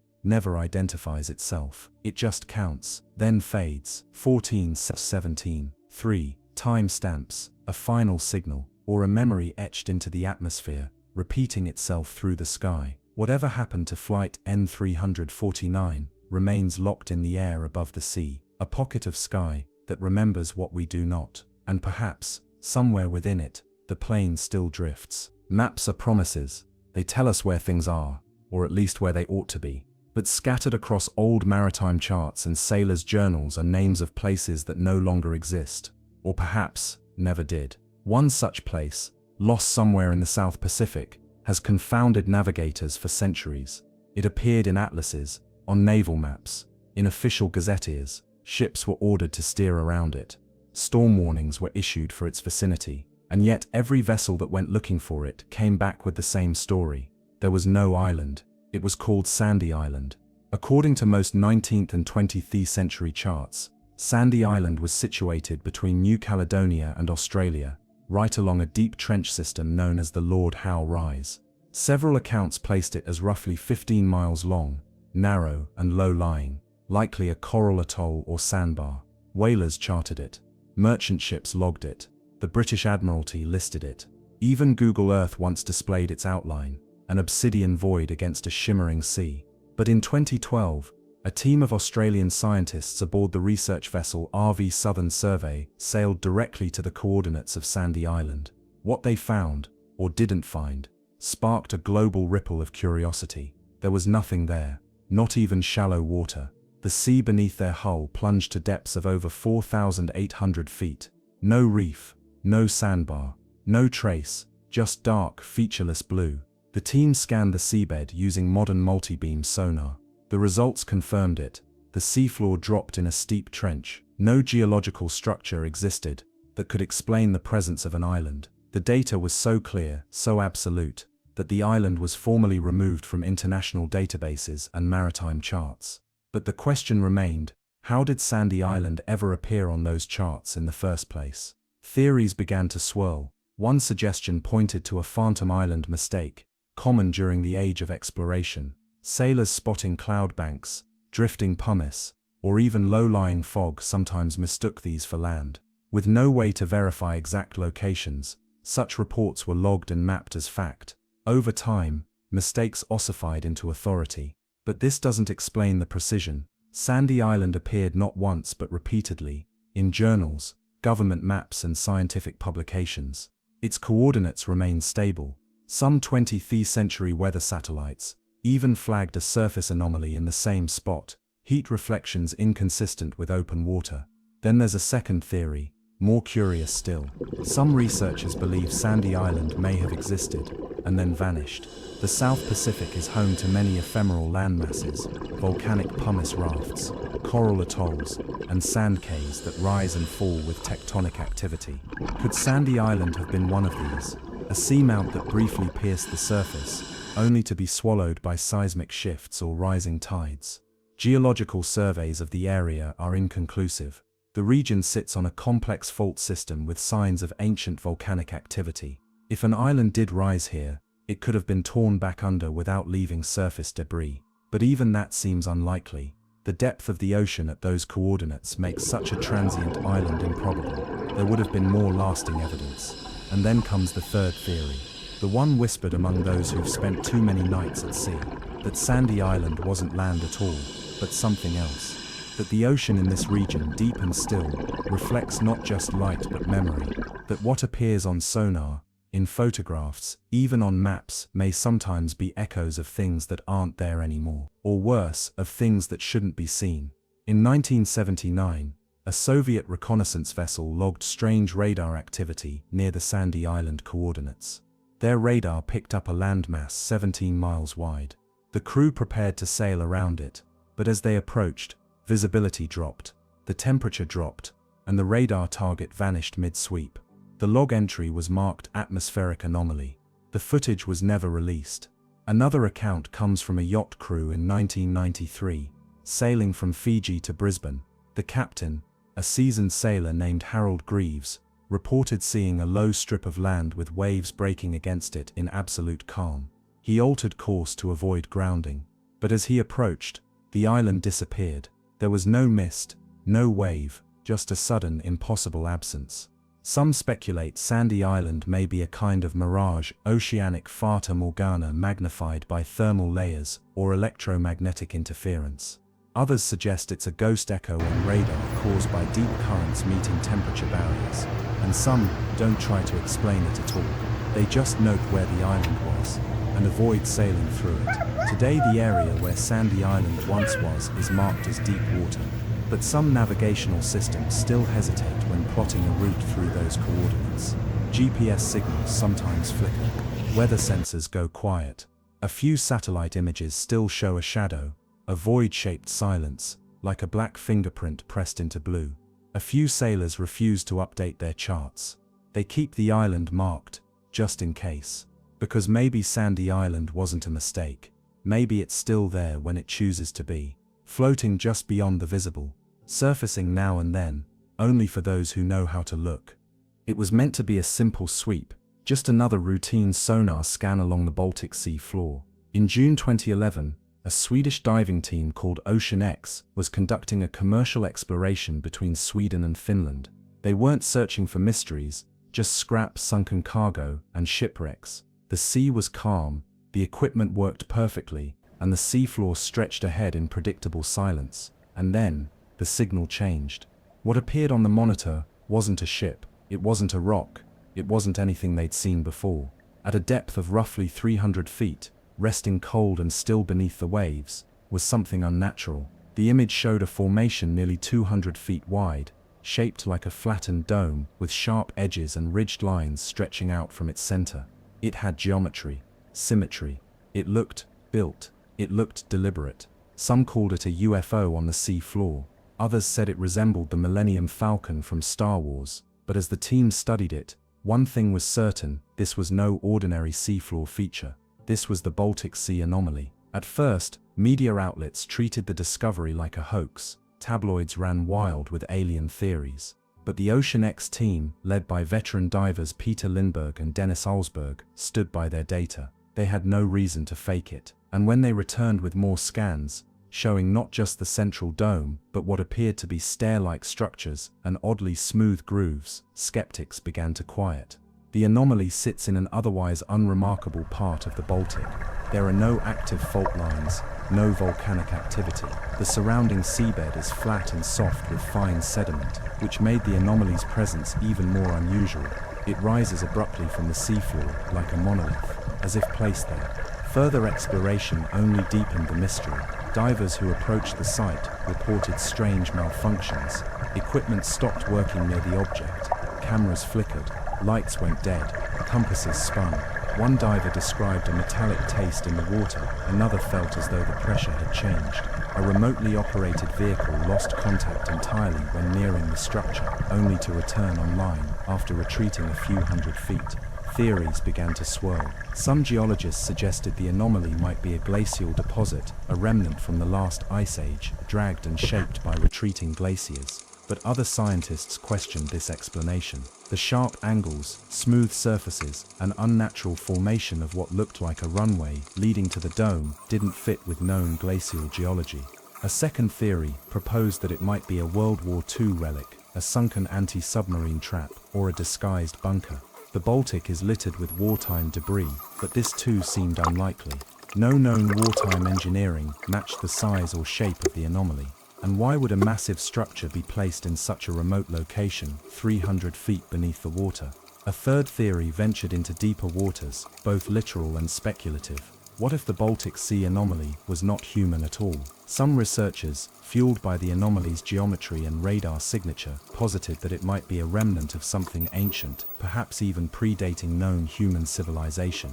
A structure, a vehicle, or an artifact from a time before history. An object buried beneath silt and ice for thousands of years, only now being seen again. More fantastical interpretations followed. Alien spacecraft, a submerged temple, a machine of unknown purpose. Theories connected it to ancient maps, unexplained magnetic fields, even legends of lost civilizations like Atlantis or Hyperborea. The truth, of course, remains elusive. Despite global attention and offers of funding, the OceanX team never conducted a full excavation. Costs were high, visibility was poor, and perhaps, some speculate, they were discouraged, formally or informally, from continuing. Rumors of government interest, shadowed visitors, and encrypted communication only added to the enigma.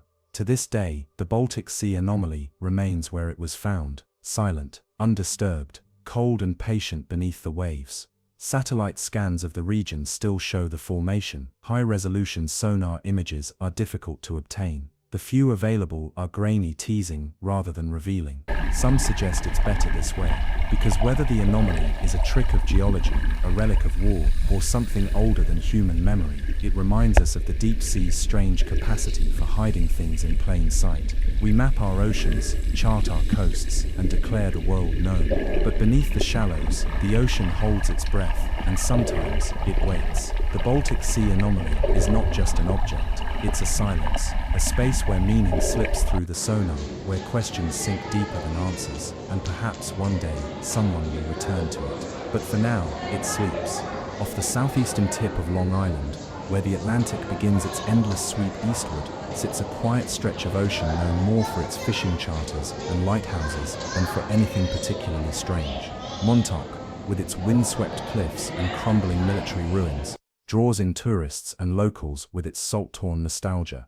But beneath its waves, just past the coastal shelf, something else stirs, something not seen but heard. The year was 1999 when a small NOAA oceanography vessel, conducting a routine hydroacoustic survey off Montauk Point, picked up a sound unlike anything they'd recorded before.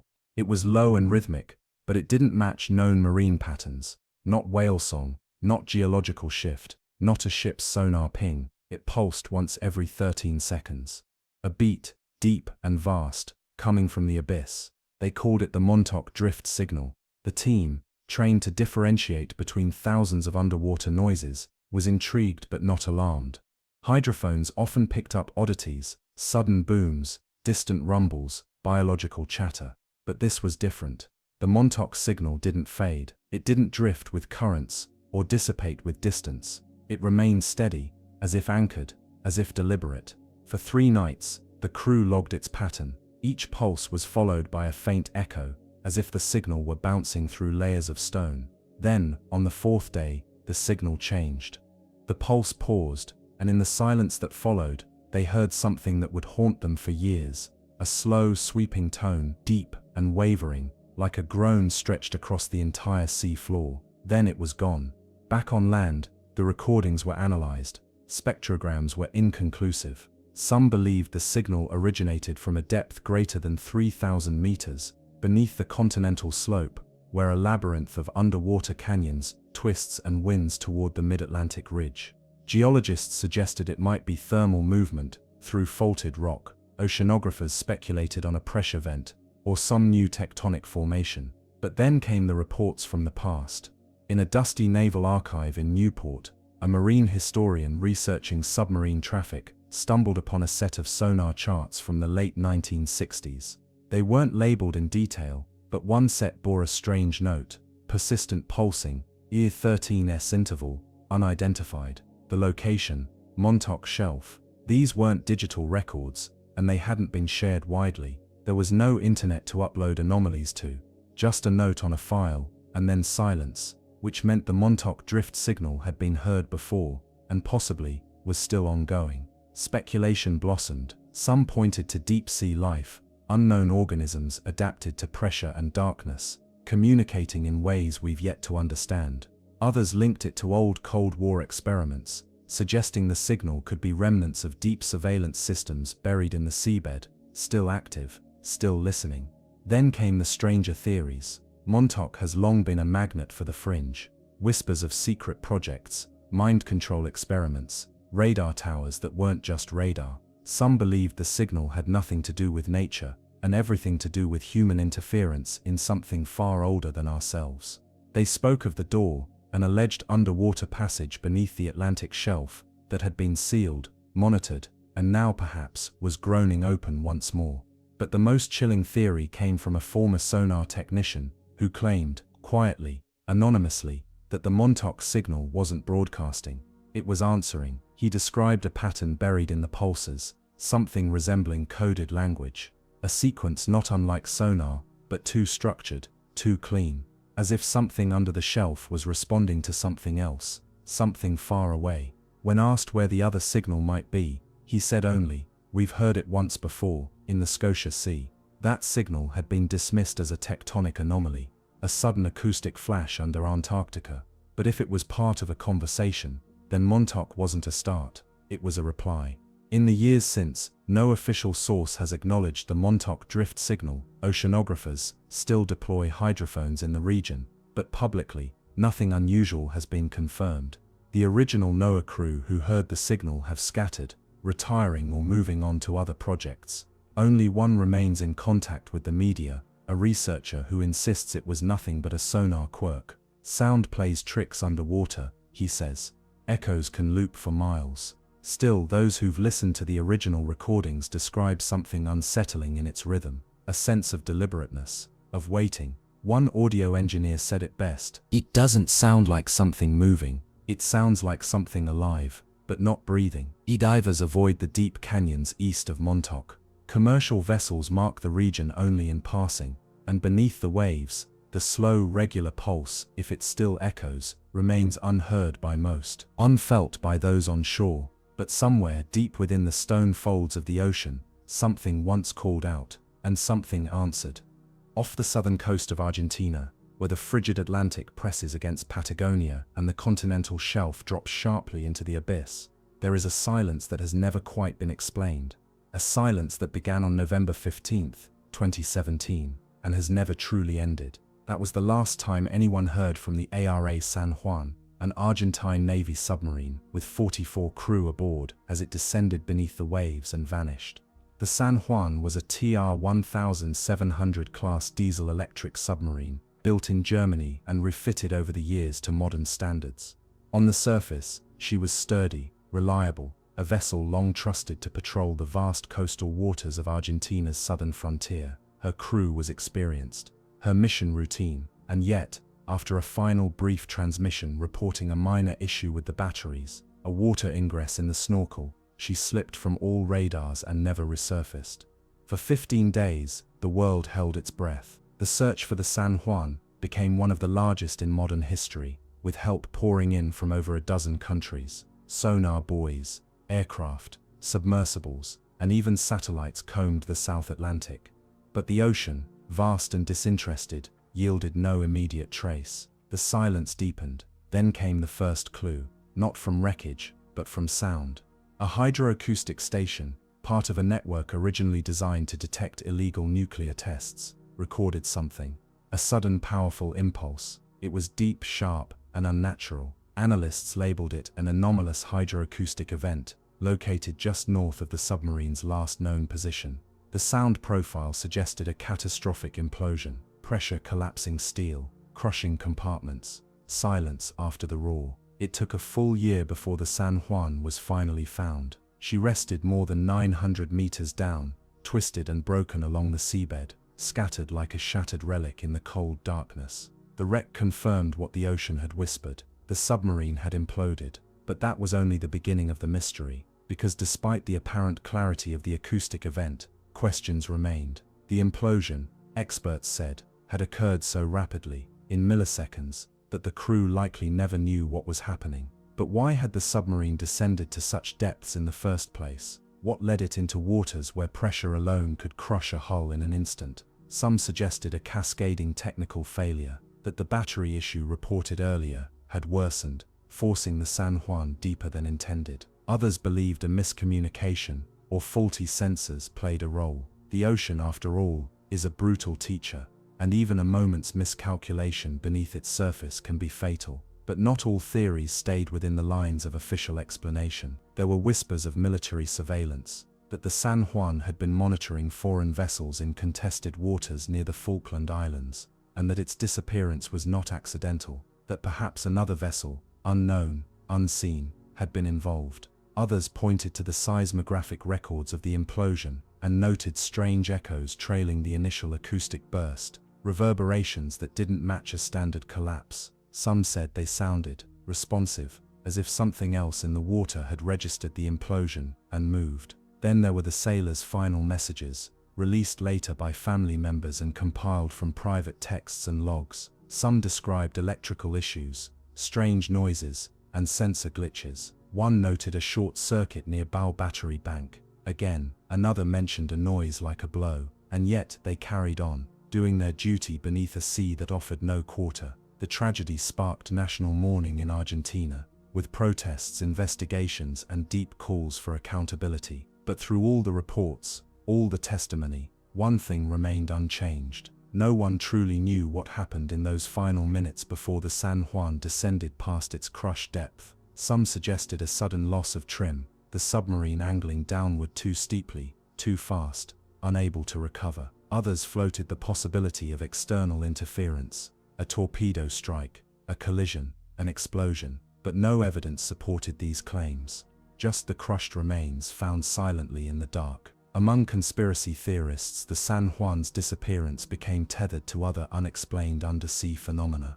They linked its last known coordinates to anomalies in magnetometer data, claiming the sub had passed through a region where instruments behaved erratically, a place known to local fishermen as the humming line, where compasses spin and fish flee. Some theorists believed the San Juan had encountered an undersea structure, a formation of stone or steel not yet mapped, that the hull had touched something ancient, and that whatever it disturbed, responded. Others claimed the San Juan had become part of something larger, one of many vessels lost beneath the South Atlantic, whose stories are never fully told. They spoke of the German submarine U-977, which surrendered in Argentina in 1945 after supposedly vanishing for months, of the US Navy ship Cyclops, which vanished without trace a century earlier, of disappearances that taken alone seem tragic, but together form a pattern of silence. In the wake of the San Juan's recovery, the voices of the ocean faded once more. The hydrophones that had recorded its final cry returned to their watchful sleep. The sub's remains were left untouched, marked as a protected site, a grave beneath the waves. The families still mourn, the nation still searches for answers, and the water above rolls endlessly on. Whatever truly happened that day, whether a cascade of mechanical failures, a deadly descent into pressure's grip, or something else entirely, the ARA San Juan remains a chapter in the growing archive of oceanic mysteries. Its story doesn't end with a wreckage or a name on a monument. It continues in the deep, where 44 souls remain, and where the sea keeps its silence. Because in the places where light does not reach, and where sound becomes memory, even steel can vanish. And sometimes, the loudest stories are those told only in echoes. Beneath the cold, slate-grey waters of the northern Baltic Sea, there is something resting on the seafloor that has stirred imaginations and puzzled scientists since the day it was discovered. It's not a wrecked ship, nor a collapsed rock formation, nor a sunken submarine. It is something else. In 2011, a group of Swedish treasure hunters known as Ocean X was scouring the Gulf of Bothnia, searching for long-lost shipwrecks from World War I. Their sonar picked up a strange return, an object lying approximately 300 feet below the surface, unlike anything they'd ever encountered. At first glance, it appeared to be circular, smooth, unnaturally symmetrical, almost designed. When the sonar image was released to the public, the world took notice. The object became known as the Baltic Sea Anomaly. It measured about 60 meters wide, nearly 200 feet, and seemed to rise several meters above the surrounding seafloor. What baffled researchers was its shape, a perfect curve with ridges, creases, and what looked like deliberate lines. Some compared it to a crashed spaceship, others to an underwater Stonehenge. More than a few said it resembled the Millennium Falcon, half buried in sand. The image became an internet sensation, and yet when divers returned to the site for closer inspection, things only got stranger. Visibility was poor, murky silt clouded the water, but what they could see didn't help explain anything. The anomaly didn't seem like any natural rock formation. Divers reported peculiar textures, angled walls, sharp edges that didn't erode like sedimentary rock. Instruments malfunctioned near the object, cameras shut off, satellite phones failed. One diver described the sensation as being watched. Samples were brought to the surface. Geologists said it was basalt, volcanic rock, but the Baltic Sea has no volcanic activity. Others pointed to glacial activity, claiming the object was simply a rock formation shaped by ice. But the shape, the sheer regularity, it didn't feel right. Theories blossomed. Some scientists believed it might be a World War II relic, an experimental Nazi anti-submarine device, or sonar trap that had sunk long ago. Others suspected Cold War debris, perhaps a prototype craft, underwater radar platform. But nothing in the historical records supported such technology being tested or lost at that location. Then came the more speculative ideas that the object was a ruin, a remnant of an ancient civilization that once stood on land before sea levels rose at the end of the last ice age. That perhaps it was a monolith, a ceremonial site, or a kind of primitive observatory, now resting forgotten under layers of salt and sediment. Proponents pointed to strange grooves and what appeared to be steps leading up one side. Still, others suggested the anomaly wasn't human at all. UFO researchers were quick to propose the idea of an extraterrestrial craft crash landing in the sea. They claimed the anomaly's symmetry, its texture, and its interference with electrical equipment were all signs of alien origin. A few even believed the anomaly might still be active, humming quietly in the dark, waiting. Even skeptics couldn't fully explain the reports. The grainy sonar images, though far from definitive, seemed to show unnatural contours. The accounts from divers were consistent, though often vague, and the location, remote, quiet, cold, added to the mystique. Ocean X eventually returned, but funding ran dry. Scientific interest waned.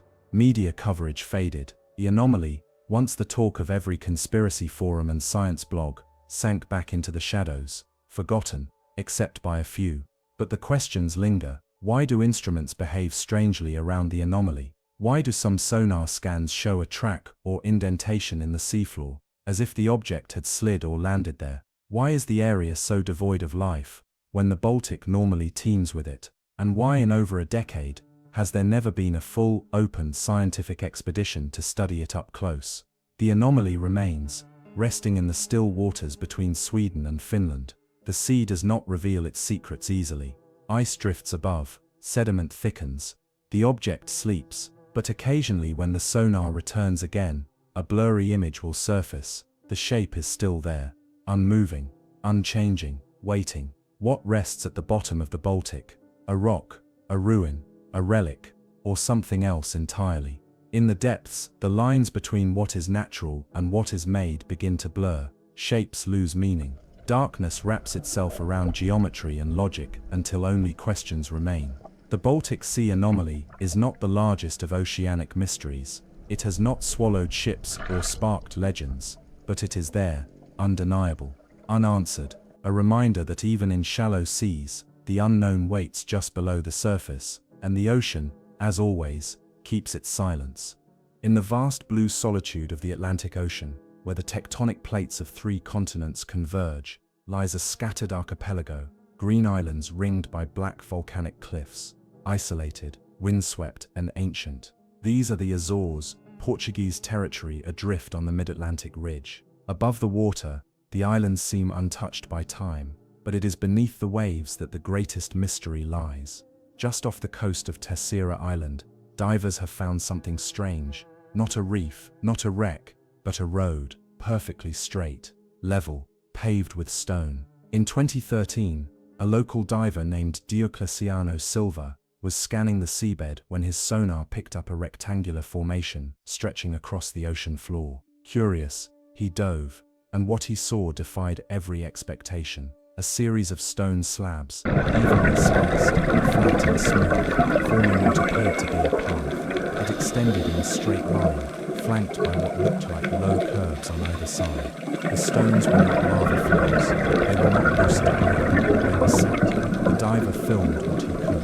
The footage shows textures not typical of natural formations, corners, grooves, alignments that whisper of architecture, and yet no historical records mention any submerged structures here. No lost ports, no collapsed docks, just ocean. But the road, as it came to be called, was real, and it led nowhere. Perhaps it led to something long forgotten. Geologists offered explanations. They claimed the formations were volcanic in origin, products of columnar basalt, cooled and cracked in the right conditions, but not everyone agreed. Some marine archaeologists suggested the stones were too even, too deliberate. As though placed by design, that theory quickly collided with the wildest of them all.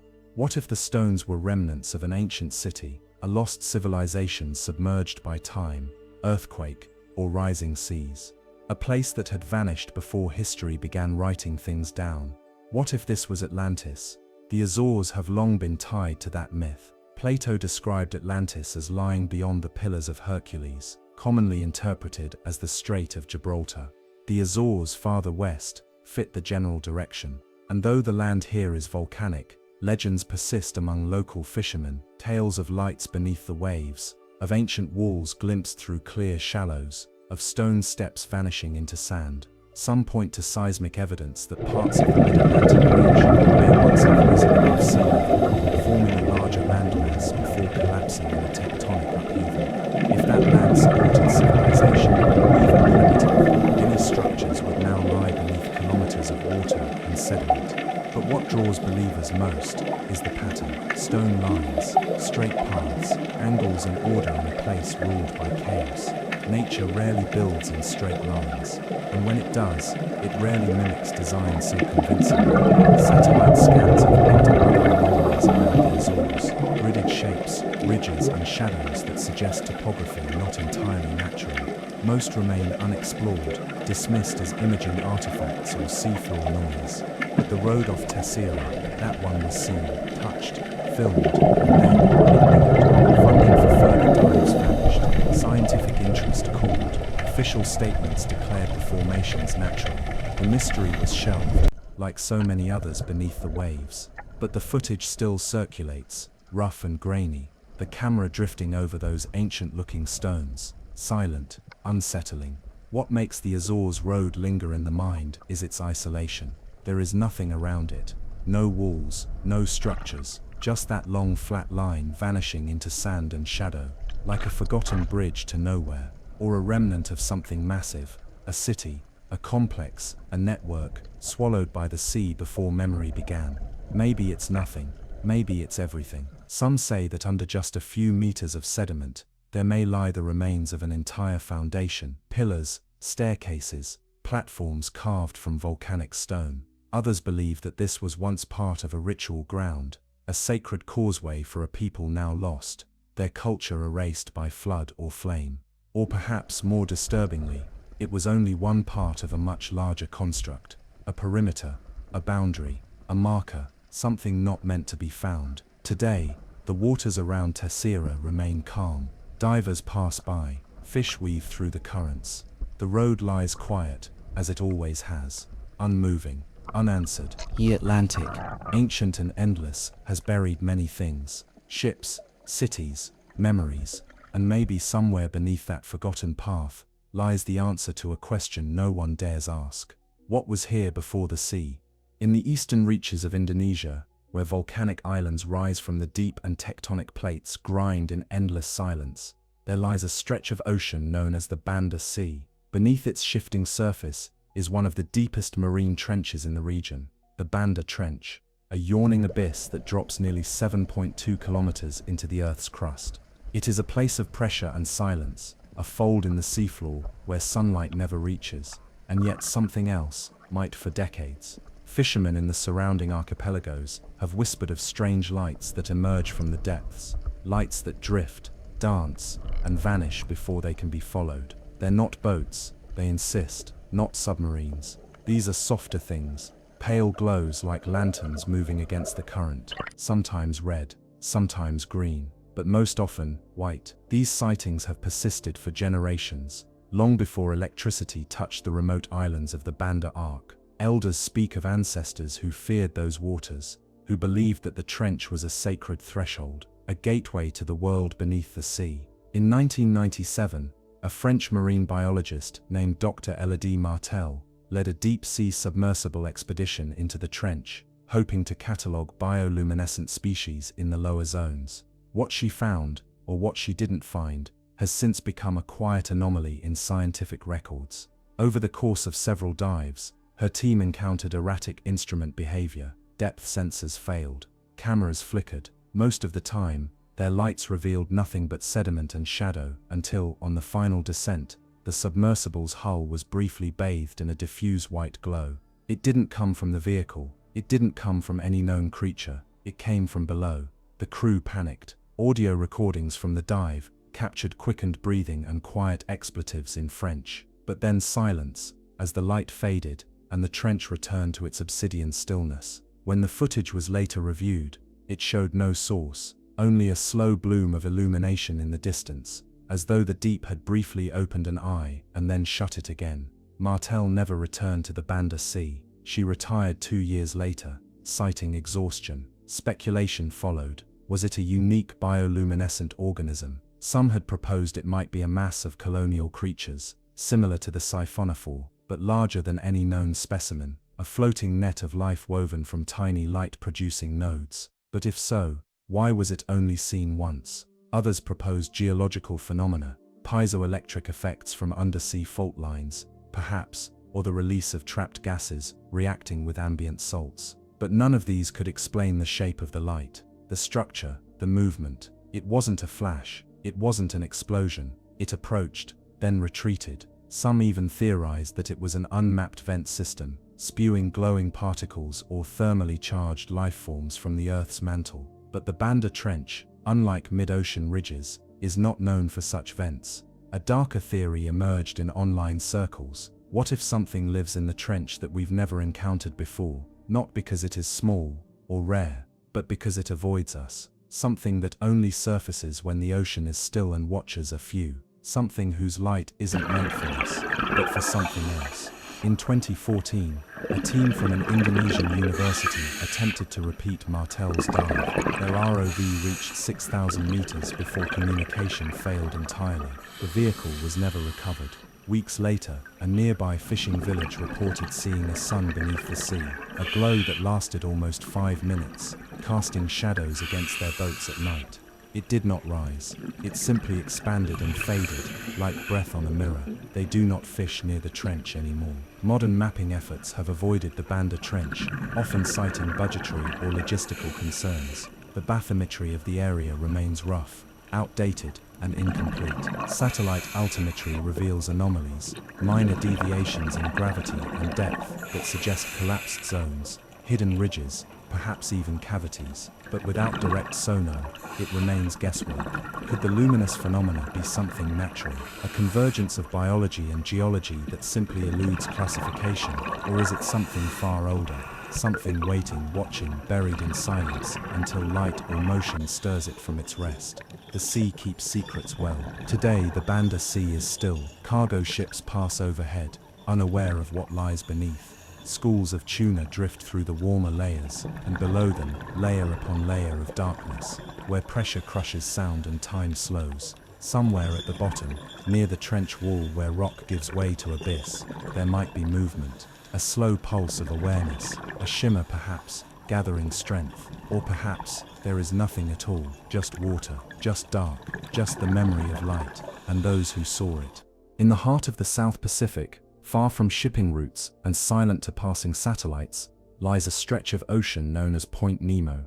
It is the most remote place on Earth, the oceanic pole of inaccessibility, located over 2,600 kilometers from any landmass. Sailors passing through call it the ocean's graveyard, not because of any legend, but because this is where spacecraft are laid to rest. Satellites, spent space stations, deorbited machinery, all guided here to die in peace, crashing into the waves in what is politely called the spacecraft cemetery. But Point Nemo harbors other deaths too, and perhaps other watchers.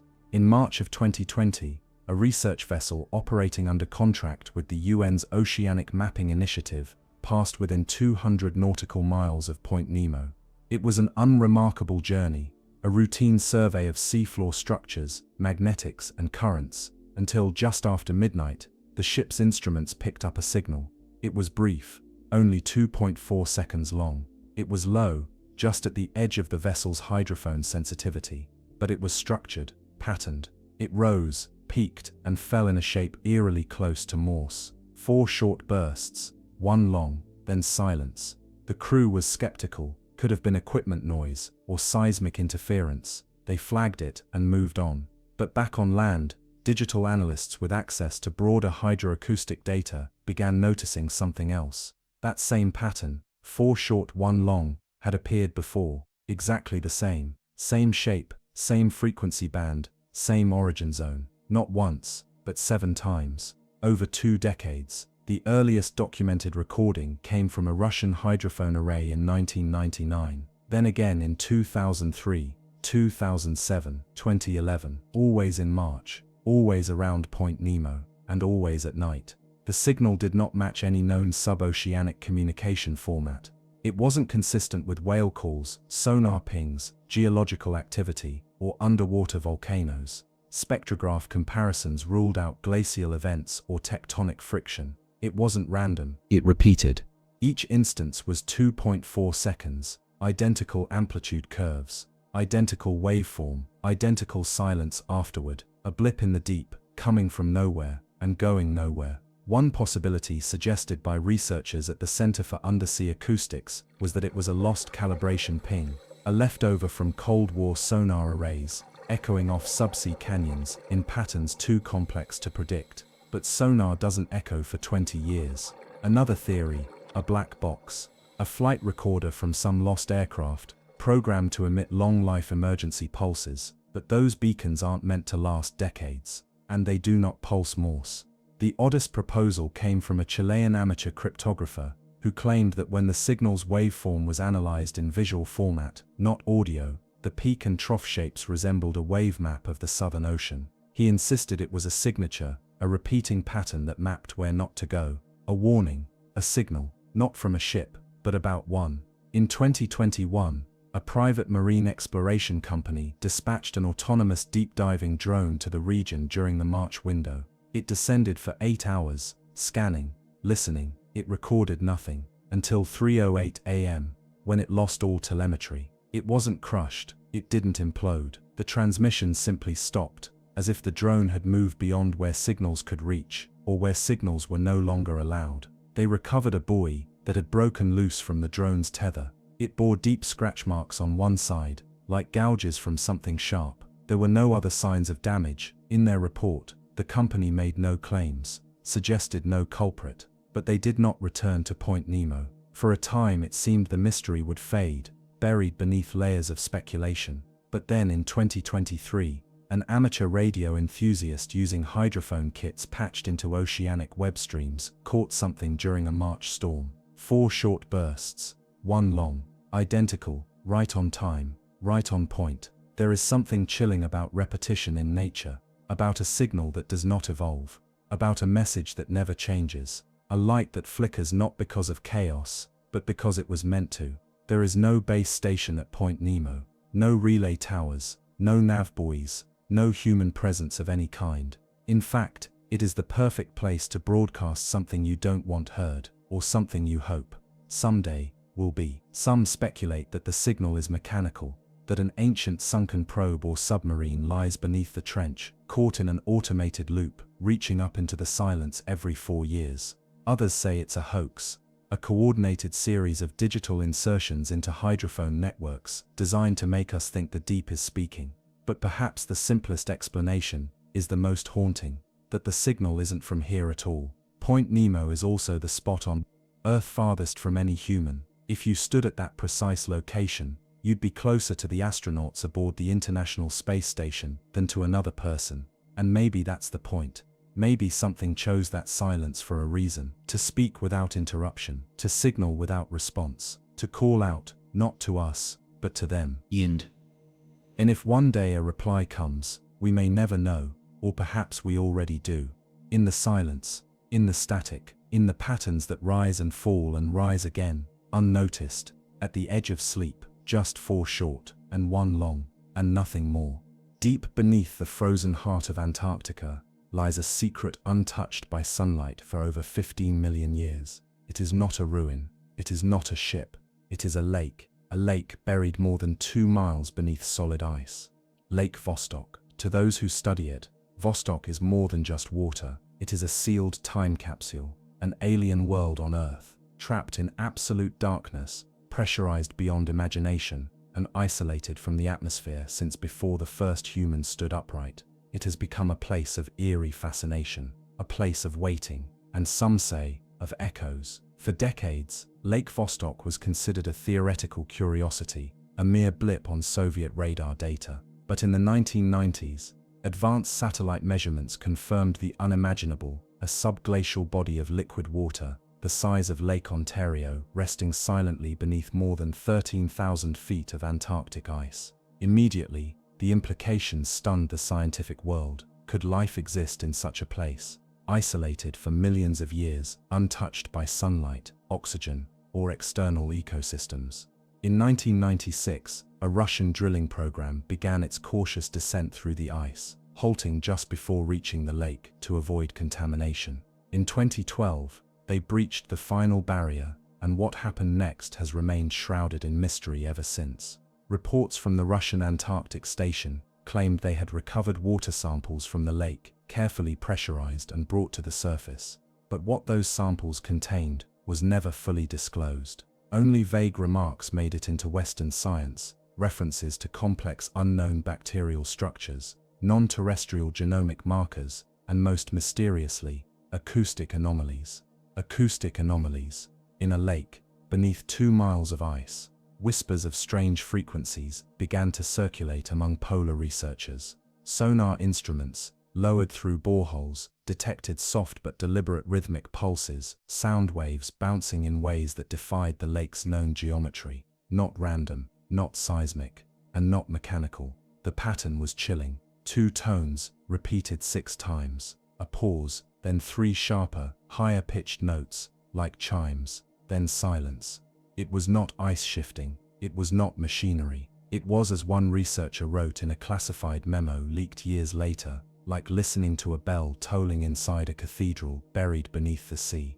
Thus was born the legend of the drowned church beneath the ice. Among glaciologists and deep earth acoustic researchers, it became an inside joke, a whispered phrase passed over coffee and flickering equipment, shared with nervous laughter. But beneath that laughter was tension, because the sound came back, every year, every February. Same time, same tone.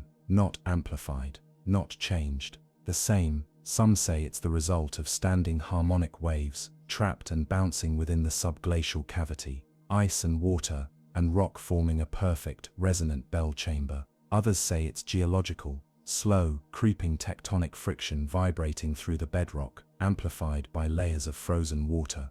But that theory falters under scrutiny, because Lake Vostok is geologically stable, and seismic instruments record no tremors, only the sound, always the sound. And then in 2017, a second borehole was drilled, this time not to breach the lake, but to triangulate the source of the tones. What they found raised more questions than it answered.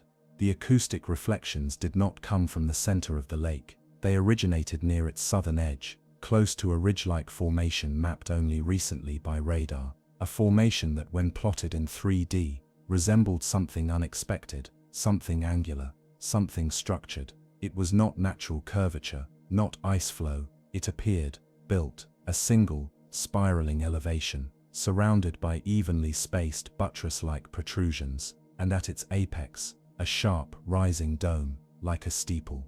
When this data was quietly passed to international research groups, it stirred chaos. Some insisted it was a natural ice formation, the result of uneven glacial pressure. Others, more cautiously, wondered if it was the remnants of something older, much older, a landform, frozen mid-collapse, now warped by millennia of ice. But a few, just a few, wondered something else. What if it had never been natural? What if that dome had stood above ground once, before the ice came, before the world changed, before something was buried? Some point to the ancient maps of Orontius Phineas, a 16th century cartographer who depicted Antarctica ice-free, its coasts traced with uncanny accuracy, centuries before satellite imaging. Others point to legends of lost southern civilizations, of temples buried in storms, of the gods of ice and cold who drowned their worshippers in still lakes as punishment for forgotten sins. Most laugh, but not all. In 2019, the Vostok acoustic sensors picked up something new, a shift. The tones, once echoing regularly, now came with a delay, and then for the first time, a new sound, a single, low-frequency pulse, long, hollow, like a door opening, or something moving. Researchers attributed it to ice shelf movement. Nothing unusual, they said, but no movement was detected, and no further explanation was offered. Since then, access to the deeper sensors near Vostok's southern ridge has been restricted. Unofficially, quietly, no more pings, no more shared data, no more jokes about churches, only silence, and beneath the silence, waiting. If there is something below Lake Vostok, something that rings like a bell, pulses like a beacon, or rises like a steeple in the dark, it has waited long enough, and perhaps one day it will wake, not in fury, not in joy, but in cold memory. The ice forgets nothing, not the weight of cathedrals, not the sound of buried prayers, not the shape of a steeple echoing through the dark. And when it tolls again, who will be there to listen? Maybe it's better we weren't. Deep beneath the frozen heart of Antarctica lies a secret untouched by sunlight for over 15 million years. It is not a ruin, it is not a ship, it is a lake buried more than 2 miles beneath solid ice. Lake Vostok. To those who study it, Vostok is more than just water. It is a sealed time capsule, an alien world on Earth, trapped in absolute darkness, pressurized beyond imagination, and isolated from the atmosphere since before the first human stood upright. It has become a place of eerie fascination, a place of waiting, and some say, of echoes. For decades, Lake Vostok was considered a theoretical curiosity, a mere blip on Soviet radar data. But in the 1990s, advanced satellite measurements confirmed the unimaginable, a subglacial body of liquid water, the size of Lake Ontario, resting silently beneath more than 13,000 feet of Antarctic ice. Immediately, the implications stunned the scientific world. Could life exist in such a place, isolated for millions of years, untouched by sunlight, oxygen or external ecosystems? In 1996, a Russian drilling program began its cautious descent through the ice, halting just before reaching the lake to avoid contamination. In 2012, they breached the final barrier, and what happened next has remained shrouded in mystery ever since. Reports from the Russian Antarctic station claimed they had recovered water samples from the lake, carefully pressurized and brought to the surface. But what those samples contained was never fully disclosed. Only vague remarks made it into Western science, references to complex unknown bacterial structures, non-terrestrial genomic markers, and most mysteriously, acoustic anomalies. Acoustic anomalies. In a lake, beneath 2 miles of ice, whispers of strange frequencies began to circulate among polar researchers. Sonar instruments, lowered through boreholes, detected soft but deliberate rhythmic pulses, sound waves bouncing in ways that defied the lake's known geometry. Not random, not seismic, and not mechanical. The pattern was chilling. 2 tones, repeated 6 times, a pause, then 3 sharper, higher-pitched notes, like chimes, then silence. It was not ice shifting, it was not machinery. It was, as one researcher wrote in a classified memo leaked years later, like listening to a bell tolling inside a cathedral buried beneath the sea. Thus was born the legend of the drowned church beneath the ice. Among glaciologists and deep earth acoustic researchers, it became an inside joke, a whispered phrase passed over coffee and flickering equipment, shared with nervous laughter. But beneath that laughter was tension, because the sound came back, every year, every February, same time, same tone, not amplified, not changed, the same. Some say it's the result of standing harmonic waves trapped and bouncing within the subglacial cavity, ice and water and rock forming a perfect resonant bell chamber. Others say it's geological, slow, creeping tectonic friction vibrating through the bedrock, amplified by layers of frozen water. But that theory falters under scrutiny, because Lake Vostok is geologically stable, and seismic instruments record no tremors, only the sound, always the sound. And then in 2017, a second borehole was drilled, this time not to breach the lake, but to triangulate the source of the tones. What they found raised more questions than it answered. The acoustic reflections did not come from the center of the lake. They originated near its southern edge, close to a ridge-like formation mapped only recently by radar. A formation that, when plotted in 3D, resembled something unexpected, something angular, something structured. It was not natural curvature, not ice flow. It appeared, built, a single spiraling elevation, surrounded by evenly spaced buttress-like protrusions, and at its apex, a sharp rising dome, like a steeple. When this data was quietly passed to international research groups, it stirred chaos. Some insisted it was a natural ice formation, the result of uneven glacial pressure. Others, more cautiously, wondered if it was the remnants of something older, much older, a landform frozen mid-collapse, now warped by millennia of ice. But a few, just a few, wondered something else. What if it had never been natural? What if that dome had stood above ground once, before the ice came, before the world changed, before something was buried? Some point to the ancient maps of Orontius Fanaus, a 16th century cartographer, who depicted Antarctica ice-free, its coasts traced with uncanny accuracy centuries before satellite imaging. Others point to legends of lost southern civilizations, of temples buried in storms, of the gods of ice and cold who drowned their worshippers in still lakes as punishment for forgotten sins. Most laugh, but not all. In 2019, the Vostok acoustic sensors picked up something new, a shift. The tones, once echoing regularly, now came with a delay. And then for the first time, a new sound. A single, low-frequency pulse, long, hollow, like a door opening, or something moving. Researchers attributed it to ice shelf movement. Nothing unusual, they said.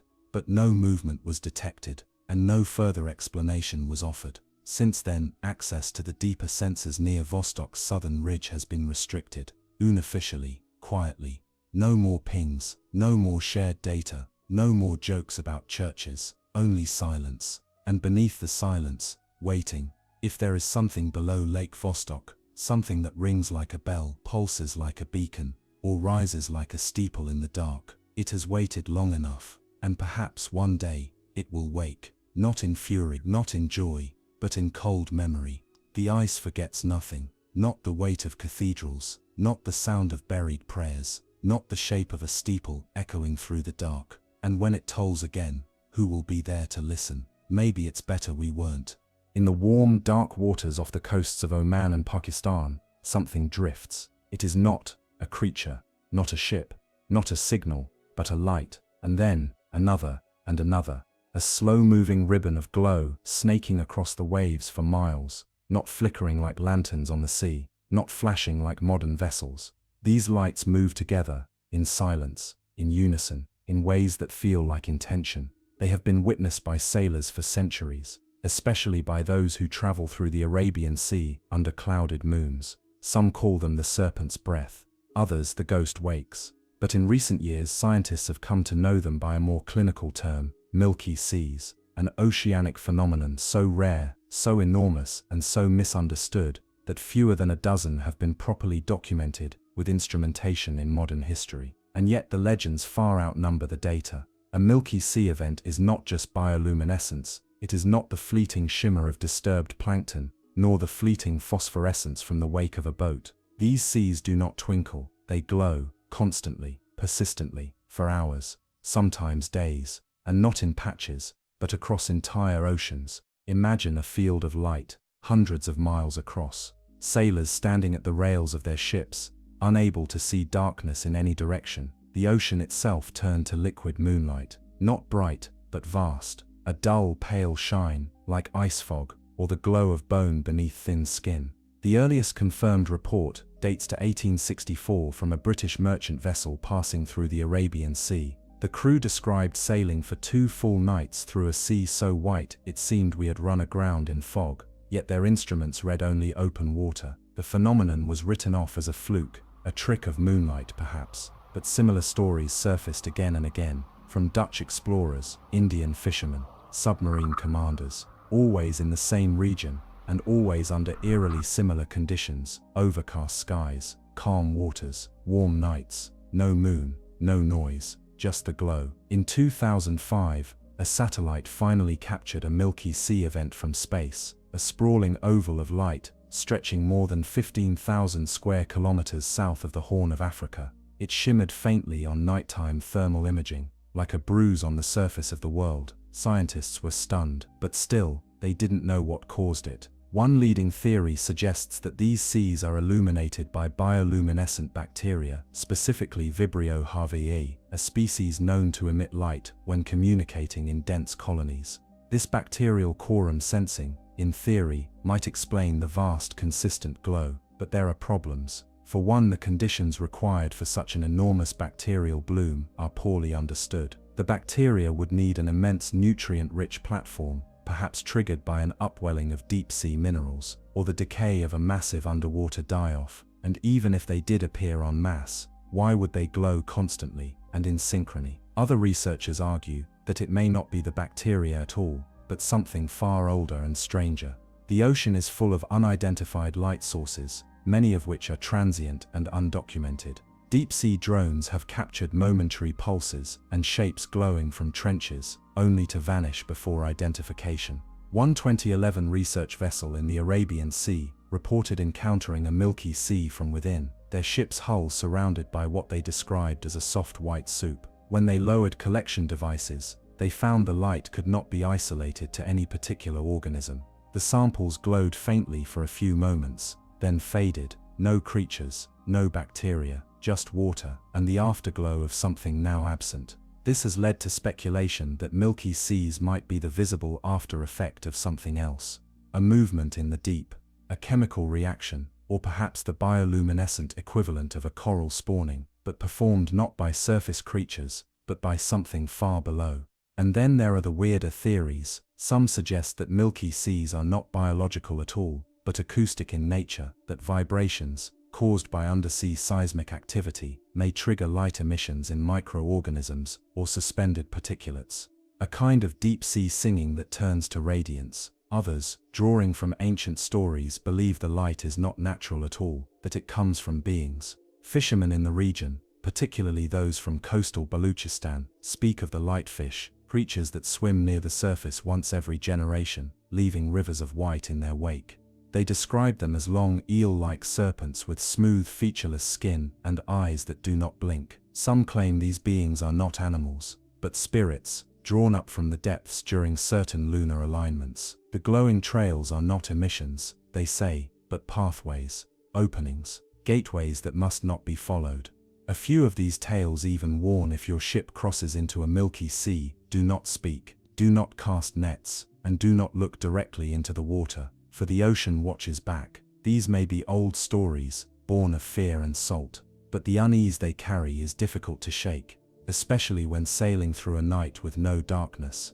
More recent incidents have added fuel to the fire. In 2019, a commercial ship traveling between Mumbai and Aden reported an encounter with a massive glowing patch of sea. The event was documented with thermal sensors, photographs, and crew logs. What unsettled observers wasn't the light, it was the absence of life. No fish, no birds, no plankton, not a single insect or jellyfish, just light. The vessel's lights dimmed as it crossed the boundary, not fully, just faintly, a loss of clarity, a quieting of systems, and then, humming, soft, subaudible, felt in the bones more than the ears. It faded when they passed beyond the glow. No explanation was ever given. The ship's report was never published, but its captain, interviewed under anonymity, described the sensation as driving through the mind of something sleeping. Perhaps the light is just that, the byproduct of an intelligence not like ours, not animal, not sentient, but something else, something that glows in rhythms we do not understand, for reasons we were never meant to. For now, the Milky Seas drift. Somewhere in the Arabian Sea tonight, a ribbon of light might be gliding through the dark, not alive, not dead, just glowing, waiting, a message written in water, and no one to read it. Far from any continent, any human, or any shore, there is a place so remote, it's often called the ocean's pole of inaccessibility, a location surrounded by over 1,000 miles of empty sea in every direction, a place where no one lives and no one sails. Its name is Point Nemo. It sits adrift in the South Pacific, closer to the astronauts on the International Space Station than to any human being on Earth. There are no islands nearby, no passing ships, only an endless expanse of blue, undisturbed, forgotten, and still. And yet, something is there, because from this stretch of sea, this nowhere, something has been heard. Low, powerful, deep beyond imagining. A sound so loud it was captured by underwater microphones over 3,000 miles apart. It rumbled through the Pacific, like thunder dragged underwater, and for a brief strange moment, every ear listening beneath the sea, from Chile to New Zealand, heard the same thing, a single, echoing boom. The year was 1997. NOAA's autonomous hydrophones, deep ocean sensors designed to monitor submarine activity and seismic shifts, recorded the sound multiple times over a short period. The signal, while brief, carried with it a distinct acoustic signature, long, rising in pitch, then falling, like something immense was stretching and groaning beneath unimaginable pressure. The researchers named it the bloop. Initially, speculation ran wild. The sound was unlike any previously recorded seismic activity or underwater explosion. It was organic, or at least behaved like it was. But the amplitude of the signal, that was the problem. If it was biological, the creature responsible would have to be larger than any known whale, much larger.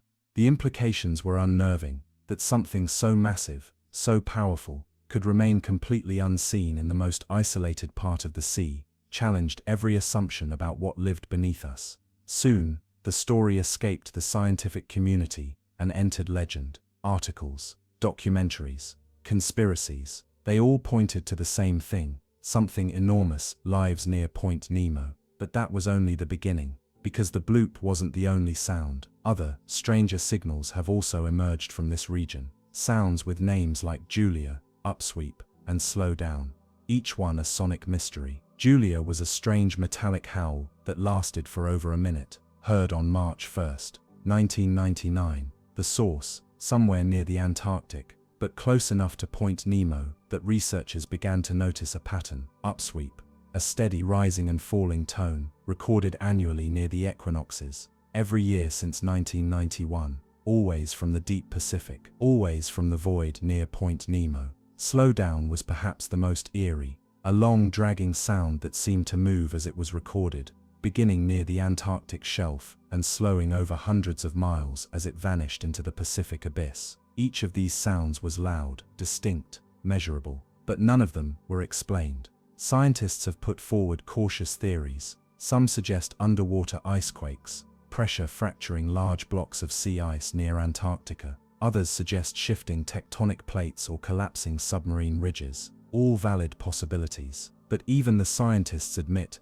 these explanations don't fully fit the acoustic profiles, and they certainly don't explain the location. Why do so many of these anomalies cluster near Point Nemo? The name, by the way, is not accidental. Nemo comes from Latin, meaning no one, but it also echoes Captain Nemo, Jules Verne's fictional sailor who wandered the abyss aboard the Nautilus, hiding in the deep, alone in the dark. A fitting name for the place on Earth most removed from humankind.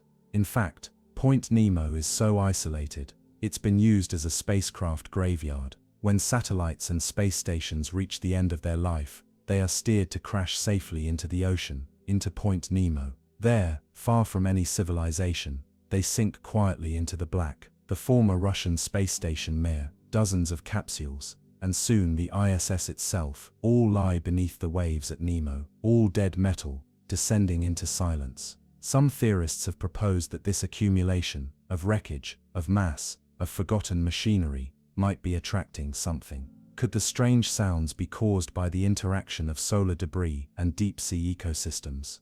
Could we be disturbing an environment that evolved without surface interference? A darker idea suggests that the sounds aren't random, but responses, that when satellites crash into the ocean, they bring noise, heat, shock, movement, and something in the depths answers. Some have speculated the area is not a graveyard at all, but an opening, a vent, a trench, beneath a trench, that beneath Point Nemo, something vast and hollow lies in wait, a pressure dome, a cavern, or something's entirely. The idea isn't new. Ancient Polynesian maps described the South Pacific Void as Terpuna Moana, the spring of the sea, or the sea's origin. Early Maori sailors avoided the region, calling it cursed water, places where compasses spun and storms formed from clear skies.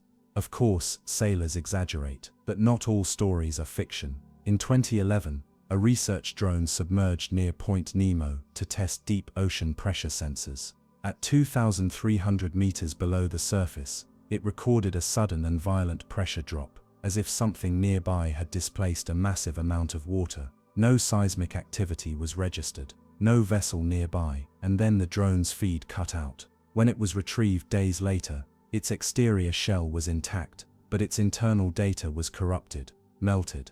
The last readable line, signal spike detected. Repeating pattern. There was no pattern on record. Some believe the ocean at Point Nemo isn't just empty, it's listening. That the sea, in its deepest parts, behaves differently, like a recording chamber.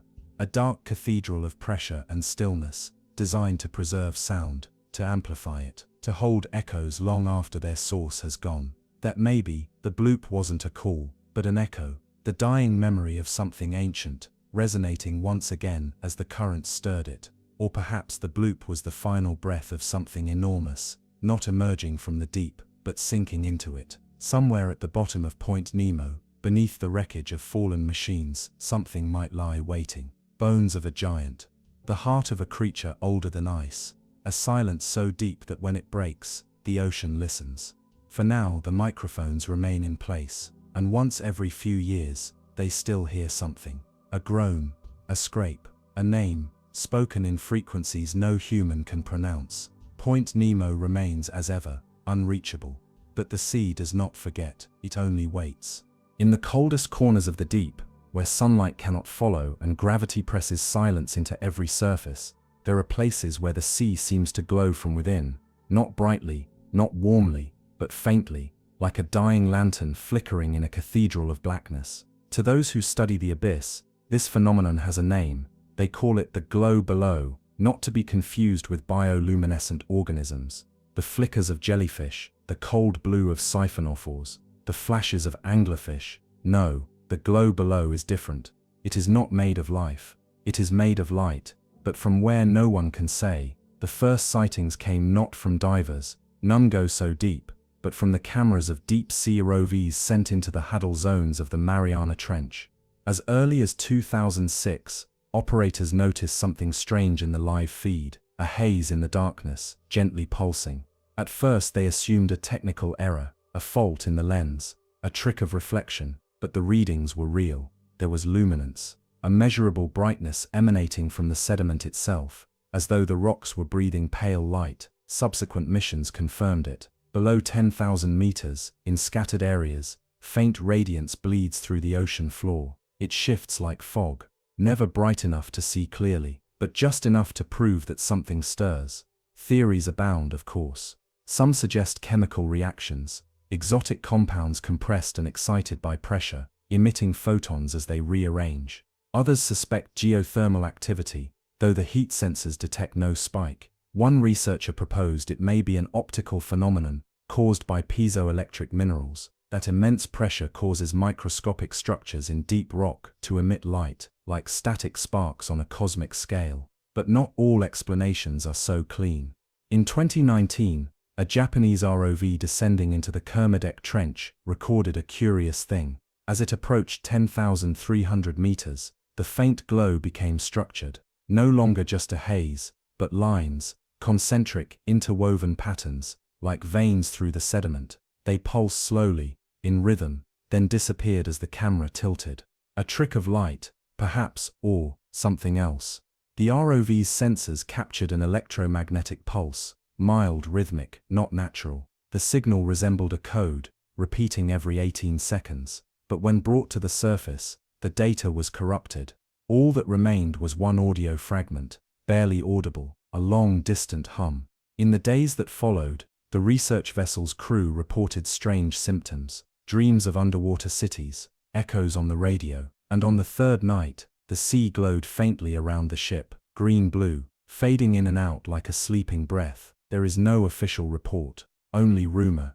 There's something unsettling about the glow below.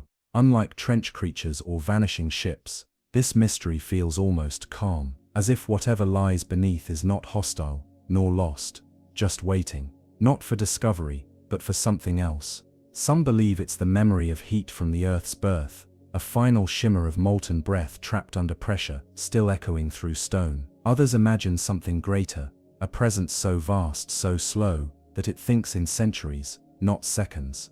A presence that does not know we exist, but someday might. Or perhaps the sea glows not from life, but from death. That what shines in the trench is the last radiance of extinct giants, their bones smoldering softly in the dark. A graveyard of titans, a field of fading light. We do not know, we only watch the screen, blurry and flickering, as the last traces of illumination swirl and vanish into black. And slowly, the feed goes quiet, and all that remains is darkness. And yet, off the southern coast of Japan, where the Ryukyu Islands slip into the deep blue shadow of the East China Sea, a place where architecture seems to lie beneath the waves, where steps lead into darkness and walls meet water at angles too precise to be coincidence.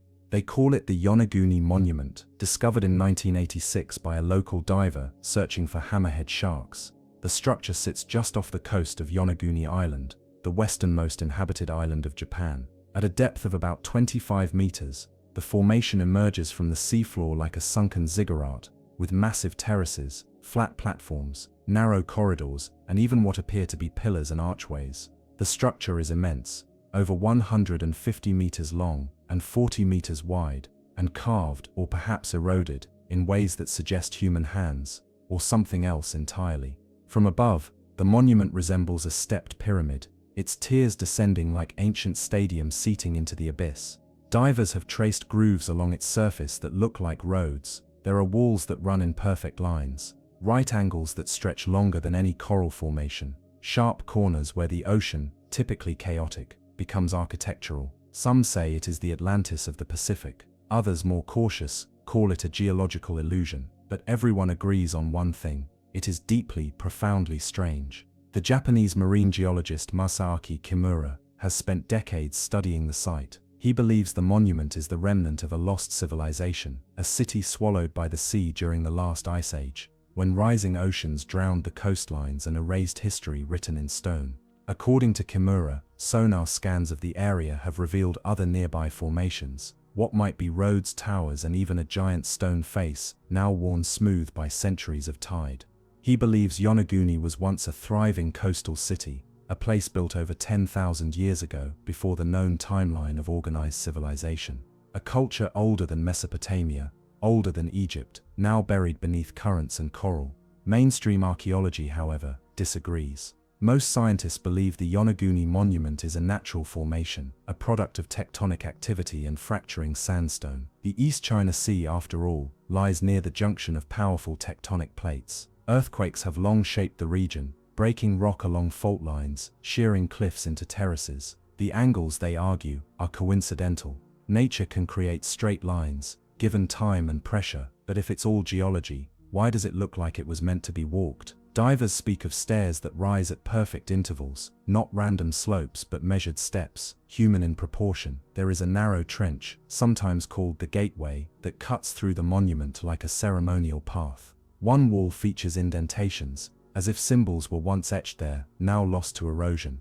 And at the base of the main structure lies a cavern with a stone pillar in its center. It resembles a hall, or a chamber, or perhaps an altar. These details have led some to believe that Yonaguni is more than a city, that it was once a temple, a sacred place meant to align with the stars or the solstices, like other megalithic sites around the world. There are those who claim it lines up with ancient celestial events, that certain stones point toward the setting sun during the spring equinox, that shadows fall in deliberate patterns across the monument during specific tidal cycles. And if that's true, who built it?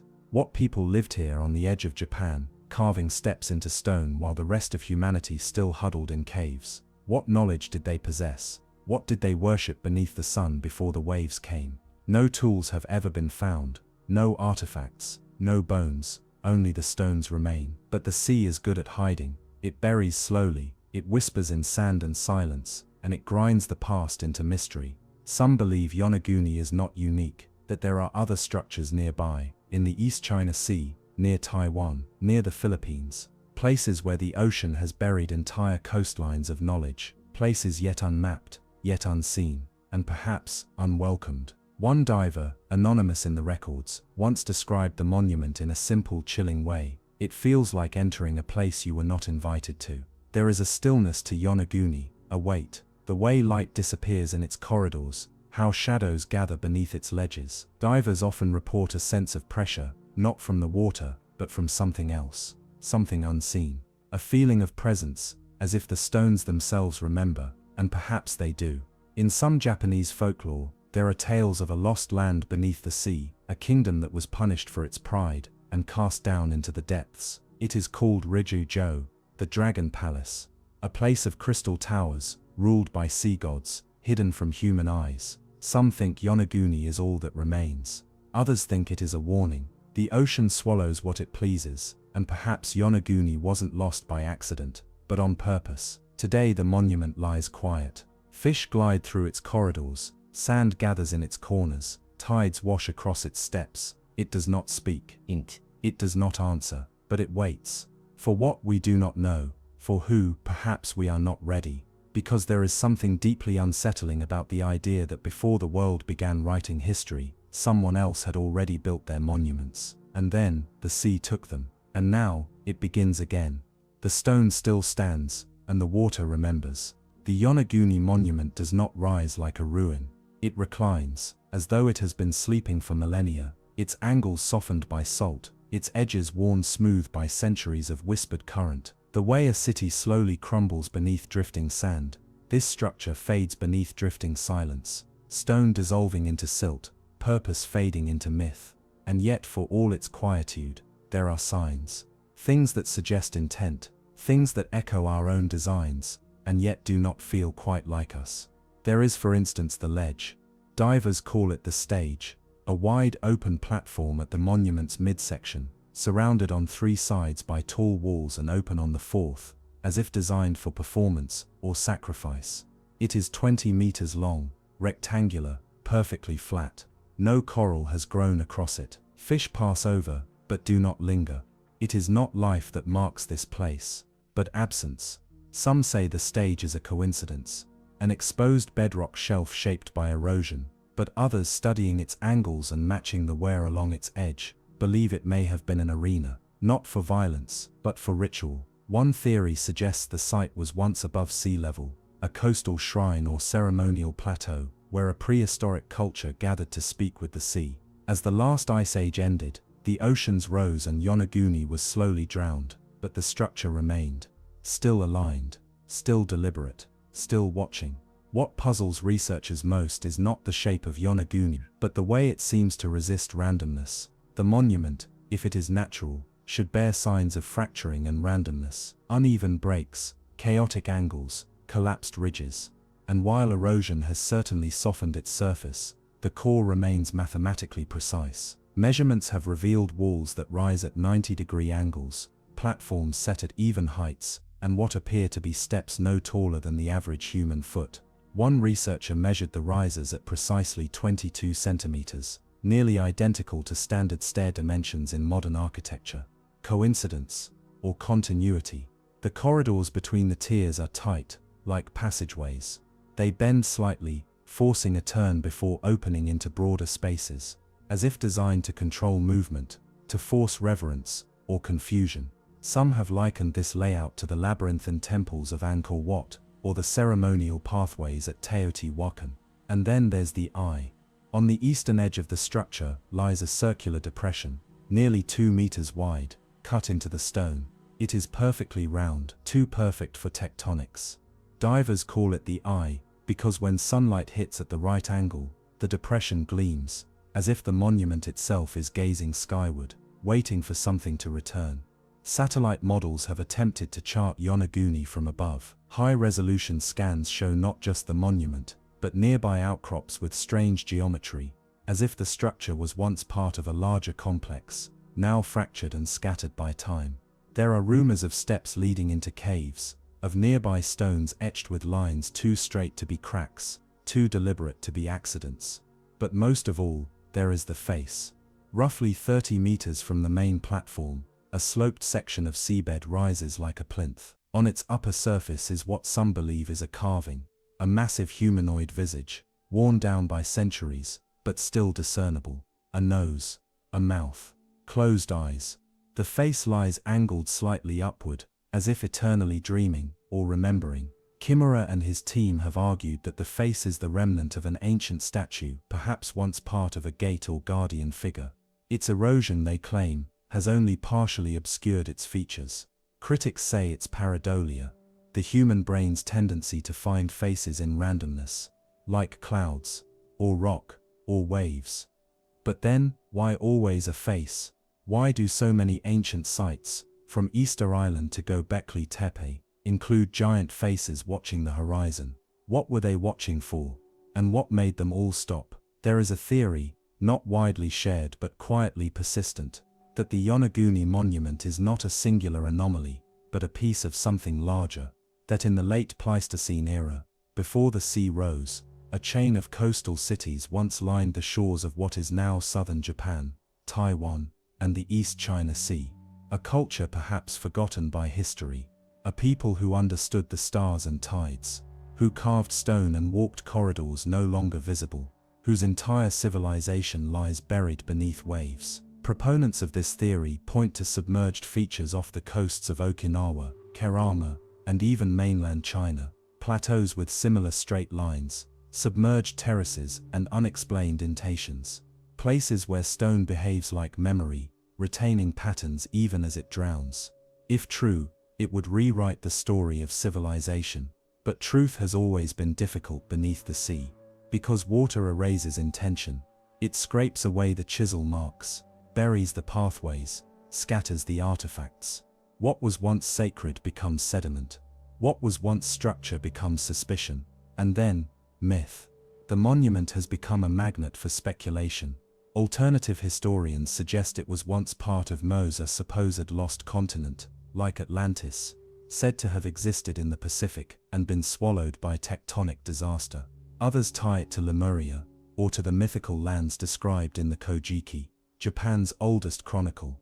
There are even stranger ideas, that Yonaguni was not built by humans at all, that it is the remnant of something older, something non-human, that occupied the earth before us. A civilization not of bone and blood, but of something else, something that etched purpose into stone and then left, or perhaps still waits, deep in the sea's memory. There is no proof of this, of course. But there is something in the silence.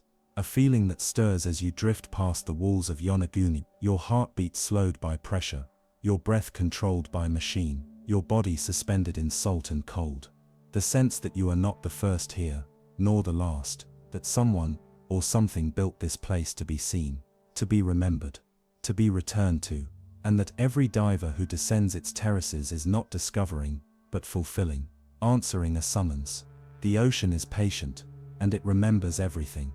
Beneath the wind-bitten waters of the Celtic Sea, some 100 kilometers southwest of Cornwall's rugged cliffs, lies a place rarely spoken of outside specialist circles, a place not marked by shipwrecks or fishing lanes, not studied by archaeologists, nor mapped in the folklore of sailors, and yet those who trawl the depths of the region, geophysicists, cable layers, offshore engineers, have begun to whisper of strange formations resting quietly beneath the tides.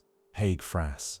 To most, it's just a name, a submerged granite outcrop, an underwater ridge occasionally noted in geological surveys for its anomalous magnetic fields and oddly arranged fissures. It's not shallow enough to be a hazard to navigation, not deep enough to interest deep ocean explorers. It rests in a kind of cartographic limbo, known, but not understood. But beneath the sediment, in the hidden pockets where light does not reach, and where sonar returns grow irregular, lie shapes that speak not of geology, but of geometry: vertical columns, angled ledges, platforms so flat they defy natural erosion, and most mysteriously, 3 upright stone formations that rise like fingers from the seafloor, their tops flattened, their surfaces etched with shallow grooves too regular to be dismissed as chance. For decades, these features were dismissed as natural, columns shaped by erosion, slabs fractured by fault tension. But in 2003, during a routine undersea cable inspection, a remotely operated vehicle, ROV, captured high-resolution video of one of the structures. The footage was archived quietly, without public attention, by a British telecommunications firm. It showed what appeared to be a staircase, not one carved or sculpted, but layered in such a way that each riser mirrored the last. Precision not common to nature, symmetry without chaos. For years, it sat in a digital vault, forgotten, until 2017. That year, a multinational seabed survey, part of a planned offshore wind project, deployed advanced scanning equipment across Hague Frass. What they expected to find was granite, smooth, dull, and ancient. What they recorded instead sent ripples through the tight-knit world of subsea archaeology. The scans showed an L-shaped trench, partially filled with silt and bent kelp. At first, it seemed like a natural depression, a crack in the ridge, but the angles were too clean, too precise. One corner, in particular, measured exactly 90 degrees, and along the trench walls ran a repeating pattern of shallow indentations, evenly spaced, like sockets or dowel holes. When mapped in 3D, the trench did not appear as a crack, but as a foundation, as if something once sat there, something heavy, something placed. The theory emerged quietly, unofficially, murmured between researchers over encrypted emails and late-night calls, that Hague Frass might be more than granite, that it might conceal the lower levels of a structure long since collapsed or buried. A temple, a platform, a sanctuary raised on stone and then swallowed by salt. Some proposed that it could have been a coastal outpost, built by Neolithic seafarers, its upper tiers lost to rising tides and storms, its base entombed beneath mud. Others wondered if it predated even those early mariners, if it belonged to a culture older than the Isles, older than the memory of Europe itself. A culture that left no writing, only form, only alignment, only silence. What fuels these ideas are not just the shapes, but the position. Hague Frass is unusual, not just as a granite ridge, but as a solitary one. Unlike the ridges near Brittany or the Celtic Shelf, Hague Frass rises alone, isolated. And yet its formations are oriented, not randomly, but with intent. The pillars, for instance, face due north. The flat terraces, when overlaid with solar alignments, trace the arc of the midwinter sun as it disappears behind the waterline. And one trench, partially buried, seems to point directly toward Carnac in France, the site of one of the largest Neolithic stone alignments in the world. Coincidence? Maybe. But if you ask those who've studied the sonar scans, really studied them, Trace the angles with their fingers under red desk lamps late at night. They'll tell you it doesn't feel like coincidence. It feels like memory. Stone remembering shape, water remembering weight, light remembering direction. There's a story often told among the few mariners who still pass over Hague Frass.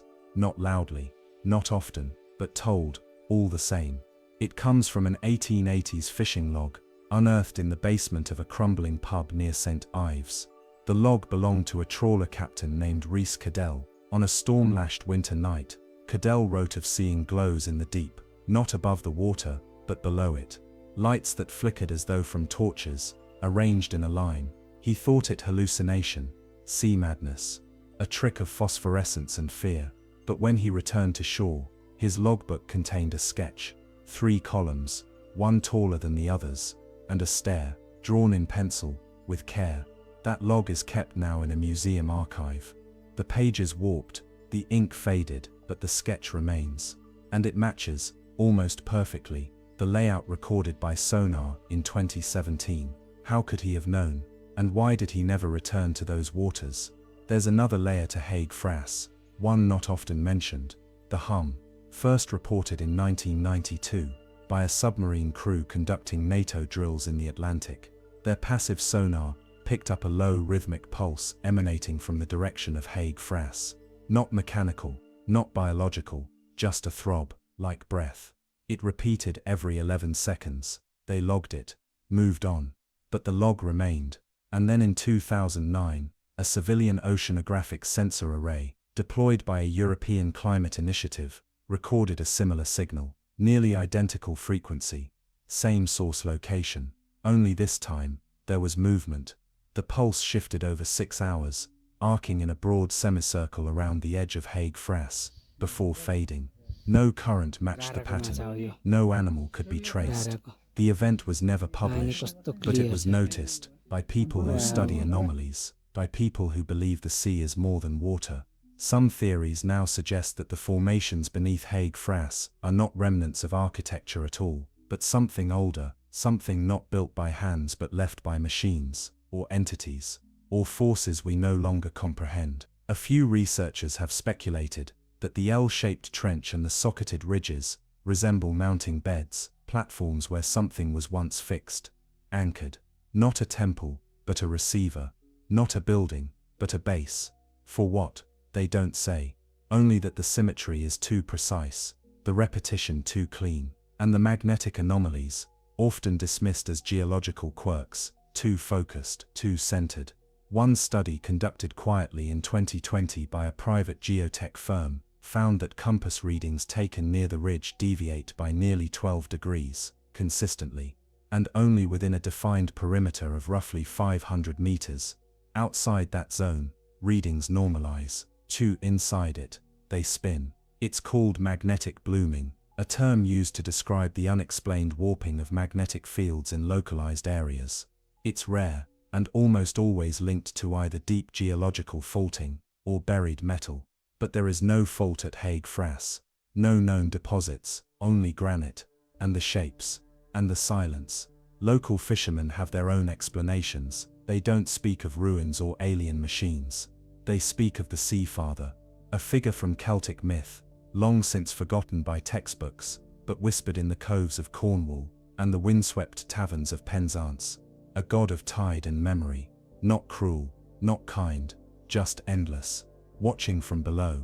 They say he sleeps beneath the stone, that Hague Frass is his altar, and that every 11 seconds he dreams. When asked where the myth comes from, they just shrug, say it was passed down, say their grandfathers spoke of it, say not to fish too close to the ridge, not because the fish vanish, but because of the feeling, the weight, the sense of being watched from below. In 2021, a group of graduate students from a UK marine university tried to mount an independent expedition to Hague Frass. They secured a small grant, booked a research vessel, and prepared scanning gear. They never launched. Their permit was quietly revoked. Officially, they were told the area was being reserved for future EU-funded surveys. Unofficially, no one returned their emails. The sea is not interested in revealing what lies beneath it, but sometimes it lets things be glimpsed.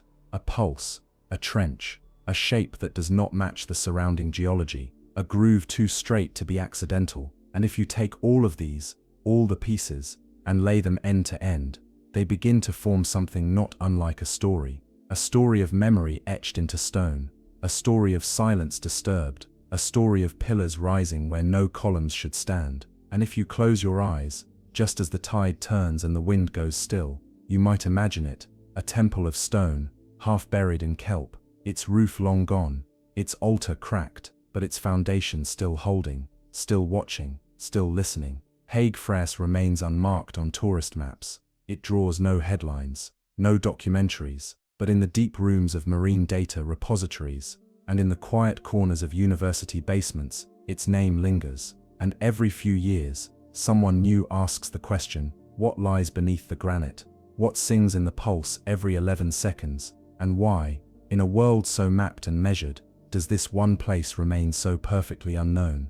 Off the northern coast of modern-day Turkey, where the land rises gently into forested cliffs and the Black Sea rolls heavy with history, there lies a bay with secrets deeper than myth. This is Sinop, once a vital port for the ancient Greeks, later a Roman outpost, and now a quiet harbor town whose waves still whisper names long forgotten. But beneath its cold, brackish waters lies something older than any inscription, something not marked on maps, and yet too symmetrical, too purposeful to be dismissed. Divers found it by accident. In 2000, a joint expedition of Turkish and American archaeologists, working with sonar, submersibles, and remotely operated cameras, sought to understand the Black Sea's ancient shoreline. The team had a theory that during the last great glacial period, the Black Sea was a freshwater lake cut off from the Mediterranean. But as the ice melted and sea levels rose, salt water poured in through the Bosporus, drowning valleys, forests, and perhaps entire settlements. It was an elegant theory, but what they found off Sinop's coast was not erosion, not rubble, not nature. It was a wall too straight, too clean, rising nearly 2 meters above the seabed, running in an unbroken line for dozens of meters before vanishing beneath layers of sediment and silt. And near it, clustered like the bones of forgotten time, were fragments of pottery, worked stone, and in one case, a carved symbol etched into basalt, a spiral, simple, deep, almost mechanical. The scientists were cautious in their report. The official findings were conservative, possible anthropogenic structures, likely dating to early Holocene transitions. But behind closed doors, the questions stirred like stormwater. Had they found a city? The Black Sea is unlike other seas. Its waters are anoxic, meaning oxygen doesn't reach below a certain depth. This lack of oxygen preserves organic material unnaturally well. Wood, bone, fabric, things that would rot away in other oceans, can sleep for millennia in its depths, which makes it not just a place of drowning, but of preservation. And in the following years, more anomalies appeared. North of Sinop, sonar scans revealed geometric depressions in the seabed, rectangular outlines like buried foundations, a straight trench running parallel to the wall, like an ancient canal or drainage line. And near the deeper shelf, at over 150 meters below current sea level, a dome-shaped rise, too smooth to be natural, bearing faint radial lines like the ridges of a great seashell or the ribs of some submerged vault. When submersibles approached the dome, their readings flickered, compass data skewed eastward, pressure sensors dropped momentarily, and hydrophones picked up a deep, slow resonance, like the toll of a bell, too low to hear, but strong enough to register as vibration. The crew, joking nervously, called it the Bell of Sinop. They didn't know how right they might be. Ancient texts speak of the region, though not clearly. Strabo, the Roman geographer born in nearby Amasia, wrote of temples on the coast, sacred grounds to forgotten gods, long abandoned when the sea changed. He mentioned a shrine that drank salt in the year of the Dark Flood, but gave no coordinates, no clues. Local legends, passed quietly among fishermen and elders, tell of the bells beneath, a name given to the region's unexpected underwater groans. Sometimes, on calm nights, a low chime is said to rise from the deep, metal on stone, not ships, not sonar,